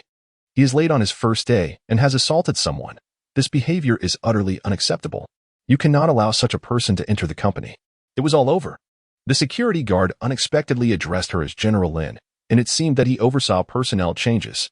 This was utterly disastrous. She had previously relied on Lin Lu's support. If it became known that she had once maintained a relationship with a man of lesser stature, it would be remarkable if she were not dismissed on the spot. Upon hearing the security captain's words, Lin Lu's expression, initially filled with anger, suddenly transformed. Furrowing her brows, a hint of concern crept into her voice. Are you all right? Does it hurt? The security captain's eyes widened in disbelief. General Lin was showing him such tender concern. Could it be that he was akin to those protagonists in novels, merely masquerading as a security guard to experience life? Now, with his commanding presence, women were already vying for his attention.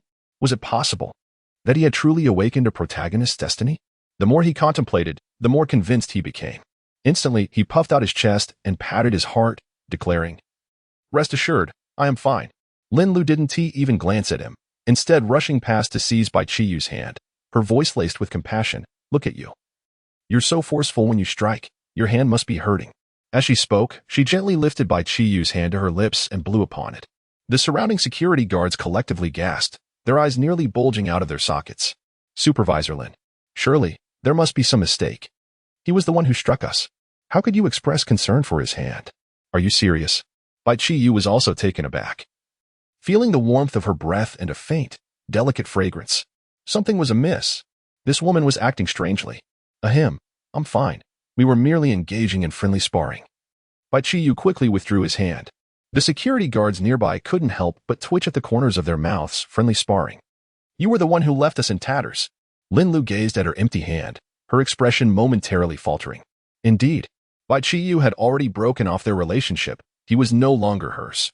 A wave of melancholy washed over her, but she quickly regained her composure. "Wait a moment. Bai Qiyu has joined our company?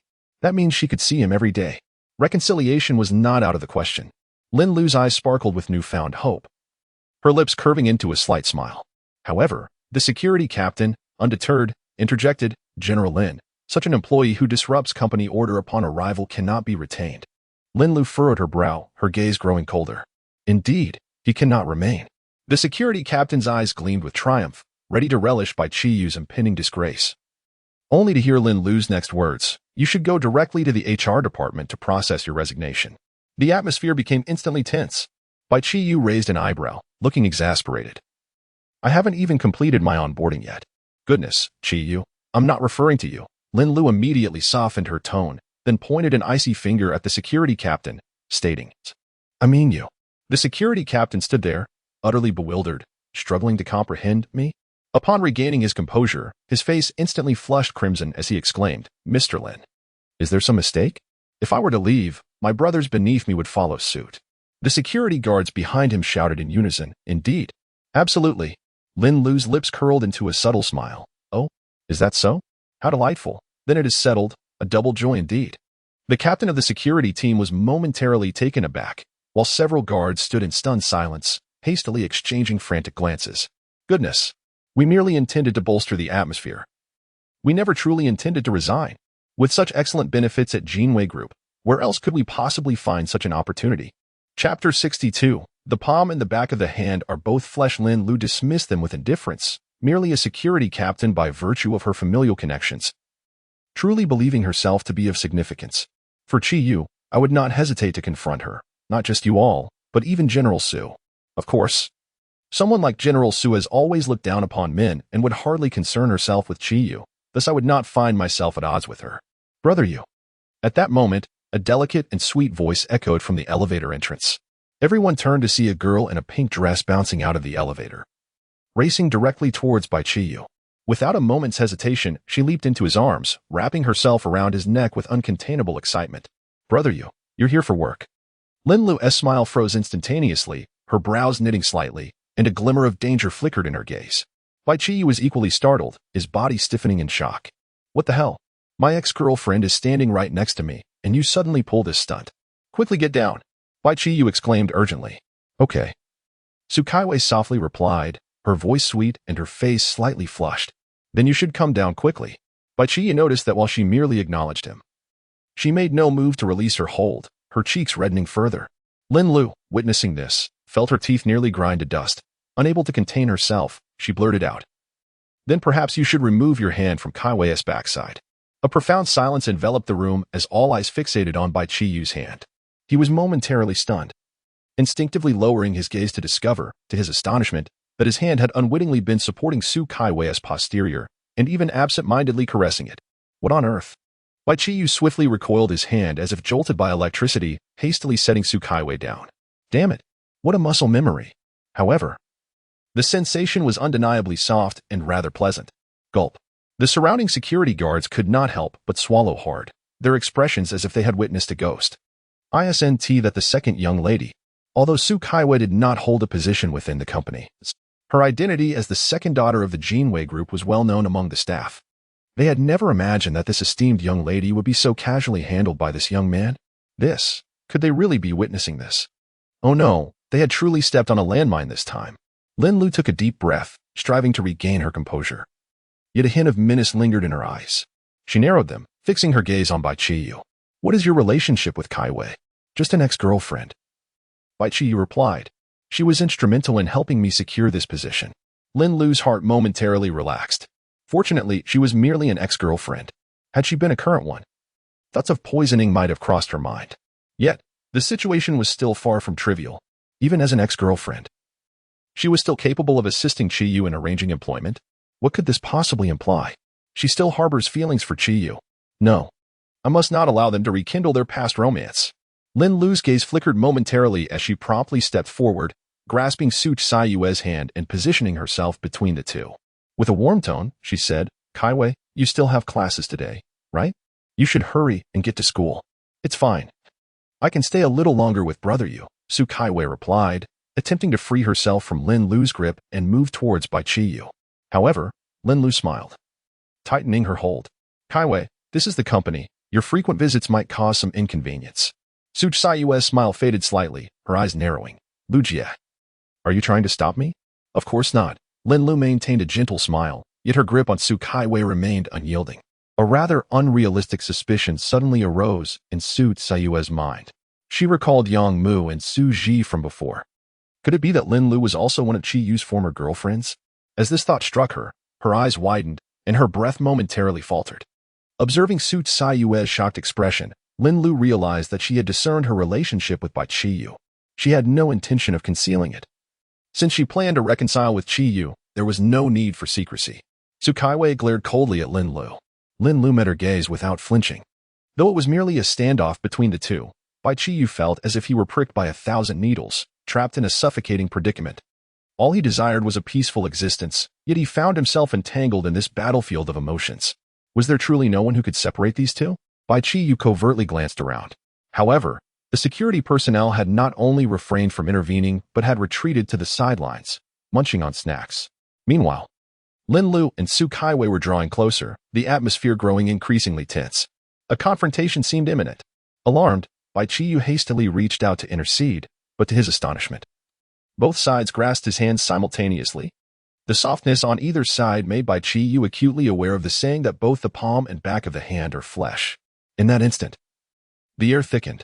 Lin Lu and Su Saiyue's faces flushed simultaneously, yet neither yielded an inch. Bai Qiyu felt a twitch at the corner of his eye. He attempted to retract his hand, only to find that their grip tightened even further. Instinctively, he squeezed. Lin Lu's face turned a deeper shade of red, while Su Kaiwei furrowed her brows. Su Kaiwei quickly withdrew, thinking to herself, this is not surrender but merely to prevent you from taking advantage of Brother Yu's hand. Nevertheless, she maintained a cheerful facade as she said, Lu Jie, are you late for work today? If so, you could take a leave. Lin Lu's eyes narrowed slightly. How dare she imply that this company is theirs, telling me to be punctual? Lin Lu swiftly looped her arm through Su Saiyue's. I've already spoken with your sister about this. By the way, did you inform your sister about your visit to see Brother Yu? Su Saiyue's expression froze, she realized that her sister's company was not her concern, and that she would have to tell her sister about sneaking off to see Brother Yu. Although her elder sister was aware of her romantic involvement with Brother Yu, she had sternly warned her to maintain her distance from him, threatening that she would make Brother Yu disappear if necessary. Sukaiwei understood her sister's prejudice against men and recognized that this was her sister's way of protecting her, a testament to their deep sisterly bond. However, she could no longer bear to be apart from Brother Yu, and the thought of her sister reporting to someone made her anxious. For there was a genuine possibility that her sister could ensure Brother Yu's permanent absence. Sukaiwei clenched her teeth, resolved to swallow her grievances and see how things unfolded. Yet, she maintained a cheerful demeanor and playfully remarked, "Of course my sister knows. However, my class is about to start, so I must take my leave. Goodbye, Sister Lu." Lin Lu responded with a faint smile, "Goodbye." Chapter 63. A blanketed white Sukaiwei turned and walked a few steps before suddenly glaring fiercely at Bai Qiyu, then departed. Bai Qiyu, utterly perplexed by the subtleties of female emotions, found himself at a loss. Just moments ago, he had been exchanging jovial pleasantries with Lin Lu. Yet the mood had shifted so abruptly. Nonetheless, it was perhaps for the best that she had left, as long as they did not clash. There was a semblance of peace. Lin Lu, elated by her victory in the confrontation, beamed at Bai Qiyu and said, "Let us proceed to the Human Resources Department. Joining the Jinwei group necessitates undergoing an assessment." Bai Qiyu was taken aback. Did one truly have to be evaluated merely for laboring? Was the world mad? Or was it he who had lost his senses? Wait a moment. A flicker of realization crossed Bai Qiyu's mind as his thoughts took a sharp turn. Could it be that he was not the one to be assessed, but rather, he was to appraise whether these individuals were fit to be his superiors? Yes, that must be the case. With this newfound confidence, Bai Qiyu straightened his posture and followed Lin Lu upstairs. As soon as Lin Lu and Bai Qiyu departed, the surrounding security personnel huddled together. "Captain, what should we do? That fellow is from the sales department. My brother-in-law will undoubtedly participate in his assessment." "Humph. With my brother-in-law around, he won't get in," the security captain declared as he began dialing his brother-in-law. The Jinwei building, with its 32 stories, may not be the tallest in Zhongyin City, but it stands as a landmark in the commercial hub. Bai Qiyu was escorted to an assessment room on the 20th floor. At the center of the room was a solitary chair, facing a long table with 4 chairs positioned behind it, evidently reserved for the examiners. Lin Lu smiled and said, "Please wait here for a moment while I contact them to come for your assessment." Bai Qiyu nodded and casually sat down on the lone chair, directing his gaze towards the 4 empty seats across from him, pondering, "It seems I am to be evaluated by 4 leaders at once." However, with time to spare, he decided to examine the new entries he had received. With a focused thought, Bai Qiyu opened his entry panel. Bai, glutton, possesses an intense obsession with gourmet food. Sleep god, capable of falling asleep swiftly in any environment, directionally challenged, inevitably gets lost regardless of the path taken, yet somehow stumbles upon pivotal locations. Thirst-resistant, can go an entire day without water. Worker, feels an irresistible urge to strike a laborer upon sight. Fishing expert, has a 10 chance of not coming back empty-handed. Wusong, possesses a 1 in 10,000 chance of hunting a tiger during a hunt. Roadblock, exhibits exceptional acuity towards delivery personnel, able to intercept their paths with precision. Qing, level B computer skills, proficient in all office software on computers. As he perused the new entries, Bai Qiyu couldn't help but furrow his brow. He had failed to glean any golden or purple entries from Lin Lu, receiving only 1 blue entry. What a loss. Moreover, was this white entry not a touch too trivial? Just as Bai Qiyu was silently lamenting over his entries, the door was suddenly pushed open. Upon hearing the commotion, Bai Qiyu instinctively turned around, his gaze sharpening. A woman, clad in high heels, stepped with a crisp, indecisive sound upon the tiled floor. Dressed in a fitted professional ensemble, her black skirt accentuated her flawless waist and hip curves, while her light-colored blouse was buttoned meticulously, exuding an aura of aloofness that kept others at bay. Yet, her cold and proud phoenix eyes emanated an air of authority, as if she could see through everything at a mere glance. The moment she entered, her stride abruptly halted, her expression shifting from confusion to astonishment, and finally to sheer disbelief, her eyes widening in incredulity. Likewise, Bai Qiyu was momentarily taken aback upon recognizing her. 2 golden entries and 1 purple entry appeared before him. Peak beauty, gold. Your appearance will continue to improve until the age of 50. Hacker, gold, proficient in network offense and defense, capable of easily breaching firewalls, tracking IP addresses, and even remotely controlling devices. Discipline, Purple able to utilize time efficiently, completing numerous tasks in a short span.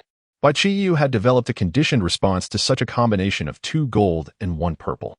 As he scrutinized the newcomer's face, it was indeed Li Ming, another former girlfriend. At that moment, Li Ming was vigorously rubbing her eyes, seemingly in disbelief. Suddenly, a mischievous smile crept onto her lips. Bai Qiyu felt a chill run down his spine at that smile. What could it signify? Why did it seem as if she harbored intentions to do him harm? Abruptly, his heart raced as memories of past grievances flooded back. The breakup with Li Ming had not been particularly amicable. Her possessiveness had been utterly absurd. When he had proposed separation, she had outright refused. To prevent his escape, she had even installed security bars on the doors and windows of her apartment. Bai Qiyu vividly recalled being trapped inside that day, calling for help for 2 hours without anyone responding. Ultimately, in desperation, he had resorted to a rather undignified act, accurately targeting a quilt that was hanging out to dry below. Remarkably, within 5 minutes, the irate neighbor from downstairs had stormed up, banging on the door and shouting, "Open up, or I'll call the police." It was only after the arrival of law enforcement that Bai Qiyu was liberated from his confinement. However, considering he had been somewhat supported by her, he merely claimed that he had misplaced his keys, refraining from disclosing that he had been locked in by Li Ming. Now, confronted with Li Ming's menacing smile, Bai Qiyu felt a shiver of apprehension. Surely, couldn't he still be harboring feelings for him? Could it be?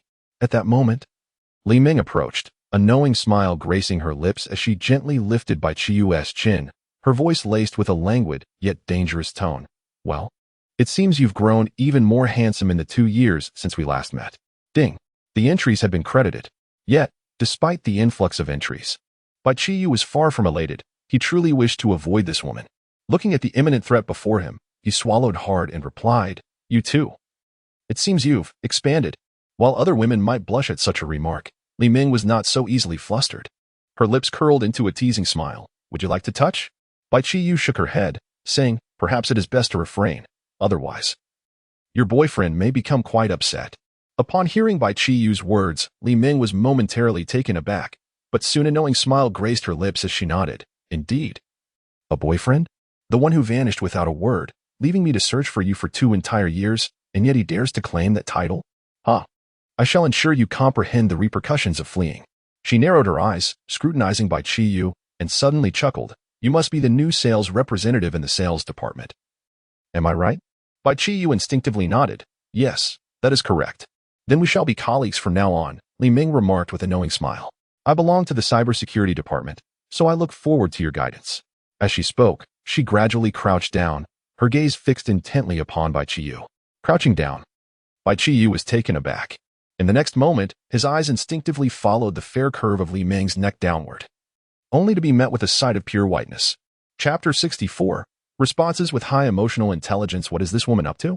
Yet, Li Ming wore a teasing smile, her eyes glimmering with the excitement of a hunter. This man remained as he always was. "I have you firmly in my grasp." At that moment, the door swung open once more, and walked a middle-aged man in his 50s alongside Lin Lu. Upon seeing Bai Qiyu, Lin Lu was momentarily taken aback. What is going on here? Why is Li Ming squatting in front of Qiyu? Furthermore, why does her gaze towards Bai Qiyu seem so peculiar?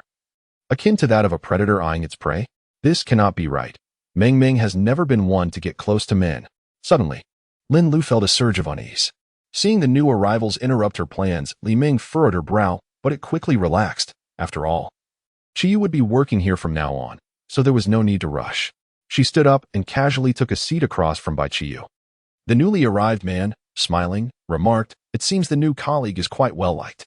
Bai Qiyu looked up, his eyes brightening at the sight of a purple entry.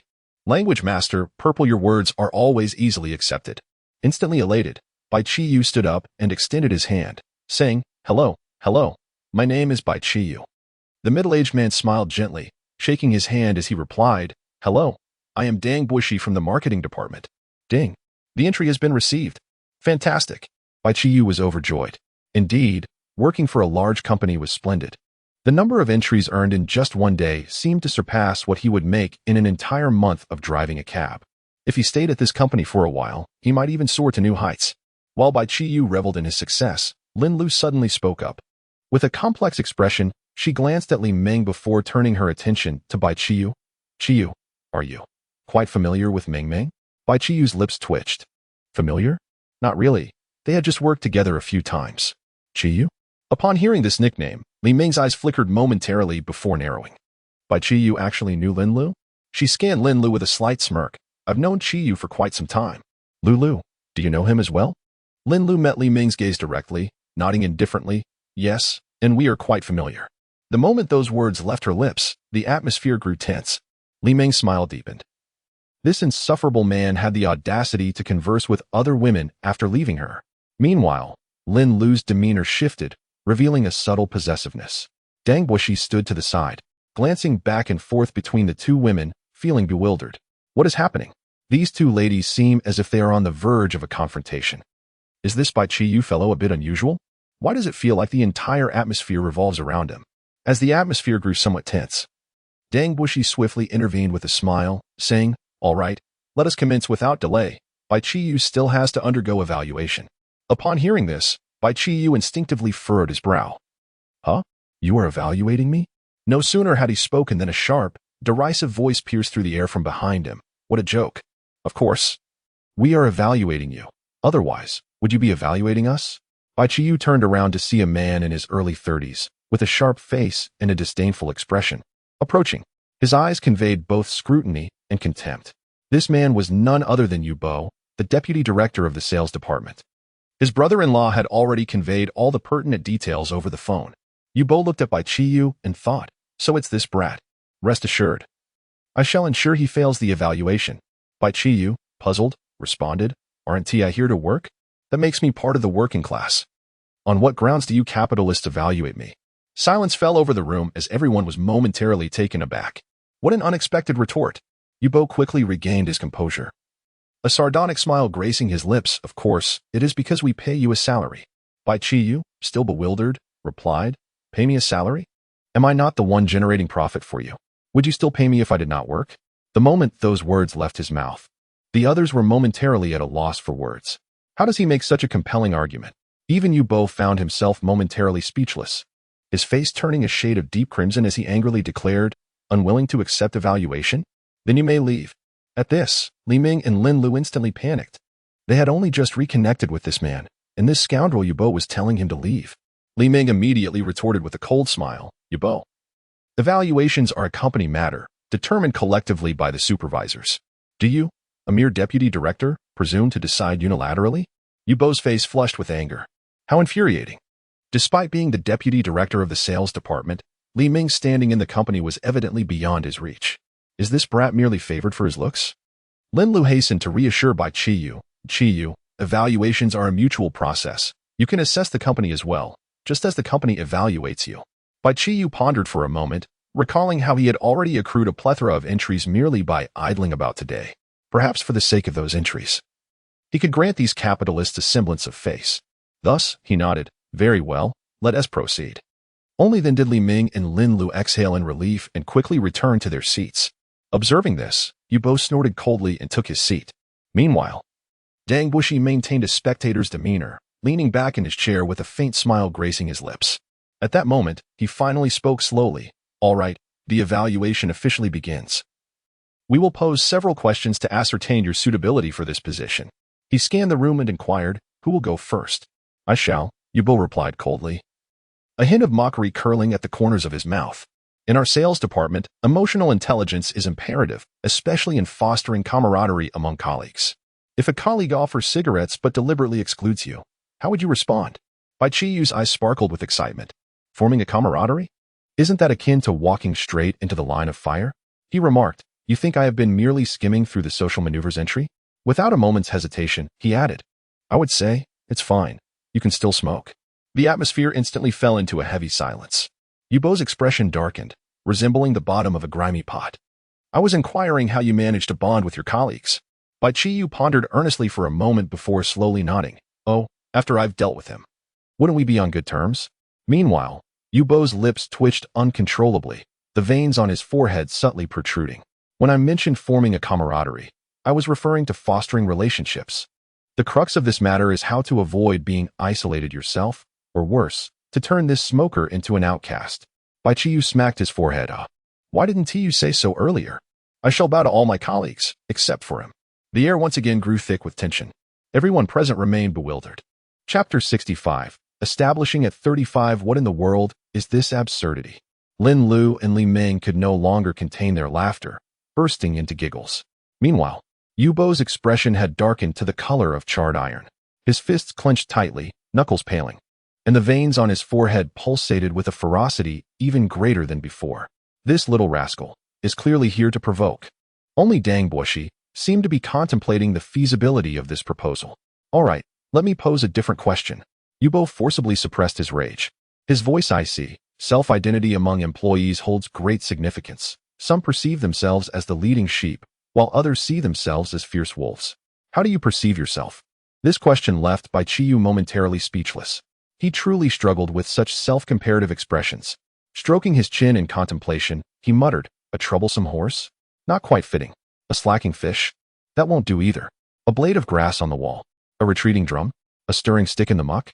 The expressions of those present in the room became utterly delightful. Lin Lu and Li Ming were on the verge of tears from laughter, their faces flushed. As for Yu Bo, his countenance was as dark as coal. He slammed the table, bellowing, "Enough! Who do you imply as excrement?" Bai Qiyu, being a very polite individual, quickly apologized. "My apologies, I certainly did not mean to imply that anyone else is excrement. So, since you did not insinuate that others are excrement, does that mean I am?" Yu Bo nearly exploded with fury. He took a deep breath, striving to regain his composure, and then said with a menacing tone, "If you cannot answer, then you may leave." Upon hearing this, Bai Qiyu pondered for a moment and finally replied earnestly, "Your team already possesses so many capable and battle-hardened animals. I believe you still require one more. Allow me to be that individual." This time, Lin Lu and Li Ming could no longer contain themselves, collapsing onto the table in fits of laughter. Even the usually composed Dang Buoshi was struggling to suppress a grin, his lips twitching uncontrollably. Yu Bo was so enraged that he could hardly catch his breath, gritting his teeth to declare, "I have finished my inquiries." Dang Buoshi cleared his throat twice, finally managing to stifle his laughter, and then spoke, "Very well. Let me ask a few questions." Bai Qiyu nodded, "Sure, please proceed." With a hint of a smile, Dang Buoshi slowly articulated, "I am the head of the marketing department of the entire group. Xiao Ming oversees the cybersecurity department. Xiao Lu is the head of human resources. And Yu Bo serves as the deputy director of sales. Do you know why the four of us are assessing you?" Bai Qiyu nodded. Dang Buoshi raised an eyebrow in mild surprise. "Oh, you know? Then please enlighten us as to why." "That's simply because the four of you have nothing better to do." Bai Qiyu responded earnestly. "Yu Bo, Lin Lu, Li Ming, Dang Buoshi. It seems there is no flaw in that logic." Suddenly, Dang Buoshi could empathize with Yu Bo's exasperation. This kid does have a point. After all, he rubbed his forehead and resolved to no longer beat around the bush with Bai Qiyu, but rather to address the matter directly. "The primary reason lies in your unexpected arrival and lack of formal education, which compels the four of us supervisors to evaluate you." At this juncture, Dang Buoshi paused, his tone taking on a slightly serious note. "I shall speak plainly. The majority of our group's employees hail from prestigious institutions such as Tsinghua and Peking University. So tell me, what advantages do you possess in comparison to them?" As these words hung in the air, a subtle pressure enveloped the atmosphere. Bai Qiyu narrowed her eyes slightly. "My advantages? I have excellent marksmanship, am skilled in iron head techniques, possess the golden bell cover, and am well versed in all legal statutes. Yet, none of these seem to count as advantages." "Wait, well versed in all legal statutes?" Bai Qiyu's eyes suddenly sparkled with realization, and without hesitation, she thumped her chest. "I do not understand labor law." Dang Buoshi's expression transformed instantly. A newfound brilliance ignited in his eyes, and he slammed his hand on the table, his tone exuberant as if he had discovered a rare treasure. "Wonderful. You are the one. Let us get you on board immediately. The others? What is happening here?" Just that. Bai Qiyu's mere utterance of "I do not understand labor law" seamlessly secured her position. Yu Bo's lips twitched uncontrollably, as if he might split apart. "Ahem, Chairman Dang. We haven't even asked anything yet," Li Ming gently reminded. It dawned on Dang Buoshi that he had been overly eager, and he quickly chuckled awkwardly. "My apologies. I am simply desperate for talent, haha. All right, you may proceed with your inquiries." Li Ming, with a smile, turned her gaze to Bai Qiyu and suddenly asked, "By the way, do you currently have a girlfriend?" Upon hearing this question from Li Ming, Bai Qiyu was taken aback. What kind of question is that? Is this woman still harboring intentions of locking me down? Observing the aggressively inquisitive look in Li Meng's eyes, Bai Qiyu felt her initial suspicion was likely correct.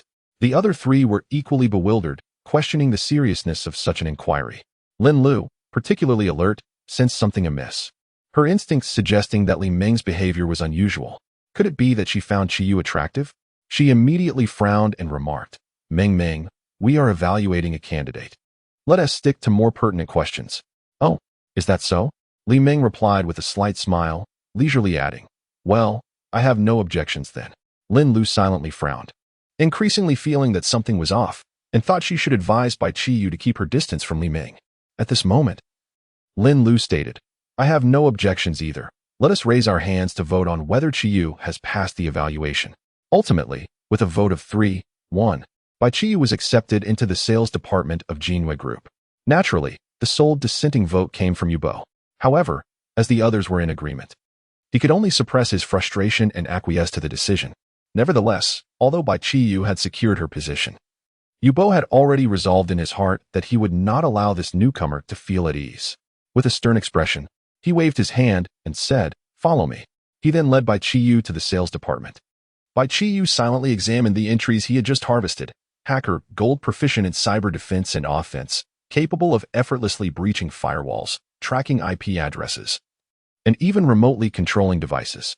Keen hearing. White, your auditory perception is more acute than that of others. Bai Qiyu felt somewhat speechless. Dong Buoshi had merely a white entry. How disheartening. Yet, his ex-girlfriend had generously contributed a hacker entry, which was rather impressive. At that moment, Bai Qiyu suddenly recalled that he had yet to acquire an entry from Yubo. Lost in thought, Bai Qiyu inadvertently lunged forward, causing Yubo to stumble. Yubo immediately bristled. What are you doing? Bai Qiyu, displaying an expression of sincere apology, replied, I am truly sorry, I accidentally tripped. Yubo snorted disdainfully, such clumsiness. I truly wonder who was responsible for bringing you in here. Bai Qiyu then turned his attention to the entry he had obtained from Yubo, established at 35. White, at the age of 35, you will be duly recognized. Chapter 66. A slap. Bai Qiyu was utterly taken aback. What was this situation? Did this entry imply that he would perish at the age of 35?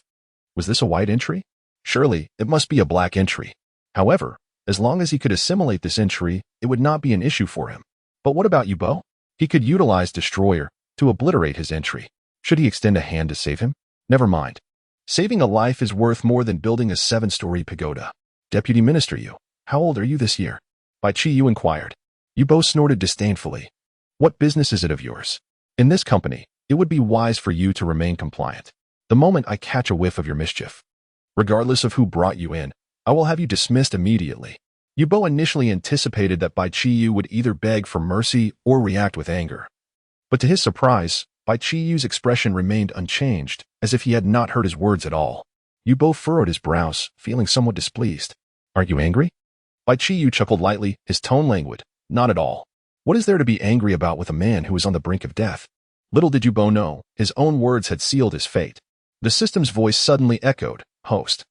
Did you not just say that saving a life is worth more than building a 7-story pagoda? Bai Qiyu nodded. Indeed. But there is an old adage that states, life and death are predestined, wealth and nobility are determined by heaven. If I were to save him and heaven were to hold me accountable, would that not bring misfortune upon me? Host, you possess great wisdom. Congratulations. You have triggered the keyword. Wealth and nobility are determined by heaven, unlocking the secondary profession, fortune teller. What does secondary profession mean? Bai Qiyu was momentarily taken aback. The system continued. In life, there are moments that should not be missed. Once the secondary profession is activated, the host can earn entries during non-primary work hours. Upon hearing this, Bai Qiyu's eyes lit up. This was indeed promising. However, what was this fortune teller business? He had no skills in divination. Never mind. He would focus on the entries at hand first and ponder the secondary profession after work. At that moment, Yubo had already escorted Bai Qiyu to an office area. Pointing to an empty workstation with a cold demeanor, this is your position. From now on, be compliant. After shooting Bai Qiyu a glare, Yubo turned and left. As if even a moment longer in his presence was a waste of time. Bai Qiyu glanced at his departing figure, too indifferent to care, casually surveying his new workstation. Beside him sat a man and a woman. The man had an unremarkable appearance but possessed well-defined features, exuding a competent and astute aura. The woman, while not a breathtaking beauty, was fair-skinned and charming enough to be considered above average. As soon as Yubo had left, the two leaned in with curious expressions, scrutinizing him. "Hello, I am Li Wei." The male student extended his hand. "I am Li Zijing." The female followed suit, her smile warm and inviting. Bai Qiyu grinned and promptly extended both hands, shaking theirs. "Greetings, I am Bai Qiyu." Immediately afterward, Bai Qiyu felt 2 entries being credited to him. This large company was truly remarkable. It hadn't been long, and he had already accrued a dozen entries. Without hesitation, I opened it immediately.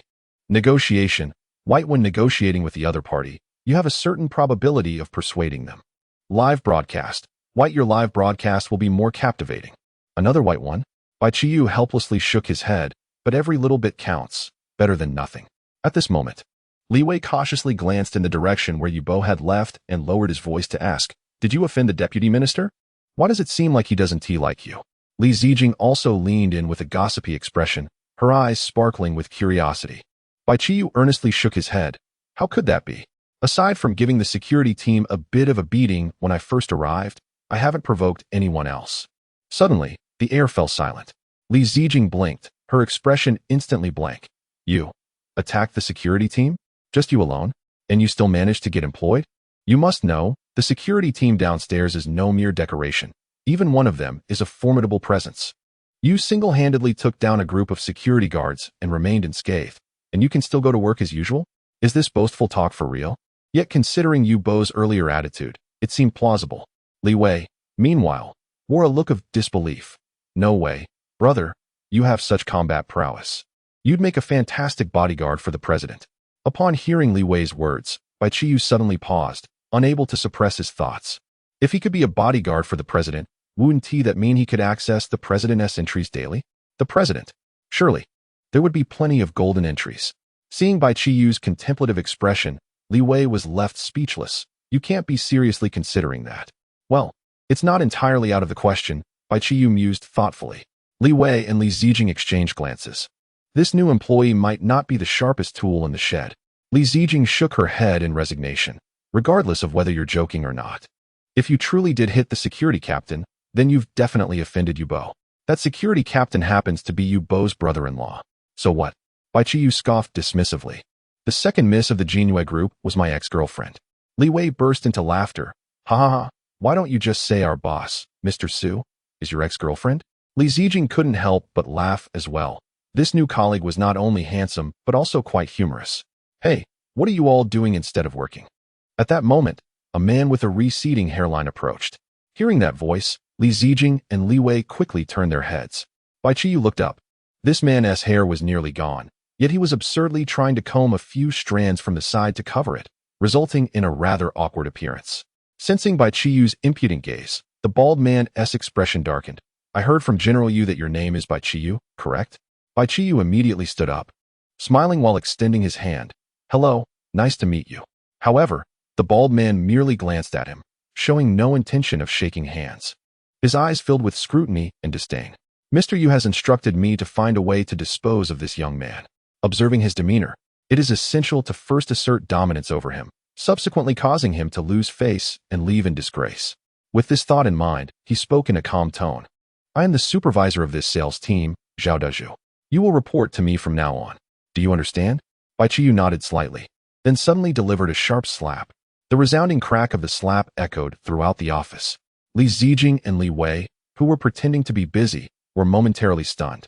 What is happening? Is this young man attempting to resign immediately after starting his job by confronting his supervisor?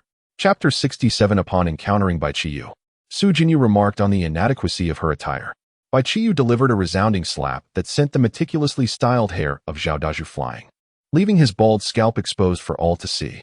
Simultaneously, Bai Qiyu felt the notification of a reward and nodded in satisfaction, realizing that this method was indeed the most direct approach. Dazed from the impact, Zhao Dazhu took a moment to gather his wits before turning back, disbelief written all over his face. "You! How dare you hit me?" With an innocent blink, Bai Qiyu maintained a serious demeanor. "No, I was merely swatting a mosquito. Look, there's blood on my hand." He extended his palm, having indeed smeared it against the corner of Zhao Dazhu's mouth. Revealing a trace of blood, Zhao Dazhu froze, hastily raising his hand to check his own mouth, and upon glancing down, He found his fingertips stained red. His eyes widened in shock, his face reddening with fury as he bellowed. Mosquito blood? You clearly made me bleed with that slap. Around them, colleagues gasped, their eyes wide with astonishment at the scene unfolding. Li Wei and Li Zijing exchanged glances, silently mourning for Bai Qiyu, contemplating whether this was the employee's first and last day on the job. To strike someone on the very first day, surely no company would tolerate such behavior. Li Zijing felt a twinge of regret. It was rare to encounter a colleague who was both handsome and humorous, only to face expulsion right after joining. What a waste. Just as Zhao Dazhu prepared to order Bai Qiyu to leave, a voice suddenly rang out. Today, our chairman Su has come to personally visit your team. Let us welcome her with applause. At this announcement, the room fell silent, all eyes instinctively turning toward the entrance. Chairman Su Jinyu? She was the legendary figure rarely seen. Since the establishment of the sales team, she had never made an appearance, and today she was here in person. Zhao Dazhu was momentarily taken aback, momentarily forgetting Bai Qiyu in his eagerness to see. The collective gaze of the attendees was fixed on the door, where a tall, striking figure entered, a woman of exquisite features radiating a powerful aura, her gaze carrying an unyielding elegance that commanded respect, akin to an emperor's presence. Bai Qiyu also turned to look, but his attention was first drawn to the 2 gold and 1 purple reward notifications. Monetary ability. Gold possesses an exceptional talent for generating wealth, able to acquire riches through any legal or illegal means. Charisma through wealth. Gold, the more wealth one possesses, the greater their charm becomes. Time perception. Purple, capable of precisely sensing the passage of time, accurate to the second. Goodness, these rewards are astonishing. I must obtain them. Bai Qiyu's eyes sparkled with excitement, a subtle smile gracing his lips as he contemplated ways to seize the rewards. But then his gaze inadvertently fell upon their owner. In that moment, he froze. Su Jinyu. No way. Su Jinyu is the chairwoman of the Jinwei Group. She is Su Caiyue's sister. At this moment, Bai Qiyu felt as though a bolt of lightning had struck her mind.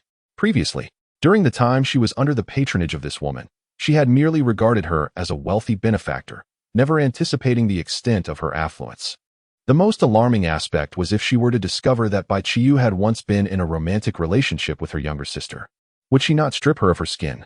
Bai Qiyu's eyelids twitched uncontrollably, and her heart sank into trepidation. No more. I shall forego this entry. Thus, as everyone rose to welcome Su Jinyu, Bai Qiyu unhesitatingly sank onto the table, lowering her head and discreetly using the desk partition to shield her face, endeavoring to diminish her presence. Meanwhile, Su Jinyu stood at the forefront, her piercing gaze sweeping across the entire team, seemingly in search of someone. However, upon surveying the room, her brows furrowed slightly, indicating that she had not found the individual she sought.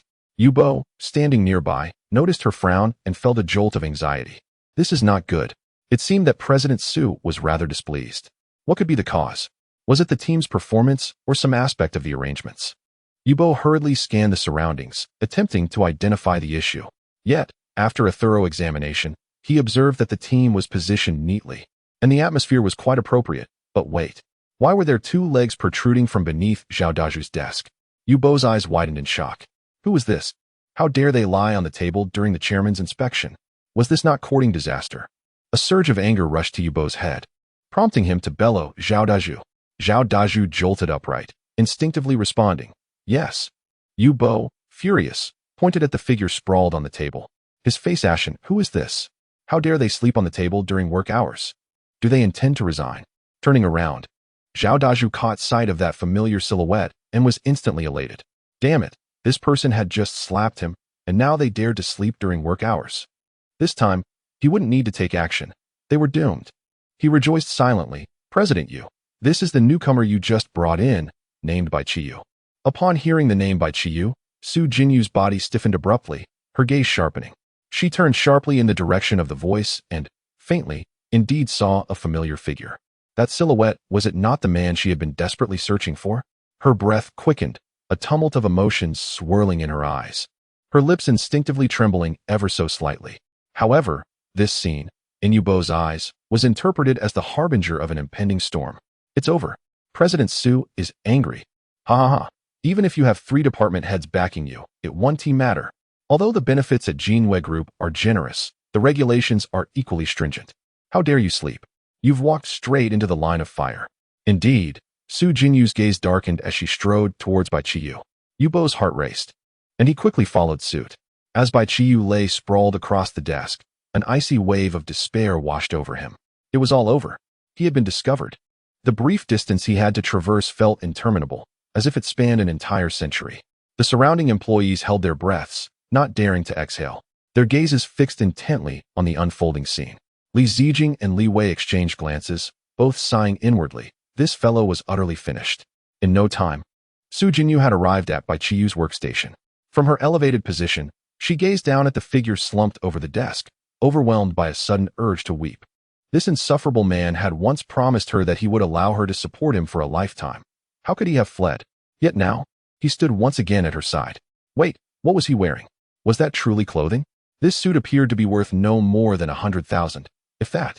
Surely, even garments worth 200,000 should offer a modicum of comfort. At that moment, Su Kaiwe, who enjoyed a monthly allowance of 200,000, could not help but sneeze. Chapter 68. Overindulgence. Yubo stood by, observing Su Jinyu scrutinizing Bai Qiyu from head to toe, and instantly recognized that the general manager was irate. He immediately stepped forward, feigning outrage. What are you doing? Get up at once. You just arrived and you're already sleeping? Do you not wish to work? Bai Qiyu remained utterly still. At that moment, his only recourse was to play dead. It was reminiscent of school days when the teacher was about to check homework. Everyone knew you hadn't done it. Yet you stubbornly claimed to have forgotten it at home. However, Su Jinyu suddenly glared at Yubo. What are you shouting about? Yubo was taken aback. General manager, I was merely trying to wake him. Waking him? Su Jinyu frowned in displeasure. The employees have worked hard all day. Is it not permissible for them to rest for a while? Yet, it was morning, and he had only just arrived. Before Yubo could finish his sentence, Su Jinyu interrupted him in a hushed tone. Did you not hear me tell you to lower your voice? What if you disturb him? Everyone stood agape, astonished at the scene unfolding before them. Wait, was the general manager defending Bai Qiyu? What was happening? Wasn't she known for her iron-fisted approach? Yubo was equally bewildered. The company's regulations had always been exceedingly strict, so why had Su Jinyu suddenly adopted a different demeanor today? Just as the crowd remained in shock, Su Jinyu unexpectedly strode over to Li Zijing's side. Her gaze landed coldly on Li Zijing. Li Zijing felt a tremor of anxiety run through her, unable to suppress her nervousness. Goodness, what did it mean for the general manager to scrutinize her so closely? She had seen Su Jinyu from a distance on several occasions, but she had never imagined that one day she would be subjected to such intense scrutiny. The palpable pressure was nearly suffocating. She attempted to explain herself several times, but each effort was thwarted by Su Jinyu's imposing presence. You step back a little. Su Jinyu finally spoke, her tone calm, yet imbued with undeniable authority. Li Zijing felt as if she had been granted a reprieve and quickly stepped back, fearful that even a moment's delay would lead to grave consequences. As everyone pondered the unfolding situation, Su Jinyu casually turned and sat in Li Zijing's former chair. And then, she simply gazed at Bai Qiyu. There were no urgings, no inquiries, and no reprimands. She sat there, her gaze heavy upon him. Seeing Su Jinyu's demeanor, Yubo's spirits lifted. Truly, she was the general manager. Given his earlier loud outburst, Bai Qiyu should have awakened by now. Su Jinyu's presence was undoubtedly exerting pressure on Bai Qiyu, signaling that she would not leave until he rose. However, he found it perplexing. After all, Bai Qiyu was merely a junior employee. Did it necessitate such elaborate theatrics? Did the general manager intend to utilize this incident as a warning to others? He had even concocted an entire dramatic scenario in his mind. The general manager employing thunderous measures to enforce discipline, warning everyone that the company would not tolerate idlers. With Bai Qiyu being the unfortunate scapegoat, in actuality, it was far less convoluted than he imagined. Su Jinyu was simply reminiscing. Nostalgic recollections of nights long past envelop her, as the man beside her sleeps so peacefully, his tranquility too precious to disturb. Bai Qiyu now finds herself in a state of unease, unable to fathom that Su Jinyu is seated right there. It seems futile. She can no longer maintain her composure. Bai Qiyu straightens up from the table, helplessly turning to face Su Jinyu. The moment their eyes meet, Su Jinyu's heart races, the sharpness and shrewdness in her gaze dissolving, replaced by an emotion so complex it defies description. She parts her lips, her voice softer than ever before. You're awake. The office falls into a profound silence. All eyes are fixed on Su Jinyu, astonished, as if they had misheard. This tone, this gentleness, is utterly unexpected. What is this maneuver? A calm before the storm? Bai Qiyu awkwardly waves her hand. Hello? Instantly, Su Jinyu's expression turns cold. A collective sigh of relief echoes in the hearts of those present. Indeed, the previous warmth was merely a facade. Now the true tempest is upon them. Yet, in the next moment, she suddenly grasps Bai Qiyu's hand, her brow furrowing. What happened to your hand? Bai Qiyu feels a surge of realization, momentarily elated yet bewildered. My hand. She glances down to discover bloodstains in her palm. Was this not from her earlier altercation with Zhao Dazhu? Zhao Dazhu, witnessing this, immediately exclaims, Chairman, this brat. The blood on his hand is from hitting me. Look, I have blood at the corner of my mouth. At these words, the crowd's attention shifts to Zhao Dazhu, who indeed bears traces of blood at his lip. Did you strike him? Su Jinyu inquires of Bai Qiyu, demanding honesty. Many had witnessed the altercation, leaving no room for concealment, so Bai Qiyu nods. Yes. Su Jinyu then turns to Zhao Dazhu for confirmation. Is this truly the case? Zhao Dazhu nods tearfully. Absolutely. This scoundrel is too despicable. Su, you must stand up for me. Su Jinyu remains silent, instead glancing at Yu Bo. Do you have any tissues? I will help him clean up. Zhao Dazhu stands frozen, incredulous at what he has just heard. The chairman is offering to tend to him. Could this be a dream come true? Meanwhile, Yu Bo casts a jealous glance at Zhao Dazhu, wondering why it was not he who received such attention. Nevertheless, he hands the tissues to Su Jinyu. In the next moment, Su Jinyu takes the tissues, directly pulling Bai Qiyu's hand toward her, diligently wiping the blood from the back of her hand. The crowd once again falls into a deathly silence, the air seemingly frozen. Zhao Dazhu's eyes widen in disbelief, his entire being stunned. Chairman, this doesn't make sense. He is the one who was struck. Why is Bai Qiyu receiving care? Zhao Dazhu's worldview shattered in an instant, his voice trembling with disbelief. Chairman, it was he who struck me. Su Jinyu, having finished her task, gazed with satisfaction at Bai Qiyu's impeccably clean hands. She then carelessly tossed the used tissue in front of Zhao Dazhu, remarking, Then you can clean it yourself. What? Must I do it for you? Upon hearing Su Jinyu's frigid tone, Zhao Dazhu's initial surge of emotion was abruptly quelled. And no, I will do it myself, he stammered, hastily picking up the used tissue to wipe himself. Everyone present watched in disbelief, wishing they could slap themselves to ascertain whether this was reality or mere illusion. Chapter 69. My skin has been scratched raw especially for Yu Bo. His head was buzzing. Could it be that yesterday's indulgence had left him feeling dizzy today? It must be so. After all, he had, after a long absence, achieved the remarkable feat of 3 minutes yesterday. Upon reflecting on this, Yu Bo pinched himself. Ouch! This is indeed real. Bai Qiyu observed Su Jinyu with a sense of helplessness. In the past, following Su Jinyu had been quite delightful, filled with luxuries and indulgences. Bai Qiyu even contemplated keeping this soul sheep for himself and not spreading the misfortune to others. However, gradually, Bai Qiyu began to realize something was amiss. This woman had issues. Initially, she was merely kind to him, showering him with various gifts. Yet, as time passed, her behavior changed. On one occasion, he casually remarked that a certain dumpling shop was rather good. The very next day, the shop ceased operations and sent someone to their home to prepare dumplings. Subsequently, anything he glanced at would inevitably appear before him the following day.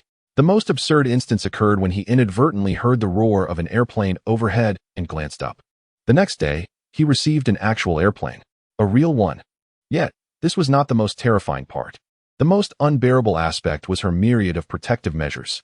He was required to wear a helmet when going out, under the pretext of avoiding falling objects. He had to drink from a thermos cup to prevent scalding his stomach or chilling his intestines. In fact, fearing he might get lost, she even bought him a smart children's watch that allowed for location tracking, calls, and real-time monitoring. Bai Qiyu could no longer endure it. Thus, he decisively fled, disappearing into the night. However, to his astonishment, he found himself back at her doorstep. He gazed at Su Jinyu before him, his expression filled with embarrassment. Initially, he had left without a trace, much like Su Kaiwa, leaving only a letter behind. At this moment, Su Jinyu spoke. Hello, I am Su Tsayue's sister, Su Jinyu. Thank you for previously saving my sister. Bai Qiyu was momentarily taken aback, then promptly extended his hand to shake hers. It was nothing. It was the least I could do. A sigh of relief escaped Bai Qiyu. From her tone, it appeared she had no intention of recognizing him. That was splendid news. It indicated she had moved on, no longer holding on to the past. After all, what What was her status? A wealthy magnate, a business empress. And what was he? Merely someone living off her kindness. How could he expect her to dwell upon him? Her current kindness was solely a result of his rescue of her sister. Yet, at that moment, Bai Qiyu suddenly felt the petite hand he was clasping gently poking at his palm. His smile froze instantly. What on earth was happening? Hadn't she moved on? And why do women have this peculiar habit of poking at palms? Meanwhile, the others in the company remained oblivious to their subtle interactions. However, they soon comprehended why the chairman's demeanor towards Bai Qiyu was so markedly different. It was rumored that the second young lady had previously been kidnapped, and it turned out Bai Qiyu was her savior. Bai Qiyu felt that soft finger becoming increasingly audacious, even tracing circles in his palm. How dare you? If you continue to dig like that, my palm skin will be worn raw. He quickly released that delicate hand. In an instant, Su Jinyu's eyes turned icy. This man had dared to relinquish her hand. Such behavior was utterly unforgivable. She coldly remarked, although you saved my sister, I also provided you with this job. Given that you are new here, I shall refrain from holding you accountable today. However, should you speak to me in such a manner again, do not blame me for disregarding past kindness. With that, she turned on her heel and departed, her high heels echoing sharply against the floor, as if to express her displeasure. Regret over past grievances? Bai Qiyu was taken aback. Surely, you must be mistaken. Please, do not harbor any past grievances. Others around them also presumed Su Jinyu had misspoken.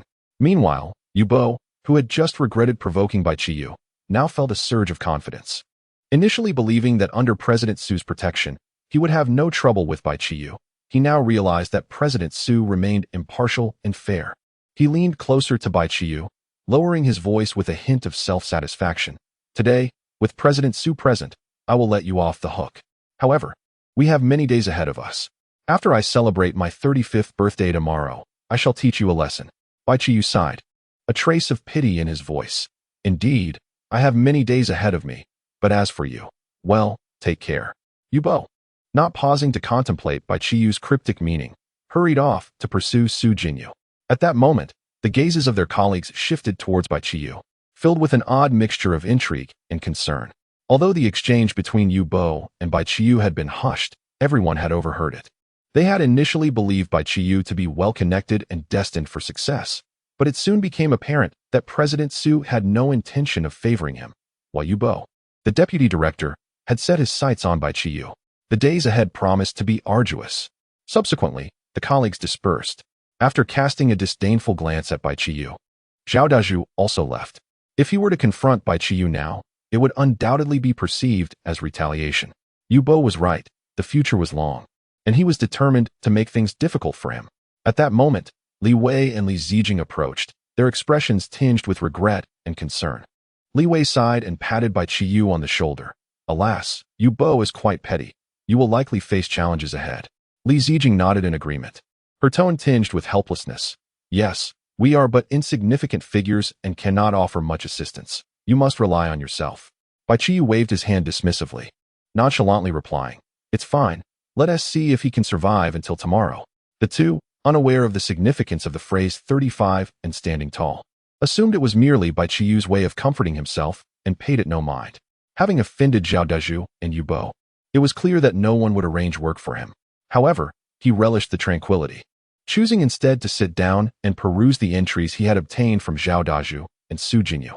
The leading sheep, Qing when you guide others in an endeavor. The task becomes comparatively more manageable. The wealth of beauty, Jin, the greater the wealth, the higher one's allure. I never anticipated receiving a blue entry from Zhao Dazhu. It appears he possesses some skill after all, truly the leading sheep. Su Tsayue's entry is Beauty of Flowers and Moon, while Su Jinyu's is Wealth of Beauty and Moon. They are indeed sisters. However, the Wealth of Beauty and Moon leaves Bai Qiyu somewhat speechless. Such an entry is surprisingly a golden one. If I had financial prowess, it would be beneficial, yet I find myself in a state of poverty. Nonetheless, there are many others waiting for me to acquire entries.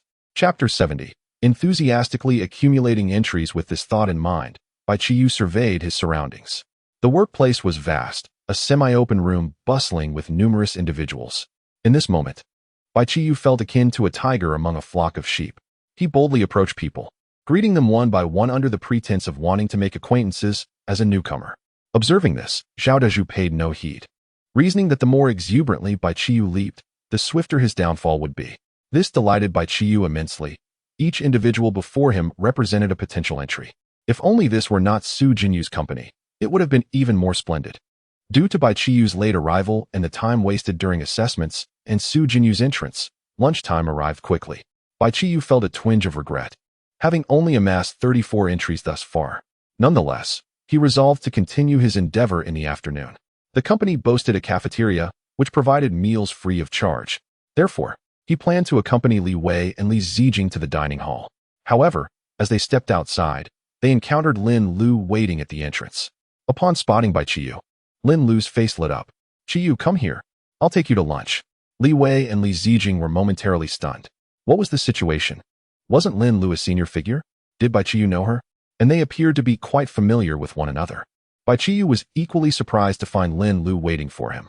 Intermingling with an ex-girlfriend was hardly advisable, especially considering his prior experiences with Su Ji and Lu Moer, which invariably led to bizarre entanglements. Thus, he promptly declined. "I'll just go eat with them." He gestured toward Li Wei and Li Zijing. "Really? You intend to dine with them?" Lin Lu frowned as she scrutinized the two. The moment Li Wei and Li Zijing met Lin Lu's gaze, their courage faltered. They hastily replied, "We just met and aren't very familiar yet. We should take our leave." With that, they hurriedly departed. Lin Lu, with a mischievous smile, turned to Bai Qiyu. "It seems they are not particularly keen on dining with you." Bai Qiyu felt exasperated. It was not that they did not wish to dine with him, but rather they feared they might never eat again. "Lulu, I'm not that hungry, actually," Bai Qiyu remarked. "What's this? Are you afraid of me?" "Don't worry, we have already parted ways. We are merely friends now. You wouldn't refuse a meal with a friend, would you?" Lin Lu replied with a smile. With her words hanging in the air, Bai Qiyu found himself with little choice but to accompany Lin Lu for lunch. Along the way, Lin Lu inquired, "Qiyu, it seems Li Ming is quite interested in you. You must keep your distance. She does not genuinely like men and may have ulterior motives. Am I not more aware of her preferences than you?" Bai Qiyu thought, an image of Li Ming's frenetic antics flashing through his mind.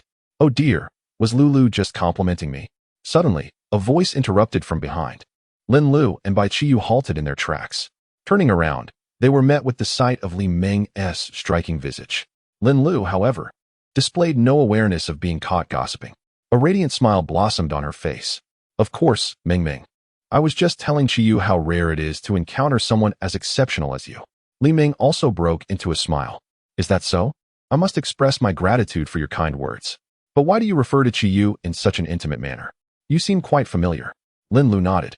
"Well, I suppose we are certainly more acquainted than you two." Li Ming stepped forward, her gaze fixed intently on Bai Qiyu. "Is what she said true?" Lin Lu positioned herself protectively in front of Bai Qiyu. "Of course, we are well-acquainted friends." Li Ming narrowed her eyes. "Is that so? As his girlfriend? I find it curious that Qiyu has never mentioned you." This revelation left Lin Lu momentarily stunned. "Girlfriend? Qiyu has a girlfriend? And it's Li Ming? What am I to do?" Lin Lu turned to Bai Qiyu, contemplating a drastic course of action. Bai Qiyu felt a chill run down his spine under Lin Lu's intense gaze, sensing that he might meet his end at that moment. He hurriedly clarified, "She is actually my ex-girlfriend." Upon hearing this, Lin Lu's eyes brightened with clarity. So she was merely an ex-girlfriend. That made things more manageable. Instantly, a fierce flame ignited within her gaze. Li Ming, upon hearing Bai Qiyu's words, was momentarily taken aback. Really? She suddenly realized that Lin Lu was also Bai Qiyu's ex-girlfriend. With this understanding, she turned her gaze towards Lin Lu, her eyes ablaze with intensity. Bai Qiyu, witnessing this scene, felt a chill of despair wash over him. He suddenly thought that confronting criminals would be far preferable to navigating this battleground of emotions. However, he reassured himself that there were only two ex-girlfriends present, and he should be able to mediate the situation. Yet before he could speak, another voice interrupted. "What are you all doing here?" Bai Qiyu stiffly turned to see Su Jinyu, and his heart sank. He felt utterly defeated. Yet, contrary to his expectations of a catastrophic confrontation, the anticipated chaos did not unfold. Upon Su Jinyu's arrival, the two women withdrew their gazes from one another, aware that they needed to exercise restraint in her presence. Bai Qiyu breathed a sigh of relief. Noticing the silence, Su Jinyu reiterated her question, "What are you doing?" Lin Lu quickly responded with a smile. "We were just planning to take our new colleague to the cafeteria for a meal." Li Ming immediately nodded in agreement. "And where is the esteemed Su headed?" Su Jinyu surveyed the three with a discerning eye. I have some supplies in my office that require assistance in moving. You there? Come with me. She pointed at Bai Qiyu. Bai Qiyu understood all too well that her request was not merely about transporting supplies. It was likely a prelude to something more ominous. Seeing the situation, Li Ming promptly offered, I'll accompany you to help. Lin Lu added, I will go as well. Su Jinyu swiftly shook her head. No need for that. You two should proceed to your meal. With that, she turned and walked away. Bai Qiyu shrugged apologetically at the two women before following Su Jinyu. Left behind, Li Ming and Lin Lu exchanged glances, contemplating the unfolding drama. Su Jinyu walked ahead, the sound of her footsteps echoing crisply across the floor. Bai Qiyu gazed at Su Jinyu's silhouette, her slender waist appearing as if it could be encircled by two hands, her hips swaying enticingly before him. Coupled with the fiery allure that Su Ji had exuded over the past few nights, Bai Qiyu found his desires completely ignited. In that fleeting moment, he felt a profound hunger. Suddenly, Su Jinyu came to an abrupt halt, and with his gaze fixated on her posterior, Bai Qiyu was utterly unprepared for the sudden stop, leading him to collide directly into her. What are you doing? Ouch! Su Jinyu stumbled slightly, furrowing her brow as she spoke. Yet, a glimmer of delight was unmistakably present in her eyes. Chapter 71. Let us marry. Bai Qiyu hastily waved his hands in explanation. I was lost in thought just now, and didn't he notice? I accidentally bumped into you. Su Jinyu regarded him with a smile that was neither entirely genuine nor completely mocking, whether it was truly an accident or a deliberate act. Perhaps only you are privy to that truth. With that, she stepped into the elevator, leaving Bai Qiyu with an unsettling sense of alarm. Why did her tone seem so ominous? It felt as though she were a predator ready to pounce. Summoning his courage, he followed her into the elevator. Su Jinyu's office was located on the top floor, and in no time, they arrived.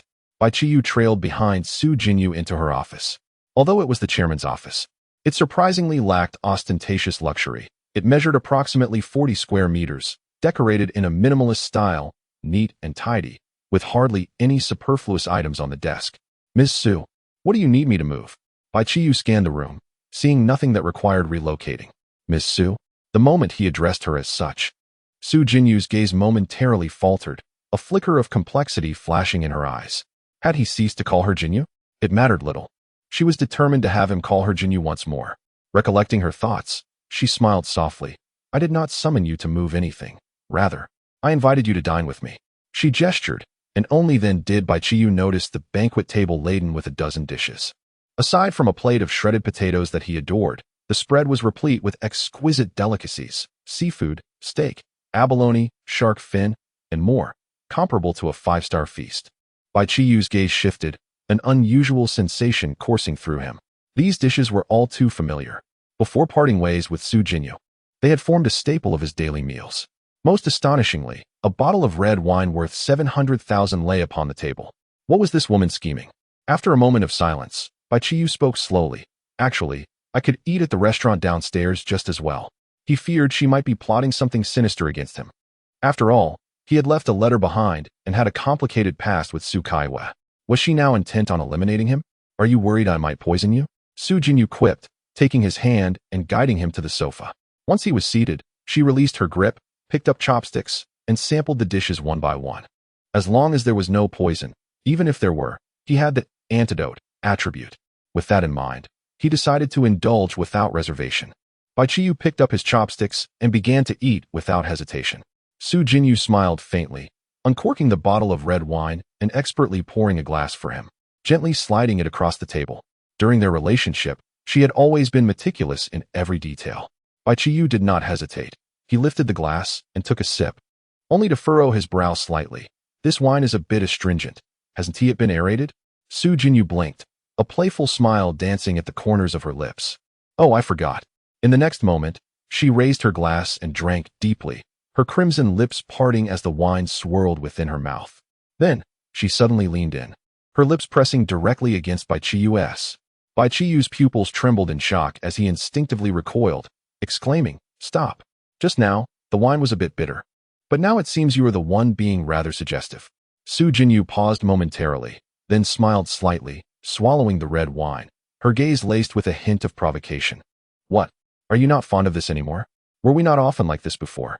The corners of Bai Qiyu's mouth twitched slightly. In the past, you had been my benefactor, free to act as you pleased, but now? I have transformed into an independent worker. You shall not tempt me again. He promptly set down his chopsticks, declaring, I'm full, I shall take my leave. Su Jinyu's expression shifted subtly as she interjected, wait. Bai Qiyu turned back, inquiring, is there something else? She gazed at him, her eyes deepening with intensity, her voice lowered, I wish to inquire. What exactly is your relationship with my sister? Bai Qiyu's heart jolted, his brow furrowing slightly. Does she already know? Or is she seeking a definitive answer from me? The air fell silent for a few seconds. Bai Qiyu instinctively tightened his grip. After a moment's contemplation, he replied, I was in a relationship with Kaiwe. We were former lovers. This answer was already known to Su Jinyu. Hence her expression remained unchanged as she pressed on. Why? Why, having dated me? Would you pursue my sister? Bai Qiyu shrugged helplessly. How was I to know you were sisters? You know I'm merely a man seeking a comfortable life. As for your family ties, background, and acquaintances, I have little interest in delving into. Su Jinyu found herself momentarily speechless. He truly was that kind of person. Yet, narrowing her eyes, her tone sharpened. Fine. Even if I overlook your past with Kaiwe, from this moment forth, do not provoke Kaiwe again. Bai Qiyu shrugged in resignation. It's not I who am pursuing her. She is the one pursuing me. If you can keep her in check, I would be grateful. Su Jinyu couldn't help but scoff inwardly. How shameless. You are the second daughter of the Jinyue group.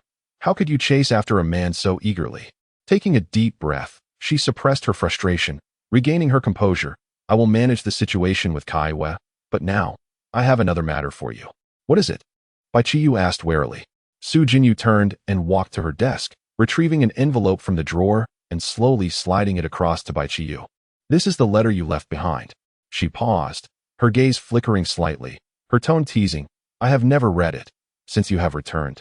Would you be so kind as to read it aloud for me? Bai Qiyu stared at the envelope, his eyes widening in disbelief. She claims to have never seen it? The envelope's seal was clearly cut open, the edges frayed, evidently rifled through countless times. If you are going to act, at least use a new envelope. Su Jinyu raised her chin, her tone flat. What? Read it. Bai Qiyu's lips twitched slightly, and he offered a dry laugh, entirely disregarding the envelope. He waved his hand dismissively, saying, well, if I haven't seen it, I haven't seen it. After all, the matter is in the past. Su Jinyu narrowed her eyes and suddenly chuckled lightly, her tone airy as she inquired, so, when shall we tie the knot? Marriage? Bai Qiyu's eyes widened in astonishment. Su Jinyu nodded earnestly. Indeed, since I have not seen the letter and you are unwilling to read it to me, it implies that we have not broken up. If we haven't parted ways, then we should begin planning for our wedding. She smiled gently, her tone laced with playful sarcasm. Once you become the brother-in-law to Kaiwe, she will no longer harbor any feelings for you. It's a win-win situation. Chapter 72. I know everything. A double benefit? The one who benefits is you, isn't it? What have I gained? The shackles of love? The grave of marriage? Bai Qiyu's expression instantly grew exceedingly complex. He inhaled deeply and forced a laugh, saying, all right, I will read it. Is that acceptable? As he spoke, he reached for the envelope. However, Su Jinyu suddenly twisted her wrist, retracting the envelope and placing it behind her, gently shaking her head. It's too late. Now you have missed your chance. Bai Qiyu froze momentarily, his pupils narrowing. I had already agreed to read it. And you resort to this trick? Almost instinctively, he reached out to seize it. In that attempt, Bai Qiyu's hand encircled her waist. The air fell silent. An ambiguous atmosphere enveloped the room. Time seemed to freeze at that moment. Bai Qiyu was taken aback, quickly retreating a few steps to distance himself from Su Jinyu. His heart racing. Su Jinyu had also been holding her breath. Feeling the warmth leave her embrace, she momentarily experienced a sense of loss. How she wished that this man would hold her tightly as he once did. At that moment, Bai Qiyu hastily said, if there's nothing else, I will take my leave. With that, he fled in a panic. Su Jinyu watched his retreating figure without a word of protest, a meaningful smile curling at the corners of her lips. Where are you running to? Can you escape for a moment, or for a lifetime? This company is my domain. As long as you remain here, I will inevitably ensnare you.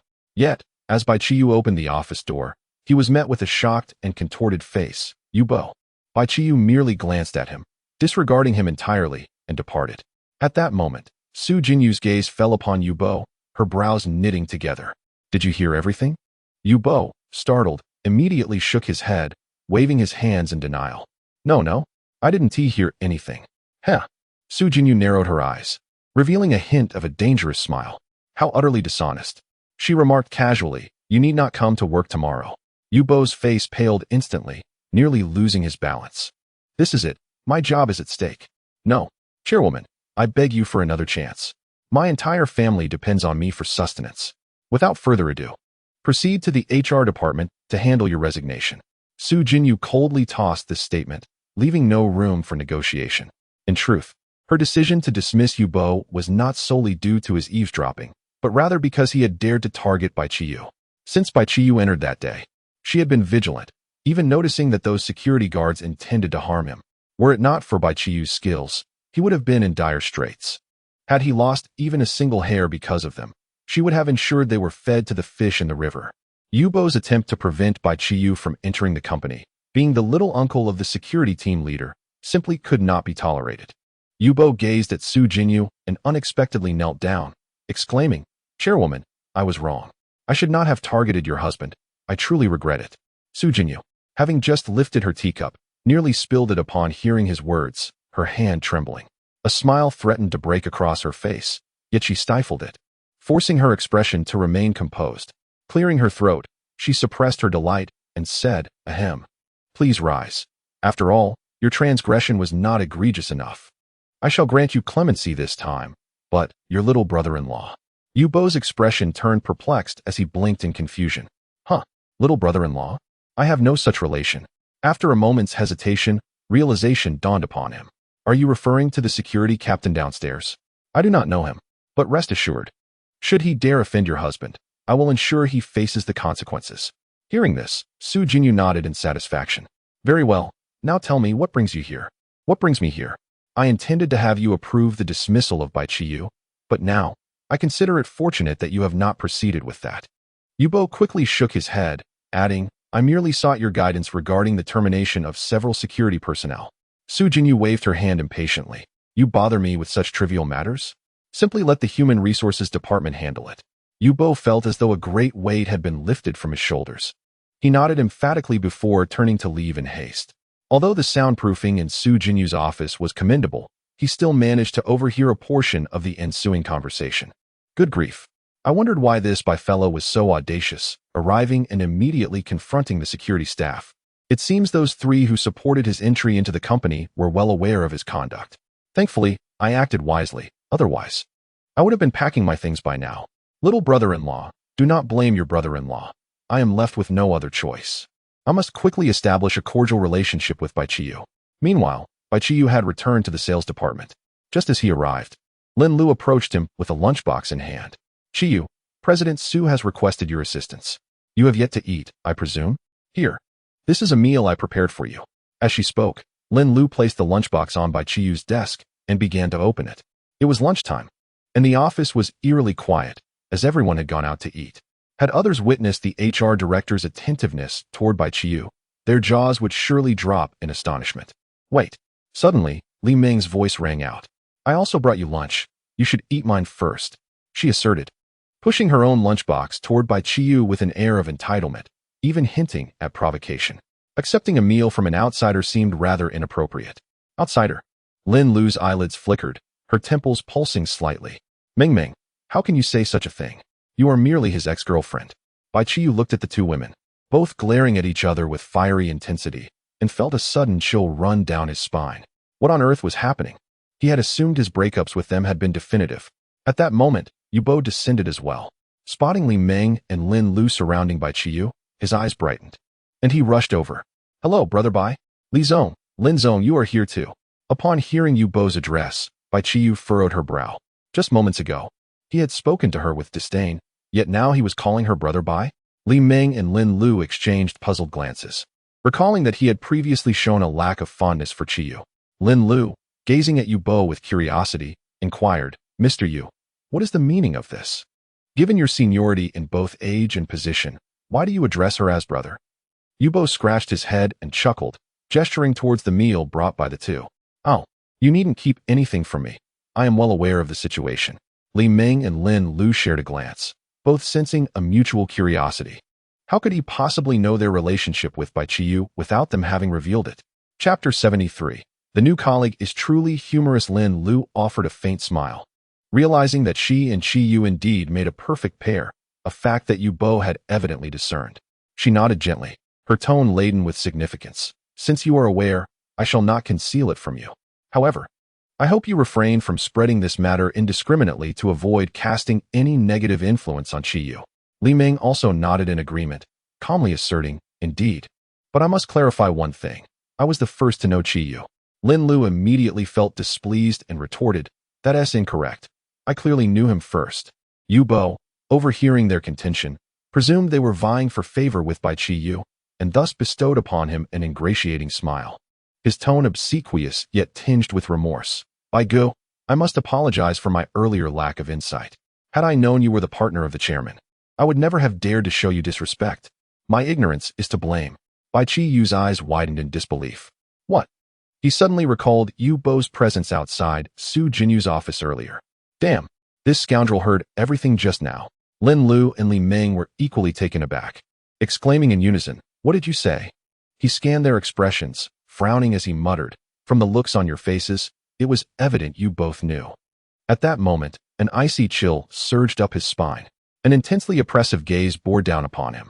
He stiffly turned his head, colliding with Bai Qiyu's inscrutable gaze, which was laced with a hint of mockery.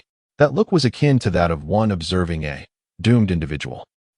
Bai Qiyu, did I misspeak? Yu Bo's lips quivered slightly, posing the question with caution. Bai Qiyu shook his head, exhaling a long sigh. Well, while you can still speak freely, you might as well say what you wish. Once tomorrow passes and my birthday is over, I fear you shall have no such opportunity. Yu Bo? What does that mean? A tightening sensation gripped his heart, an ominous premonition taking root. However, Bai Qiyu had grown weary of elucidating matters to him. At that moment, two fierce gazes were fixed upon him, Li Ming and Lin Lu. Li Ming narrowed her eyes slightly, her tone dripping with menace. Qiyu, could you elucidate this matter? Lin Lu crossed her arms, also scrutinizing Bai Qiyu. Though they were once rivals in love, if their adversary were one another, there remained a glimmer of hope. Yet if the rival were Su Jinyu, they would be facing an opponent on an entirely different level. Their confidence had waned completely. Bai Qiyu felt a shiver run down his spine under their piercing stares, realizing he had no escape route, and reluctantly began, in truth. Su Jinyu, like you both, is also my ex-girlfriend. The air fell into a profound silence. 2 seconds later, Li Ming and Lin Lu exhaled simultaneously in relief. So, she was merely an ex-girlfriend? That is nothing to fret over. As long as there is no marriage, there remains a chance. Meanwhile, Yu Bo had become utterly petrified. Wait, Li Ming and Lin Lu are ex-girlfriends of Bai Qiyu? Su Jinyu is also Bai Qiyu's ex-girlfriend? My heavens, this fellow? What gives him the right? I wouldn't even dare to dream of such a thing. Well, you all carry on with your conversation. I just remembered that I have a client to attend to. Yu Bo hastily made an excuse to leave, as today's news was truly overwhelming for him, and he needed a moment to process it. Before his words had faded, he had already slipped out of the office with remarkable speed. However, once in the corridor, he wiped the cold sweat from his brow, feeling an even greater sense of panic than before. Wait, my brother-in-law is still at odds with Bai Qiyu. This is disastrous. He must return quickly and deal with that troublesome lad. As soon as Yu Bo departed, Lin Lu and Li Ming exchanged glances, a complex glimmer passing between them. Li Ming spoke first. Shall we find a place to talk? Lin Lu nodded. Although she wished to linger with Bai Qiyu a while longer, there were more pressing matters at hand. The two turned in unison and exited the office side by side. Once outside, they walked in silence for a moment, the atmosphere tinged with subtle tension. Soon, Li Ming broke the silence. You must know what I am about to say, right? Lin Lu gently nodded, her tone resolute. Indeed. When we stand alone, neither of us holds the advantage before Su Jinyu, but if we join forces, the dynamics will shift entirely. Li Ming smiled slightly. It seems our thoughts align perfectly. In that instant, their alliance was formally forged. After their departure, Bai Qiyu exhaled deeply. Ex-girlfriends were indeed a terrifying species. Reflecting on the earlier scene, when they discovered his past with Su Jinyu, a glint of malice had flashed in their eyes. Such a gaze he had only ever witnessed in the cold-blooded characters of Ma Zhongping and Ning Wu. Bai Qiyu rubbed his neck, feeling a chill run down his spine. Surely, they wouldn't conspire to eliminate Su Jinyu, would they? The very thought sent a shiver through him, and he quickly shook his head, dismissing that dreadful notion. It couldn't be. At the very least, Lin Lu would never resort to such actions, would she? At that moment, colleagues began returning from their lunch break. As Li Wei and Li Zijing entered, they were taken aback to find two lunchboxes prominently displayed on Bai Qiyu's desk, both pink. Li Zijing curiously inquired, "Hey, did you not go for lunch? Who brought these for you?" Li Wei wore a knowing smile, tinged with playful teasing. "Could it be that a young lady has taken a liking to you?" Bai Qiyu nonchalantly replied, "One is from Lin Lu, and the other is from Li Ming." With that, he picked up his chopsticks and began to devour his meal, for he hadn't had enough to eat after the ordeal in Su Jinyu's office. However, upon hearing these names, Li Wei paused momentarily, a frown forming. Lin Lu? Li Ming? Why do those names sound so familiar? Li Zijing was the first to react, bursting into laughter. Haha. They are none other than our Minister Li and Minister Lin from the company. She teased playfully. TSK, two ministers bringing you meals? Qiyu, you truly are fortunate in love. Despite her words, her tone was laced with disbelief. At that moment, Li Wei suddenly caught on, and with a hearty laugh, he clapped Bai Qiyu on the shoulder, exclaiming, "Oh, you little rascal, you are quite the comedian. Last time you claimed the second young lady was your ex-girlfriend, and now you assert that General Lin and General Li are delivering meals to you. Next, you might as well say the chairman is treating you to dinner and personally pouring your wine, declaring undying love for you." Bai Qiyu lifted his head and looked earnestly at Li Wei, asking, "How do you know all this?" Li Wei? Li Zijing. The two exchanged glances and erupted into even more laughter. This colleague is simply hilarious. His sense of humor is off the charts. Chapter 74. The handsome man seeks a relationship. What are you all laughing at? It's almost time to start work. At that moment, Zhao Dazhu strode over with a grim expression. Li Wei and Li Zijing, like two brothers suddenly caught by the throat, instantly fell silent and sat up straight. Zhao Dazhu approached with a cold demeanor, casting a glance at Bai Qiyu, his brow furrowed. "Are you still eating? I have already given you ample time for lunch. It's time to get back to work, so hurry up and stop." As he spoke, he audaciously reached out and slapped Bai Qiyu's chopsticks to the ground with a resounding thud. A heavy silence enveloped the room. Bai Qiyu's gaze instantly turned icy, his brow slightly furrowing. He could not fathom why, being fellow workers, they would choose to make things difficult for one another. "Pick it up." Bai Qiyu narrowed his eyes slightly, his tone calm yet imbued with an undeniable sense of pressure. Zhao Dazhu's heart raced, his eyelids twitching uncontrollably, and a cold sweat trickled down his spine. He was perplexed. This person, who moments ago appeared harmless, now radiated an overwhelming aura that left him breathless. Previously, Bai Qiyu did not possess such a presence. However, since that day he had taken a life at the pharmaceutical factory, having witnessed bloodshed. He emanated a perilous energy that only those who had traversed the brink of life and death could possess. Suppressing his rising fear, Zhao Dazhu forced himself to retort, "Why should I pick it up for you? I want tea. What can you do to me?" He stubbornly clung to the remnants of his authority. Yet Bai Qiyu merely smiled, his tone nonchalant. "Oh, you want tea? Pick it up for me? Then I shall do it myself." Upon hearing this, Zhao Dazhu felt a wave of relief wash over him, silently mocking himself. This kid truly lacks any real capability. I was just frightened by him. How pathetic. However, at that very moment of relaxation, a massive fist suddenly came crashing towards him. With a heavy blow, it struck Zhao Dazhu squarely on the eye. "Ah!" Zhao Dazhu screamed in agony, clutching his eye and collapsing onto the ground. The surrounding colleagues fell into an immediate hush, the air thick with tension. At this juncture, Bai Qiyu looked down at him. "Since you're already down there, why not help me pick it up?" Zhao Dazhu, astonished and enraged, felt an overwhelming sense of humiliation wash over him. He roared in fury, "How dare you hit me? Everyone witnessed this. Let us see how you'll defend yourself now." Bai Qiyu gazed at him with indifference. "I have no intention of defending myself. I simply asked you to help me pick up my chopsticks. What's the matter? Are you still unwilling?" A shiver ran through Zhao Dazhu at those words, the oppressive fear resurfacing, compelling him to instinctively reach for the chopsticks. Just then, a woman's voice rang out. "What are you doing?" Bai Qiyu turned towards the voice, recognizing it as Lin Lu, who had likely just finished her conversation with Li Ming and returned for her lunchbox. Zhao Dazhu, seeing a glimmer of hope, quickly looked up to report, "General Manager Lin, you must help me. He hit me again." Lin Lu replied with a calm demeanor. "Would you like me to have him dismissed?" Zhao Dazhu felt a surge of joy and was about to speak. But Bai Qiyu interjected, "No need. It's not a significant matter. Very well.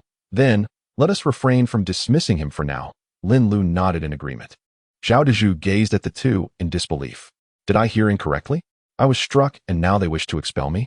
This morning, I endured Bai Qiyu's blows, and he faced no repercussions. Now, I endure his strikes again, and he remains unscathed? And they dare speak of my dismissal? It could be excused for Su Zong, as Bai Qiyu had rescued her sister, showing her leniency. But Lin Lu, by what right? Lin Lu's gaze fell upon the lunchbox on Bai Qiyu's desk, noticing it had been thoroughly emptied, and she nodded slightly, revealing a hint of satisfaction. Hand me the lunchbox. Bai Qiyu handed it over and then offered another pink lunchbox, saying, could you please return this to Li Ming? Lin Lu accepted the lunchbox, but suddenly frowned. Where are the chopsticks? Right here. Zhao Dazhu jolted, hastily bending down, reverently retrieving the chopsticks and presenting them to Lin Lu. She took the chopsticks and replied coolly, very well, I shall take my leave now, before turning to depart. Li Wei and Li Zijing stood in stunned silence, their mouths agape, unable to close them. Bai Qiyu's words were indeed true. Those two lunchboxes truly belonged to Minister Li Ming and Minister Lin Lu. What was their relationship with Bai Qiyu? They exchanged glances, realizing that was why Bai Qiyu dared to strike Zhao Dezhu. It seemed he had powerful connections. If Li Ming and Lin Lu were his backing, then apart from the chairman, Bai Qiyu likely feared no one in this company. Zhao Dazhu shared this sentiment, realizing that only the chairman could advocate for him now. At that moment, the chairman had chosen not to hold Bai Qiyu accountable due to his recent arrival. However, this time, Bai Qiyu had knowingly committed an offense. Given the chairman's temperament, he would probably be dismissed immediately. A glimmer of malice flashed in Zhao Dezhu's eyes as he coldly thought, very well, just wait.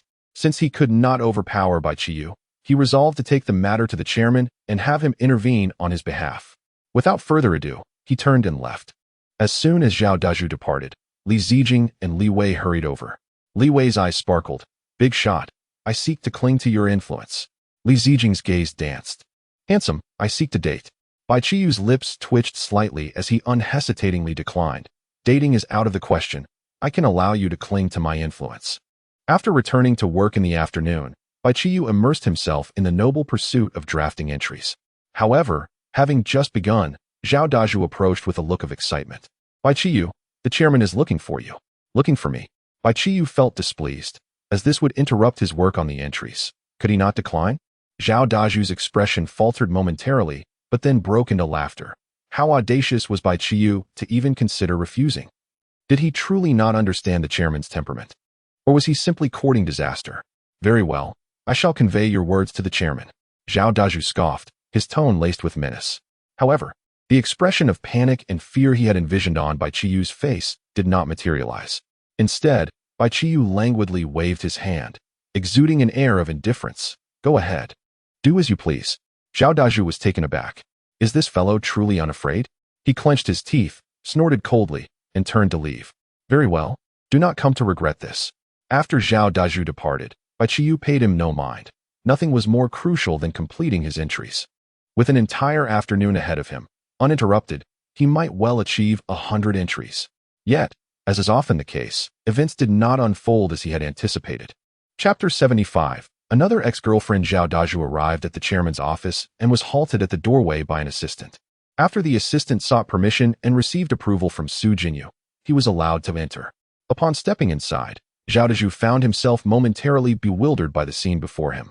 During his previous visit to voice his grievances, only the chairman had been present. Now, a woman sat opposite the chairman, while Yu Bo stood to the side. The woman was strikingly beautiful, adorned in professional attire with a sleek bob that exuded competence, her demeanor radiating decisiveness. Yu Bo, the deputy head of the sales department, stood at attention, underscoring the woman's elevated status. Noticing that Zhao Dazhu had come alone, Su Jinyu furrowed her brow. Did you not bring anyone with you? Zhao Dazhu immediately adopted a mournful expression. Chairman, this fellow does not regard me, nor you, with any respect. I told him you summoned him, and he outright refused to come. Moreover, he neglects his work to chat with others, disrupting their productivity. Su Jinyu found little concern in his words, deeming it forgivable for Qiyu. However, the short-haired woman opposite her frowned instantly, displeasure evident on her face. What is the meaning of this? Such individuals exist within the company? Su Jinyu chuckled lightly, attempting to provide an explanation for Bai Qiyu's behavior. He is a new employee and indeed has areas needing improvement. Yet, the short-haired woman was unyielding, her tone sharp. Is it acceptable for a new employee to chat indiscriminately and disturb others' work? If he were my subordinate, I would ensure he learned a valuable lesson. Su Jinyu's gaze shifted, becoming subtly complex. This is your subordinate. My subordinate? Su Jinyu nodded and pointed to Zhao Dazhu. This is the team leader of the 7th group of the sales department's insurance team, Zhao Dazhu. She then turned to Zhao Dazhu, introducing him. This is your new department head, Jiang Yuehan. Upon hearing this, Zhao Dazhu's eyes lit up. This was his direct superior. He quickly seized the opportunity to lament. Minister, you must stand up for me. That newcomer not only disregards the rules, but has also struck me twice. Meanwhile, Yu Bo silently mourned for Zhao Dazhu. Ah, Zhao Dazhu, you truly have no fear of death. Of all the people to report, why choose Bai Qiyu? If you only knew of Bai Qiyu's connection with the chairman, you wouldn't dare utter a word. However, Jiang Yuehan seemed unaware of the underlying dynamics. Upon hearing such a situation, her patience wore thin. She was not one to tolerate insubordination. Such a person exists? Huh. I relish the opportunity to deal with such troublemakers. Jiang Yuehan smiled. Su Jinyu's eyes suddenly sparkled with a notion. Indeed, let Jiang Yuehan handle Bai Qiyu. It is perfect. This way, he would grasp the challenges of hard work. Once he was thoroughly humbled, she could personally step in to rescue him, ensuring he would obediently return to her side. It was a flawless plan. Upon considering this, Su Jinyu nodded and said, then I shall leave everything to you. Jiang Yuehan smiled. No rush. I will first check on the other teams and deal with him later. She turned to Zhao Dazhu and Yu Bo. Come, accompany me to inspect the sales department. The two led the way, accompanying Jiang Yuehan as she surveyed the various teams within the sales group. Meanwhile, Bai Qiyu found himself unable to achieve his goal of compiling 100 entries. Upon completing the 99th entry, he suddenly realized that he could no longer accrue entries while conversing with others. What was happening? Bai Qiyu inquired of the system. Host, you have reached the end of your working hours and can no longer earn entries, came the system's response. End of working hours? Bai Qiyu was momentarily taken aback. So soon? I spent the entire afternoon gathering entries. Yet, I only managed to collect 99 by the end of the day. This efficiency is terribly low, especially compared to the morning. Although he had only recorded a mere 30 entries in the morning. That was due to his tardiness and the distractions caused by the assessment and Su Jinyu. However, the entire afternoon was devoted to gathering entries. And yet he only amassed 99 by closing time. After a moment of contemplation, Bai Qiyu began to understand. Despite the morning's brevity, his colleagues had avoided him due to his previous altercations with Zhao Dazhu and Yu Bo. Thus, their interactions had been minimal, allowing him to work swiftly.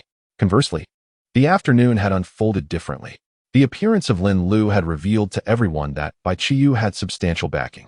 Consequently, his once aloof colleagues became exceedingly cordial, eager to engage in conversation. This, in turn, reduced the time he could spend gathering entries. Bai Qiyu sighed. Indeed, having an ex-girlfriend only served to hinder my entry collection. Well, since the workday has concluded, I should return and assess my gains for today. With this thought, Bai Qiyu turned back to his desk, preparing to tidy up and leave. Li Zijing and Li Wei simultaneously glanced at Bai Qiyu, genuinely impressed by him. He had spent the entire afternoon not only avoiding work, but also wandering about, greeting others, and disturbing their productivity. How audacious. However, considering his connections with Lin Lu and Li Ming, it was clear he felt no fear or concern. At that moment, Bai Qiyu observed the two still engrossed in their tasks and could not help but ask, aren't you leaving since the workday is over? Leave? What are you thinking? We have to work overtime, Li Zijing replied with a sidelong glance. Overtime? Bai Qiyu furrowed his brow. Li Wei explained, of course, we must work overtime. But there's no overtime pay. Why is there no overtime pay? Bai Qiyu asked, puzzled. Because we call this voluntary overtime, Li Wei said, gesturing towards the surrounding employees. Do you see? Except for those taking paid breaks, everyone else is either contacting clients or organizing client information, all voluntarily working extra hours. Oh, very well. Then you all work overtime. I shall take my leave, Bai Qiyu declared, rising to depart. What is the point of working overtime without a bonus? Only a bonus can motivate me. Leaving? Aren't you staying for overtime? Li Zijing was momentarily taken aback.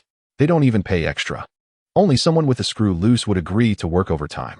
Bai Qiyu shouted as she walked away. At that moment, The majority of the office employees overheard her. They felt somewhat bewildered, as if they had just been reprimanded. Yet, observing Bai Qiyu's nonchalant exit, they couldn't help but feel a tad unwell themselves. In an instant, several individuals began to entertain the notion of leaving as well. Over time, what a farce. Li Wei and Li Zijing exchanged glances, promptly deciding to gather their belongings and make an exit. However, just as they began to shift their chairs, preparing to rise, Chapter 76, he has already promised not to hit you anymore. What more do you want? Suddenly, the office door swung open with a bang. Yu Bo and Zhao Daju entered, accompanied by a formidable woman who exuded an undeniable aura of authority.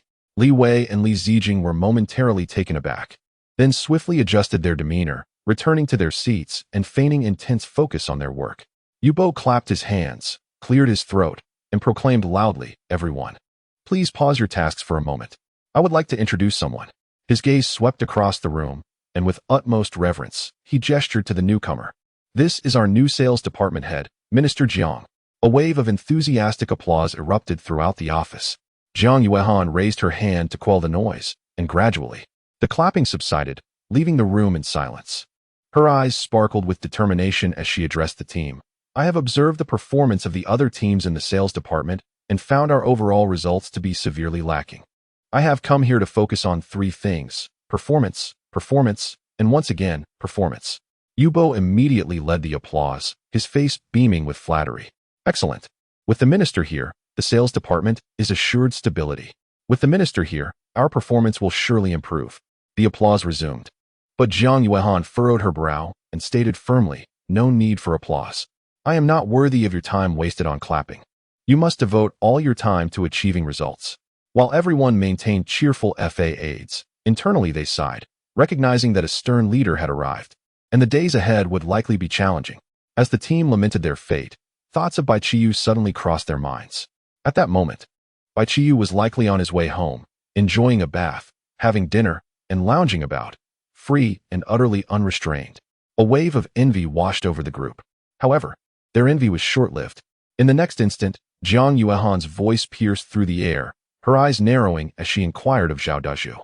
"Where's that new employee you mentioned earlier?" Zhao Daju promptly pointed to Bai Qiyu's spot. "He is right there." Yet, as Jiang Yuehan looked, the seat was conspicuously empty. "Where is he?" Zhao Daju, equally puzzled, turned to Li Wei for clarification. Li Wei shrugged. "He left." Zhao Daju was taken aback. "Left? Where did he go? Did he know he was going to be punished and resign voluntarily?" Li Wei shook his head. "Not quite. It was simply time to clock out, so he went home." "What?" Yu Bo and Zhao Daju were both bewildered. Is there truly a salesperson who doesn't work overtime? Jiang Yuehan narrowed her eyes further. "An employee with such little initiative. When he returns tomorrow, just wait and see how I deal with him. After that, I will have him dismissed." Upon hearing this, the team understood that Bai Qiyu was in serious trouble. The new leader's first order of business had landed squarely upon him. Just then, Jiang Yuehan's expression darkened as she asked, "By the way, what is the name of this new employee?" Zhao Daju quickly replied, "His name is Bai Qiyu." Upon hearing this name, Jiang Yuehan froze, a rare look of astonishment crossing her face. Bai Qiyu, could it truly be him? Upon further reflection, she deemed it rather improbable. Although Qiyu was known to spend lavishly, the notion of him working was implausible. It must be a case of mistaken identity. With a sigh, she felt her previously taut nerves ease slightly. Yet, almost immediately, a twinge of disappointment crept in. How wonderful it would be if it were indeed that Qiyu. "Huh, who just called my name?" As Bai Qiyu re-entered, he heard someone calling out to him, which struck him as peculiar. However, upon witnessing the scene before him, he was momentarily taken aback. Wait, what are these golden and purple titles? King of Sales, Gold achieves targets effortlessly in any sales scenario, even encouraging clients to increase their bids. Elegant and energetic, Gold always brimming with vitality. Sales Intuition, Purple accurately discerns clients' true needs and purchasing intentions with a 90 success rate. Could it be yet another case of his ex-girlfriend? He had been tormented by such titles to the point of developing a reflexive response. But as he looked up and caught sight of Jiang Yuehan's face, he felt as though he might shatter. This was indeed his ex-girlfriend. Simultaneously, Jiang Yuehan spotted Bai Qiyu. Initially, she was filled with righteous anger, prepared to reprimand this new employee for his lack of commitment. Yet, the moment her gaze landed on Bai Qiyu's face, She froze. Shock. Delight. Her heart raced. Her first instinct was to leap into Bai Qiyu's embrace. However, rationality urged her to resist. She was now the head of the sales department. She needed to maintain her composure and not reveal any vulnerability. Her eyes nearly glazed over. Yet she feigned a stern demeanor. Just as the two fell into an awkward gaze, Zhao Dazhu, looking aggrieved, pointed vigorously at Bai Qiyu and exclaimed, "It was him. Minister, he is the one who hit me." Jiang Yuehan regarded Bai Qiyu with a serious expression, yet her tone unconsciously softened. "Oh? Are you all right? Your hand isn't injured, is it?" Zhao Dazhu. "You Bo. Employees. What do you mean is your hand injured?" Minister. He hit me," Zhao Dazhu reminded. "Oh, my apologies." Jiang Yuehan cleared her throat, quickly regained her composure, and adopted a serious tone once more. "Bai Qiyu, why did you strike someone?" Her gaze softened as she gently added, "Rest assured, I am the new head of the sales department. You can express any grievances to me." Zhao Dazhu. Grievances? What grievances could he possibly have?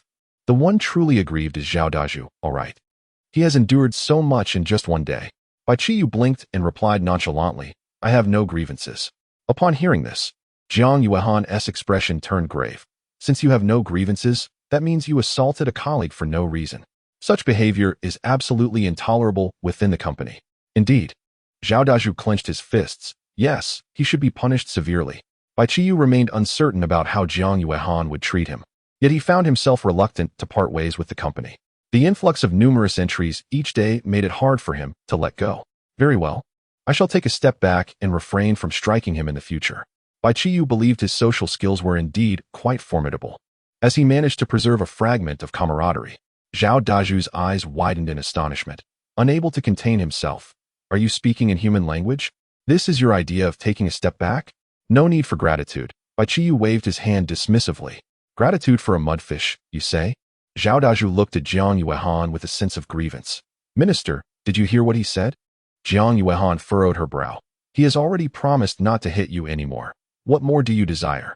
Chapter 77. The More Overtime. The more overtime. Zhao Dazhu was utterly bewildered, even contemplating giving himself a couple of slaps to ascertain whether he was dreaming. Was he truly hearing this correctly? Had he endured a beating and felt aggrieved on his assailant's behalf? His expression was one of disbelief as he turned to Jiang Yuehan, his voice trembling slightly. "General Manager Jiang, what? What does this mean?" Jiang Yuehan regarded Zhao Dazhu with a hint of distress. "How about this? Although he struck you, he has promised not to do so again. Let us consider this matter settled." "Settled between us? Are you jesting?" He clenched his teeth, opting to take a different angle of confrontation. "Fine.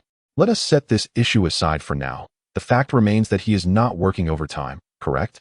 Jiang Yuehan shifted her gaze to Bai Qiyu, her expression questioning.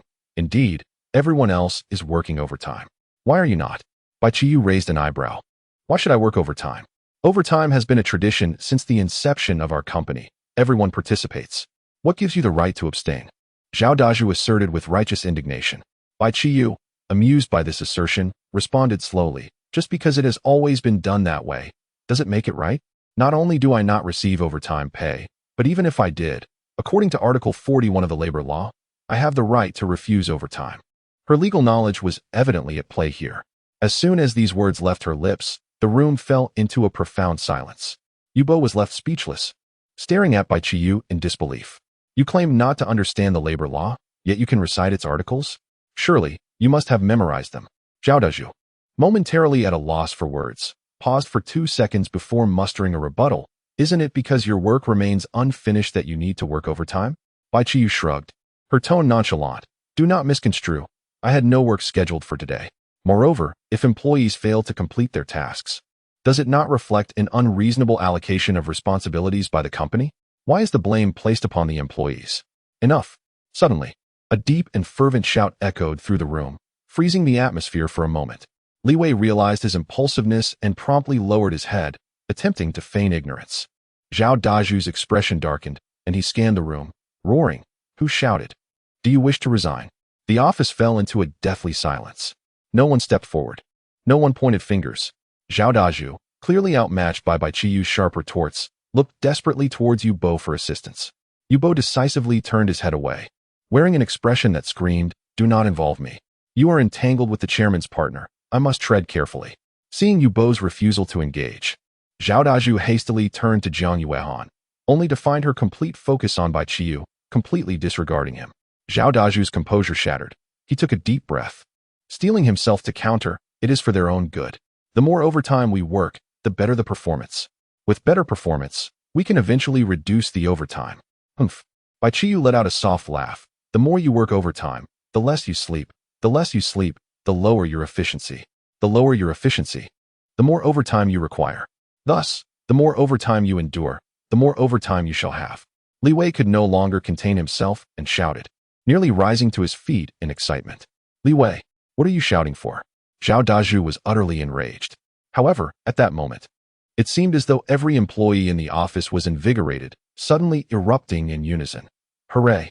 The next instant, thunderous applause reverberated throughout the entire office. The fervor of this applause was even more intense than when Jiang Yuehan first entered. Zhao Dazhu's expression darkened further amidst the clamor. Finally, unable to endure any longer, he bellowed, enough. He then whipped around to face Jiang Yuehan. General Manager Jiang, are you not going to say anything? Jiang Yuehan, momentarily lost in thought while gazing at Bai Qiyu, was jolted back to reality by Zhao Dazhu's interruption. She realized she ought to say something. Since everyone was so enthusiastic, they wouldn't need to work overtime anymore. A profound silence enveloped the office. Zhao Dazhu was stunned. Yu Bo was bewildered. All the employees were utterly flabbergasted. No overtime. Is she serious? Is Bai Qiyu really that persuasive? After a brief pause, the office erupted once more. General Manager is amazing. Bai Qiyu is incredible. As Jiang Yuehan watched the office erupt in jubilant cheers, an unprecedented feeling surged within her. She had visited numerous offices, and each time she made an appearance, the employees would applaud, their cheers loud enough. Yet she understood that it was merely superficial compliance. No one genuinely celebrated her. She was indifferent, for she had come to work, not to seek applause. However, this time was different. This was the first time she felt authentic applause as a leader, and she truly cherished it, particularly since it was inspired by Bai Qiyu. With this thought, a slight smile graced Jiang Yuehan's lips as she instinctively turned to catch another glimpse of him. Wait, where did he go? Bai Qiyu has vanished. Jiang Yuehan was momentarily taken aback, her expression darkening. After all her efforts to encounter Bai Qiyu, he had slipped away just like that? This simply could not stand. Without a second thought, she dashed after him. Meanwhile, Bai Qiyu had already reached the elevator. Initially, he had only intended to inquire whether the company would provide dinner. But by a stroke of fate, he had encountered an ex-girlfriend. To make matters worse, he could not afford to linger, for staying would only subject him to unnecessary discomfort. Thus, he decided to make a swift exit. Just as he stepped into the elevator, he spotted Jiang Yuehan chasing after him. Qiyu, Qiyu. Bai Qiyu hastily pressed the elevator close button, and finally, just as Jiang Yuehan reached the elevator doors, they slid shut. He breathed a sigh of relief, having successfully evaded her. However, as soon as the elevator reached the first floor and he stepped out, he was greeted by the sight of Li Meng and Lin Lu standing in the lobby. Were they waiting for him? Encountering two ex-girlfriends at once would be exceedingly awkward. No, he had to take a detour. With this thought, he quickly retreated into the elevator, pressing the -1 button to exit through the underground parking lot. As he retreated into the elevator, Lin Lu's keen eyes immediately spotted Bai Qiyu. She was about to call out to Li Meng when it suddenly dawned on her that she had agreed to join forces with Li Meng against Su Jinyu. But she had not consented to share Bai Qiyu with her. It was imperative not to alert her. With this thought in mind, Lin Lu said to Li Meng, I suddenly have a bit of a stomachache. I will go to the restroom first. When Qiyu comes out, please give me a call. Li Meng nodded in response. Go ahead. Without delay, Lin Lu dashed towards the elevator, noticing that the elevator where Bai Qiyu had just been had arrived at -1. She quickly took the stairs to pursue her. Li Meng observed this scene and shook her head. She really is in a hurry. Suddenly, her eyes narrowed. Something was amiss with that woman. Chapter 78. As long as I run swiftly, the turmoil cannot catch me. At this moment, Bai Qiyu had just emerged from the underground parking lot. The clock read 5:30 in the afternoon, and daylight still lingered, accompanied by a gentle breeze. Stepping out from the office building, which was rife with memories of ex-girlfriends, Bai Qiyu felt an immense sense of relief. Finally, he was free from the fears of encountering any tumultuous scenarios. You seem quite happy at work, a woman's voice suddenly pierced through his thoughts. Bai Qiyu's heart raced, alarm bells ringing in his mind. He turned abruptly and before him stood a strikingly exquisite face, her cunning smile framed by golden-rimmed glasses. Lu Mo. She was alarmingly close. As Bai Qiyu turned, their faces nearly brushed against one another, his nose almost touching her forehead. Lu Mo smirked slightly and leaned in closer, kissing him directly. Smack. Bai Qiyu. He stumbled back 2 steps. What was it with this woman? Why did every encounter involve a kiss? Nevertheless, he couldn't deny the peculiar comfort of it. What a coincidence, he managed an awkward smile. Lu Mo adjusted her glasses, her lips curling in a teasing manner. Coincidence? Not quite. I came specifically to wait for you. Oh no, this woman seems determined to entangle herself with me. What do you want from me? Bai Qiyu inquired warily. You're not planning to put on that absurd show again, are you? I'm here to deliver your car, Lu Mo replied with a smile, gesturing towards a brand new A8 parked not far away. Didn't we agree? I'll pay you 200,000 to chauffeur me for 29 days. Bai Qiyu had assumed the previous car was totaled and that the agreement had therefore become void. To his surprise, Lu Mo had provided him with a new vehicle. However, he shook his head. He had a job now and simply didn't have time to pick her up. I have work too now. I'm afraid I won't have time to drive you around, he explained. That's all right, she smiled. I've already reached an agreement with Jinwei Group and will be working here as well. It's perfect. We can travel together. Bai Qiyu's brow furrowed. Lu Mo was also working here? Was this building cursed for him? Another complication, it would surely become more chaotic than before. As he pondered his predicament, a bright voice suddenly called from behind. Qiyu. His heart leapt, and he turned sharply. Lin Lu? How had she caught up to him? Hadn't he successfully distanced himself from her?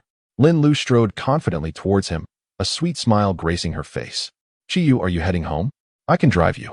Before Bai Qiyu could respond, another voice interjected sharply. You'll drive him? Aren't you feeling unwell? How can you drive? Let me take him instead.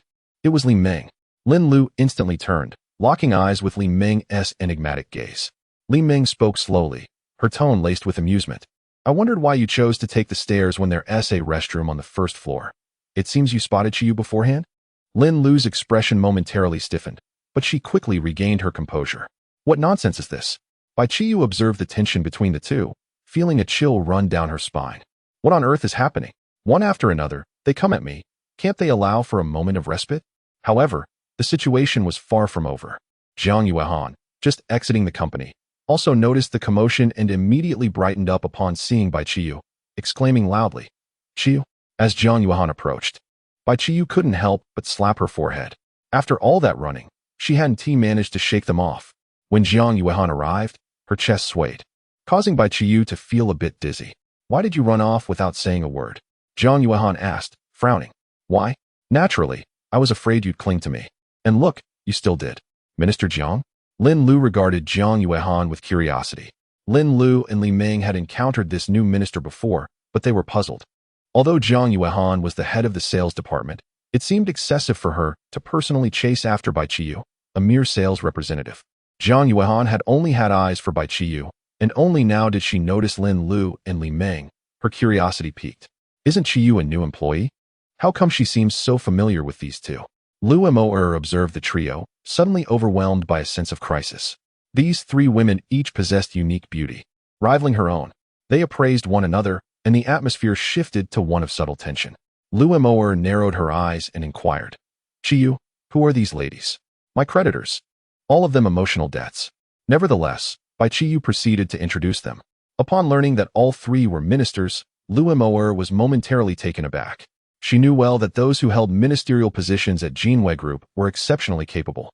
Meanwhile, Lin Lu, Li Meng, and Jiang Yuehan exchanged astonished glances upon realizing that this woman was Lu Mo, the lawyer reputed to have never lost a case. Had Qiyu gotten herself into some legal trouble?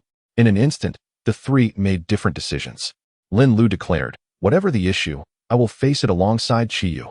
Jiang Yuehan asserted, who dares to provoke Qiyu? You must first contend with me. Li Meng added, Qiyu can only belong to me. Anyone who dares to interfere will face dire consequences. Jiang Yuehan turned to Lu Mo and asked, has Qiyu encountered some legal predicament? Lu Mo quickly waved her hand. Not at all. She merely agreed to be my driver. Jiang Yuehan's brow furrowed, her expression turning icy as she decisively shook her head. No way. My man cannot be a driver for someone else. The air instantly thickened. Lin Lu and Li Meng's gazes turned as frigid as frost, fixating intently on Jiang Yuehan. As Lu Moer observed their reactions and recalled the names Chi Kaiwe, Yang Mu, and Su Ji, a daring thought suddenly crossed her mind. You all aren't Qiyu's ex-girlfriends, are you? The three immediately exhibited expressions of surprise. And it became clear to everyone present that they understood Lu Moer's implication. Li Ming looked at Lu Moer and asked, "Could it be that you are as well?" Lu Moer hastily waved her hands. "I am not. I am the current girlfriend." "Impossible." The three chimed in unison. Lin Lu fixed her gaze upon Lu Moer, questioning the necessity of her current girlfriend employing a driver to approach Qiyu. Lu Moer responded with a cold laugh. "Do you comprehend the essence of intimacy?" "Qiyu, was she speaking the truth?" Lin Lu immediately turned to inquire of Bai Qiyu. However, there was no trace of Bai Qiyu to be found. She had stealthily departed during their commotion. As long as I can run swiftly, the chaos cannot catch me.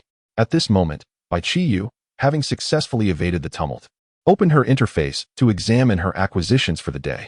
Upon noticing an increase of 115 white entries and 15 blue entries on her panel, a grin spread across her face, reaching her ears. Did I not strike it rich? Chapter 79. Yu Jingchong. In addition to the previously saved 13 white entries, the total count of white entries has reached 128. The blue entries, once a mere 6, have now surged to 21. What a delight! Without the slightest hesitation, Bai Qiyu promptly requested the system to assist in the fusion. Fusing 120 white entries, acquired blue entries, 33. Fusing 30 blue entries, acquired green entries, 3. In an instant, Bai Qiyu found himself disheartened. Goodness! With such a plethora of white and blue entries, how could the fusion yield only 3 green entries? This is utterly outrageous. Suddenly, his mood soured. He had anticipated a bountiful harvest today, only to realize that the outcome was less than what a former girlfriend had contributed. Should I resort to revisiting my ex-girlfriend's entries? Just as this thought crossed his mind, he vividly recalled the chaotic scene from earlier, and a chill ran down his spine. He shook his head vigorously. Am I out of my mind? Isn't life good enough? To expedite the upgrading of entries, mere employees would not suffice. One must engage with truly formidable figures. Bai Qiyu contemplated privately, yet he mused that perhaps his speed in acquiring entries was not so slow after all. Reflecting on the individuals in the office today, all graduates from prestigious universities, none had even managed to obtain a single purple entry. His quality of entries had already surpassed that of the majority. Let us first examine the entries he had acquired. Bai Qiyu opened his information panel. Name, Bai Qiyu. Occupation, sales representative. Secondary occupation, fortune teller. Titles, explorer, destroyer, demolition driver. Entries: white, neat, sharp-eared, glutton, sleep god, thirsty, worker, live broadcasting, negotiator. Blue, skilled slacker. Locksmith, driver. Green, disease exterminator, poison resistance, daughter slave. Iron head skill, golden bell shield. Martial arts, cross-dressing master, computer level B. Little luck, social Ivan, economically efficient cheat. Red, thief, sharpshooter, stealth, windfall, stitching.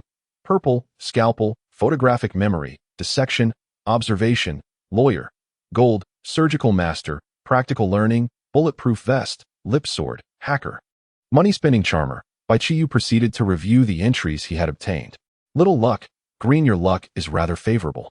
Social Ivan, green. When the protagonist speaks during social interactions, there is a significant probability of breaking the opponent's defenses.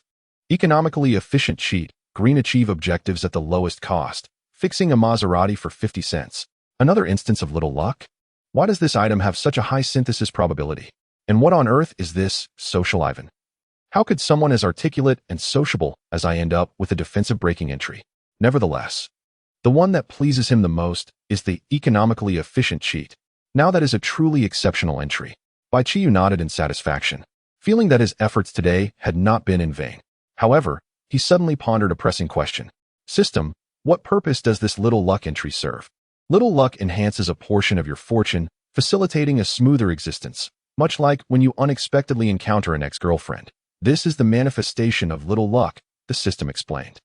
Bai Qiyu's eyes suddenly sparkled with realization. So this entry can indeed reduce the likelihood of running into an ex-girlfriend.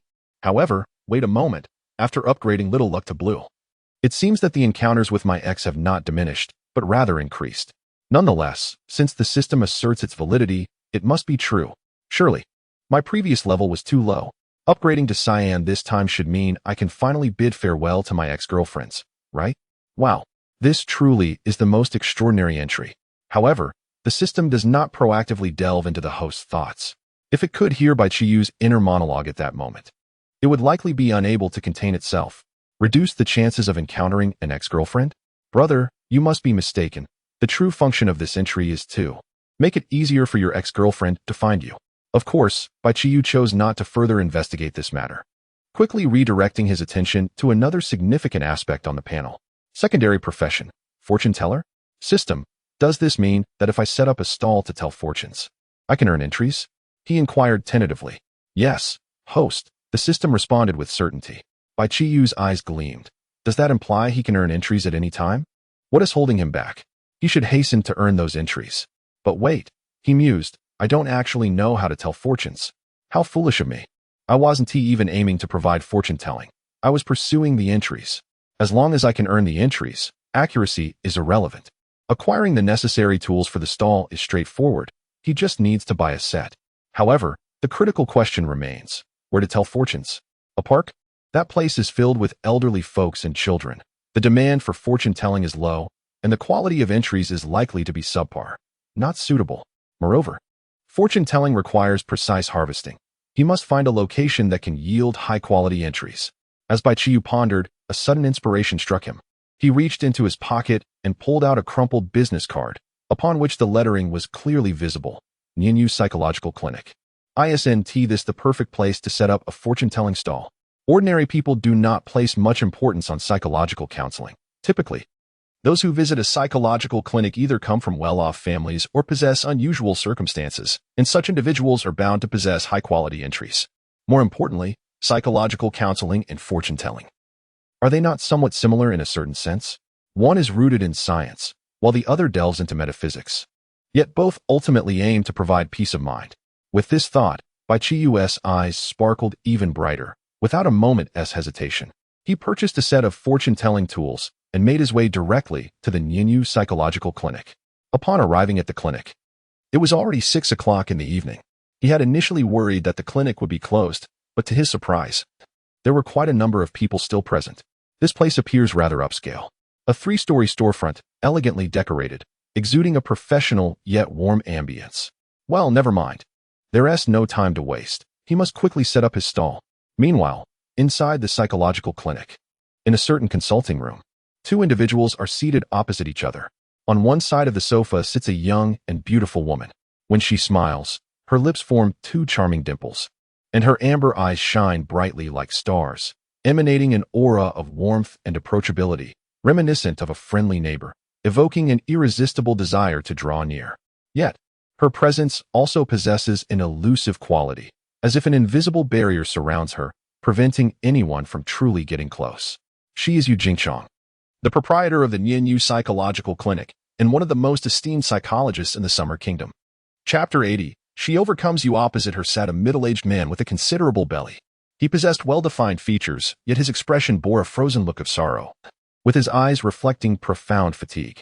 His name was Wang Xiangjian, the proprietor of several high-end hotels across the nation, an undeniable tycoon.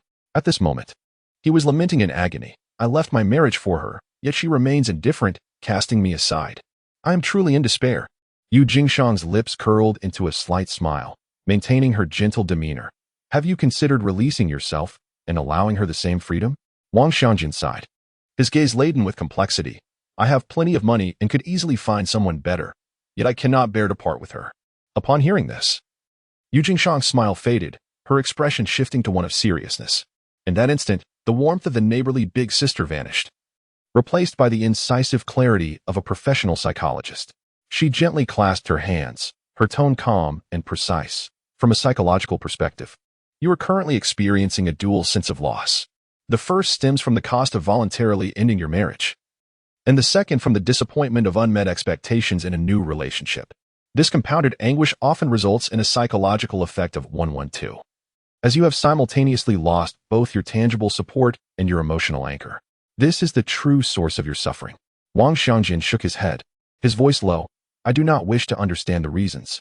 I merely want to know how to escape this torment. Yu Jingshang regarded him steadily, her tone composed. Be yourself. I recommend you undertake 2 actions in the near future. First, fully release your emotions. Allow yourself to cry heartily or engage in an exhausting workout. Second, create a list of 10 small joys, such as the morning sunlight, the refreshing sensation of a chilled drink, or the gentle breeze of a late night. Find those fleeting moments that make you feel alive. Yu Jingshang's gaze deepened as she continued. When you truly learn to love yourself, the opinions of others will cease to weigh upon you. Wang Xiangjin appeared bewildered. Will this truly be effective? Yu Jingshang nodded gently. It is effective, though not immediately. You must persist and trust in yourself.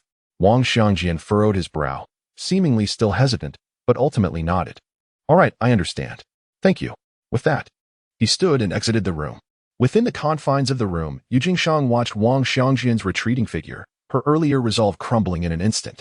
She leaned back in her chair, exhaling softly, murmuring to herself, "Is this truly effective? Why, after more than a year of perseverance, can I not let go?" Her gaze became distant, a faint, helpless smile gracing her lips. "Qiyu, where are you now?" At that moment, her assistant entered, softly inquiring, "Sister Shang, shall I let the next person in?" Yu Jingshang inhaled deeply, gathering her emotions, restoring her professional composure as a psychologist, and nodded. "Let them in." Bai Qiyu stood outside the fish psychology clinic, observing the individuals within. To his delight, he noted a considerable number of purple entries, indicating that he had indeed arrived at the right place. Just then, a portly middle-aged man emerged from the clinic, a purple entry hovering above his head. Political and commercial dual benefactor. Purple will not encounter any bureaucratic obstacles. What a stroke of luck. Bai Qiyu's eyes sparkled with opportunity, and he called out, "Please, hold on. I perceive a dark cloud over your brow, suggesting inner turmoil. I possess a method that can aid you in resolving this predicament." Wang Xiangjian, upon hearing these words, furrowed his brow and glanced dismissively at Bai Qiyu's humble stall. Preparing to turn away, Bai Qiyu quickly exclaimed, "It's free." Wang Xiangjian hesitated momentarily, smirking inwardly, as a prominent hotel owner who has consulted a psychologist charging 400,000 an hour, why would I care about such trivialities? Yet, the allure of free held a peculiar charm. Almost involuntarily, he halted, scrutinizing Bai Qiyu. "You dressed like this to tell fortunes?" Bai Qiyu, clad in a sharp suit, hardly resembled a street vendor, with only a banner at his feet proclaiming infallible predictions serving as a prop. Determined not to falter, he adopted an enigmatic expression and replied, "Your words miss the mark. The mountain need not be lofty if it harbors spirits. The water need not be deep if it is home to dragons." A true expert reveals his prowess at once. Wang Xiangjian squinted, hesitating before finally divulging, "All right, I have been pursuing a woman, sacrificing much for her, yet she remains elusive. How do I resolve this?" Upon hearing this, Bai Qiyu thought, "Ah, a lovesick fool. A lovesick fool, who in the end possesses nothing. There is no saving him. He should be incinerated." However, outwardly, he maintained a mysterious smile. "Very well, let me divine your fate." He then formed a seal with his hands and began to chant incantations. Pasta should be mixed with concrete number 42. Wang Xiangjian, unfazed, Bai Qiyu extended his hand. "Give me your hand." Despite his doubts, Wang Xiangjian complied. In the next moment, Bai Qiyu felt a rush of entries flood in. It worked. He immediately furrowed his brow. "Your love line is misaligned. The woman you pursue is detrimental to you. There is no need to chase her any longer." "What?" Wang Xiangjian exclaimed, taken aback. "How can that be? Her family's ancestral grave is a curse upon you, severing your fortune." Bai Qiyu, having acquired the entry, wished to say no more. Yet, Wang Xiangjian's countenance transformed dramatically, his pupils dilating. So that is why, he realized. Understanding at last why his endeavors had faltered, leaving him disheartened and unproductive, he had sensed something amiss, and it was indeed this woman who was thwarting him. Had he known this sooner, he would have severed ties long ago. In that moment, clarity washed over Wang Xiangjian, leaving him feeling as if he had been cleansed. The sorrow, oppression, and inner conflict dissipated in an instant. The next moment, he raised his thumb high, his eyes ablaze with fervor. "Master, you truly are a master." Bai Qiyu? Though he was perplexed by the sudden cordiality of the rotund gentleman, the flattering words spoken in regard to his prowess naturally led him to embrace the notion of his own excellence. He promptly adopted a pose of nonchalance, standing with his hands clasped behind his back, nodding in an air of aloof wisdom befitting a recluse sage. Wang Xiangjian, contemplating the transfer of 500,000 to Bai Qiyu, was momentarily taken aback by the latter's deliberate demeanor, especially in light of his prior declaration of offering guidance free of charge. In that instant, a revelation erupted in Wang Xiangjian's mind. How could a genuine sage harbor any greed for wealth? Bai Qiyu, possessing extraordinary abilities, willingly chose to enlighten him without compensation. What could this signify? It embodied true compassion, the wisdom of salvation, and the noble spirit of an ascetic. Yet here he was, contemplating the indignity of attempting to dishonor such a figure with mere monetary offerings. I am truly despicable. In a sudden burst of self-reproach, Wang Xiangjian slapped his own face with a resounding crack. Bai Qiyu was left bewildered. Wang Xiangjian, eyes aflame with emotion and cheeks flushed with shame, exclaimed, "Master, I am indeed a wretched creature. I dared to think of transferring you 50,000.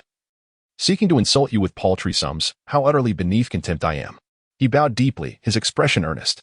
"Thank you for your guidance, master." With that, Wang Xiangjian abruptly turned and departed without hesitation. Bai Qiyu, watching him leave, was left in a state of confusion. What just transpired? Wait, 50,000. You had the audacity to insult me. 50,000 is no trivial sum. Don't go. Bai Qiyu called out urgently. Chapter 81. The psychologist also confronts you. As Wang Xiangjian walked, he waved his hand with unwavering resolve, declaring, "Master, there is no need for further trials. I have come to a complete understanding." Yet, the reality was stark. He could only watch helplessly as 500,000 slipped away before his very eyes, his heart bleeding profusely. Never mind. The acquisition of entries is paramount. He hurriedly examined his achievements. Political and business acumen. Purple, you will encounter no bureaucratic hurdles. Wine appreciation. Green, you possess knowledge of most red wines. Bai Qiyu was momentarily taken aback.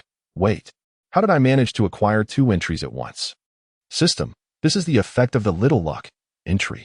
With increased luck, there is a chance to obtain multiple entries. Bai Qiyu's eyes sparkled with excitement. This was utterly delightful. What wonders would occur if little luck were to evolve into a golden version? Yet, a flicker of concern crossed his mind. What if the fusion resulted in something other than little luck? Lacking absolute certainty, he decided to bide his time. For now, securing entries remained his foremost priority. Looking at his 2 entries, Bai Qiyu felt a surge of joy. Was this not far superior to toiling for cattle or horses? He immediately shifted his gaze toward the psychological clinic across the street.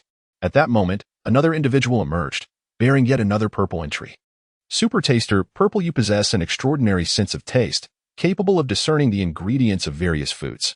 Bai Qiyu's eyes lit up. Although this entry was not particularly remarkable, it was still purple.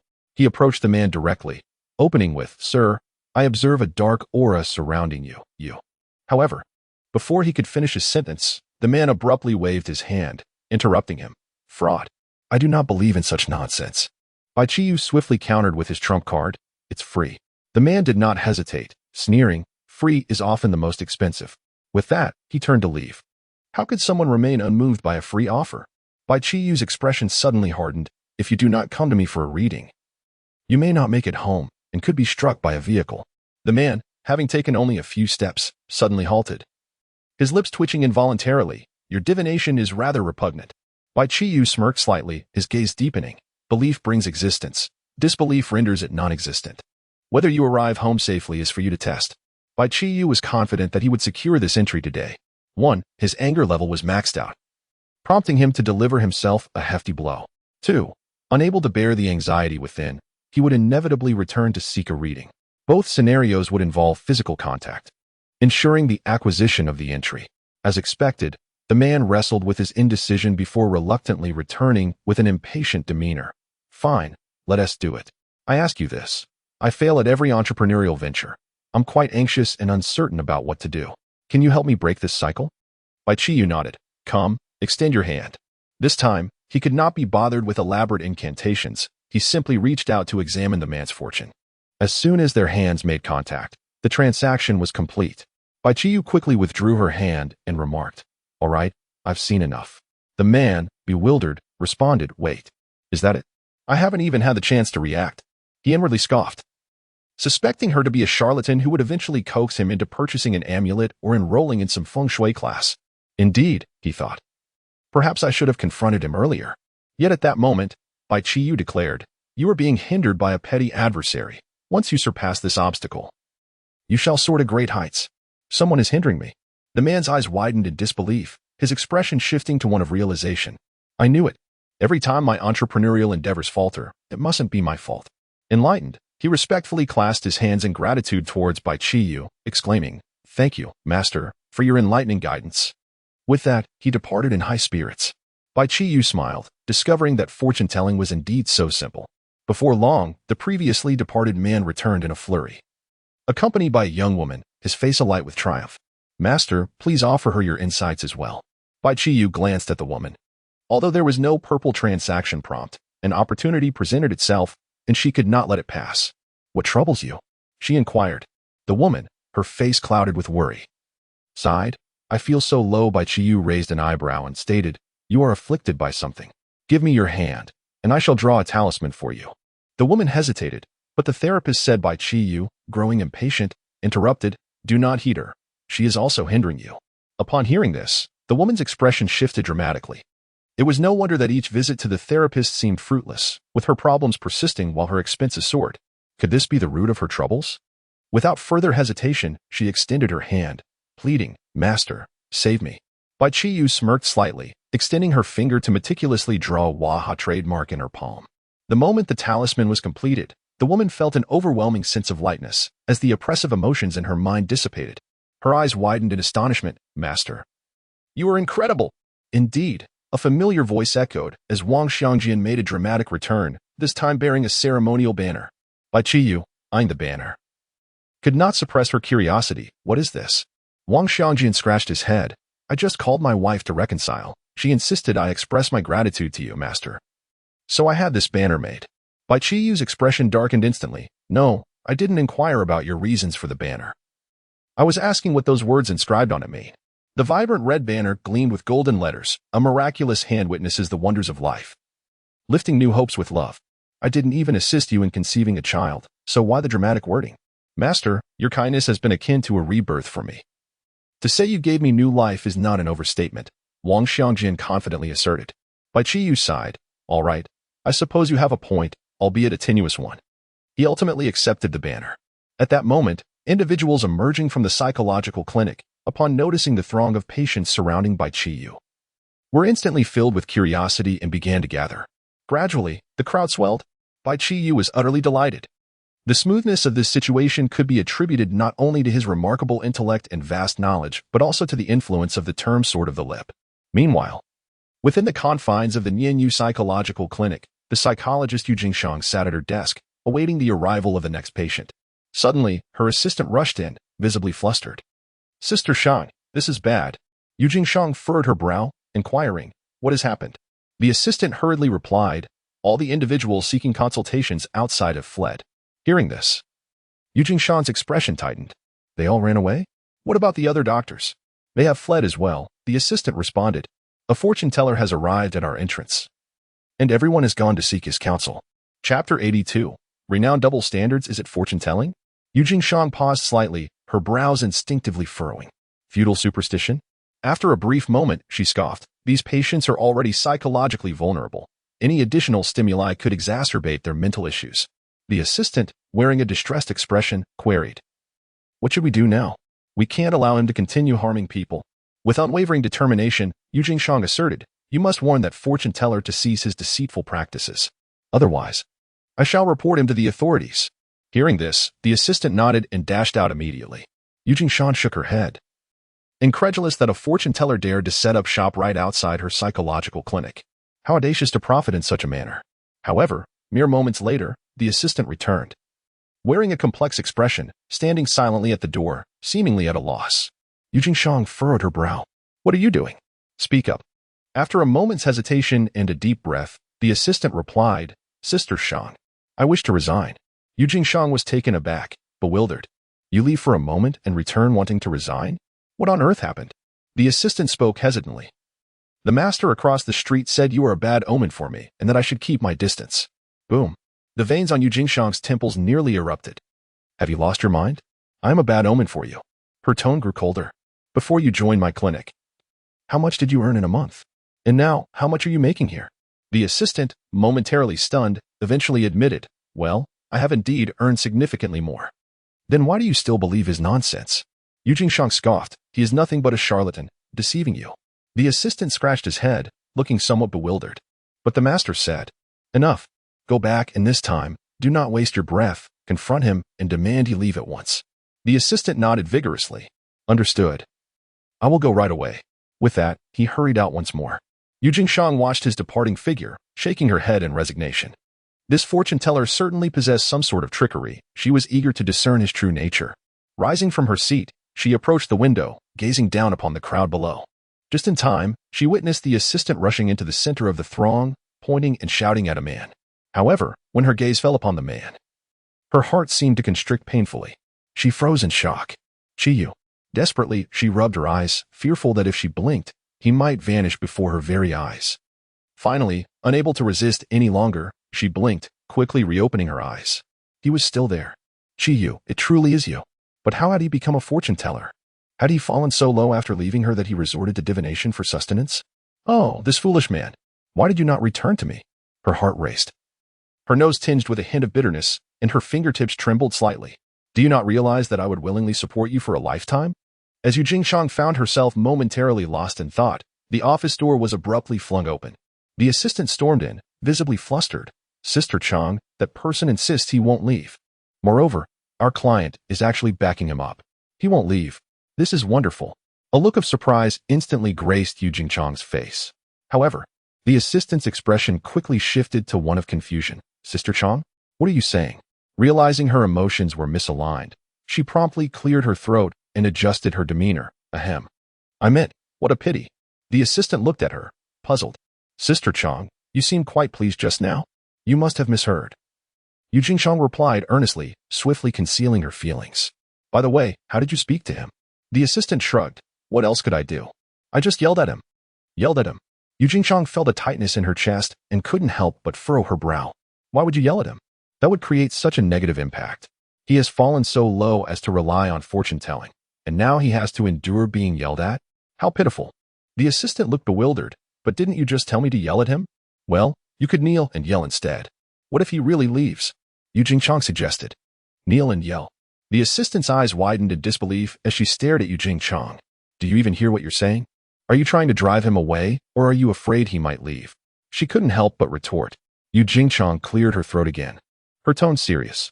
I merely believe that it isn't easy for someone to come out and engage in fortune-telling.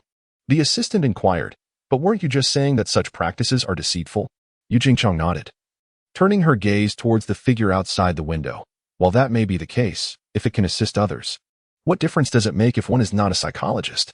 All paths lead to the same destination. All right. You truly are renowned for your double standards. The assistant looked at Yu Jingchang, speechless. You, a psychologist? Surely, there must be something amiss in your own heart. That master is indeed accurate. He should keep his distance from you. Just then, Yu Jingchang's expression shifted, her eyes suddenly sharp. Wait, what is that woman doing? Why does she have a knife? With that, Yu Jingchang dashed out. Meanwhile, Bai Qiyu was engrossed in his work, joyfully handling each fortune-telling request presented to him. After finishing with one client, another delicate hand appeared before him. What is this? Without looking up, Bai Qiyu reached out to touch the hand. A cold voice cut through the air. Tell me when I can be with the person I love. Bai Qiyu paused momentarily. This voice seemed somewhat familiar, yet he dismissed the thought and continued. Just as he was about to finish his sentence, a sharp surgical knife suddenly appeared before him. The blade gleamed coldly, a sight that sent chills down his spine. Bai Qiyu stiffly raised his head to meet a face as frigid as ice. Sushi let out a cold laugh and said, Go on, why have you stopped speaking? Bai Qiyu replied, Sister, with the knife poised like that. How could I dare to continue? The crowd erupted in commotion. A woman who had just finished her fortune-telling couldn't help but shout, Hey, what are you doing? How can you threaten the master with a knife? Put it down. Exactly. The master is helping us with our fortunes. How can you act this way? Quickly. Put away the knife before you harm the master. Sushi's gaze swept coldly over the crowd as she spoke in a calm yet unwavering tone. I will not harm him. I merely wish to take him home. Take him home. By what right do you think you can take him home? A voice, imbued with a chilling yet dangerous undertone, suddenly rang out from the back of the crowd. Yu Jingshang, stepping forward in her high heels, advanced with a fierce glint in her eyes. Chapter 83. A day apart is like 3 autumns. Bai Qiyu abruptly halted, his eyes widening slightly. Yu Jingchang. A psychologist? Ninyu Psychological Clinic. In that moment, Bai Qiyu comprehended the situation. Good heavens. He had unwittingly set up his fortune-telling stall right in front of his ex-girlfriend's clinic. He quickly glanced at Yu Jingchang's credentials. 2 golds and 1 purple. Lie microscope. Gold instantly detects micro-expressions and verbal inconsistencies. Hypnosis. Gold with the subject's consent can induce 100 hypnosis. Reverse therapy. Purple pierces the patient's psychological defenses with incisive questions. Meanwhile, Suji's icy demeanor faltered as she furrowed her brows upon seeing Yu Jingchang. Who are you? Yu Jingchang stood opposite Suji. Her gaze intense as she met Suji's stare. I am Yu Jingchang, and I am the proprietor of this psychological clinic. A psychological clinic? Suji unconsciously shifted her attention to the sign that read Ninyu Psychological Clinic. Her eyes narrowed. Ninyu? Is it a reference to Bai Qiyu? Indeed. She observed as Yu Jingchang approached Bai Qiyu. Qiyu, I've missed you so much. Miss me? Of course. A day apart feels like 3 autumns. How long has it been for us? Upon hearing this, Suji's gaze turned sharp, piercing through Yu Jingchang. The crowd around them erupted in hushed whispers. Who is Yu Jingchang? She is a renowned psychologist in the entire Xi'an nation, and now she expresses longing for someone merely peddling fortunes? Truly, a master indeed. Watching as Yu Jingchang opened her arms and advanced towards him, Bai Qiyu felt a pang of awkwardness. If it were just Yu Jingchang, it would be one thing. But Suji was right there, and that woman's surgical precision could truly cut deep. However, the golden credentials were right before him. How could he resist? Thus, he embraced her without hesitation. It's been so long. Yu Jingchang's body quivered slightly, her heart racing. A blush creeping onto her cheeks as she couldn't help but bury her head in his shoulder. How blissful! Bai Qiyu, feeling the delightful pressure against his chest, dared to lift his head slightly. This woman still had such a splendid figure, though her bosom may not rival Suji's, her form was far more balanced. And the sensation was exquisite, just as Bai Qiyu was about to lose himself in the moment. Suji's cold voice pierced through his reverie. Have you had your fill of hugging? Bai Qiyu turned to find Suji staring intently at him. He chuckled awkwardly and quickly released Yu Jingchang. However, Yu Jingchang's brows knitted together, her gaze disapproving as she looked at Suji. Who are you? Qiyu is hugging me. What business is that of yours? I am his girlfriend, Suji replied coldly. Bai Qiyu's heart skipped a beat. What do you mean? You are his girlfriend? You're his ex. Yu Jingchang paused for a moment, then a knowing smile crept across her lips, growing more profound. She lightly brushed her hair aside and replied nonchalantly, Girlfriend? I'm sorry, but from this moment on, you are no longer his. I am. The air instantly thickened with tension. The gaze between the 2 women clashed, radiating a chilling intensity. The crowd held its breath, their eyes suddenly alight with anticipation. A confrontation was imminent. This scene of turmoil was a spectacle I yearned to capture. Master, this stroke of romantic fortune is simply explosive. Bai Qiyu was drenched in cold sweat, bewildered by how abruptly the situation had escalated. Just as he pondered how to extricate himself, a familiar voice broke through the tension. Brother Bai, you're here too? What a coincidence. Bai Qiyu turned to find Yubo had approached him from nearby. Curiosity sparked within Bai Qiyu. What brings you here? Yubo let out a long sigh in response. These past few days have been inexplicably unlucky for me. Today, I nearly faced expulsion. I wondered if I was overthinking things, so I came to consult a psychologist.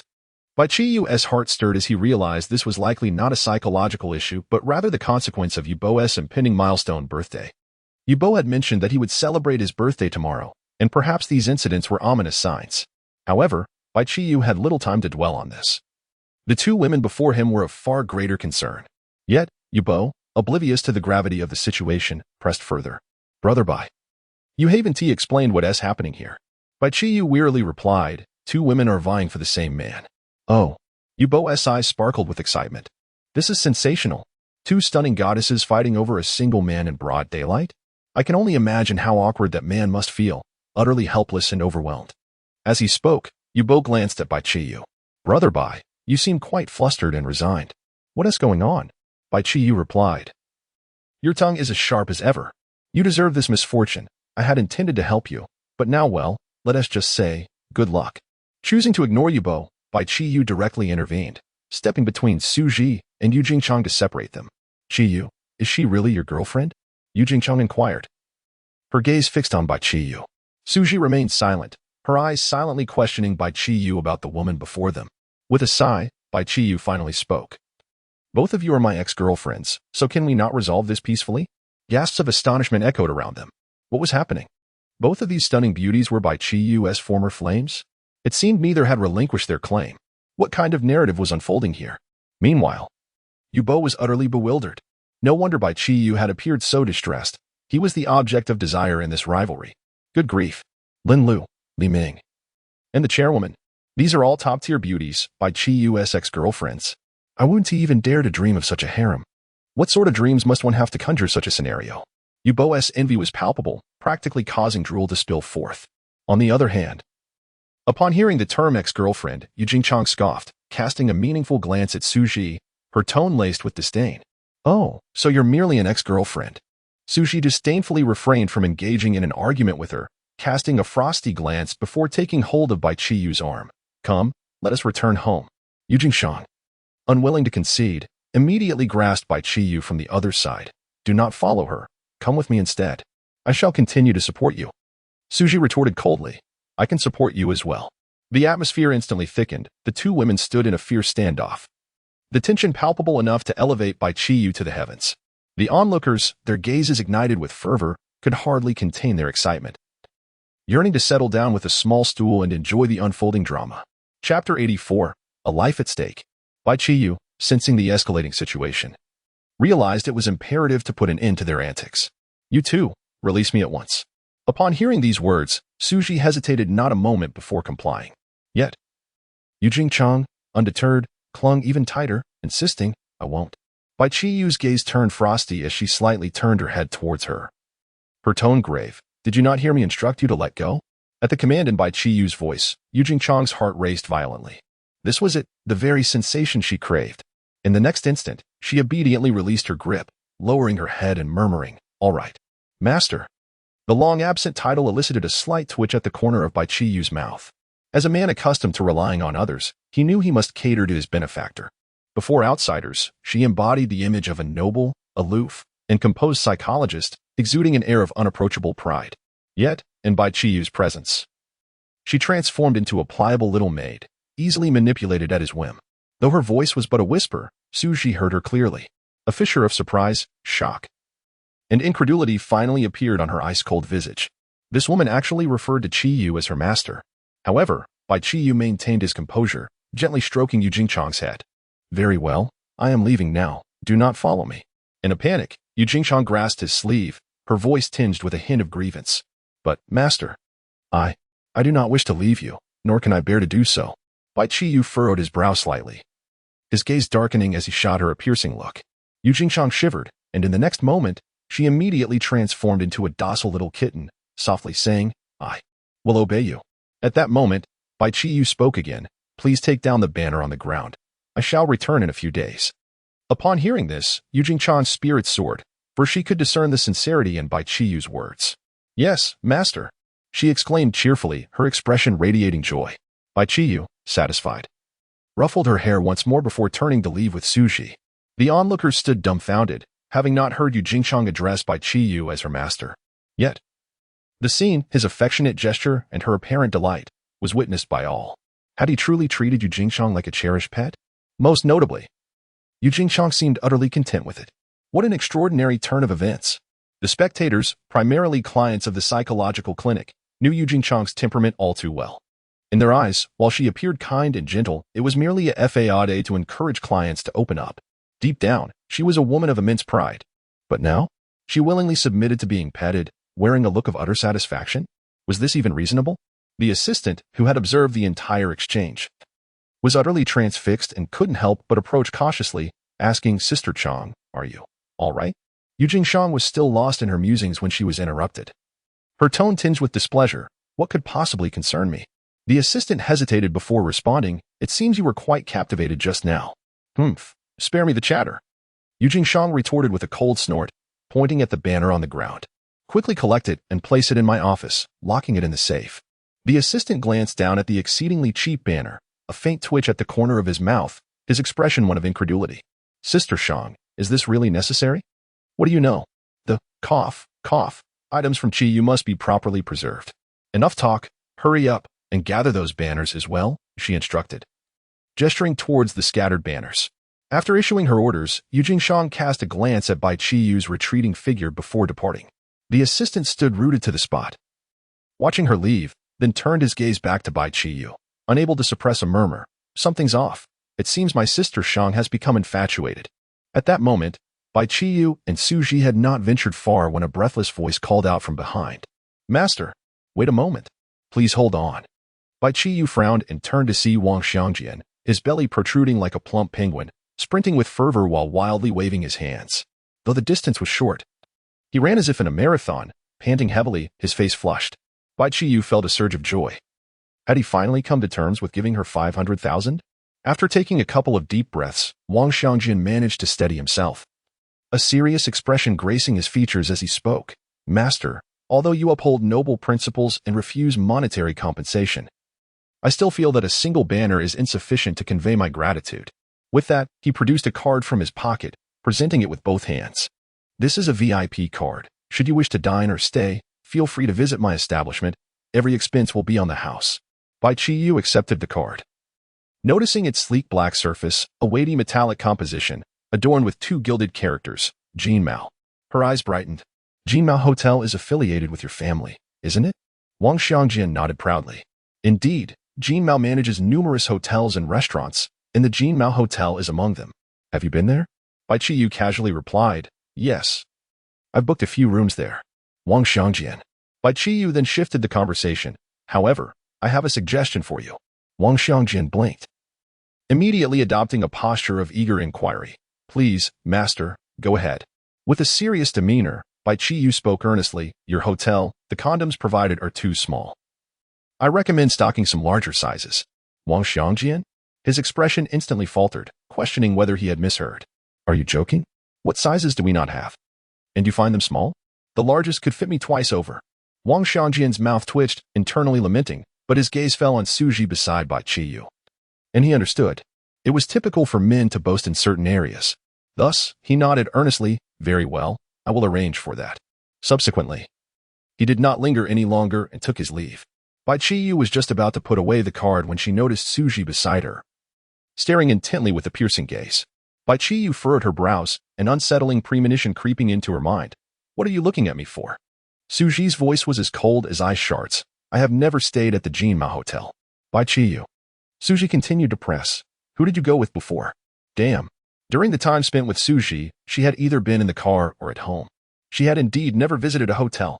How could she have forgotten such a crucial detail? Suji fixed her gaze on him, and the atmosphere froze momentarily before she coldly uttered a single word. Go. In the next moment, she grasped Bai Qiyu's hand and pulled him along. Bai Qiyu, utterly bewildered, asked, where to? To the Jinmao Hotel. Suji asserted without room for debate. Bai Qiyu's lips twitched. Didn't I just say, it's too cramped there? Suji's pace did not falter, her tone unyielding. Then don't wear it. Bai Qiyu? Wait, what? Isn't this a bit too extreme? This could lead to disaster. Chapter 85 Wang Bingbing as Wang Xiangjian stepped into the Fuyin villa. He had yet to change his shoes when his phone in his pocket vibrated vigorously. He retrieved it hastily, and the screen boldly displayed the name of his most cherished one. The master had once remarked that this woman was his nemesis. Perhaps it is best not to answer. He decisively ended the call. However, the phone persisted, ringing insistently within mere seconds. After a moment's hesitation, Wang Xiangjian ultimately connected the call, resolving in his heart that he would clarify matters once and for all and sever ties henceforth. Upon answering, a woman's voice filled with anger erupted from the other end. Hello, Wang Xiangjian. What do you mean by suspending the credit card? Listening to the voice he once found immensely familiar, he now perceived it as jarring. With an impassive expression, he replied coolly, Zhu Meiqing, I have thought it over. We are incompatible. Let us part ways. There was a brief silence on the other end, clearly caught off guard by Wang Xiangjian's abrupt change of heart. Moments later, Zhu Meiqing's voice took on a note of urgency. Do you think my fluctuating affections have driven you to this? Fool, I was merely testing you. If you can withstand the trial, then That's unnecessary. Wang Xiangjian narrowed his eyes, a cold smile surfacing in his heart. Previously, his thoughts were entirely consumed by Zhu Meiqing, leaving him oblivious to her true intentions. Now, however, he suddenly realized that it was not a matter of fluctuating affections, rather, she was toying with him, compelling him to remain steadfast in his devotion. We are done. Please do not contact me again, or I shall not hesitate to be rude. With that, he ended the call, a hint of disdain flickering across his face. Test me? In this world, only the party and the people have the right to test me. What are you? Oh, am I not qualified to test you? A cold voice interjected abruptly. Wang Xiangjian's heart leapt, and a chill ran down his spine. He whirled around to find another figure standing in the villa. What is happening? Wang Xiangjian took a deep breath and hurriedly turned on the living room lights. As the illumination brightened, a striking silhouette stood nearby, arms crossed, with an unfriendly expression. Wang Xiangjian was momentarily stunned, but his face quickly broke into a smile. Bingbing, you're back? Standing there was none other than his daughter, Wang Bingbing. Wang Bingbing let out a cold snort, her features sharp. I heard from my mother that you two reconciled? Wang Xiangjian's face fell, filled with remorse as he stepped forward. His tone laced with guilt. Bingbing, your father was foolish and bewitched. It was my fault. Wang Bingbing scrutinized him for a moment, seemingly recognizing his sincerity before giving a slight nod. It's good that you understand. However, she narrowed her eyes, her tone suddenly sharp. Do you know what I detest the most? Wang Xiangjian's heart sank, and he nodded vigorously. I know. Wang Bingbing loathed men who straddled two boats. She spoke coldly. If I discover that you have someone else outside, I will not be kind to that woman. He understood his daughter all too well. When he was entangled with Zhu Meiqing, that girl was utterly fixated on sinking him into the river. Had it not been for his meticulous discretion, that woman might have truly succeeded. Nonetheless, this time he has gained insight and will no longer play the sycophant. If it weren't for the master, he might still be ensnared in ignorance. With this thought, he sighed and suddenly remarked, Bingbing, I recently met a master, and since you are of similar age, I intended to introduce you. No need. Wang Bingbing promptly refused, her eyes flickering with a hint of fury as if she had recalled something. Wang Xianglin sighed. Indeed, this master was quite impressive. Were it not for him, enlightenment would have eluded him, yet he was hardly suitable, especially since two women were already vying for his affection. Upon hearing this, Wang Bingbing's disdain intensified. Such a man, Wang Bingbing, would rather die or leap from a rooftop than entertain any possibility with him. Wang Xianglin was well aware of his daughter's temperament and the reasons behind it. Rest assured, the person you seek will undoubtedly contact you once they check into our hotel. It's merely a matter of time. Wang Bingbing nodded in response, right? Since that master assisted you and Mom, we should invite him for a meal sometime. Wang Xianglin smiled. Such high beings are guided by fate. Meanwhile, within the luxurious confines of the Jina Hotel, the esteemed Bai Qiyu found himself in the presidential suite, utterly mesmerized by the ethereal scene before him. Suji remained clad in her white lab coat, but the attire beneath was rather scant. Her long, flowing hair had been transformed into two playful pigtails. While her icy visage betrayed little emotion, a blush adorned her cheeks. Please, don't frighten me. What are your intentions? Suji shook her head. It's not about what I want, it's about what you desire. Desire. At this point, if I can restrain myself, am I still a man? Bai Qiyu sprang into action, ignited by the spirited atmosphere. However, unbeknownst to him, others awaited his return. At the entrance of Yufeng Community, a sleek black Audi A8 quietly idled at the roadside. Lu Amour sat in the driver's seat, arms crossed, her narrowed gaze fixed on the distant apartment door. In the passenger seat sat Jiang Yuehan, while Lin Lu and Li Ming occupied the back. Though they had initially carried a palpable tension, the departure of Bai Qiyu had dulled their desire to quarrel. After all, the battleground held significance only in his presence. Lu Amour was aware that Bai Qiyu resided at Suji's home. Initially, she had intended to confront him alone, but then realized she had yet to disclose her relationship with Qiyu to Suji. Why not let these women stir up some chaos first? Once they created a ruckus, she could step in to mediate. All the while crafting a gentle and considerate image for Bai Qiyu, making him understand that while others bickered, she was the one truly suited for him. Perfect. Thus, she arrived here with a few girls. However, she did not anticipate that neither of them had returned home. Li Ming gazed at Lu Amour and inquired. It has been quite some time. Where is Qiyu? Are you deceiving us? Lu Amour cast a fleeting glance at Li Ming through the rearview mirror and retorted. If you believe I am lying, you are free to leave. Li Ming huffed disdainfully, crossed her arms, and ceased further conversation, opting instead to close her eyes and rest. This slumber persisted throughout the night. Lu Amour was taken aback. They had indeed not returned for an entire night. How frustrating to have waited in vain. Lu Amour, are you toying with us? Li Ming's tone revealed her discontent. Lu Amour was equally perplexed, even if Bai Qiyu did not come back. Sushi had never exhibited a habit of staying out overnight. This was highly irregular. At that moment, Lin Lu suddenly remarked. Do you think it is possible they went to a hotel? Lu Amor shook her head in disagreement. That cannot be. Suji possesses a severe cleanliness obsession and never stays in hotels. Meanwhile, Li Ming retrieved her notebook and declared, "We can simply investigate to find out." With that, her fingers danced swiftly across the keyboard, and the screen was flooded with intricate lines of code. Suddenly, her movements halted, and her expression shifted slightly. Chapter 86 today is yet another invigorating day. The girls suddenly felt a tightening in their chests, an inexplicable sense of foreboding rising within them, and they hurriedly gathered around, collectively inquiring, "What is going on?" Li Ming's eyes gradually narrowed.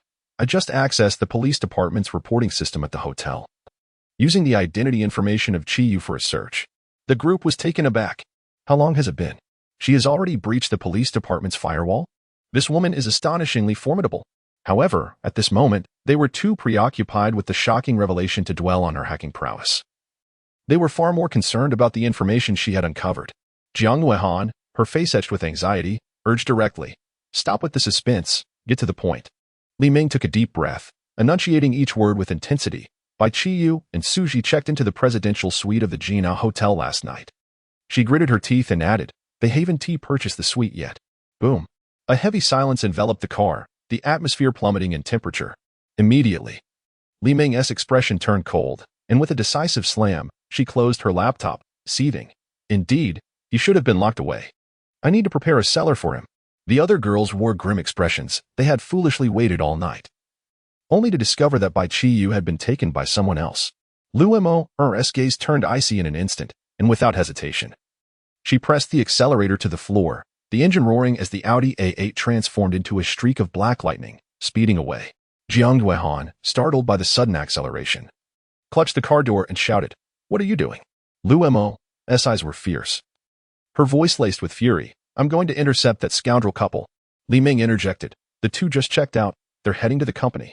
Hearing this, Lu Mo immediately turned the car around, racing towards Jinwei building. Meanwhile, at the Fuyin villa, Wang Bingbing was enjoying her first breakfast with her parents after their reunion when suddenly, her phone on the table began to ring. She furrowed her brow, wondering who could possibly disturb her tranquility at this moment. Upon seeing an unfamiliar number, she felt no inclination to answer. However, just as she hung up, it rang again. Wang Bingbing, now impatient, answered the call with a cold tone. "Who is this?" A voice on the other end, tinged with a hint of flattery, responded, "Miss Wang. I am the manager of the Jina Hotel. We have news regarding the gentleman you inquired about." Boom. Wang Bingbing's heart skipped a beat, and she abruptly stood up. Bang. Her abrupt movement caused her to knock over the cutlery, a porcelain bowl shattering on the floor, yet she paid it no heed. Wang Xiangjin and his wife exchanged glances, both startled. The last time they saw their daughter so uncomposed was during her breakup. Moreover, since that heartbreak, Wang Bingbing had been searching for that man. Could it be that she has finally found him? Wang Xiangjin's brow furrowed, his eyes flickering with complex emotions. Indeed, in the next moment, Wang Bingbing exclaimed urgently, "Don't let him escape. I'm on my way." However, the manager on the other end of the line spoke with a hint of awkwardness. Miss Wang, he checked out of the hotel just now." "What?" Wang Bingbing was instantly enraged, slamming her hand on the table. "Why wasn't I informed of this last night?" The manager hurriedly explained. The front desk staff who assisted him last night was new and unaware of this matter. It was only discovered by the morning shift. "I care not for your excuses." Wang Bingbing's voice turned icy, each word sharp as a blade. "You have one day. If you fail to locate him, both you and that front desk employee will find yourselves unemployed." With that, she abruptly hung up the phone. In the next moment, she collapsed onto the dining table, her eyes reddening as she wept like a small girl, feeling utterly wronged. Wang Xiangjin observed this scene, his brow furrowing deeper. He did not wish for his daughter to find that man. Such a scoundrel, encountering him would surely lead to repercussions. How could he allow this man to wound his daughter once more? With this thought, Wang Xiangjin's expression hardened as he picked up his phone and sent a message to the hotel manager. "Locate that individual and inform me at once. But do not disclose this to Bingbing." He set down his phone, his gaze icy. He could not bear to witness his daughter's suffering any longer. Bai Qiyu, however, remained blissfully unaware of these events. He was driving home with Suji seated beside him in the passenger seat, utterly exhausted, lacking even the strength to lift a finger. Bai Qiyu glanced at her, shaking his head in pity. It was indeed a dire situation, despite both having gone without sleep the previous night. He was full of energy. It seemed the rumors of his vitality were not exaggerated. Bai Qiyu sighed in resignation. Why don't you take it easy? Suji's voice was hoarse as she attempted to respond. All right, save your energy, Bai Qiyu quickly interrupted. Suji shot him a glare, puffed softly, and closed her eyes, pretending to doze off. She had indeed overestimated her own endurance last night. Today, she would likely need to take a leave from her clinical duties. Bai Qiyu subsequently dropped Suji off at her home, advising her to rest well, though she wished to advise him against courting trouble. The recollection of last night stifled her words. After changing his clothes, Bai Qiyu set out to hail a taxi to his company. It was only then that he found time to review the entries he had acquired as a fortune teller.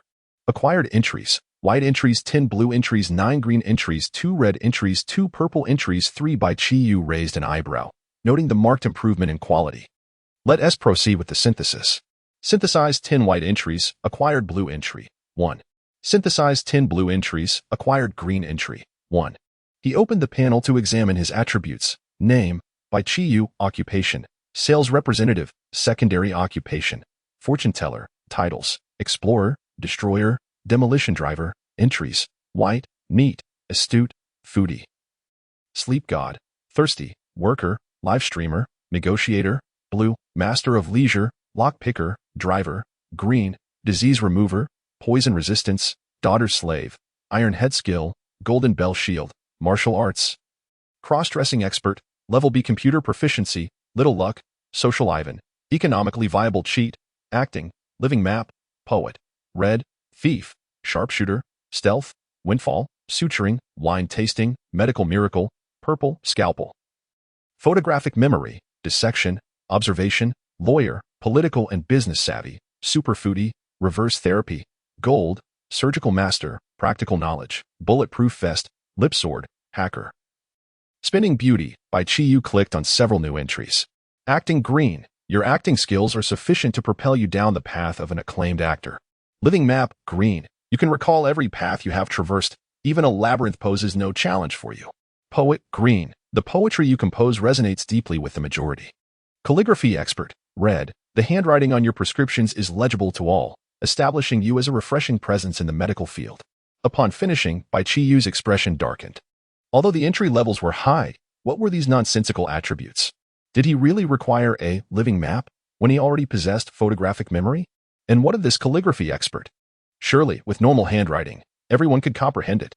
This entry must belong to Suji. Never mind, he decided to keep it for now. He would exploit it at the office today and subsequently fuse the green entries, contemplating his imminent entry harvesting mode. Bai Qiyu could not help but curl his lips into a contented smile. Today promised to be yet another invigorating day. Chapter 87. Struck by a car. Bai Qiyu was contemplating how to capitalize on a wave of tag entries upon arriving at the company when, suddenly, a black Audi A8 barreled towards them like a rabid dog, positioning itself forcefully in front of the taxi and bringing it to an abrupt halt. The taxi driver reacted swiftly, slamming on the brakes, the tires screeching against the asphalt with an ear-piercing wail as the vehicle jolted violently. The tremendous inertia propelled Bai Qiyu forward, and had it not been for the seatbelt restraining him, he might have been ejected from the car. Rage surged within him. Was this driver reckless enough to endanger lives? Had they lost their mind? The taxi driver was equally furious, ready to unleash a torrent of curses. But his words faltered as the door of the A8 swung open, revealing 4 striking figures who emerged with an air of authority. The driver's expression transformed from fury to an unexpected geniality. Bai Qiyu felt a pang of dread as he recognized the 4 familiar women, and his scalp prickled. He instinctively crouched down in the back seat, peering through a small gap to observe the scene. The quartet exuded an intimidating presence, their intentions unmistakably directed toward the taxi he occupied. Could they possibly be after him? How had they tracked him down? A flash of realization struck him, and he recalled Li Ming's tag entry concerning hacker. Could it be that she had hacked his phone? Meanwhile, the 4 women had approached the taxi, prompting Bai Qiyu to retreat further. The taxi driver lowered the window, smiling amiably. Ladies, is there something you need? However, the women ignored him completely. Bai Qiyu then overheard Lu Moer's accusatory tone. If you could locate Qiyu using his phone number, why didn't you mention it sooner? We wasted an entire night waiting. I do not invade Qiyu's privacy, she retorted, her tone suddenly turning icy. But if he dared to share a room with another woman this time, he should not expect mercy. Bai Qiyu was taken aback. How could they possibly know about his rendezvous? The taxi driver's irritation grew as the women continued to disregard him, and he sneered, "What's this? You stopped my car and then refused to speak?" Li Ming, however, remained unfazed, her gaze fixated on the interior of the vehicle as she calmly instructed, "Stop hiding. Come out." The taxi driver frowned. "I'm not hiding." In the next moment, Lu Amour fixed her piercing gaze on the car, her voice laced with hostility. "Did you truly spend the night with Suji?" The taxi driver appeared bewildered. "Suji? Who is that?" Li Ming cast a cold glance at the taxi's license plate, swiftly tapping on her notebook. She then addressed the driver with an air of indifference. "I've transferred 500,000 to you. Now, be on your way." The taxi driver momentarily stood frozen, his anger igniting. "I was being polite because you all look decent, but you suddenly..." A notification chimed from his phone. A message appearing. "Your account ending in XXXX has received a transfer of 500,000. The taxi driver was left utterly dumbfounded, glancing between his phone and Li Ming in sheer disbelief. What on earth? Has the money truly arrived? After a brief silence, he slammed the steering wheel and, with a tempestuous roar, shouted, "If you want to leave, then leave." With that, he flung open the car door and stepped out, grabbing his phone to check his bank balance, questioning whether he was trapped in a dream. However, he did not venture far. It became evident to him that these four alluring women were evidently here to confront the unfortunate soul in the back seat. How could he possibly miss such a juicy spectacle? He extracted his phone, adjusted the angle, and excitedly began recording the encounter. Meanwhile, Bai Qiyu wore an expression of utter despair, beads of cold sweat forming on his forehead. It was over. He was utterly doomed. Outside the car, the four women encircled the taxi, neither entering nor departing, as they stood there, clearly intent on waiting for him to emerge.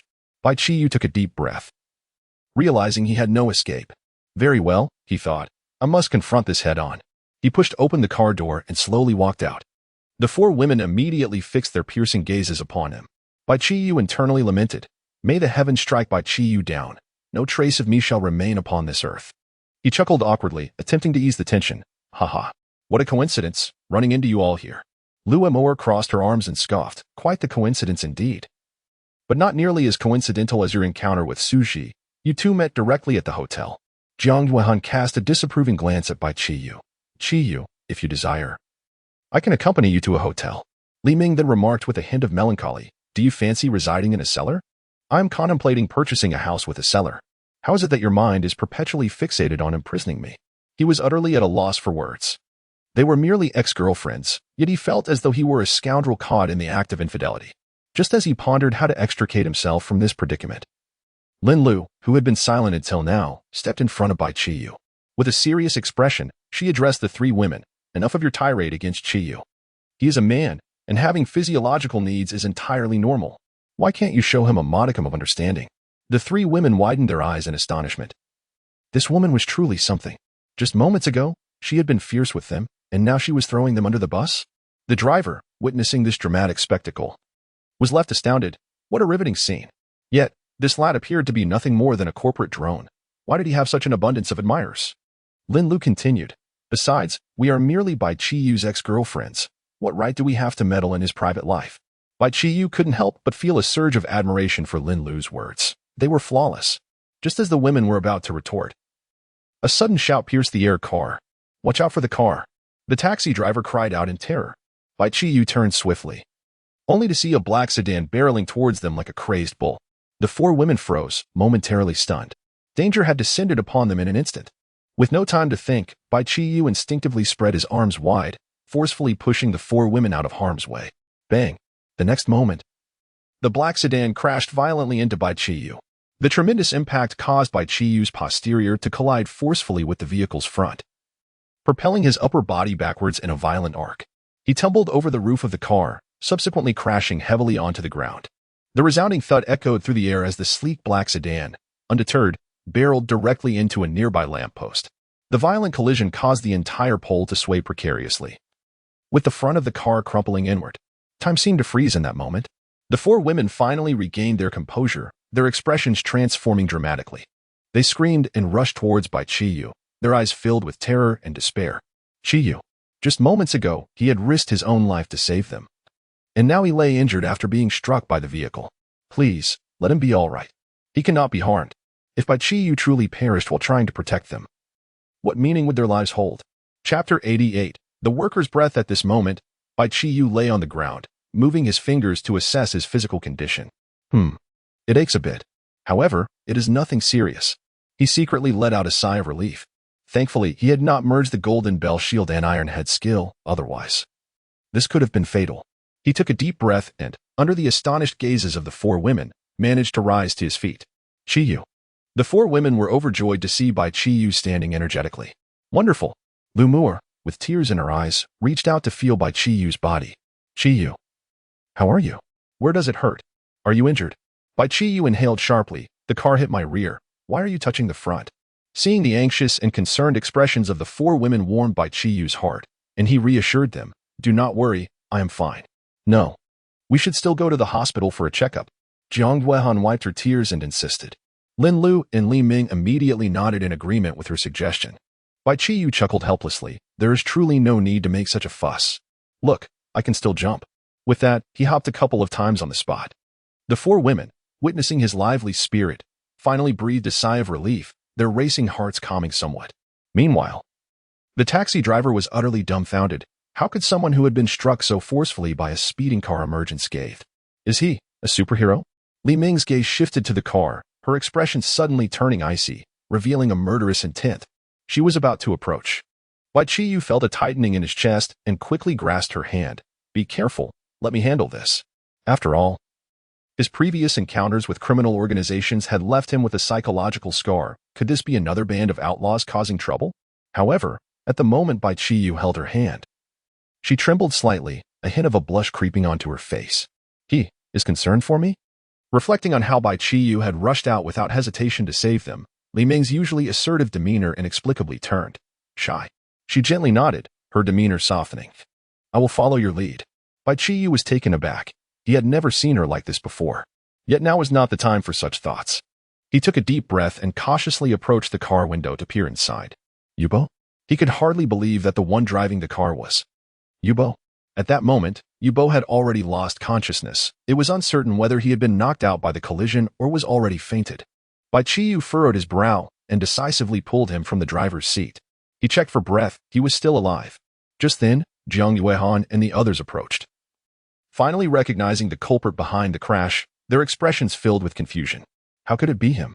Lu Mu'er frowned. Do you all know this person? Jiang Guihan nodded slightly, her brows furrowing. I know him, but the question is, we have no enmity with him, do we?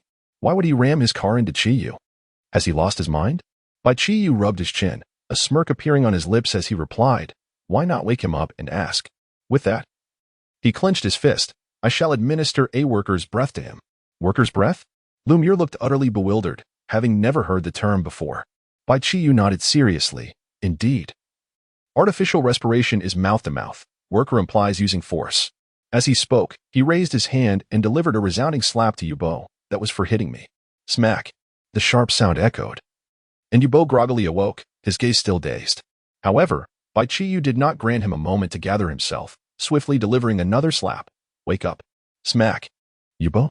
And then, he fainted again. Lu Mu'er. Jiang Guihan. Li Ming, if you hadn't slapped him, he might have woken up. Lin Lu. Qiyu, are you seeking revenge for him hitting you? Bai Qiyu hastily denied. I am not. I did not. You speak nonsense. It must be that my previous force was too weak. I shall give him 2 more. With that, Bai Qiyu began to rain down slaps. The taxi driver, unable to bear the sight, interjected. Did they really have no animosity?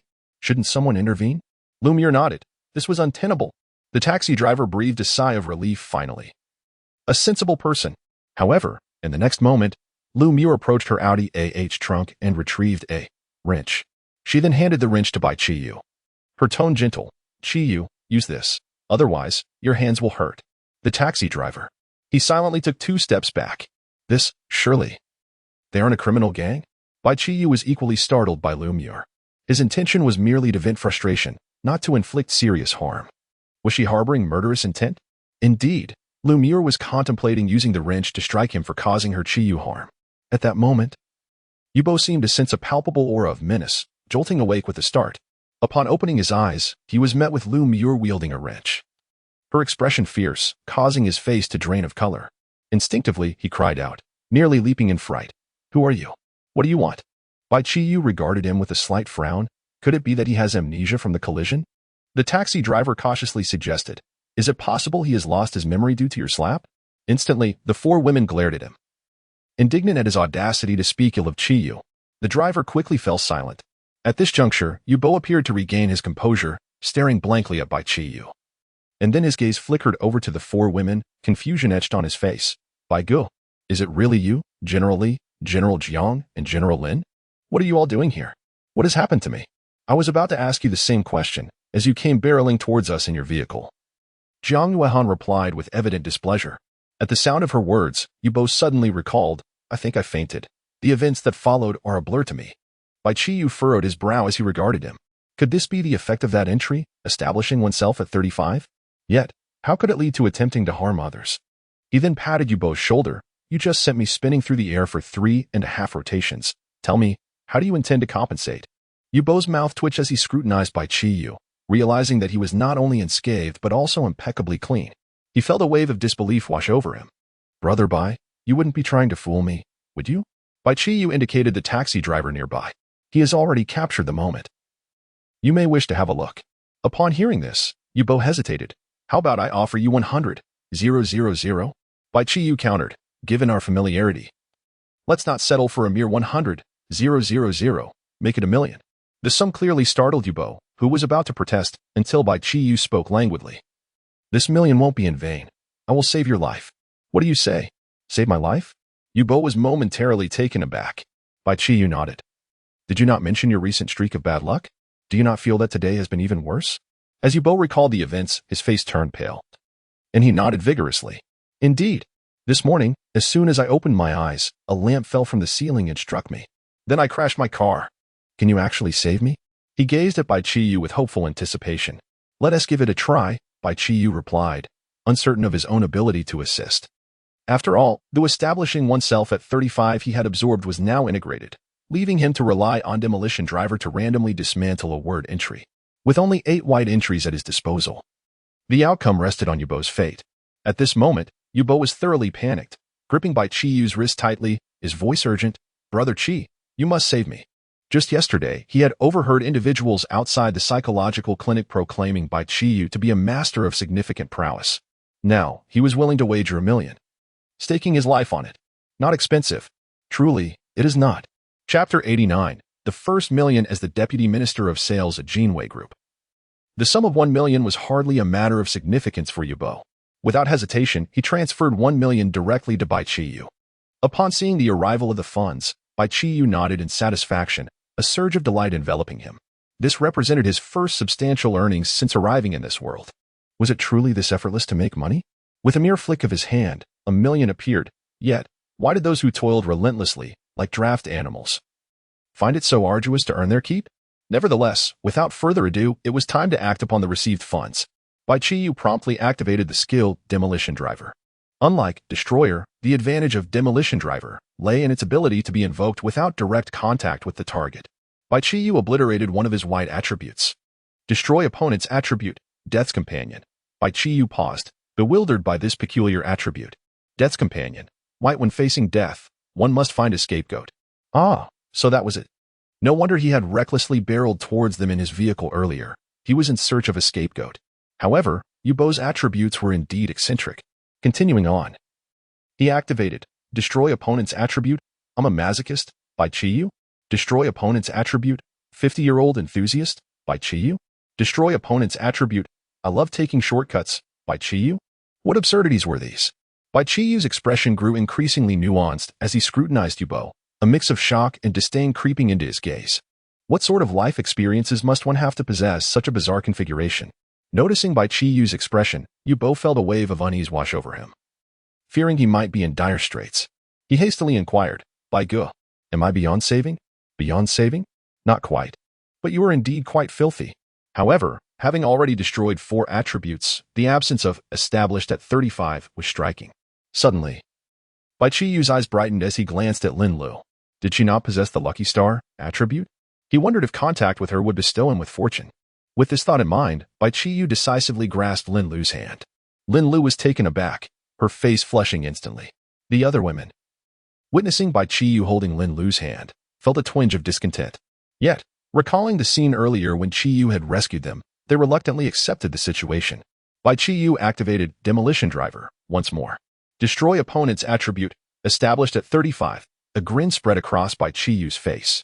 Indeed, with the blessing of the lucky star, his efforts were greatly rewarded. He released Lin Lu's hand and casually remarked to Yubo, "All right, you should be fine now." Yubo stood in bewilderment. "Huh? You just stood there and did nothing, and now it's all good." Bai Qiyu, being the chairman's confidant, surely wouldn't deceive him over this mere million. Tentatively, he asked, "Bai Gu, is it really all right?" Bai Qiyu casually remarked, "Of course, I also resolved a few minor issues for you. To be honest, charging you $1 million is quite a loss." Yubo blinked in surprise. "Minor issues?" Bai Qiyu flashed a knowing smile, "For instance, I trust you no longer harbor any masochistic tendencies?" At this, Yubo paused momentarily, then suddenly his eyes lit up. Indeed, he had completely lost that peculiar impulse. Bai Qiyu continued nonchalantly, "You must also no longer be attracted to individuals over 50, right?"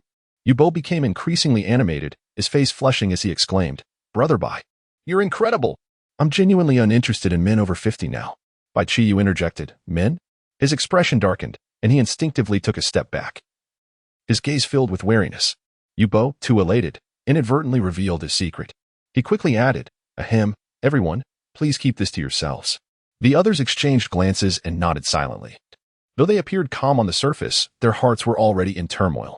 This revelation was utterly outrageous. Just then, Li Ming's phone rang unexpectedly.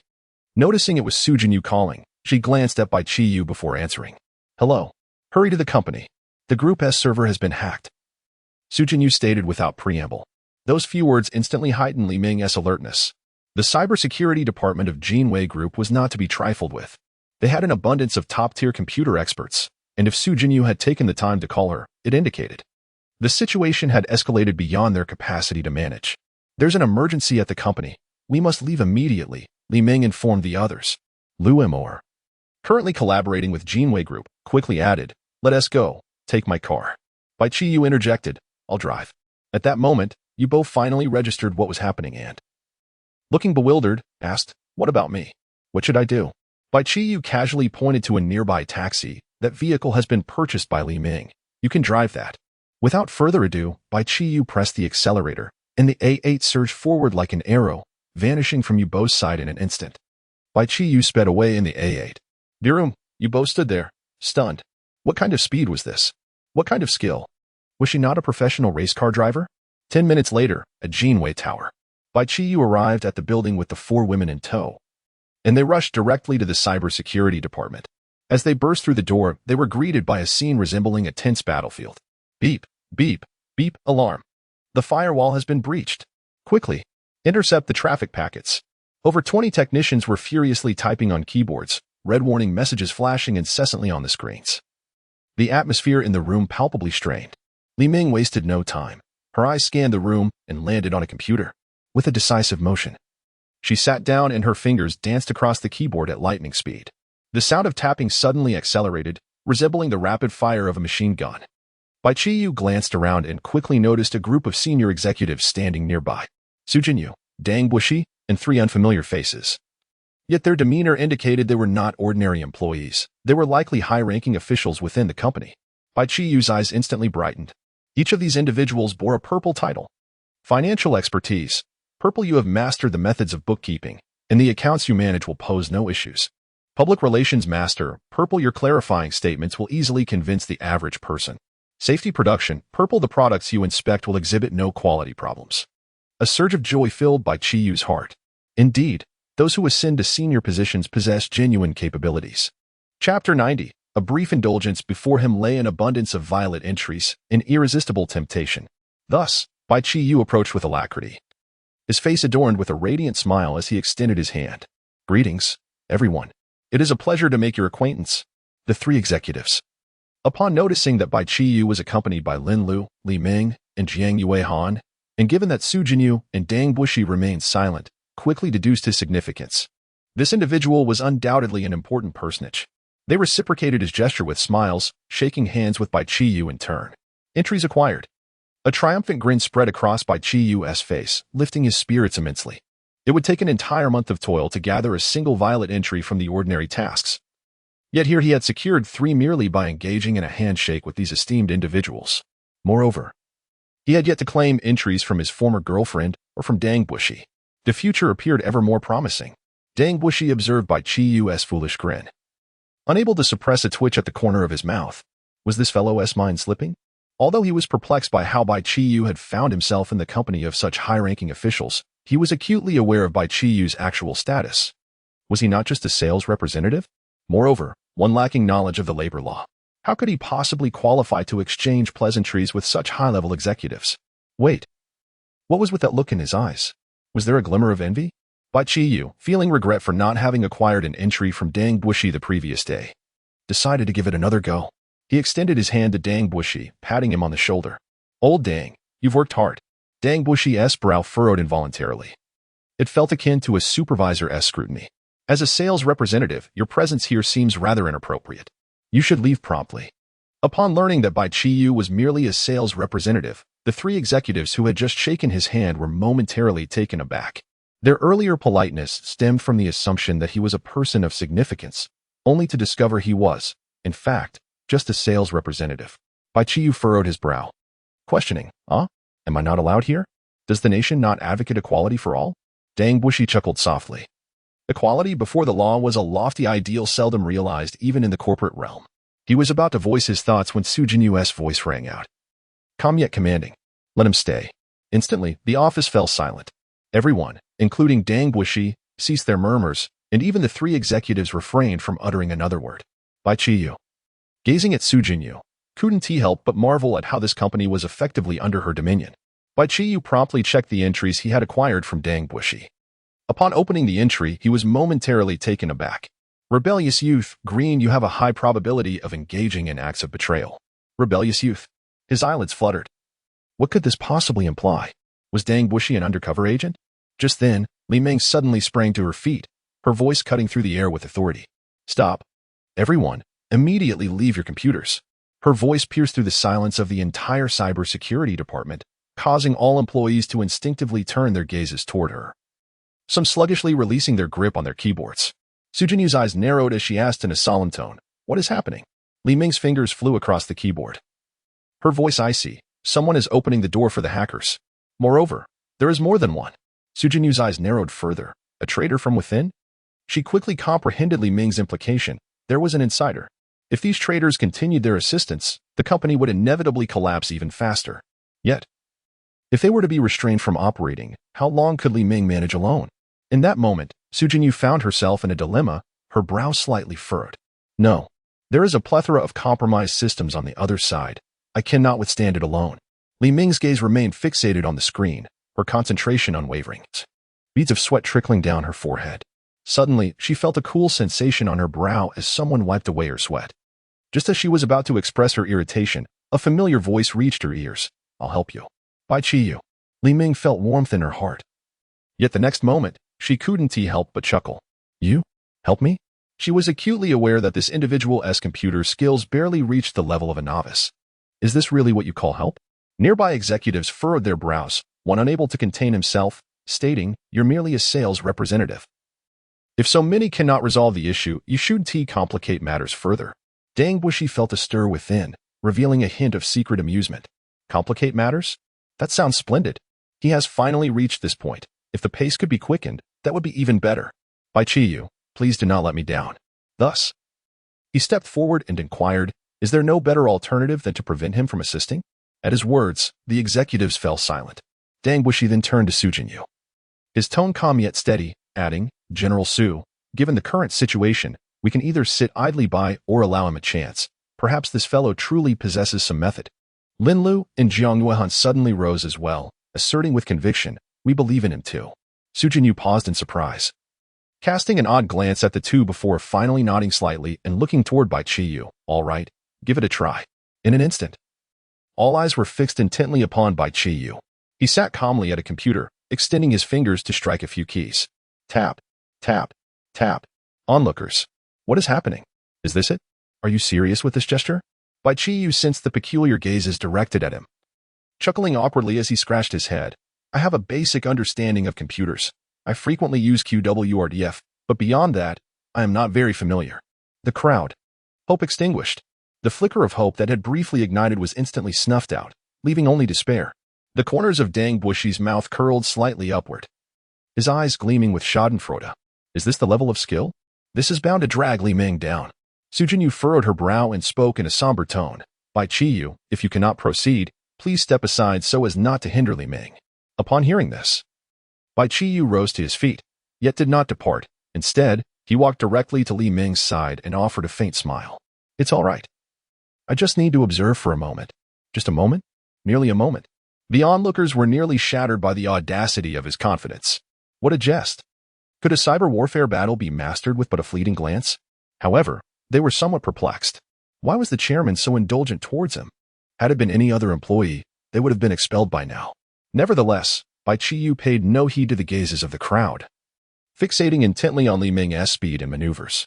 5 seconds, 10 seconds, 20 seconds. In the brief span of half a minute, he had committed everything to memory. The entries of photographic memory and practical application were indeed formidable. Truly, it presented no challenge at all. Chapter 91. Successful counterattack. A faint smile curled at the corners of his mouth as he turned and settled back in front of his computer. Then crackling sounds ensued. Bai Qiyu's fingers danced across the keyboard with such fervor that they seemed to blur into shadows, moving at a breathtaking speed. The onlookers, who had initially worn expressions of disappointment, now widened their eyes in astonishment. What? Is this the same person who was previously so sluggish? This speed? How does it seem even swifter than Li Ming? The heart of Dang Bushi sank heavily, his pupils constricting as a foreboding sensation arose within him. Could it be that this fellow truly possesses such skills? Yet, Bai Qiyu had completely immersed himself in the heat of battle, oblivious to the astonished gazes of those around him. His eyes were sharp as blades, fingers flying with precision akin to a finely tuned machine, flawlessly sealing vulnerabilities, countering attacks, and tracing their origins. Simultaneously, the pressure on Li Ming diminished drastically. She had been gasping for breath, but the instant Bai Qiyu entered the fray, she distinctly felt the intensity of the assault before her noticeably wane. Moreover, it continued to weaken. Li Ming turned to gaze at Bai Qiyu in disbelief. She had always assumed his computer skills amounted to a mere 5 kills. But what was happening now? This fellow's prowess was unexpectedly on par with her own. In that moment, she felt a wave of confusion wash over her, even beginning to question her understanding of life itself. Could it be that I have never truly comprehended this man? The battle raged on fiercely, yet under their harmonious collaboration, the offensive from their opponents began to falter. The meat chicken servers collapsed one after another. Unbeknownst to them, they had transitioned from passive defense to active offense. A counterattack surged forth, charging straight into the fray. Bai Qiyu suddenly smirked, his gaze sharp. I found it. Li Ming felt a surge of joy and promptly followed his lead. I've marked him, infiltrating his server. Their synergy was impeccable, leaving the onlookers momentarily stunned. Is this really happening? Not only had they successfully defended, but their adversaries were now facing impending doom. At that moment, all the higher-ups were left dumbfounded, their faces etched with disbelief. Dang Bushi's complexion turned ashen, and he hastily stepped forward, exclaiming, "Halt. Attacking another's server is illegal." However, before his words could settle, Su Jinyu let out a chilling snort, her gaze as sharp as a knife. Continue the assault. Dang Bushi hastily protested, but we are a legitimate enterprise. Su Jinyu cast a sidelong glance at him. Her frigid stare rendered Dang Bushi speechless. All he could do was pray that Bai Qiyu and Li Ming would not completely breach the opponent's servers. Yet, his hopes were utterly dashed. We did it. Li Ming slammed her hand on the table, laughing with exhilaration. The entire conference room erupted in excitement. Everyone was left speechless, utterly astonished. Party Beau's heart suddenly sank. His back drenched in cold sweat, yet he forced a smile, insincerely proclaiming, "Haha, Xiao Ming, you are truly remarkable. Especially Bai Qiyu, indeed. A sight to behold." However, within him surged a tempest of fury and astonishment. Bai Qiyu, are you not merely a sales representative? How on earth do you possess such exceptional hacking skills? And to be a top-notch expert at that? He had meticulously employed the finest hackers from the rankings, even enlisting the Muses group and arranging for an insider. Yet all of this was utterly crushed before Bai Qiyu. Party Beau's expression darkened completely. Nevertheless, no one cared about his rage. Su Jinyu approached Bai Qiyu and Li Ming, inquiring, "So, have you discovered who it is?" Li Ming nodded, her voice steady. "Aside from the 2nd to 4th ranked hackers, there is the Muses group." The Muses group? Upon hearing this, Su Jinyu's gaze sharpened. astonished that the Muses group was behind these machinations. Bai Qiyu, intrigued, asked, why didn't they hire the top hacker? Is it too expensive? Li Ming raised her chin, a hint of a smile playing at her lips. I'm the top one. She paused, glancing at Bai Qiyu with a teasing tone. If you wish to be number one, I could relinquish my title. As she spoke, her gaze on Bai Qiyu grew increasingly fervent. This man was unexpectedly impressive. His hacking skills were not at all inferior to hers. This was her proud domain. Such a man, indeed, deserved to be cherished and admired. She abruptly turned to Su Jinyu, her eyes sparkling with eagerness. President Su, since Bai Qiyu's skills are so exceptional, why not transfer him to our department as the deputy director? No sooner had she spoken than Jiang Yuan immediately objected, retorting, no way. Bai Qiyu is doing splendidly in our sales department. There is no need for him to move to your cybersecurity department. Our sales department also needs a deputy director. At that moment, Yubo, who had just entered, froze, his entire being turned to stone. Wait, what did I just hear? He was merely a tad late. And the position of deputy director was already gone. Lin Lu scoffed from the side. Director Jiang, that doesn't seem right. Your deputy director just walked in, didn't he? Jiang Yuan glanced at Yubo, her expression icy. Oh, when he entered, his head didn't come through first, so he was dismissed. Yubo. His head didn't come through first and he was dismissed? What nonsense is this? Lin Lu added, actually, I think Bai Qiyu would fit well in our HR department. He is quite adept at dealing with people. Everyone present turned to Bai Qiyu, who was casually leaning in his chair, recalling how he had just patted Party Bo on the shoulder and called him old party. Is that what you call being adept at dealing with people? Surely, your HR department isn't specifically looking for someone who shirks responsibility like that, right? Lu Amour smiled. In fact, I find myself in need of a liaison for our collaboration with your group, and I believe Bai Qiyu would be quite suitable. Li Ming boldly suggested, since everyone desires Bai Qiyu, why not allow him to choose for himself? Instantly, all eyes converged upon Bai Qiyu. He was utterly taken aback, pondering. Did I not just perform a good deed? Why has this turned into a battleground? Had he known, he would have refrained from drawing such attention. At that moment, Su Jinyu finally discerned the peculiar glances the surrounding women cast upon Bai Qiyu. Until now, her thoughts had been consumed by the attack on the company's server, leaving her oblivious to these subtleties. But now, her gaze began to take on a distinctly menacing quality. Bai Qiyu, she spoke coldly, her tone leaving no room for dissent. Come with me. With that, she turned and strode out of the room. Bai Qiyu glanced at the women's scrutinizing stares, and then at Su Jinyu's departing figure.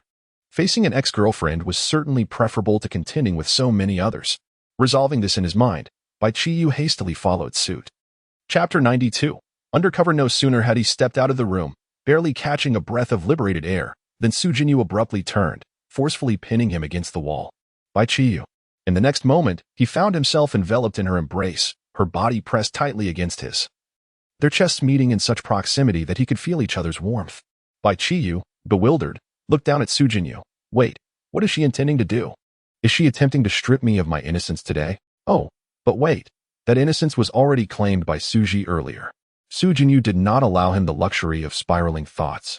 With a voice lowered and infused with a fierce possessiveness, she demanded, tell me, what is the nature of your relationship with those women inside? How could I possibly articulate that in this situation? It's not as if I can speak freely. He could only feign nonchalance, replying, nothing special, just rather familiar. Su Jinyu scoffed.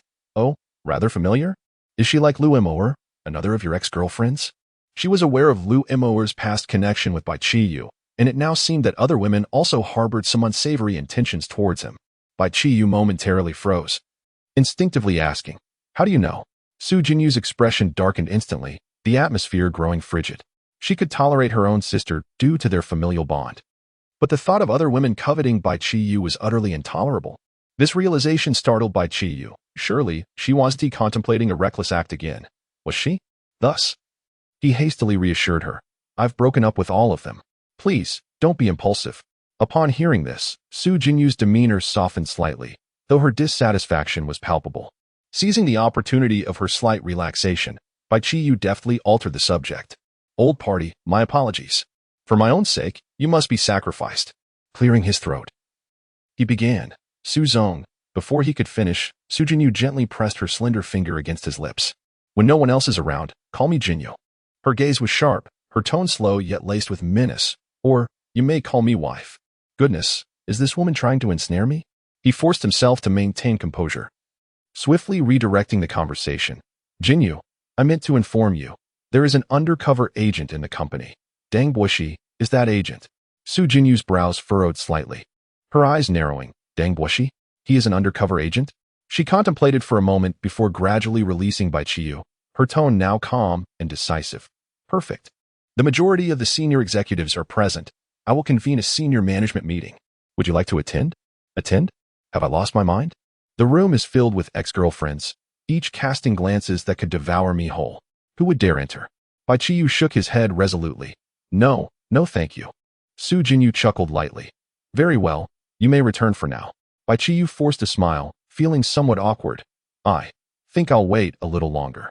Su Jinyu's gaze suddenly darted to his lower region, then she smiled. Apparently, my allure remains quite potent. Bai Qiyu's heart raced wildly as he cast a fierce glare at his own groin. The entire night had been fraught with turmoil. He inwardly chastised himself. Wondering how he could still feel so spirited today, truly, he was beyond redemption. He hastily cleared his mind to regain his composure, while Su Jinyu returned to the cybersecurity department. Upon seeing that only Su Jinyu had come back, several women narrowed their eyes slightly. Su Jinyu was already aware of their connection to Bai Qiyu and chose to disregard them entirely. She fixed her intense gaze on Dang Bushi and demanded, Speak. Why did you betray me? An instantaneous silence enveloped the room. Everyone was taken aback, their gazes sharply turning toward Dang Bushi. There was no doubt in their minds. Such a significant matter could not be a jest from Su Jinyu. The very fact that she dared to voice this accusation publicly indicated that she possessed irrefutable evidence. A flicker of panic flashed in Dang Bushi's eyes. How could this be? He had been exceedingly cautious, maintaining the utmost secrecy in his communications with the Muse Group, ensuring that no one could detect it. Furthermore, his ties with Wayman Pharmaceuticals had ceased following Ning Wu's demise. How, then, could Su Jinyu know? Suppressing his inner turmoil, he forced a smile, chuckling awkwardly. Ha! Chairwoman, you truly have a flair for humor. He feigned nonchalance, insisting, How could I possibly be a traitor? However, the atmosphere in the conference room had grown palpably tense. Su Jinyu's gaze was sharp, her lips curling into a cryptic, cold smile. She slowly took a seat. Her fingers lightly tapping on the table, her tone calm yet laden with an unsettling pressure. Do you think I lack evidence? Dang Bushi's complexion shifted dramatically, meeting her cold, unyielding stare. His heart sank. In that moment, he comprehended that he was utterly defeated.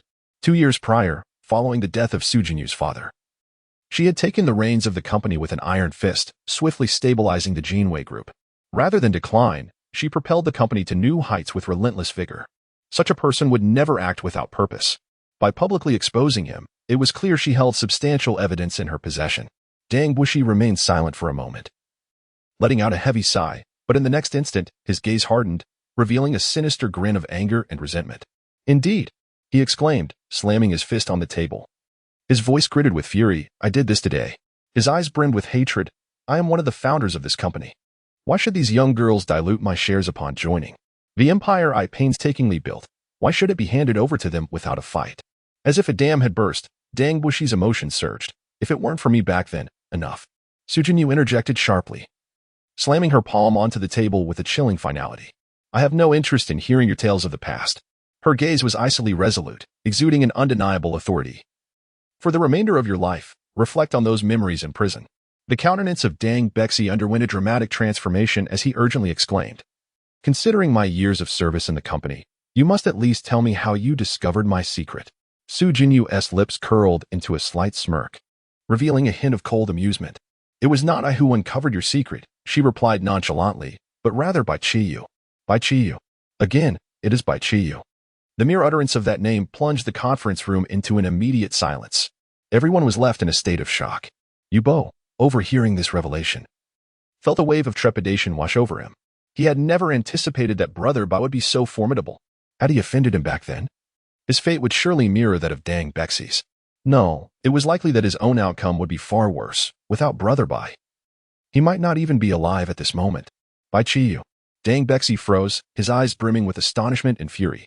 How could it be this wretched fellow again? He had first thwarted my plan to collaborate with the Muses Group in attacking the company's servers, and now he has exposed my identity. Who exactly is he? The expression on Dang Bexi's face grew increasingly grim, the veins on his forehead throbbing. Impossible. He bellowed in a fit of rage. I have no connection with that brat. How could he possibly know anything about me? Su Jinyu chuckled softly, her gaze filled with intrigue. No matter, I shall have him tell you personally. She turned her attention to Yubo, signaling him. Yubo understood immediately, nodding in acknowledgement before swiftly exiting. Upon stepping outside, he encountered Bai Qiyu standing at the door. Brother Bai, Miss Su requests your presence inside.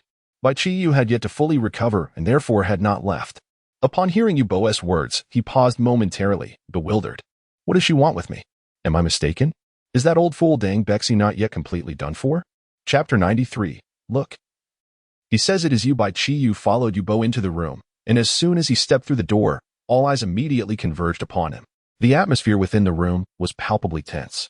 Su Jinyu pointed at Dang Buoshi and said to Bai Qiyu, he wants to know why you call him a traitor. At that moment, Dang Buoshi's heart raced, yet he fixed his gaze on Bai Qiyu. He truly could not fathom where he had gone awry in his covert maneuvers. Why? Well, it was simply because I had stumbled upon his entry. Bai Qiyu locked eyes with Dang Buoshi and confidently declared, it is you. Dang Buoshi's heart constricted violently, and he instinctively blurted out, why? Bai Qiyu shrugged, adopting a tone as if it were the most natural thing in the world. For no reason other than that it is you. Upon hearing this, Su Jinyu nodded earnestly. See, he says it is you. Dang Buoshi was perplexed. What sort of absurd logic is this? You believe whatever he says. His gaze darted around the room, searching for a glimmer of rationality among the others. However, Li Ming, Lin Lu, Jiang Yuehan, and even Lu Amoer were all nodding in agreement. Yubo nodded vigorously. Bai Qiyu merely stood there and had saved himself, even altering some of his peculiar habits. Could he possibly be lying? The other three executives exchanged glances, an inexplicable sense of unease gripping them. Everyone was nodding. If they did not, would it not make them appear foolish? Thus, they too joined in the collective nodding. Dang Buoshi found himself engulfed in profound self-doubt. Could it truly be my fault? But this is hardly evidence. Suddenly regaining his composure, his temples throbbed, and he forcibly suppressed the turmoil within, gritting his teeth. What I seek are proof and reasons. Huh? I just guessed.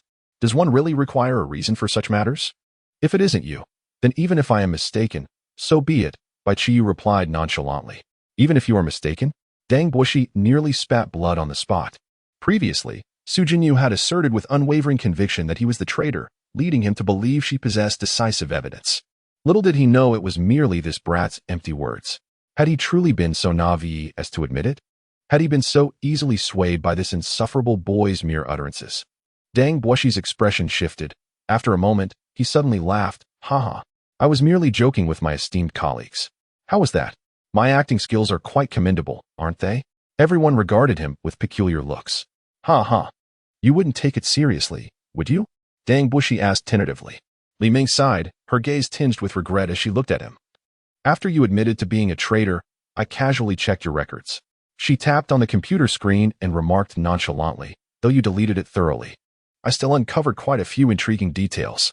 Dang Buoshi's pupils dilated in shock. Li Ming's gaze turned icy as she magnified a line of records on the screen. There was a previous cable bidding project by the group, and coincidentally, your uncle had a cable company. And what was the outcome? His bid was just slightly lower than the lowest company, securing the contract. She turned her head and smiled. Isn't that a bit too coincidental? The color drained from Dang Buoshi's face, and a cold sweat broke out on his back. Li Ming did not pause. She continued to sift through the documents. Furthermore, a month ago, you applied for a phone card. She cast a glance at Dang Buoshi, her lips curving into a slight smile. The individuals contacted by that phone card were precisely those from the Muse Group. Although you destroyed it, the call logs and messages can be recovered. Dang Buoshi's face turned ashen, his fingers trembling slightly. He gritted his teeth as despair surged within him like a tidal wave. Li Ming chuckled softly and then turned to the personnel from the technical department, her tone laced with disdain. Moreover, I have also marked the individual who opened the door for the hackers. The expressions of several technicians changed instantaneously. Two of them even felt their legs weaken, cold sweat pouring down as they nearly collapsed to the ground. They knew of Li Ming's formidable skills but never anticipated that the traces they thought were meticulously erased had all been uncovered by her. But it was Timmy who marked it. Li Ming laughed lightly, her tone casual. It was Qiyu. I was too busy earlier to handle these matters. After saying this, she shot a meaningful glance at Bai Qiyu, winking. A good woman should not conceal the honor of her man. My significance in Qiyu's heart must have increased a few notches, right? Bai Qiyu looked at Dang Bushi and the network security personnel with expressions that seemed to wish to swallow him whole, feeling somewhat helpless. This woman truly knows how to cultivate enmity. I must keep my distance from her in the future. Yet Li Ming remained oblivious. Her performance far from over as she continued with a cold smile. The most severe issue is your intricate connections with Wayman Pharmaceuticals. You have repeatedly accessed internal data from Genway Pharmaceuticals. Perhaps the reason they are capable of producing our medication is due to your behind-the-scenes influence? That's enough. Dang Bushi's face was livid as he could no longer contain his fury. But how could Li Ming's mouth be silenced by a mere word from him? What surprised me the most was that, in the name of confidentiality, you actually rented a room with Ning Wu under your wife's identity to evade everyone's attention. Dang Bushi froze. What did you say? What rental? Everyone was taken aback. None of those present were foolish. They immediately understood the implication of Dang Bushi's words. If Dang Bushi was unaware of this matter, then that meant. Subsequently, their expressions grew exceedingly subtle, with a hint of pity now present in their gazes towards Dang Bushi. The vast prairie. Dang Bushi's complexion fluctuated between shades of green and white. Finally unable to contain his rage, I will kill her, even if it means going to prison. Bai Qiyu shook his head beside him, sighing, you do not need to kill her. You will end up in prison regardless. Dang Bushi was taken aback, uttering in disbelief. What does this mean? Bai Qiyu lightly tapped the table with his fingers, speaking in a deliberate manner. Those within the company who collude with outsiders to manipulate bids, resulting in significant losses, face a prison sentence of less than 3 years according to the law. Furthermore, you are also implicated in the crime of infringing upon trade secrets, which carries a penalty of up to 10 years. Additionally, there are charges of undermining network security and embezzlement. As Bai Qiyu enumerated the charges one by one, Dang Bushi's complexion grew increasingly pallid, and he felt as though he had fallen into an icy abyss, his legs trembling beneath him. He widened his eyes, his voice quivering. You claim to be unfamiliar with the labor law? Bai Qiyu shrugged nonchalantly. However, what I just recited pertains strictly to the criminal law. Chapter 94. Salesman Bai Qiyu emerges. Dang Bushi slumped helplessly onto the ground, fully aware that by the time he emerged, his hair would have turned white. Meanwhile, Lu Moer, standing nearby, gazed at Bai Qiyu with flickering eyes and an unusual expression. She was well aware that Bai Qiyu detested reciting legal statutes, having previously lamented their convoluted and hard-to-remember nature. Yet now, he was able to recite criminal law provisions with remarkable fluency. Could it be for her sake? A vivid image of Bai Qiyu studying late into the night, laboriously memorizing legal texts, surged into Lu Moer's mind, overwhelming her with an indescribable sense of emotion. No, Qiyu must belong to me. With this thought, she regarded Bai Qiyu with an assertive gaze. Bai Qiyu shivered, sensing an ominous signal. What was going on with this woman? Never mind, since no one was watching, I should make my exit swiftly. Bai Qiyu decisively bid farewell, but before departing, he took the opportunity to shake hands with everyone present. Of course, the handshake was merely a facade. In reality, he discreetly gleaned their entries. Although Bai Qiyu's behavior appeared somewhat peculiar, he was the hero of the hour, and no one would quibble over such trivial details. Once outside, he glanced at his newly acquired entries, a satisfied smile curling at the corners of his mouth. These technical personnel's entries were undoubtedly more valuable than those of the sales representatives. He then reviewed the entries obtained from his former girlfriends today. Overall coordination, gold. You can manage all tasks, big and small, in your work efficiently. Peak beauty, gold before the age of 50. Your appearance will only grow more beautiful. Time perception, purple. You can accurately perceive the passage of time, down to the second. Sales mysticism, red. Enhance your closing rate through mystical means.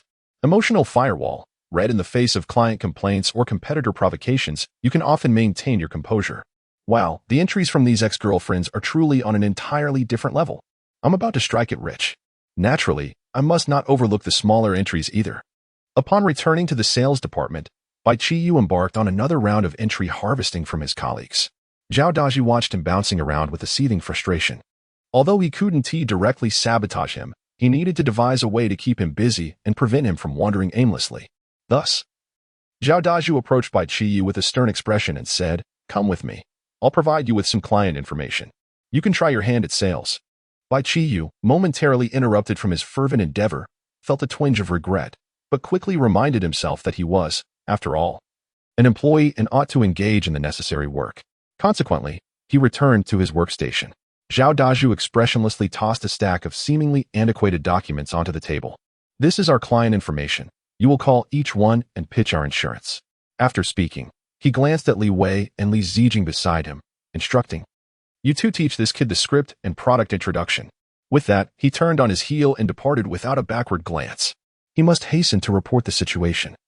Otherwise, with Bai Qiyu present, he would find it impossible to eat peacefully. Li Wei and Li Zijing exchanged glances filled with sympathy as they observed the stack of yellow documents before Bai Qiyu. Li Wei sighed. "I never anticipated that Zhao Dazhu would bring out the family heirloom." Bai Qiyu glanced down at the client information, which indeed was densely packed with notes. The edges frayed from frequent handling. In this day and age, to still encounter physical client files? How truly remarkable. It was evident that the phone numbers of these clients had been exhausted. Such documents held little value. Yet, could this truly pose a challenge for me? The sales mysticism entry I just uncovered could not be more timely. The entry stated, mystical methods could enhance the signing rate. Mystical methods? Drawing talismans? Setting up offerings? Or perhaps performing a shamanic dance? Bai Qiyu stroked his chin, convinced that a sense of ritual was essential. Therefore, he closed his eyes, clasped his hands together, and murmured, "May the god of wealth bless me. May the god of wealth bless me." Then, with a swift motion, he picked up the phone and dialed the client's number. Beside him, Li Zijing and Li Wei were taken aback. "What does your invocation of the god of wealth mean? We haven't even taught you the sales pitch or product introduction, and you're already making the call." They shrugged, realizing that those old clients' numbers had long been worn out. Even if he got through, the recipient would likely hang up immediately.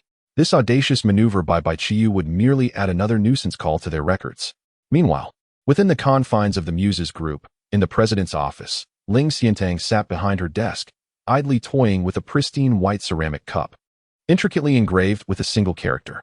Her fiery red lips and commanding presence exuded an irresistible allure, igniting a desire for conquest in those who beheld her.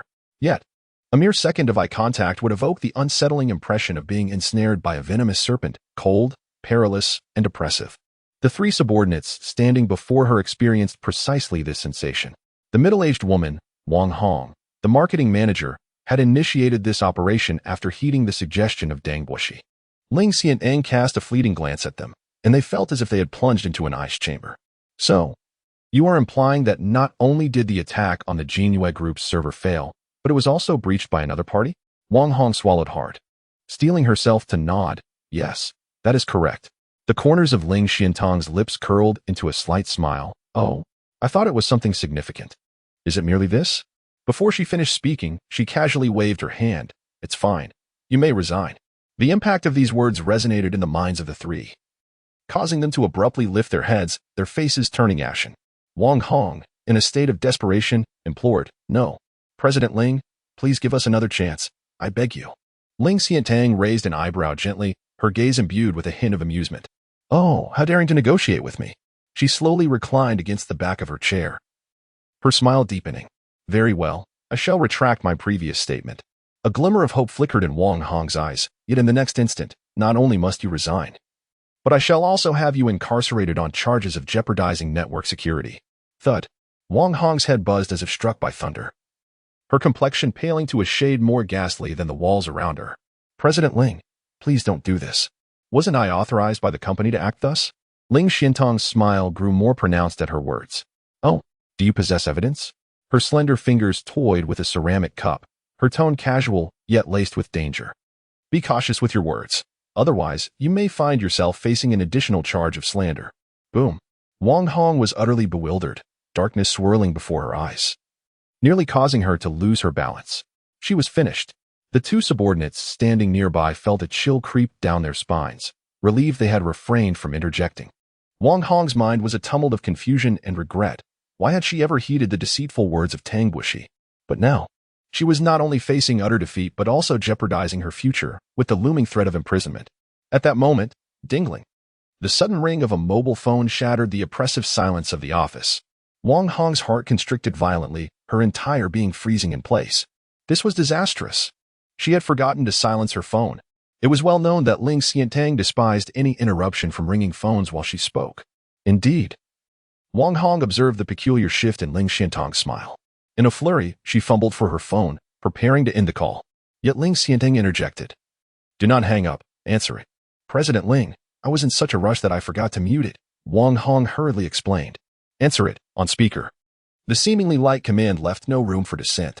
Holding her breath, she glanced at the caller ID advertisement solicitation.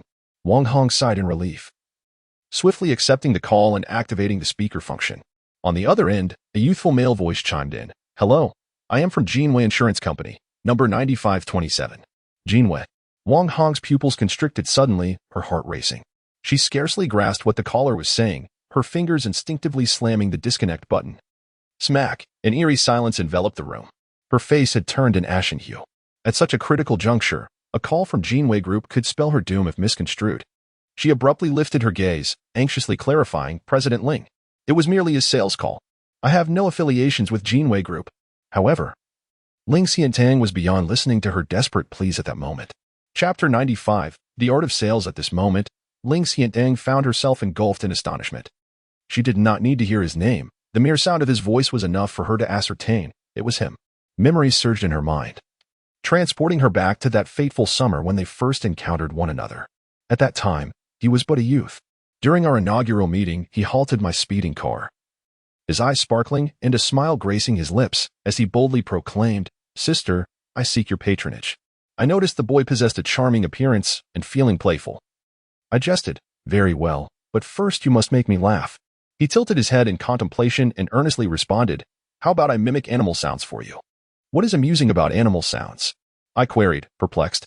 He replied with utmost seriousness, You have surely never heard a duck quack. Allow me to demonstrate. A duck would say, Sister, I truly cannot drink any more. I burst into laughter. However, I played a trick and declared that I would only support him for a day.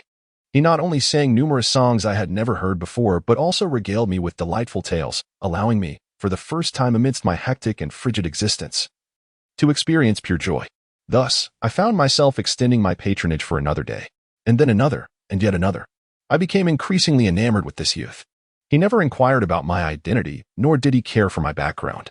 His approach was devoid of ulterior motives. He was the first person in my life to draw near without any agenda. Well, that is not entirely true. He did have a motive, albeit a sincere one. 3 meals a day. One day, he suddenly remarked that he had a conscience and could not strip a sheep bare. At the time, I paid little heed to his words, only to comprehend their significance when he departed from my life. He spent merely a few $100,000 each day. Yet he feared exhausting my resources? How endearing he was. This time, I would reveal my true identity to him. I would allow him to indulge without restraint. More importantly, I desired to win his heart. With this thought, a subtle smile graced Ling Xiantang's lips. This scene, witnessed by Wang Hong, sent a chill down her spine. After years of following Ling Xiantang, it was the first time she had seen such an expression. Could it be that she intended to silence someone? As Wang Hong's anxiety grew, Ling Xiantang suddenly lifted her gaze, her eyes piercing. Call him back, she ordered. Wang Hong was taken aback. What? Ling Xiantang concealed her amusement, her tone calm and authoritative. I said, call him back. Regardless of what he is selling, purchase it. Additionally, find a way to get in touch with him. Do you understand? Wang Hong, startled, nodded vigorously. Understood, though she was unclear about Ling Xiantang's motives. A glimmer of opportunity shone through her words, and she dared not hesitate, immediately dialing the previous number. Meanwhile, on the other side, Bai Qiyu furrowed his brow at the phone call that had been abruptly terminated, his expression tense. What was happening? Had I misapplied the principles of the art of sales? Beside him, Li Wei patted his shoulder, offering reassurance. It's all right. Such situations are quite common. Although I secured 3 deals on my very first day, not everyone can achieve the same feat. Take your time. Bai Qiyu. Li Zijing interjected with a smile. Indeed, no need to rush. Shortly, I will teach you some effective phrases. You too may have the opportunity to close 3 deals like Li Wei. She then shifted her tone, feigning nonchalance, and added, however, the ability to secure 10 deals on the first day, as I did, largely depends on luck. Li Wei's expression darkened instantly, rolling his eyes in exasperation. Every time he flaunted his achievements before newcomers, Li Zijing would inevitably emerge to overshadow him. What is so remarkable about 10 deals? Li Wei scoffed, pointing towards a figure in the distance. Qiyu, do not listen to her boast. Do you see that person Zhao Daju is pouring water for? Bai Qiyu followed his gaze. There stood Zhao Daju, pouring water for a man who accepted it with an air of entitlement. Li Wei spoke solemnly. His name is Bao Weiqing, our company's sales champion. He consistently closes 10 deals daily, and occasionally even reaches 20. He is the top seller here. Bai Qiyu squinted. He had previously greeted this individual. Yet he had always been aloof, projecting an air of superiority. Is it common for a sales champion to be so arrogant? At that moment, Li Zijing patted Bai Qiyu on the shoulder, advising him not to dwell on futile thoughts, as he was unlikely to reach such heights. Just then, Bai Qiyu's phone suddenly rang. He glanced down to see the very number he had dialed earlier. Li Wei leaned in for a look.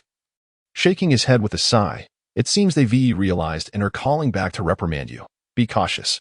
Bai Qiyu frowned slightly, answered the call, and bluntly stated, Hello, are you planning to scold me? Li Wei and Li Zijing? Are you seeking trouble? On the other end, Wang Hong was momentarily taken aback. She instinctively looked towards Ling Xiantang, whose gaze hardened slightly. Wang Hong quickly regained her composure and adjusted her tone, speaking politely. No. I was hoping to inquire about purchasing some insurance. Wang Hong's tone was excessively respectful, as this was her only lifeline. Upon hearing this, Bai Qiyu realized that the so-called sales mystique was indeed effective. He composed himself and asked, What kind of insurance are you interested in? Wang Hong hesitated. Probing, What insurance do you offer? Bai Qiyu. This question left him stumped. He had received no training and was entirely unfamiliar with the insurance products. How could he possibly know what his company sold? Thus, he candidly replied, I don't know. This response left Wang Hong utterly bewildered. Ling Xiantang couldn't help but chuckle. How could this fellow still be so oblivious? Reduced to selling insurance, and yet still so clueless. Hearing the laughter from the other end, Bai Qiyu found it puzzling. What was so amusing? Meanwhile, Li Wei and Li Zijing held their heads in disbelief, faces lined with frustration. Seriously?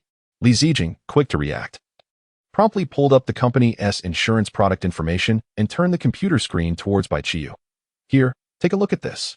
Bai Qiyu merely cast a fleeting glance before diverting his gaze. Subsequently, he spoke with an air of nonchalance, saying, All right, let me introduce you to it.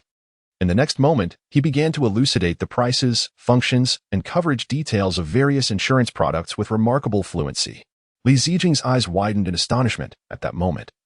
Bai Qiyu was not even looking at the screen. Li Wei was equally taken aback. Wait, just a moment ago, you claimed to be unaware of this. How could this newcomer, who had only begun his first day at work yesterday, possibly memorize all the information at a glance?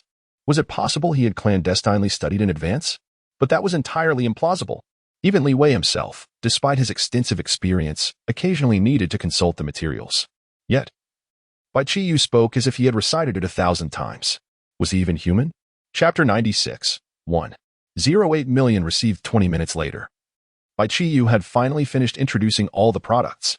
Meanwhile, Li Wei and Li Zijing were utterly astonished. With such an impressive memory, why not pursue a postgraduate degree? They thought. However, they exchanged glances and simultaneously sighed. This approach was inappropriate. They were selling insurance, not preparing for an examination.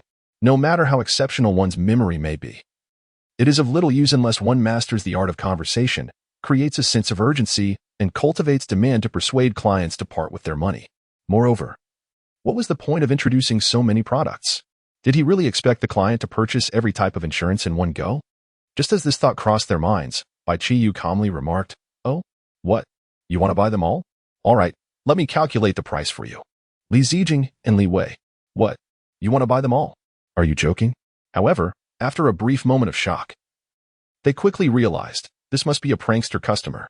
They had encountered such situations before. There are always individuals who enjoy toying with salespeople, pretending to want to buy everything, only to conclude with a nonchalant I'll think about it or simply hang up. But the real issue was, Bai Qiyu seemed to take it seriously. Alas, how naive of him. In the next moment, Bai Qiyu spoke calmly. The total comes to 1.08 million. Download an app, and I will send you the information. You can complete the transaction online. Just fill in the salesperson's number as 9527. Having said this, Bai Qiyu was about to hang up the phone. At that instant, a hurried voice from the other end of the line interjected, Wait. Wang Hong could not allow Bai Qiyu to end the call.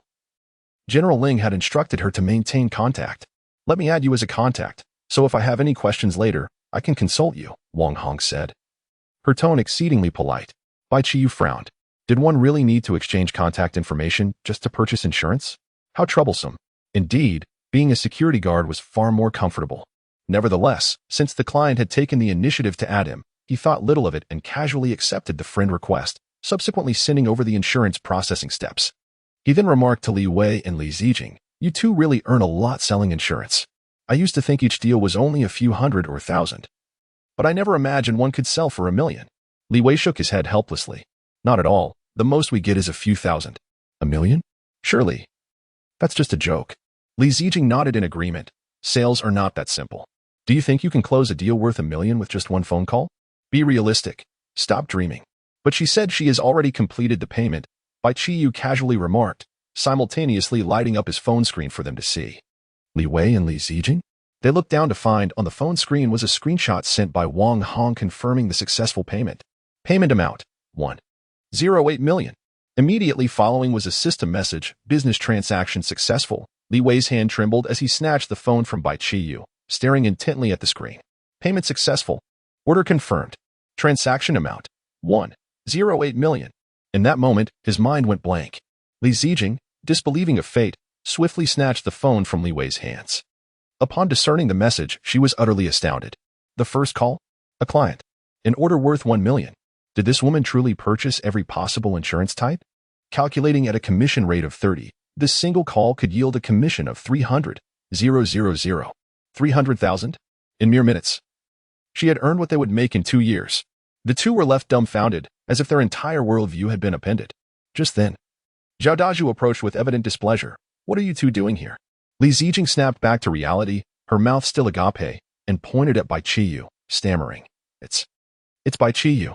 Zhao Daju frowned and followed her gaze, confirming that it was indeed this troublemaker again. "Bai Qiyu, what are you scheming this time? Although you have someone backing you, if you're not interested in working, do not disturb others." Li Wei, sensing Zhao Daju's misunderstanding, quickly waved his hands. "No. You've misunderstood." "Misunderstood?"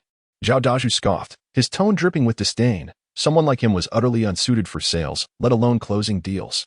"If he truly could secure a deal, I'll eat my words on the spot." Li Wei and Li Zijing? Bai Qiyu also paused, then looked at Zhao Daju with an odd expression. "Are you trying to scam Emil?" Zhao Daju was taken aback. "What do you mean?" Li Wei cleared his throat, speaking cautiously. "Well, Bai Qiyu just secured a deal." "Ah." Zhao Daju's smile instantly vanished, leaving him frozen in place. He could hardly believe that Bai Qiyu had actually pried a client from this treasure trove. At that moment, Li Zijing delivered the final blow. "Moreover, it's a large order worth 1.08 million. How much?" Zhao Daju was utterly flabbergasted, nearly convinced he had misheard. 1.08 million? Are you certain it isn't 108 yuan? Knowing that this figure was extraordinarily unbelievable, Li Zijing understood that without proof, Zhao Daju might question his own existence. So she promptly handed him her phone. Zhao Daju, incredulous, accepted it, his hands trembling as if he were holding a royal decree. The moment the screen illuminated, payment amount, 1.08 million. Transaction successful. He felt as if he had been struck by lightning, his mouth agape, eyes wide, his expression frozen like a statue. This is truly unbelievable. After a while, he could not utter a single word, his mind consumed by 3 words, completely absurd. At that moment, Bai Qiyu regarded him with a bemused smile and leisurely remarked, "What about your earlier claim of eating your words?" Zhao Daju, "Eat. I must eat." Yet in that instant, his attitude had undergone a complete transformation. As a supervisor, although his commission would not rival Bai Qiyu's, this order of 1.08 million would undoubtedly bring him a significant sum. The disdain he once harbored for Bai Qiyu had now morphed into profound admiration. At this moment, Zhao Daju gazed at Bai Qiyu with an expression devoid of any disdain. It was as if he beheld the embodiment of a money tree, the god of wealth, and a harbinger of good fortune all at once. Li Wei could not help but interject. "Did you not previously assert that he was utterly unfit for sales?" "It appears I was mistaken." Zhao Daju's smile was unstoppable. "I never anticipated that within my modest insurance sales team, there would emerge such a prodigy." Bai Qiyu let out a faint sigh, his expression tinged with regret. "Alas, I preferred your former, more rebellious demeanor." In an instant, Zhao Daju donned a sycophantic grin, his face a tapestry of creases. "Before you, the sales champion, how could I possibly remain defiant?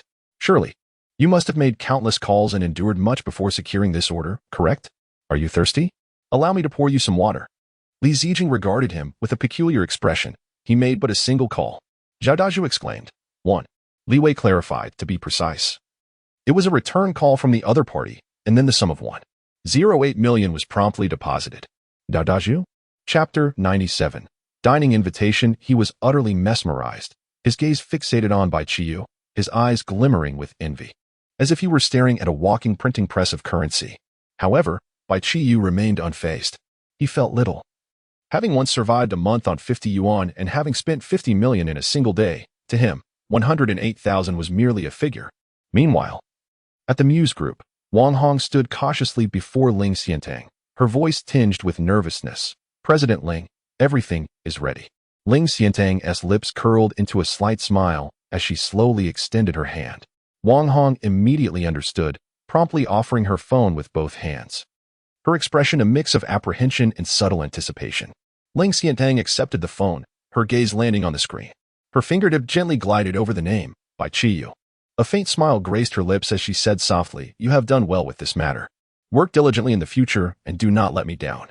Wang Hong's heart raced, elation flooding her being. She eagerly nodded, "Thank you, President Ling." "Thank you."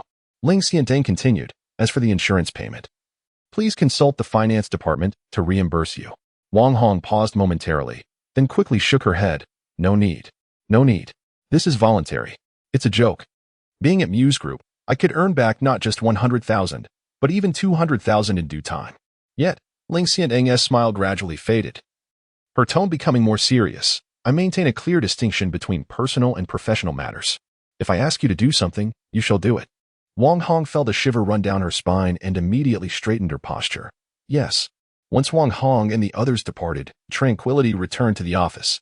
Ling Xiantang lowered her gaze to her phone, her eyes betraying a hint of emotion. Her gaze settled upon a cup inscribed with white lettering, quietly resting on the desk.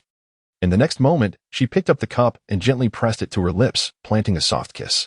Her voice, tender and lingering, whispered, "Qiyu, Qiyu, I have come to seek you." Unbeknownst to Bai Qiyu, his call had inadvertently revealed his presence. At that moment, he had unwittingly become the eternal idol of Zhao Dazhu. Subsequently, regardless of what Bai Qiyu undertook, Zhao Dazhu ceased to speak out against him. Achieving a performance of 108,000 was something others might not accomplish in an entire year. Seeing the atmosphere was right, Bai Qiyu once again began to draft his entries. However, every move he made fell under the watchful eyes of the previous sales champion, Bao Weiqing, whose expression grew increasingly grim. Bao Weiqing, the champion of Sales Group 7, had always been the most radiant figure within the group, believing only he deserved to enjoy all privileges. But now, a newcomer, merely fortunate enough to secure a big deal, sought to overshadow him? This Zhao Dazhu was truly something. It seemed he had been intimidated by this newcomer yesterday, and, due to a single transaction, had begun to fawn over this insufferable brat. Bao Weiqing's gaze turned colder, his heart swelling with dissatisfaction and jealousy. Just as he was lost in his dark thoughts, a hand suddenly clapped on his shoulder. He whipped around to find Bai Qiyu's smiling face before him. He furrowed his brow slightly and inquired, "What's the matter?" Bai Qiyu offered a faint smile. "I've heard you are the sales champion, and I came specifically to inquire about your sales techniques." In truth, his intention was not to seek guidance on sales strategies, but rather to enhance his own credentials. He believed that the title of sales champion would surely confer a far superior status compared to that of an ordinary individual. However, this remark sounded to Bao Weiqing like a derisive jab. "I am no longer the sales champion," he retorted with a hint of bitterness. "You are the real champion." Bai Qiyu found amusement in this, recalling a notion from the art of social engagement that when others praise you, it is prudent to return the compliment. Yet, as he scrutinized Bao Weiqing's features, his upturned nose, wide mouth, and misaligned facial features, he pondered how to offer a compliment. Suddenly, inspiration struck him. "You are absolutely right. Your honesty is commendable." Bao Weiqing paused, bewildered. "Is that a compliment to me, or to yourself?" He felt quite nauseated by Bai Qiyu's remark, simultaneously infuriated. Bao Weiqing suddenly had a clever idea. With a glint in his eye, he donned a knowing smile and said, "Qiyu, our group has a tradition of celebrating new sales champions with a banquet. Since you just closed a deal worth 1.08 million, making you the new champion, shouldn't you treat us all to dinner?" He deliberately raised his voice, catching the attention of several colleagues who turned to Bai Qiyu with eager anticipation. Before Bai Qiyu could respond, Bao Weiqing added fuel to the fire. "How about we go to the Jina restaurant? My uncle manages it and can offer us a discount." Bai Qiyu quickly discerned his ulterior motive. This was clearly an attempt to ensnare him into treating the group to an exorbitantly priced meal. The Jina restaurant, sharing a name with the Jina Hotel, was likely part of Wang Xiangjian's empire. Very well, if he wished to play this game. Bai Qiyu was more than willing to engage. A glimmer of cunning sparkled in his eyes as he smiled and replied with unwavering confidence, "All right. Let us go to the Jimao restaurant." He then surveyed the room and cheerfully proclaimed, "Everyone, do come after work. Let us not miss this gathering." The room erupted in jubilant cheers. Wow, the Jimao restaurant. That's an upscale venue. A single meal there could easily cost over 10,000. Bai Qiyu's generosity was met with awe. The crowd was elated. This promised to be a true feast of luxury. Meanwhile, Bao Weiqing wore a triumphant smile. "Ah, Bai Qiyu, just wait. Tonight, I shall relish every penny of your commission." Little did he realize, a glimmer of mischief danced in Bai Qiyu's eyes. "You wish to trap me? Very well, let you revel in your moment of triumph." At that moment, it was also time for lunch. With Bai Qiyu hosting dinner that evening, everyone's spirits were remarkably high. Almost every colleague approached him before heading to lunch, some flattering him, others seizing the opportunity to curry favor. Observing his credentials grow one after another, Bai Qiyu felt an even greater sense of joy. Had I known hosting would enhance my credentials, I would have done this much earlier. Once everyone had departed, Li Wei and Li Zijing exchanged a glance. Their faces etched with a hint of concern as they approached. "Qiyu, the prices at the Jimao restaurant are exorbitant. Are you truly certain you wish to treat everyone?" Li Wei inquired softly. "Indeed, your commission barely exceeds 300,000, and this meal could very well deplete several tens of thousands from your pocket," Li Zijing added, her expression rife with anxiety, fearing that Bai Qiyu might act impulsively and incur a significant expense. Upon hearing this, Bai Qiyu could not suppress a chuckle. "Spend money? What a jest! I possess a VIP card, after all. Rest assured, indulge yourselves freely today," Bai Qiyu declared, thumping his chest with an air of grandeur. Although Li Wei and Li Zijing acknowledged his assurance, a lingering unease remained, for the consumption level at Jimao restaurant could indeed leave one in a state of shock. Chapter 98. I plead for mercy, a sum of 10,000 at that moment, a familiar voice unexpectedly interjected, "What are you eating?" Jiang Duihan. Bai Qiyu's heart tightened, nearly leaping from his chest. Was this woman some kind of phantom? How could she always appear and vanish at will? Li Zijing and Li Wei, however, brightened at the sight and immediately straightened their posture, greeting her with obsequious smiles. "Hello, Minister Jiang. Qiyu is treating us to dinner at the Jimao restaurant tonight." Jiang Duihan immediately beamed. "Is that so? May I join? Could I possibly refuse?" Apart from collecting entries, he truly wished to have no further entanglements with these former flames. Yet, Jiang Duihan seemed undeterred by his reluctance, nodding enthusiastically. "Wonderful. I will definitely be there tonight." Bai Qiyu's expression darkened. Couldn't she hear properly? Li Wei and Li Zijing exchanged glances, increasingly convinced that something was amiss. This was hardly a conversation befitting a superior and subordinate. Jiang Duihan seemed to notice their scrutinizing gazes, slightly tempering her demeanor before regaining her authoritative presence and stating earnestly, "Qiyu, I need to meet a client. Accompany me." "What client? Must it be me? Couldn't someone else go?" Bai Qiyu protested vehemently. Li Wei and Li Zijing nearly fainted from exasperation. To meet a client alongside the minister, what kind of signal was this? This was a promotion in the making, and yet he was resistant to the opportunity. However, Jiang Duihan had evidently no intention of negotiating. She shook her head resolutely. "It has to be you. Let us go quickly. If we delay any longer, those women will likely arrive." Reluctantly, Bai Qiyu followed Jiang Duihan outside. When they reached the car, he promptly took the passenger seat. And Jiang Duihan showed no sign of disapproval as she drove him away. Bai Qiyu began to review his gains from that morning. The efficiency had been astonishing. Not only had he collected numerous entries from former girlfriends, but he had also recorded 3 high-ranking executives' purple entries. By the time noon arrived, nearly every colleague had come over to greet him, and with the occasional luck from Little Fortune, he ultimately amassed over 200 entries. There were 192 white entries and 17 blue entries. Bai Qiyu stroked his chin, pondering a question after his frenzied collection session the previous night. The drop rate for these ordinary blue entries was evidently reduced. It appeared that the supply of quality entries in the hands of common individuals was limited and could not be harvested endlessly. As per usual, he decided to fuse the less useful white and blue entries. With his prior collection of exactly 200 white entries, he initiated the fusion, fusing 200 white entries. Gain blue entries, 20. He had previously possessed 3 blue entries, and with the 17 he had just acquired, plus the 20 from the fusion, he had precisely enough for a total of 40. Fusing 40 blue entries, gained cyan entries, 4.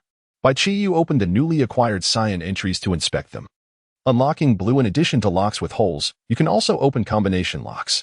Driver Blue. Your driving skills have reached the level of a professional racer. Boxing Blue. Your boxing techniques have attained the proficiency of a professional boxer. Nursing Blue. You possess meticulous patient care methods. These entries are quite commendable. Bai Qiyu feels relatively satisfied. Let us take a glance at his information panel. Name: Bai Qiyu. Occupation: sales representative. Secondary occupation: fortune teller. Titles: explorer, destroyer. Demolition driver. Entries: Blue: disease cure, poison resistance, daughter slave, iron head skill, golden bell shield, martial arts, cross-dressing master, computer level B, little luck, social Ivan, economical plugin, acting. Living map: poet, nursing, boxing, driver, unlocking, red, thief, sharpshooter, stealth, windfall, suturing, wine appreciation, medical miracle, sales mysticism, emotional firewall. Purple: scalpel, photographic memory, dissection, observation, lawyer. Political and business savvy, super eater, reverse therapy, safety production, public relations master, financial expertise, time perception, gold, surgical master, practical application, bulletproof vest, lip sword, hacker. Monetary appearance, coordination. Pinnacle achiever. One wonders if it is possible to collect all entries in this lifetime? It seems quite unlikely. However, if the goal is narrowed down a bit, say, to collect 100 golden entries, there remains a glimmer of hope. After gathering 100 golden entries, what transformation might occur? Bai Qiyu cannot help but begin to fantasize. Would he be able to shatter stars with a punch? Overturn the world with a snap of his fingers? Or perhaps achieve an ethereal existence, reigning supreme? Grasping the sun and moon, plucking stars from the heavens, would he be unparalleled in this world? The more Bai Qiyu thought, the more his anticipation grew, and he found himself quite exhilarated. Yet in the next moment, he slowly regained his senses and suddenly recognized the building before him. For gleaming golden characters, Jinmao Hotel. Bai Qiyu was taken aback. Wait, isn't this the place he just visited with Su Ji last night? How come he is here again today? Are the clients staying at this hotel? Bai Qiyu could not help but inquire. Jiang Yuan casually shook her head. No. She hasn't arrived yet. We'll check in first and wait for her. Bai Qiyu's mind momentarily stalled. Check in. He looked at her quizzically. Is this a meeting with a client or a clandestine rendezvous? Why so secretive? Jiang Yuan shot him a glance. Exasperated. Of course it's a meeting with a client. Stop the nonsense. Let us hurry. The two quickly approached the front desk, where Jiang Yuan directly reserved a presidential suite. A presidential suite? Bai Qiyu stared at the exceedingly familiar room, utterly speechless. They had just engaged in a fierce battle here last night, and now they were back again? He suppressed the urge to voice his concerns, feeling a vague sense of unease. What sort of client necessitates a meeting in a hotel room? Moreover, a presidential suite at that. Isn't this a bit excessive? He furrowed his brow, about to speak, but upon turning around, he was instantly petrified. There stood Jiang Yuan, already beginning to disrobe. Bai Qiyu's pupils dilated in shock as he stumbled backward, his expression drastically altered. Sister, what are you doing? Aren't we here to meet a client? Jiang Yuan curled her lips into a victorious smile, her gaze laced with mischief. You are mistaken. It is not I who is meeting the client, but rather you. Bai Qiyu's mind raced, yet he could not keep pace with this woman's train of thought. Meanwhile, Jiang Yuan remained unfazed, approaching her bag and retrieving a bank card, which she dramatically tossed onto the table before Bai Qiyu. As per our usual arrangement, I will plead for mercy once, amounting to 10,000. Here are 100,000. Chapter 99. Your skills are lamentably lacking. Bao Weichen concealed himself in a corner, speaking softly into his phone. Uncle, a colleague of mine is coming over tonight to treat us, and I was hoping you could assist me. On the other end, Bao Kaiming chuckled heartily. What is the big deal? It's merely a meal, right? I can give your colleague a 20% discount. No, uncle, there is a conflict between us. Bao Weichen quickly clarified. Bao Kaiming, a seasoned veteran in the industry, knew all too well the implications behind the words. Raising an eyebrow, his tone took on a playful quality. Oh, so you want me to pull a few strings? Change the menu? Bao Weichen smiled instantly. You truly understand me, uncle. How many people are coming? Over 100, I suppose. A brief silence enveloped the conversation. Over 100? Here, at my establishment? Even without altering the menu. This feast will start at 100,000. What kind of person is this? As merely a restaurant manager without substantial backing. Provoking a powerful figure could lead to dire consequences. Understanding his uncle's concerns, Bao Weichen reassured him, rest easy, uncle. He is just an ordinary sales representative who happened upon a lucrative deal today, earning over 300,000. Oh, so he's just a regular salesman. Bao Qiyu finally relaxed. A grin spreading across his face. All right then, today I'll ensure he ends up spending that entire 30,000.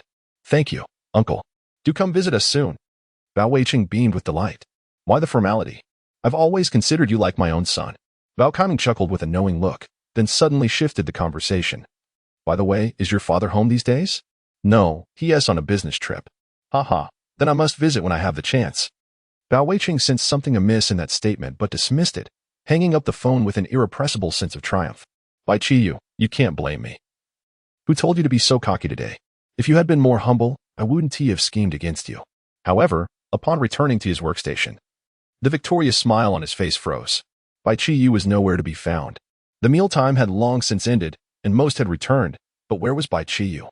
Could it be that he sensed something was amiss and slipped away early? What would happen to tonight's gathering? How could he execute his plan now? Throughout the afternoon, Bao Weiqing did not see Bai Qiyu's return. He knew that Bai Qiyu must have been frightened into fleeing to avoid hosting the dinner. A smile crept upon his lips. Had this not outwitted everyone present? As expected, whispers began to circulate. Wasn't Bai Qiyu supposed to treat us? Where is he? Could he have been boasting? Now that he realizes the expenses involved, has he gotten cold feet? Could he have run off last minute? If that is the case, he would be toying with all of us. Some began to inquire with Li Wei and Li Zijing, who had interacted with Bai Qiyu frequently. Do you know where Bai Qiyu has gone? Li Wei elucidated that during lunchtime, he was taken away by General Manager Jiang, under the pretext of meeting a client. Upon hearing Li Wei's explanation, a wave of astonishment washed over the crowd. Jiang? Personally escorting a newcomer to meet a client? What could this signify? The office fell into a hushed silence, with all eyes converging on Bao Weiqing. He was their sales champion, a veteran of the company, whose performance had long surpassed 1 million. Yet, despite his years of hard work, not even the deputy manager Yubo had taken him out to meet clients. Now, the manager had chosen to personally lead a fresh recruit who had barely begun his tenure. In an instant, myriad thoughts swirled among the employees. Bao Weiqing's countenance darkened, his fingers tightening slightly, a tumult of emotions roiling within him. After laboring so diligently for years, he found himself eclipsed by a mere novice. How could he possibly swallow this indignation? However, being the seasoned player he was, he quickly regained his composure, forcing a smile that barely masked his disdain. All right. Li Wei, you needn't make excuses for him. He deliberately paused, elevating his voice just a touch, and remarked with a sardonic smile, is it not simply a fear of expenditure? We can certainly understand. He was intent on cementing the impression of Li Wei as a miserly braggart in everyone's minds. When the time came for him to return to work, it was likely that all would hold him in contempt. Just then, Li Wei's phone chimed, and as he glanced down, his head snapped up, surprise and excitement gleaming in his eyes. Hey, Qiyu just messaged me. He wants us to head to Jinao restaurant. He'll be there shortly. The moment the words left his lips, the office erupted with energy. All gazes swiftly turned to Bao Weiqing. His expression stiffened, and a wave of dread washed over him. Yet, being the wily fox he was, he quickly recovered, forcing a semblance of a smile. I knew Qiyu could never be that kind of person. Though he said this, the insincerity in his tone was palpable. Furthermore, everyone had witnessed his earlier condescending demeanor, and the atmosphere grew subtly tense. Even the most oblivious among them understood. Bao Weiqing had unmistakably been sowing discord. Sensing the scrutinizing gazes, Bao Weiqing felt a surge of fury within him. Very well, Bai Qiyu. Just wait. Tonight, I shall ensure you suffer a significant loss. Meanwhile, in Su Jinyu's office, Su Jinyu furrowed her brow, her expression growing increasingly frigid as she listened to her assistant's report. Are you saying that Qiyu was taken away by Jiang Yuan under the guise of meeting a client? The assistant nodded. Yes, General Su. In the next moment, a resounding clap echoed as Su Jinyu slammed her hand on the desk. The atmosphere in the office plummeted, an invisible pressure enveloping the space. Get out. The assistant jumped, hastily bowing and retreating from the office, not daring to utter a word. As the door shut, Su Jinyu's expression darkened completely. She had long anticipated that women would set their sights on Bai Qiyu, which is why she had deliberately arranged jobs for Li Ming, Lin Lu, and Jiang Yuehan. Even Lu Mo had been formally contracted by the company to undertake tasks. However, she never expected that Jiang Yuehan would dare to secretly take Bai Qiyu away from her. Humph. Su Jinyu let out a cold laugh, a dangerous glimmer flashing in her eyes. Just having assumed her position, she probably remains unaware of my temperament. If that is the case, then Bai Qiyu is certainly unsuitable for the sales department. Meanwhile, in the hotel room, Bai Qiyu had dressed and glanced down at the bank card in his hand, gently shaking his head, revealing a meaningful smile. TSK, is this amount insufficient? Should I expect the remaining 900,000 to be compensated tomorrow? Jiang Yuehan on the bed instantly flushed, her lips trembling slightly, yet she found herself at a loss for words. She had never imagined, after such a long absence, this rascal had become so formidable. After an entire afternoon of exertion, who could withstand this? Bai Qiyu cast a casual glance at her, then chuckled softly while shaking his head, too inexperienced. With that, he turned and left without a backward glance. Jiang Yuehan. Chapter 100. All on their way, Bai Qiyu sauntered into the hall, nonchalantly retrieving his mobile phone and switching it on. Ding. 99 missed calls. He raised an eyebrow. Glancing at the screen, 50 from Su Jinyu, 49 from Su Kaiwei, and a solitary one from Su Ji. Bai Qiyu thought to himself, he had no intention of returning Su Jinyu's call. That woman was perpetually clamoring for marriage, far too perilous, best to keep his distance. He decided to return Su Saiyue's call first. As soon as the phone rang once, it was answered promptly, and a sweet voice emanated from the other end. Brother Bai.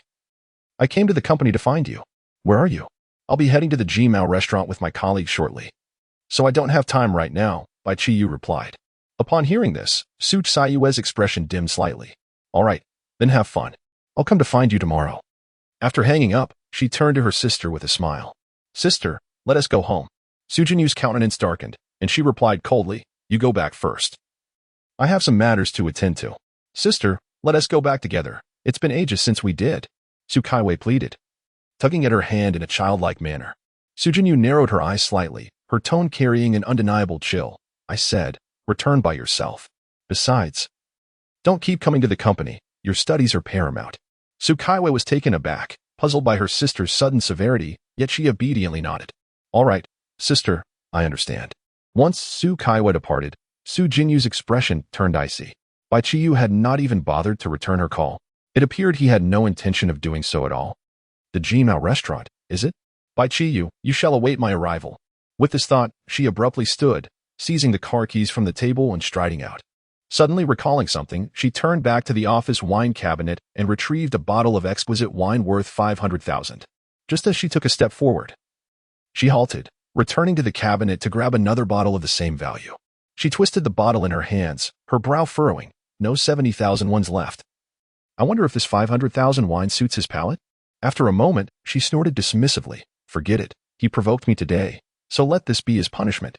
Meanwhile, Bai Qiyu was dialing Suji's number. As soon as the call connected, a calm and composed voice responded, why was your phone off? Bai Qiyu replied with composure, I was meeting a client and needed quiet, so I turned it off. Is that so? Meeting a client at the Jimao hotel? Suji chuckled lightly. Bai Qiyu's heart raced as he swiftly scanned his surroundings. There was no sign of her. Wait a moment. She had found him when I was setting up my stall yesterday. How could she know about my impromptu decision to set up? Realization dawned upon him as he looked at his phone. Indeed, Suji's voice came through. No need to search. I wasn't there. I installed a tracking app on your phone. When had this woman done such a thing? I apologize for invading your privacy. Will you change your ways? Not a chance.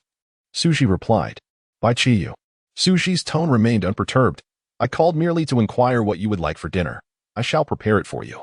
Bai Qiyu was momentarily taken aback. Did this woman not only know how to stir-fry shredded potatoes?